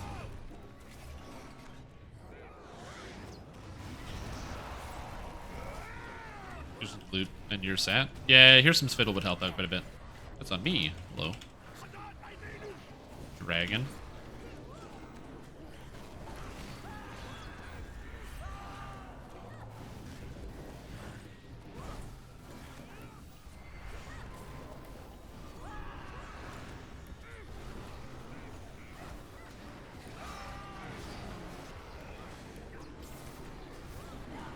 We have phase. Breath. This area sucks. As I said, at this point, I don't have to, I don't have to worry about the melody stance. I'm just hitting the monsters.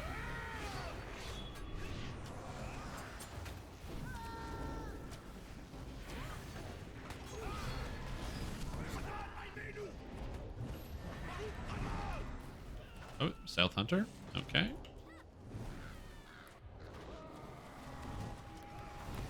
I'm just trying to follow TA as well.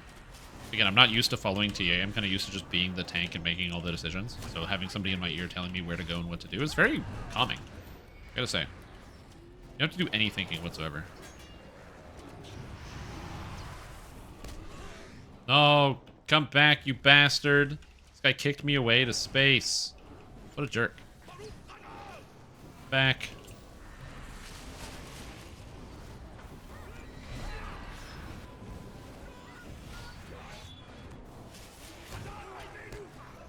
Okay, that's a bear. We're close to South Seer.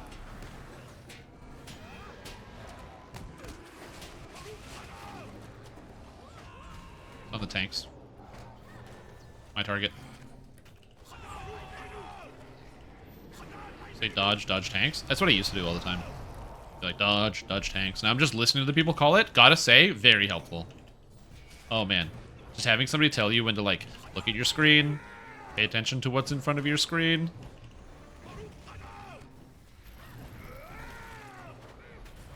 Hello, Seth Seer. And also my swords are just still chipping away at the boss. Also I made a mistake. Do this, do this. Don't kick me. Don't avalanche me, you bastard.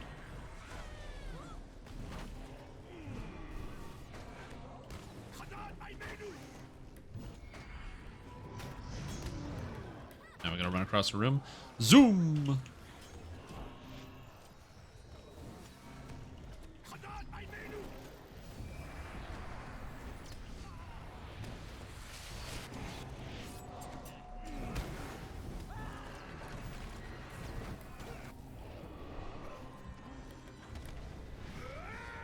Okay, so now we go Melody. Actually, this one has no corruptions on it. And that was no corruptions. I don't even have to use Melody. Not like an idiot. Get out of here.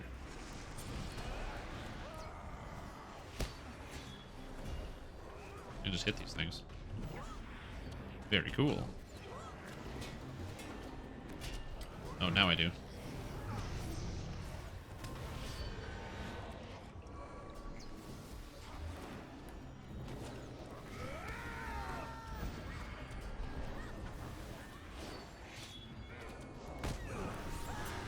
They have so many corruptions, man. It's so annoying. I can't remove them. There's nothing I can do. I just have to watch because I don't do any damage.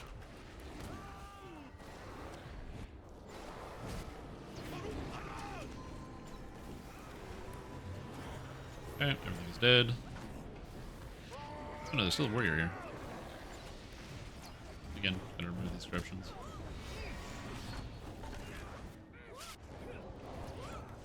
There we go, corruption's dead.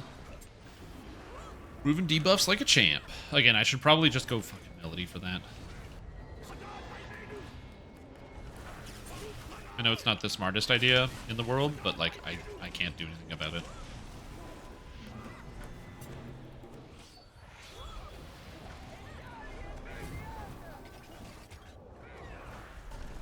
There we go, we're good.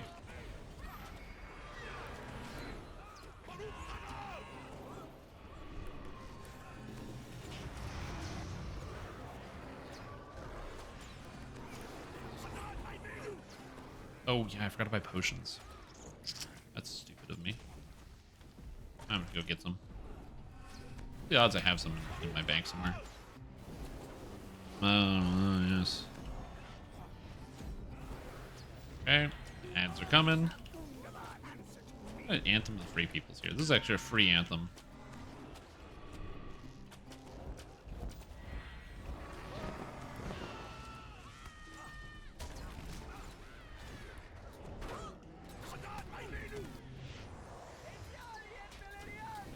Oh my god, the kill shot. I couldn't do anything about it. Oh, good.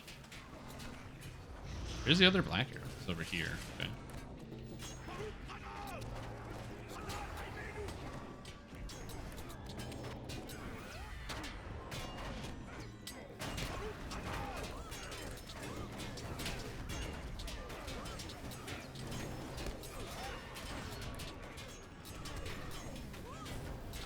Oh, it is being healed? Is it the frost colors that do the healing?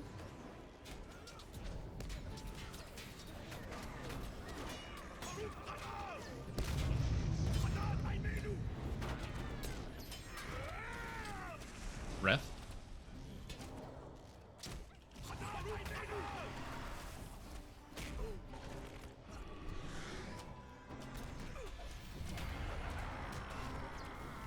Unfortunately, I can keep stunning this thing. Screw you, you can't have corruptions. Fuck you. Also, I don't want to tank it, though.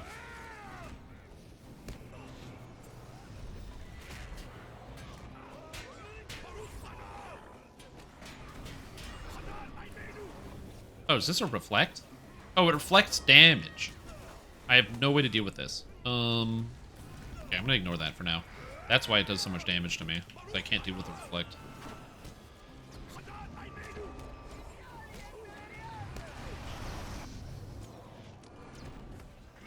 You go, please use your skill. Thank you.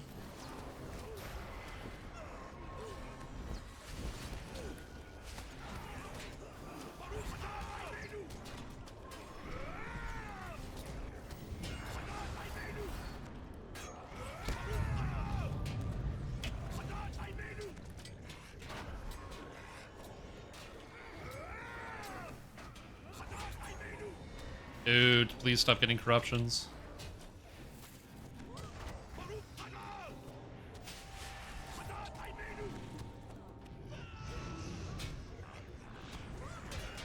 Corruptions from monsters?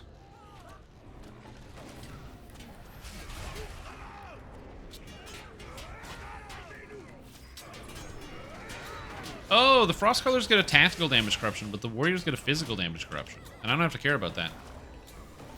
So, or the reflect. So they like reflect damage, but I don't care about the reflect. It literally doesn't affect my character class. So I can ignore it entirely.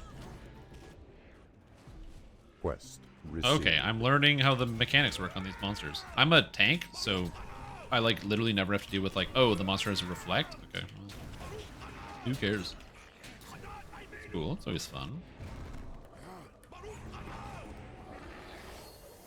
It's fun. A guardian coming out.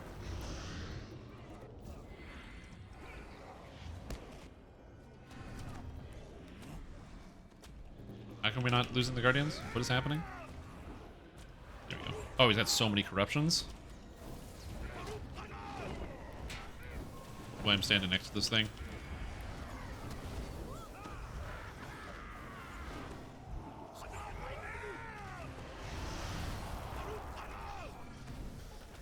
Hey, Frosty's got the aggro. Frosty's #1 DPS! You know how I'm #1 DPS? Because I'm not putting up my buffs that I'm supposed to put up.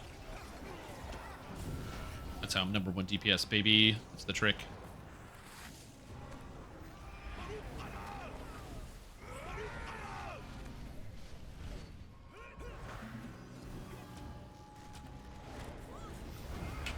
Her stairwell spawned so many guys went from nothing to red alert in a single moment and got destroyed. 15 and 20 seconds later. The problem is, in that quest, there are a lot of monsters. You shouldn't get instantly red alerted. What usually happens is if you have people at the top and bottom of the staircase at the same time, then people get aggroed because they're in different places, so you kind of aggro like the whole room. It's supposed to kind of go in stages. But yeah, also cleaning the stairs is also not a bad idea. But I will say, a lot of people hate that quest for a lot of good reasons. Let's just say that.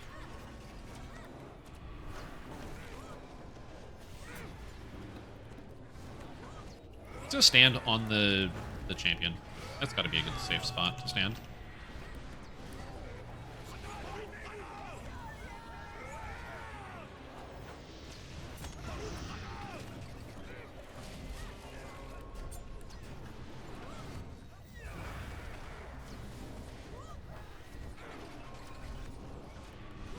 Play on hard because of this horse shit. Oh yeah. By the way, Sharn on Elite is where, I've mentioned this before, Sharn on Elite is where builds go to die. A lot of builds can't handle Sharn on Elite because it is a huge step up from other quests of like the same scale on Heroic. So don't be like upset about like, oh, I have to do Sharn on hard. Yeah, I know. I've been there before. Okay.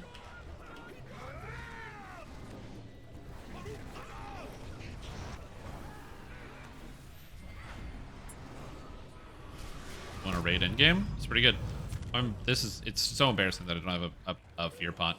I'm gonna go get a fear pot after this. I wish that my town services contained a vendor that I could buy potions from. That'd be very convenient.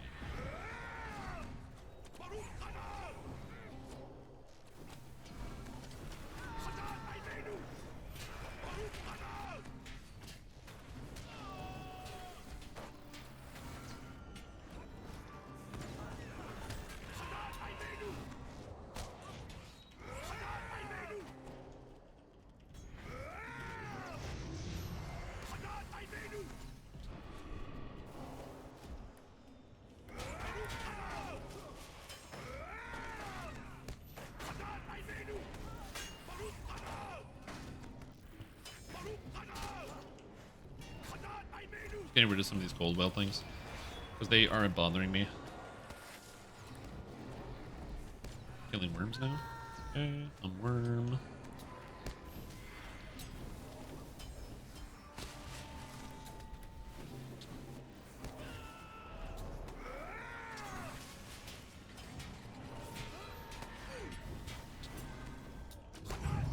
God fucking damn it.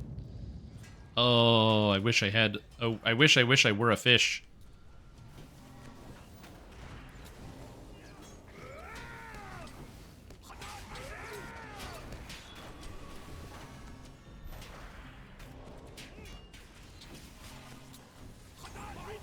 Hello, worm.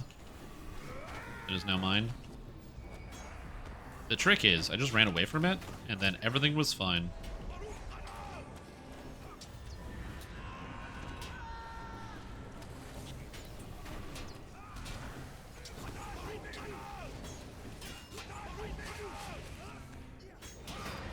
I'm gonna kill these worms again. There's cold whelps, because they're here, and I hate them. They drive me up the wall. I mean, I probably shouldn't just attack things, because I think it's the right thing to do, but, you know. I'm not sure what our target is, because I'm just kind of following TA.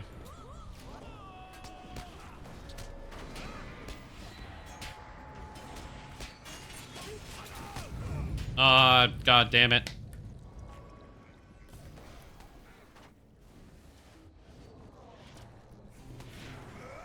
We're taking care of Drew Drake. Good.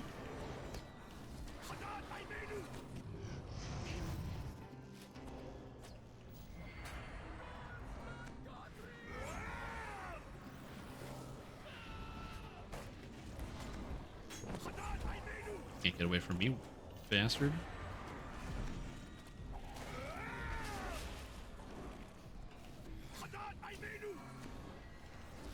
I'm gonna make stay safe. Oh, I have a res.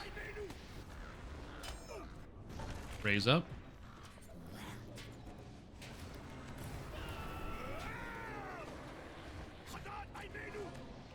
This is why I'm moving over here. I don't like where I'm standing. This is a bad place to stand generally. There is.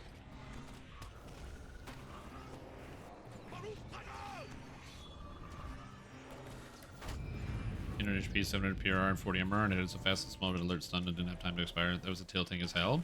Yeah, it's because there's the monsters in there that are called, what does this do? Minus 50% incoming damage.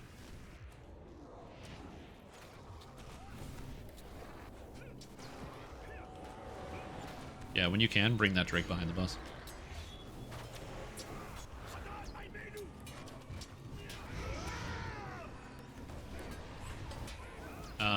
But yeah, as I said, that area is very hard for a reason. It's like kind of like the highest tier content, and at least in heroics for the most part, until the new expansion comes out anyway. It's like nothing is going to be harder than that.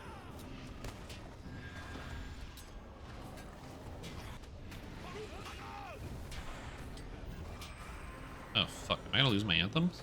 Oh, I made a mistake.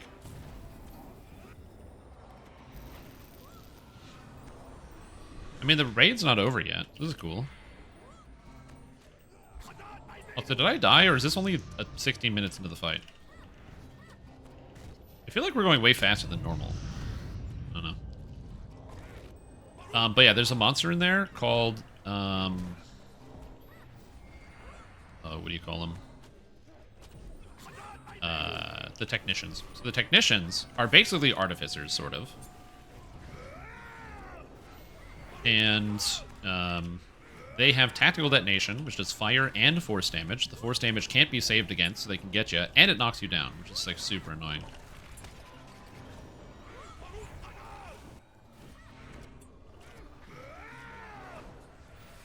Is this Lilob the hardest raid boss? This thing, the dragon. I don't know what Lilob is, but this is not the hardest raid boss. No, the new raid. That came out is definitely harder than this. Now, granted, this is not the highest tier. This is tier 3 out of 5. So, and I've actually never done tier 4.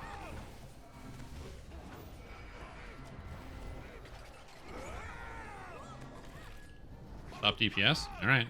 You got it. Oh, is the Lelob. Wait, what does Lelob stand for? Also, what's up, Santiago? How are you? Sorry, I haven't been... I've been definitely paying a little bit more attention to the in-game as opposed to chat, just because, as I said, I'm kind of new to this direct role, so I'm figuring out. Legendary Loader Blades. Oh! Is Legendary Elite the hardest raid in the boss? Lord of Blades? No. The hardest one is still, I would say, too hot to handle. It's a combination of too hot to handle, Skeletons in the Closet, and Hunter Be Hunted. If there's no lag in Hunter Be Hunted, I think it's not too bad. But even still, like, even without lag, there's so many things that can one-shot you in that raid. It's, like, really screwy. The reason why Hunter Be Hunted is hard, and also something I like about Hunter Be Hunted, is it's a raid that requires, like, a lot of focus, because there's a lot of different mechanics in it, which is kind of cool. Dude, my DPS is taking such a hit. I had 465,000 DPS. Oh, my damage. Also, I totally gotta buy potions after this. Wait, do I have things that cure this? Yo, I have potions. Let's go. I didn't realize. Okay, sick. What are we on? 4? No. 17? Yeah. Yeah. Double Mega Secret Elite. Because nobody will ever love you. I don't know what Double Mega Secret Elite is, but it doesn't sound good. Also, the reason why we're waiting is we're waiting on res timers. You can only raise so many people. So down here, you see this. That's how many raises we have. So we're basically waiting out the timer to get more raises. Because the enrage on this boss is 40 minutes. Now, you might say, but Shrim Tom, why would there be a boss fight with a 40-minute enrage? I don't fucking know. I don't make video games. Why would they ever have the expectation you spend 40 minutes in here? Look, dude, I don't know. Video games. Just got to explore Korthos Island. Oh, nice. Yeah, Korthos is fun. I remember when I first started playing this game, I would, like, make a new character, and then I would always, the first thing I would do is I would unlock Korthos Island. Not when I first started, but, like, a long time ago. I would unlock Korthos Island by doing, like, the quest. You do the collaborator, and then they're like, okay, you can go out to the island. And I would run around. And I would try to, before I would do any of the quests, I would try to get, like, all of the rares and all of the locations and stuff before I would start doing the quests. And back in the day, you used to have to do quests normal, hard, and elite all the time. Now that's just a feature for free-to-play players. Yeah, I used to do every quest normal, hard, elite, so then I would go normal Korthos Island, then hard Korthos Island, and then if you got a group, maybe you could do elite Korthos Island, maybe.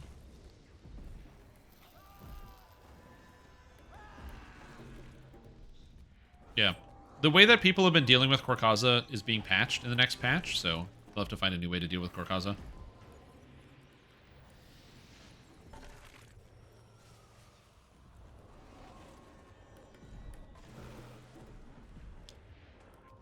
But there used to be an easy way to deal with Korkaza. Ah, the fear, the fear. Oh, I'm running away from it, so it's fine. In a group of 6, level 120 on all R10 quests. No, you can do R10 on all quests in the sense that it's physically possible, but it's just really boring. At low levels, you don't have any abilities, so every quest is a lot of just like shooting crossbows that have Vorpal on them and waiting to kill stuff. And every quest takes like 20 minutes. So you could technically do it if you wanted, but you'd be wasting a bunch of time.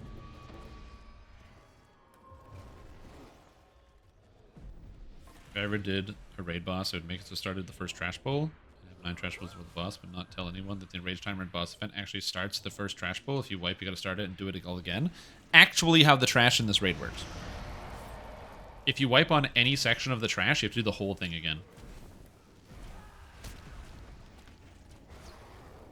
No joke.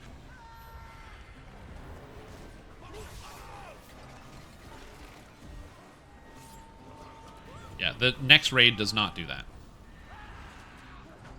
There's one like mini boss fight that is it's like a big trash bowl, but it's like a mini boss fight. I'm not using my potions. I'm just limited on how many I have. So I'm gonna bank it. Oh, hey, what's up? Thank you for throwing this over here, dragon.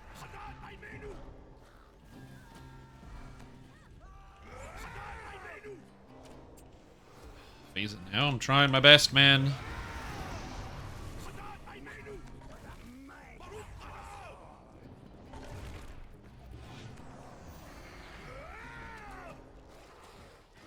Good.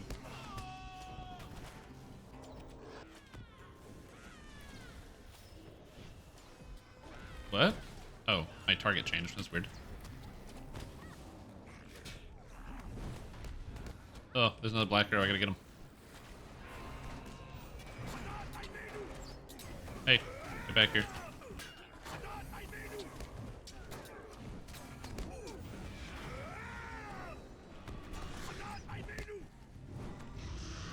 I'm gonna do this.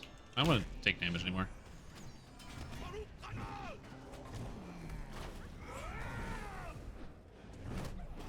Frost color? I'm on the frost color.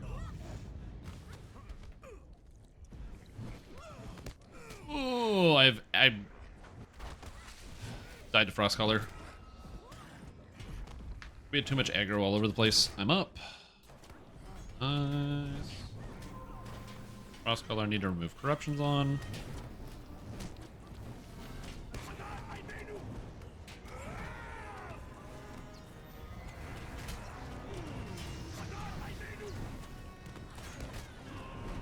So the reason why we died there in that phase is basically the tanks didn't have aggro on the mobs. Now granted, there's a lot of trash in this phase. There's a lot of monsters, so you need a lot of people to deal with this. And so it's a complicated part, but yeah, that's what happened. Many keybinds struggle with even 10 efficiently with the moving hands from WASD. So I'll show you, there's 2 secrets. So secret number 1 is shift and control. Strim, I have been told that a calzone is a type of pizza. Does this mean I can call it a pizza C?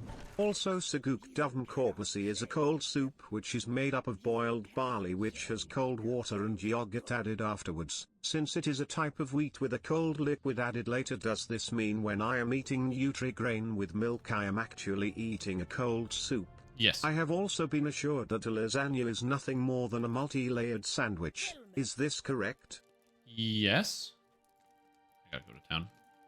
Lasagna is not a sandwich because it's pasta, and pastas aren't sandwiches. So no, actually, that's not true. But the Nutri-Grain with milk would be soup for sure. I agree. Yep.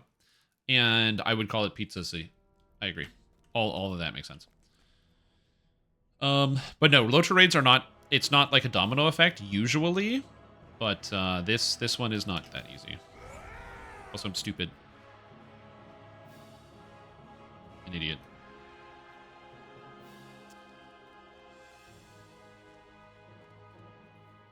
One sec. Sorry, my brain is. I need to buy this thing before I forget. I got distracted. Gundabad.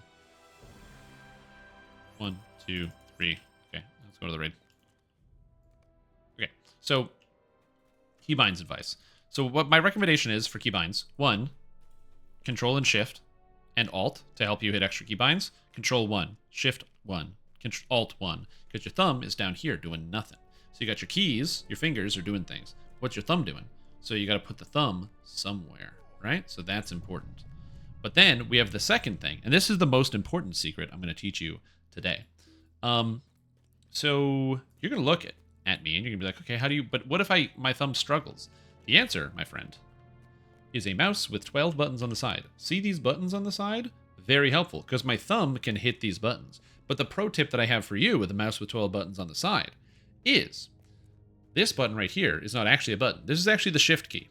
So the reason why I have this one up here being the shift. So the other ones are buttons. So I have 11 buttons and then shift. The reason why I have shift on my mouse is so that way if it's not comfortable for my left hand to hit the shift key, I can use my right hand on the mouse to hit shift and then push a key that's easier. Additionally, I also keybind R, Shift R, F, Shift F, C, Shift C, because they're right around your fingers. R is there, F is there, C is there. Another pro tip when it comes to keybinding in MMORPGs, use the same keys for the same actions. For me, R is always a heal. If I heal, it goes on R. If I'm playing Lord of the Rings, heal on R. If I'm playing, WoW, heal on R. If I'm playing DDO, heal on R. Interrupts or stuns or taunts, F. So this character, interrupt, F. On my tanks, F and Shift F. Put the same buttons on the same keys across the same characters. So for example, obviously there's no interrupts in this game.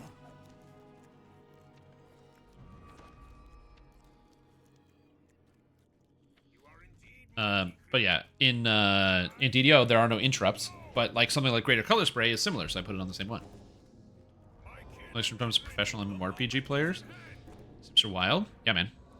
Consistency. That's why it's like, dude, how can you go from playing like Elder Scrolls Online to like Final Fantasy to DDO in like the span of a day, or throughout the day, and know how to play like all these different characters? I haven't forgotten my red mage rotation because it's just like built into the same keys that I always press. Because you know why? Video game developers are not creative. They can't make new ideas. No one can make new ideas. So everything is the fucking same all the time. So every game feels the same. They all play the same. That was a joke. But yeah, it's really hard to make something that is so unique that the game is different. Oh, I wasn't paying attention. Apparently we're all dying. We're resetting.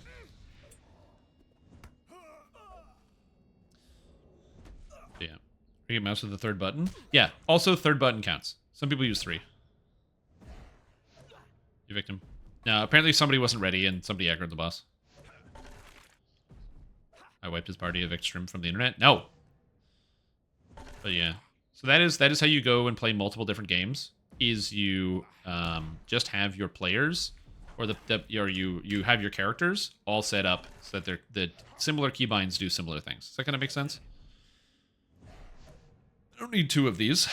I never used Call to Greatness, and I also don't know when to use Call to Greatness, so I probably should. Inspire Fellows? Do I need Inspire Fellows? No, that's garbage. Fear? Oh, I never use this. That's a button.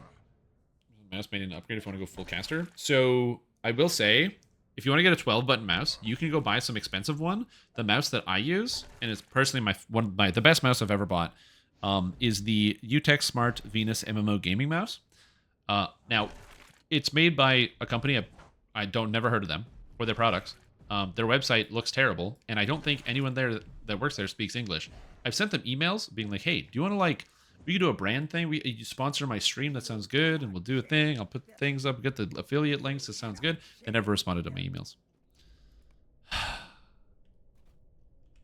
got left on red. Very sad. They're probably like, we're already selling shit. Go away. And I was like, yeah. Yeah, you are. Yeah. It was very upsetting.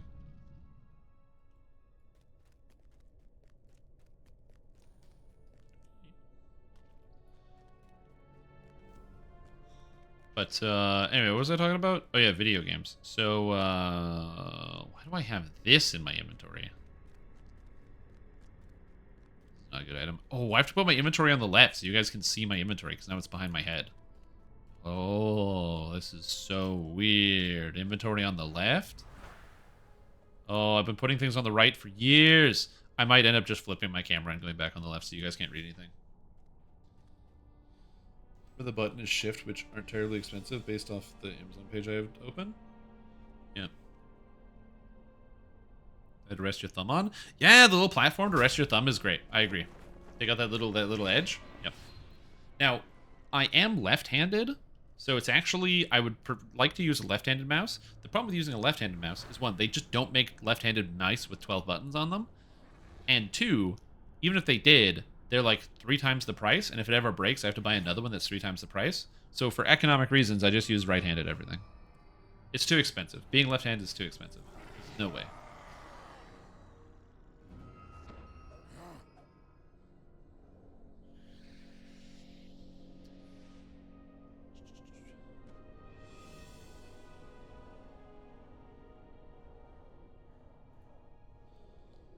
I don't think I could even use left hand. Feel totally unnatural. You get used to it pretty quick.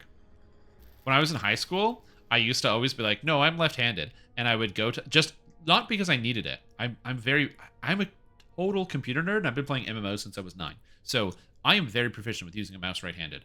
But I used to go to the school computers, and I'd be like, oh, I'm left-handed, so I would change the thing over to being left-handed, like mice settings, and move the mouse on the other side of the computer every time. Because you go to the computer lab, it's a shared lab, and I did it for 2 reasons. One, because I could, and people would be like, whoa, left-handed, crazy. And 2, because by doing so, it would mean the next person that would show up, they would be like, what the hell? And they wouldn't be able to use the mouse, and they'd have to like set it back. I was a shit disturber, man. I'm just gonna refill my water. I'll be right back. Tell me mouse anecdotes so I can read some mouse anecdotes.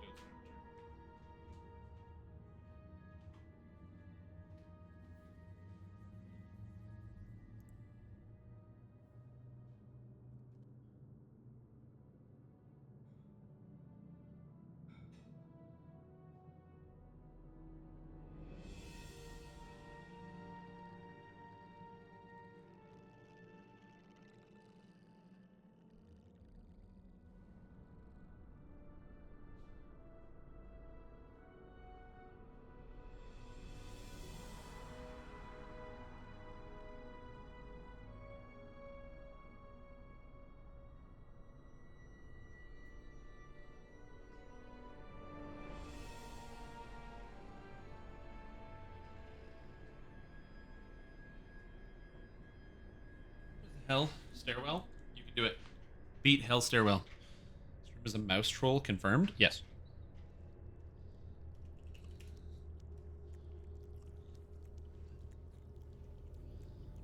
Oh. Won't water turn you into ice if you leave the fridge open? Haha. It's armoring on a armoring on a snowman. It's too hot. I am a slushy man. It is pretty warm here. I'm not a snowman. I am a slushy man. Frosty the slush man was the slippery, sloppy soul. With a splish, splish, splash, and I don't know, very loud crash, and make your boots wet as he goes. I'm trying to think of words. I'm not a freestyler. I can't freestyle music, man. I always wish I could, but I don't practice at all.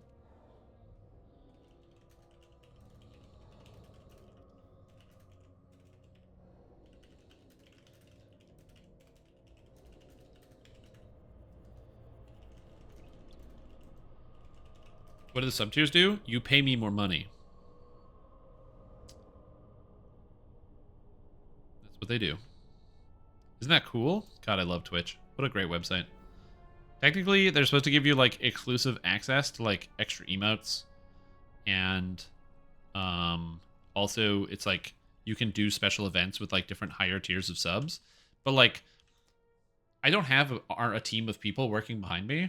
So when I'm already streaming for, like, 10 hours a day, and then also doing all my video editing and other things, I have no way to, like, make the higher tiers have more value than just you give me more money and you get to feel better about it. So some people have, you know, their tier 2 subs or tier 3 subs. I have a few two tier 2s and tier 3s, and I'm very grateful for that.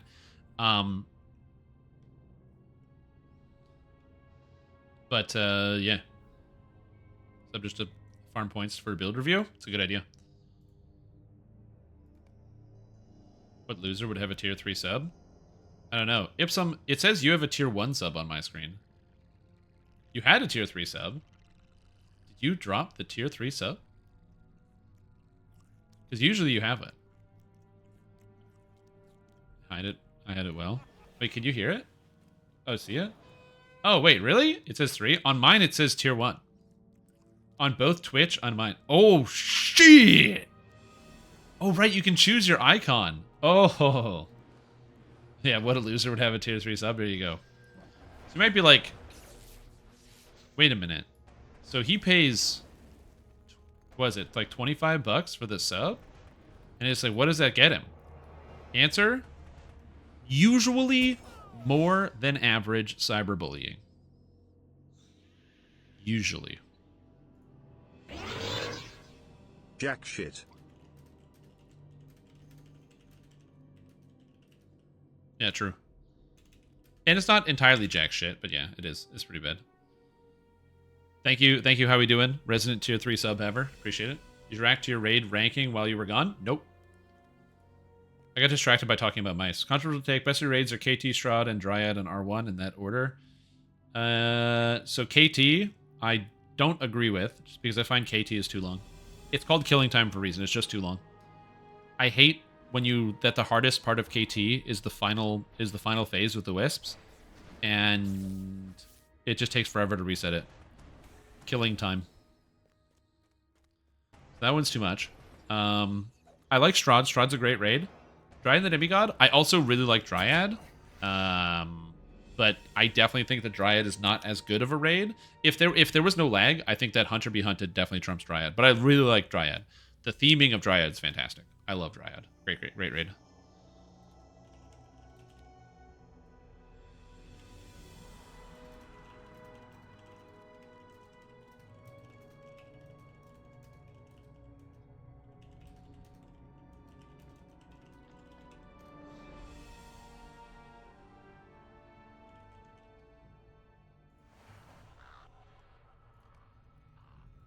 Eat deaths, yeah, they're pretty good. KT is too long, but you do Lotro raids? Well, yeah, but you just reset on the boss, though. Like, this boss fight's too long. But on the final, like the other boss fights, the final boss of the next raid is an 8-minute fight. Actually, 2 of the fights are 8 minutes. Because you can't go longer, because there's an enrage.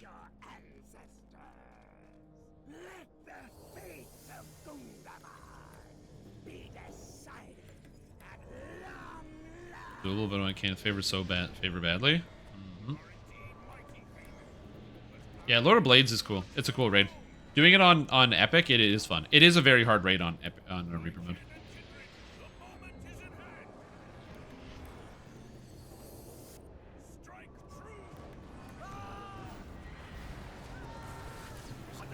Oh, whoopsie.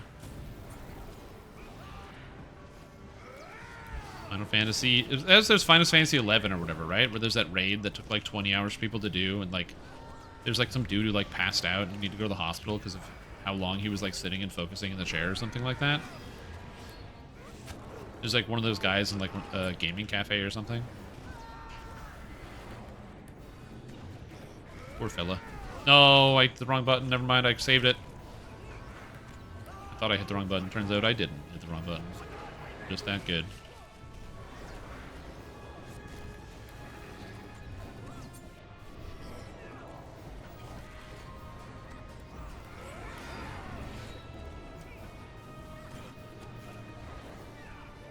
It did a phase? Really?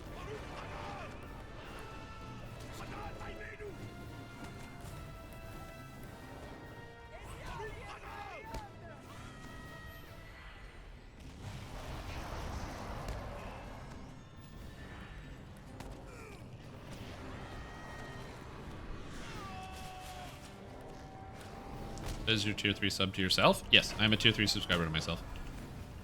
I have to be so I can see all the subs, all the benefits of being a tier 3. Because if I wasn't tier 3 subbed, I wouldn't know what the tier 3 sub experience looks like.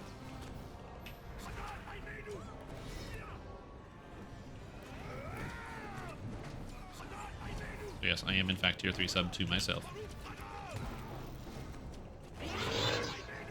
Hey guys, I'd like to go to the bathroom. I've been at my chair for a whole work day. But we're only half done with the raid. Okay. The text-to speech came up, and I didn't hear the call-out that the dragon had turned, and I didn't notice. So, you very much just killed me right there. I hadn't died in this raid yet.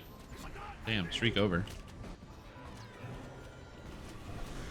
So, mission accomplished, boys. So, I also didn't hear what you said, because I was just kind of, like, grinding my teeth in frustration. Next.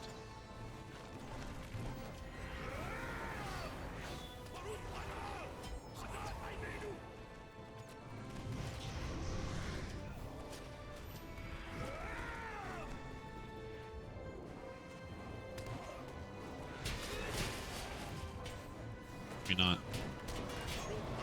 We have another keeper to do. Okay.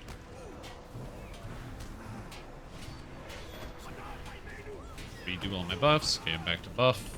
Good. Okay, what were we saying? Hey guys, I'd like to go to the bathroom. I've been on my chair with the whole workday. I'm really half done with the raid. Yep.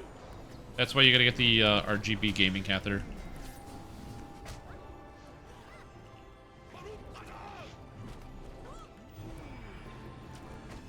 Oh, my mistake. I hit the North Seer. It needs to be messed again.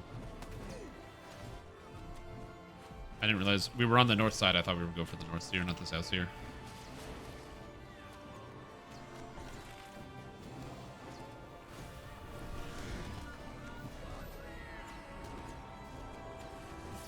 Not doing very good this raid, which is good. I love that.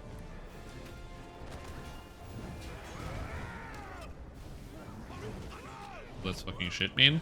Yo, when the guy needs to go after like the friggin' 100 years of sitting at the keyboard and having their insides congeal. Sounds about right.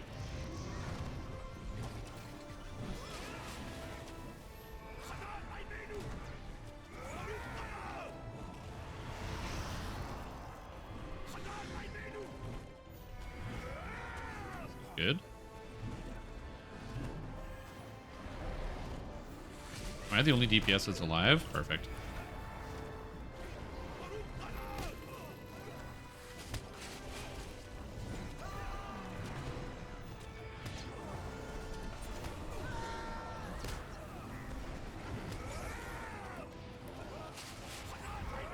Interrupt. I have aggro on this.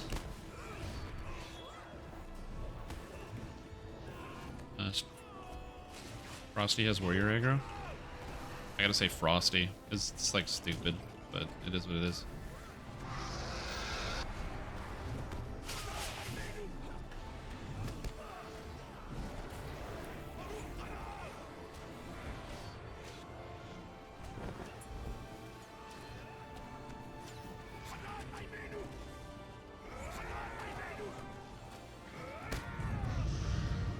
I got the pot. Oh, you can't stop me, video game.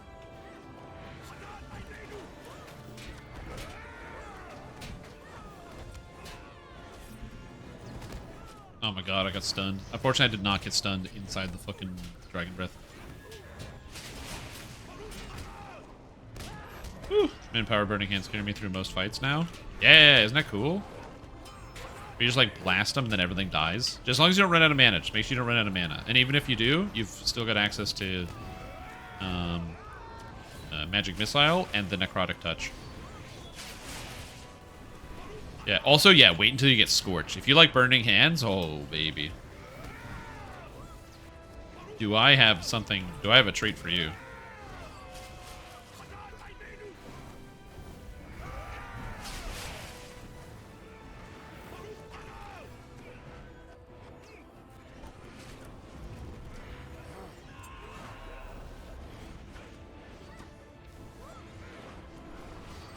We're hoping it's rolling for the DPS group.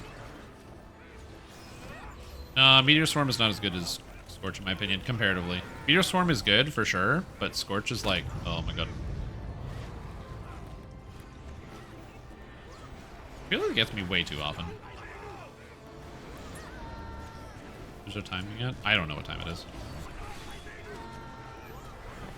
Yeah. Burning Hands is so much worse than Scorch. It's crazy. I love Scorch.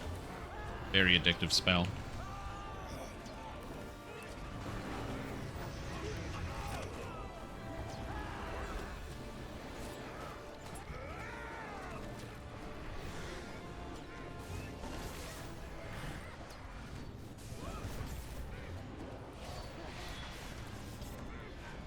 With the Holy Spine.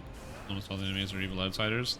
Just get mulched. Oh yeah, because the Rakshasas are demons, aren't they? Spooky demon Rakshasa.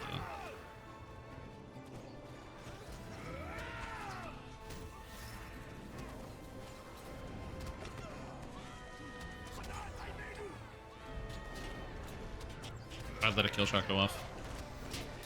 I heard the dodge and I looked southwest. That's my bad. God, that has to stop happening to me, please.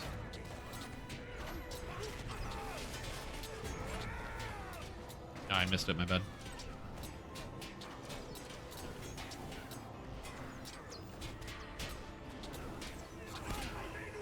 Oh my god, my mouse. I still haven't replaced my mouse. It's this bug. It's fucking me up. Oh my god. Oh my god. This lost color.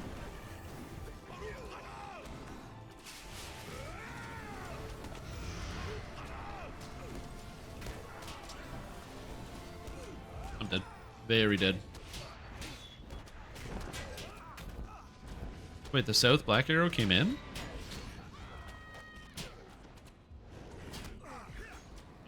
It's just the champion right now? That was not good? I saw Burning Hands. You have to be within arm's reach? True, yeah. Closest during your 4th life. Suggest a fun build to try the benefit from Ancient Power times 3. Played Paladin, Dark Hunter, and Bard so far. That bear build you posted recently. By the way, it's very good because use the 2-handed weapon. Ancient Power. Bard is also good. Like, War Chanter Bard, quite good. I like that one. That goes the drunken verbal chocolatification. I drank 1 beer, like, over an hour ago. Henshin Monk is also a good option. Yeah, definitely. Henshin Monk, Thief, Acrobat, Rogue. Both of those really love it. Honestly, Ancient Power on a pure fighter, 2-handed fighting. Just go Kensai 2-handed fighting or Barbarian, also very good. I would say pure fighter, 2-handed fighter, it feels really, really good with it.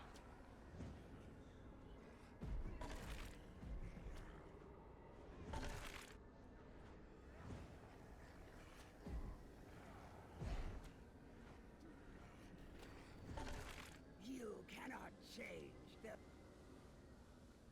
You cannot change the... Oh gosh.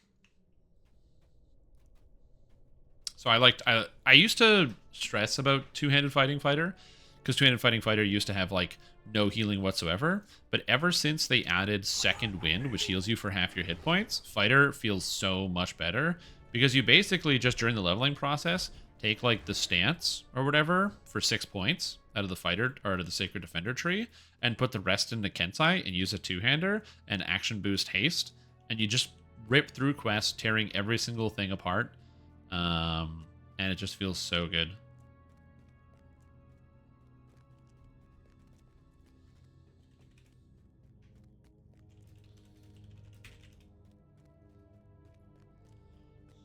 So yeah. But yeah, verbal chocolate. I mean, I feel pretty good. I'm having a good day. Like I said, I'm playing. This character's a lot of fun. I'm actually having a lot of fun trying this out. I love this. This is really good.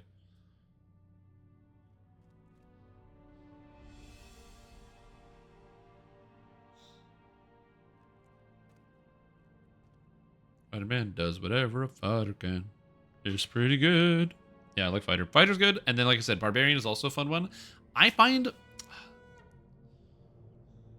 Barbarian is complicated. It's not my favorite. It's not my favorite. I'm definitely not a Barbarian main by any stretch of the imagination. I much prefer the other classes. I don't know what it is about Barbarian that I don't like either. There's just something about it. Some people love Barbarian. There's something about it I don't like.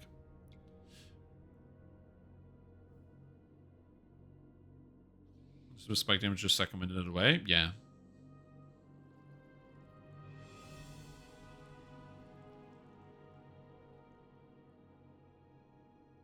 Forge Barb a lot in hardcore. Also pretty good, yeah.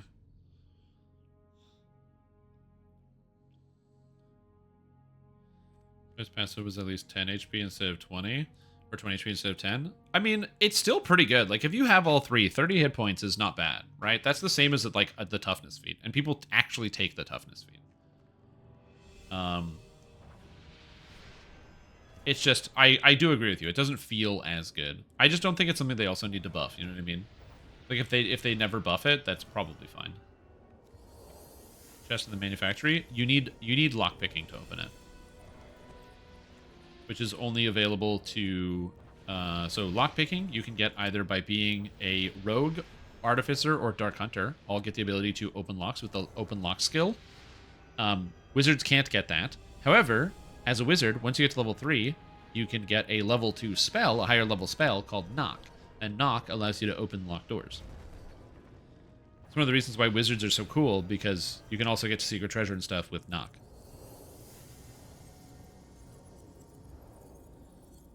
Yeah, two-handed fighter is so good.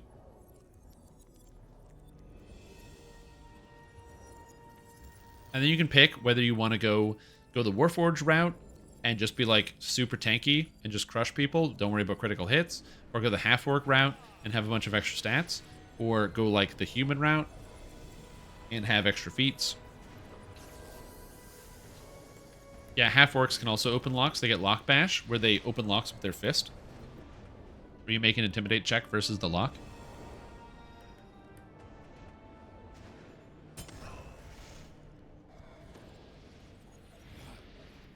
Your low life transmutation swap. Transmutation DCs don't affect knock. Knock is a solid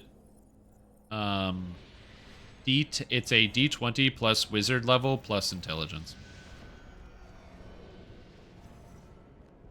That's why you can't knock the highest DC stuff in the game. It doesn't actually take transmutation. If it did, that would make the spell dramatically better. It does not do that, though. A world where knock is good.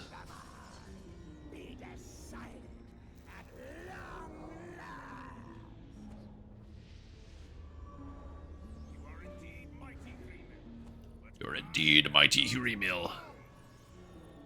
The voice actor who does Duran does a great job. How long does this buff last? 30 seconds! Oh my god.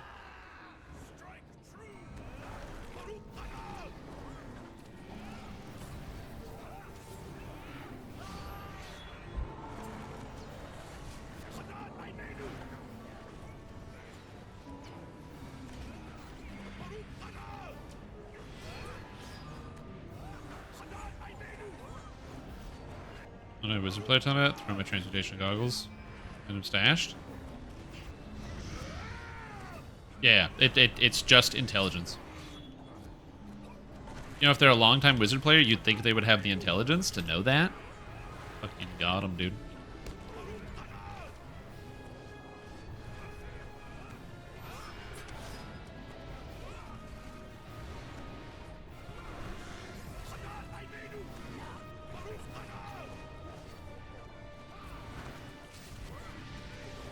I wish I had more damage.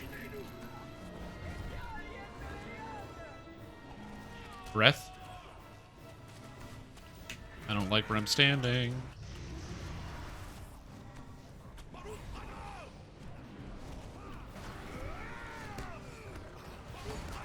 Oh god, that hurt.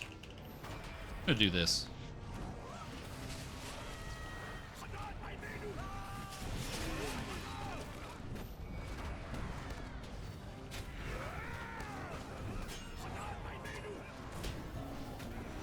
Kill this thing faster.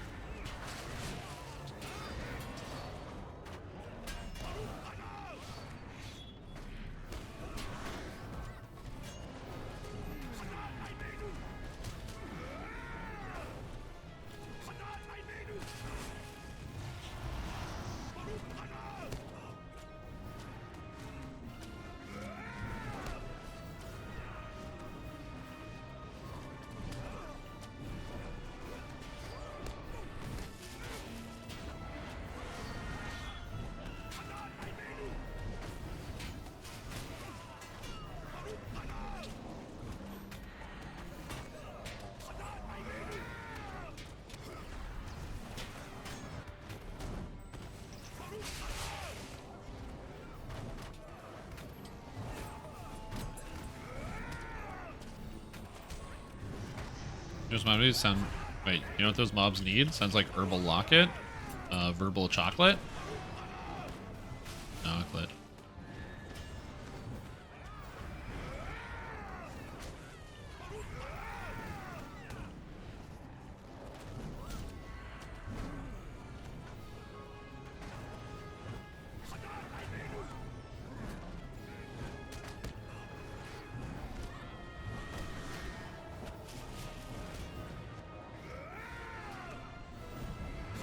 Breath, DPS. Letting people know the breath is coming.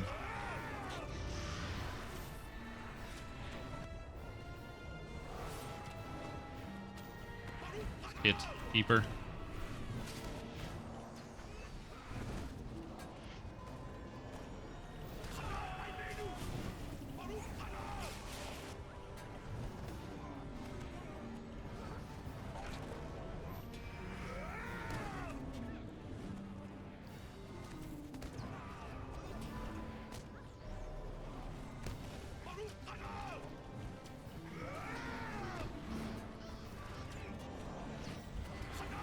That's a dragon pointing at me. I don't know exactly where it is. I just know it's pointing at me somewhere. There it is. Stupid dragon. A lot of like making sure you don't get hit by stuff. Like when I was tanking it, I admit the tanking job in this raid is not a big deal. You do a lot of spacing out in this raid, if I'm being honest. There's a lot of like just waiting.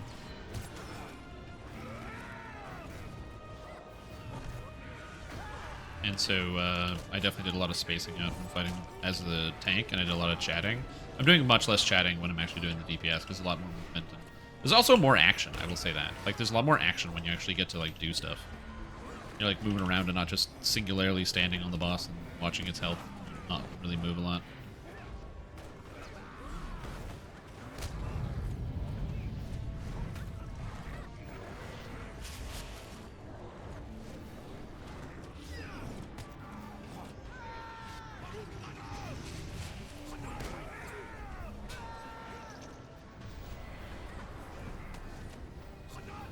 Oh my god, more corruptions. Warrior on Frosty.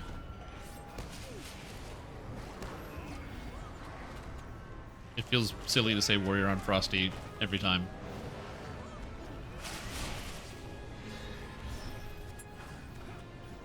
Corruptions on Warrior.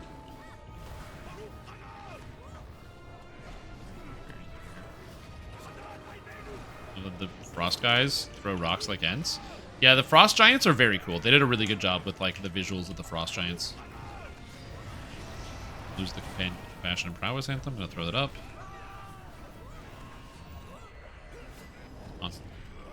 He's just constant with the subs here.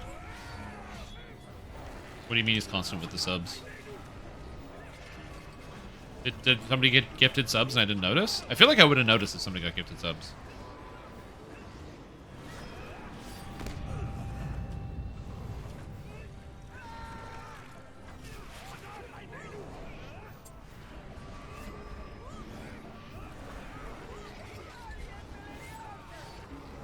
And it's just you're playing Lotro and Baruch Kazad. Oh, fucking got him, dude.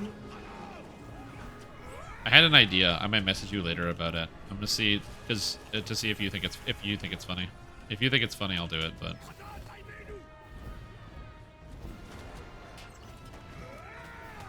the other black arrow. Oh god. Oh god. I have nothing. I didn't have an interrupt.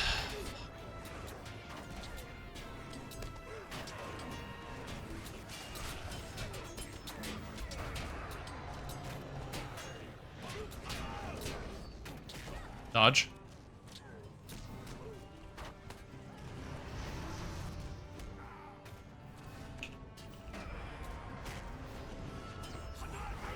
Okay, the warrior is attacking me, which really fucking sucks, so I have nothing I can do about it. I am dead. I'm Dunzilla. Dunzilla. Oh god. Oh god, the warrior. Can I fear this guy? What did you get feared? Go away. Good. That works fantastically. I'm dead. Okay, so I can fear the warrior. Good to know. I should keep that somewhere more in my pocket. Being able to just fear the warriors that attack me is really good. It's probably bad for other people, but it's really good for me.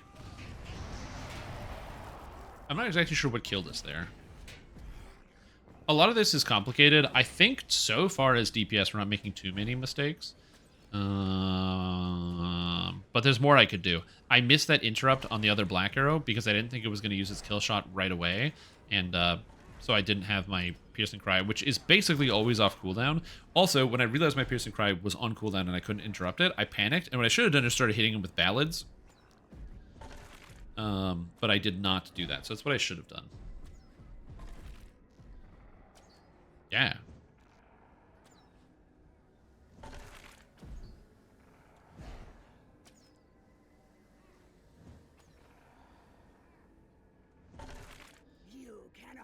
Where's my DPS before I died? Was that the whole fight? DPS? Yeah, that was my DPS. 564. I feel like that's kind of low for the boss fight, but I'm also missing like 20%, so. I am missing some damage, but I feel like that's kind of low. Crit chance, 34%, which I also feel is kind of low. Because I have like maxed out crit, So I've got 33 and I got 34, but I also have abilities that give me extra crit with some of my skills. So I think my crit chance was kind of low. Oh no, it's devastates. No, even that 37%, I think I got a low crit. I think that was just kind of a low roll. Still. That's it. That's it for the raid for the day. No success in terms of beating the boss, but lots of success in terms of just playing the game. I gotta say, as I said before, that was like really fun for me. I don't get to play DPS very often, and that was awesome. I had a lot of fun with that. I think I did okay. And that was cool, man.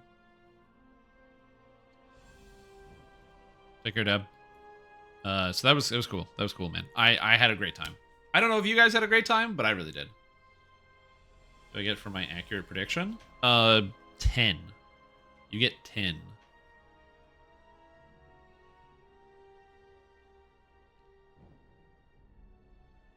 There we go. That should be good. But anyway, I'm going to do Baldur's Gate 2, so that should be good. So I'm going to load it up here in just a bit, because I know you guys wanted to see that. A lot of people want to see the continued adventures of Peter Pipega, so we'll get that going. So for those of you that have been waiting all day, you're going to get to see it. Whoa, really? Yeah, of course. Yeah, really. Wait, you think I wouldn't? I just have to use the bathroom. I mean, 10 flasks. I mean, Baldur's Gate 2? Yeah. Well, thank you for letting me DPS, guys. That was a lot of fun. That's a very cool fight. I don't know how much DPS I was supposed to get. The last pull was not that great. I got 550.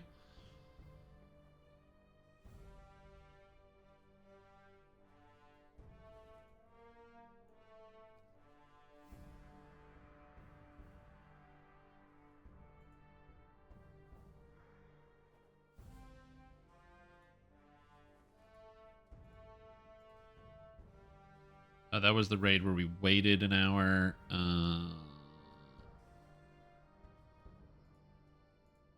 Yeah. Yeah, so 550 is about where I was, and that was a little below average because I got, my crits were really low.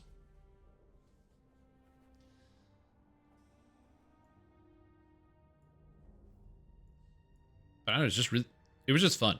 It was really, really fun. Running around and doing, like, it's such a huge contrast to the tank where you kind of just, like, especially boss tank, where you just stand there and you, like, look at the boss, and you look at the dragon, and it looks at you, and you just watch it for a while. Oh, there's things going everywhere. I made some mistakes. I missed, like, the black arrow and stuff, and I can work on that, but that was really fun. Yeah! It's not just watching. Gotta tell you, there is an expansion of Baldur's Gate 1 to explain Baldur's Gate 2 mechanic. Yeah, but Sherm doesn't have Siege of Dragonspear. Yeah, it's probably fine. Yeah, felt like we didn't have the right people tonight. How about you? People were learning. People were learning. I actually think it was okay. All right, so if overall evaluation, I think that what got us the most when we had the 4-tank strat, with the 4-tank strat, we should have been able to fairly easily maintain all the aggro, and we didn't. There was a lot of, you know, so-and-so's on the healer, so-and-so's on the DPS. As the DPS, it was only 3 of us. So it was me, Temp, and Burrow. We were always focusing one target at a time. So that there shouldn't be a situation where, like, something that is not the main target that's flipping to one of us. But warriors were going everywhere and other stuff. So I think it's just a lot of practice on the ad tanks at getting better at that. Honestly, I think, especially since our first pull got all the way to the end, like, there was a good chance we clinched it right there and just took care of it. I think that we did, for what was happening, I think we did really good. It's just, it takes some practice. You know, that fight is not easy, and I made a lot of mistakes. So like I said, I felt my damage was okay. I could definitely do better. You know how I could know I could do better? I need mastery. I need enhancement runes. Why is everything at 50? Ugh, Forges and Lofts. I'm still doing my Forges and Lofts. Give me some time. I'm going to finish the Forges and Lofts, I promise. Also, I'm still using a purple drum. When I finish the purple drum will be good. Now, speaking of Siege of Dragonspear, I don't know what happens in Siege of Dragonspear, so what I'm going to do is start playing Baldur's Gate 2, and then you guys are going to, whenever I ask a question, you guys are going to fill in the details that I don't know. How does that sound?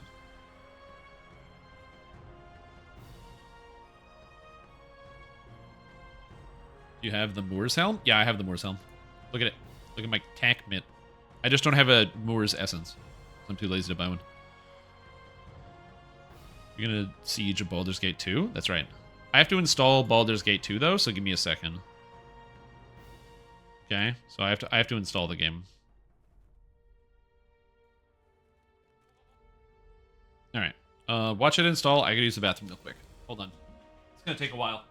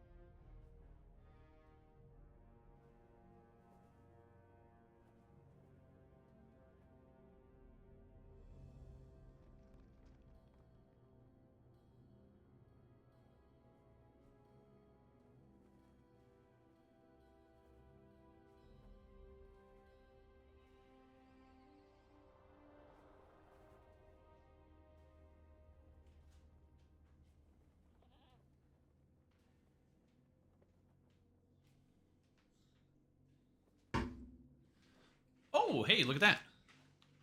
Let's go. We're almost there. Yeah, I beat Baldur's Gate 1 last night. Yep. Why is it 99%? Excuse me. Excusey? 0? What is happening? So, just gonna wait for a bit. Yeah, that was actually... I can't overstate how fun that was to do that raid. So that was actually a lot of fun. Not that I don't like tanking, but tanking the raid is super boring. Like, that raid in particular is, like, not a fun raid to tank. But the DPS, there's chaos everywhere, and there's lots of stuff to do. It's good. It was a good time. Oh, now we're up to 9 seconds. Installing. Oh, we got it. So, yeah, so it should be good. I think that's all we need. All right, I'm going to take off. Thank you for the raid. That was a lot of fun. Oh, and now we go to the third game of the night. Cut that there.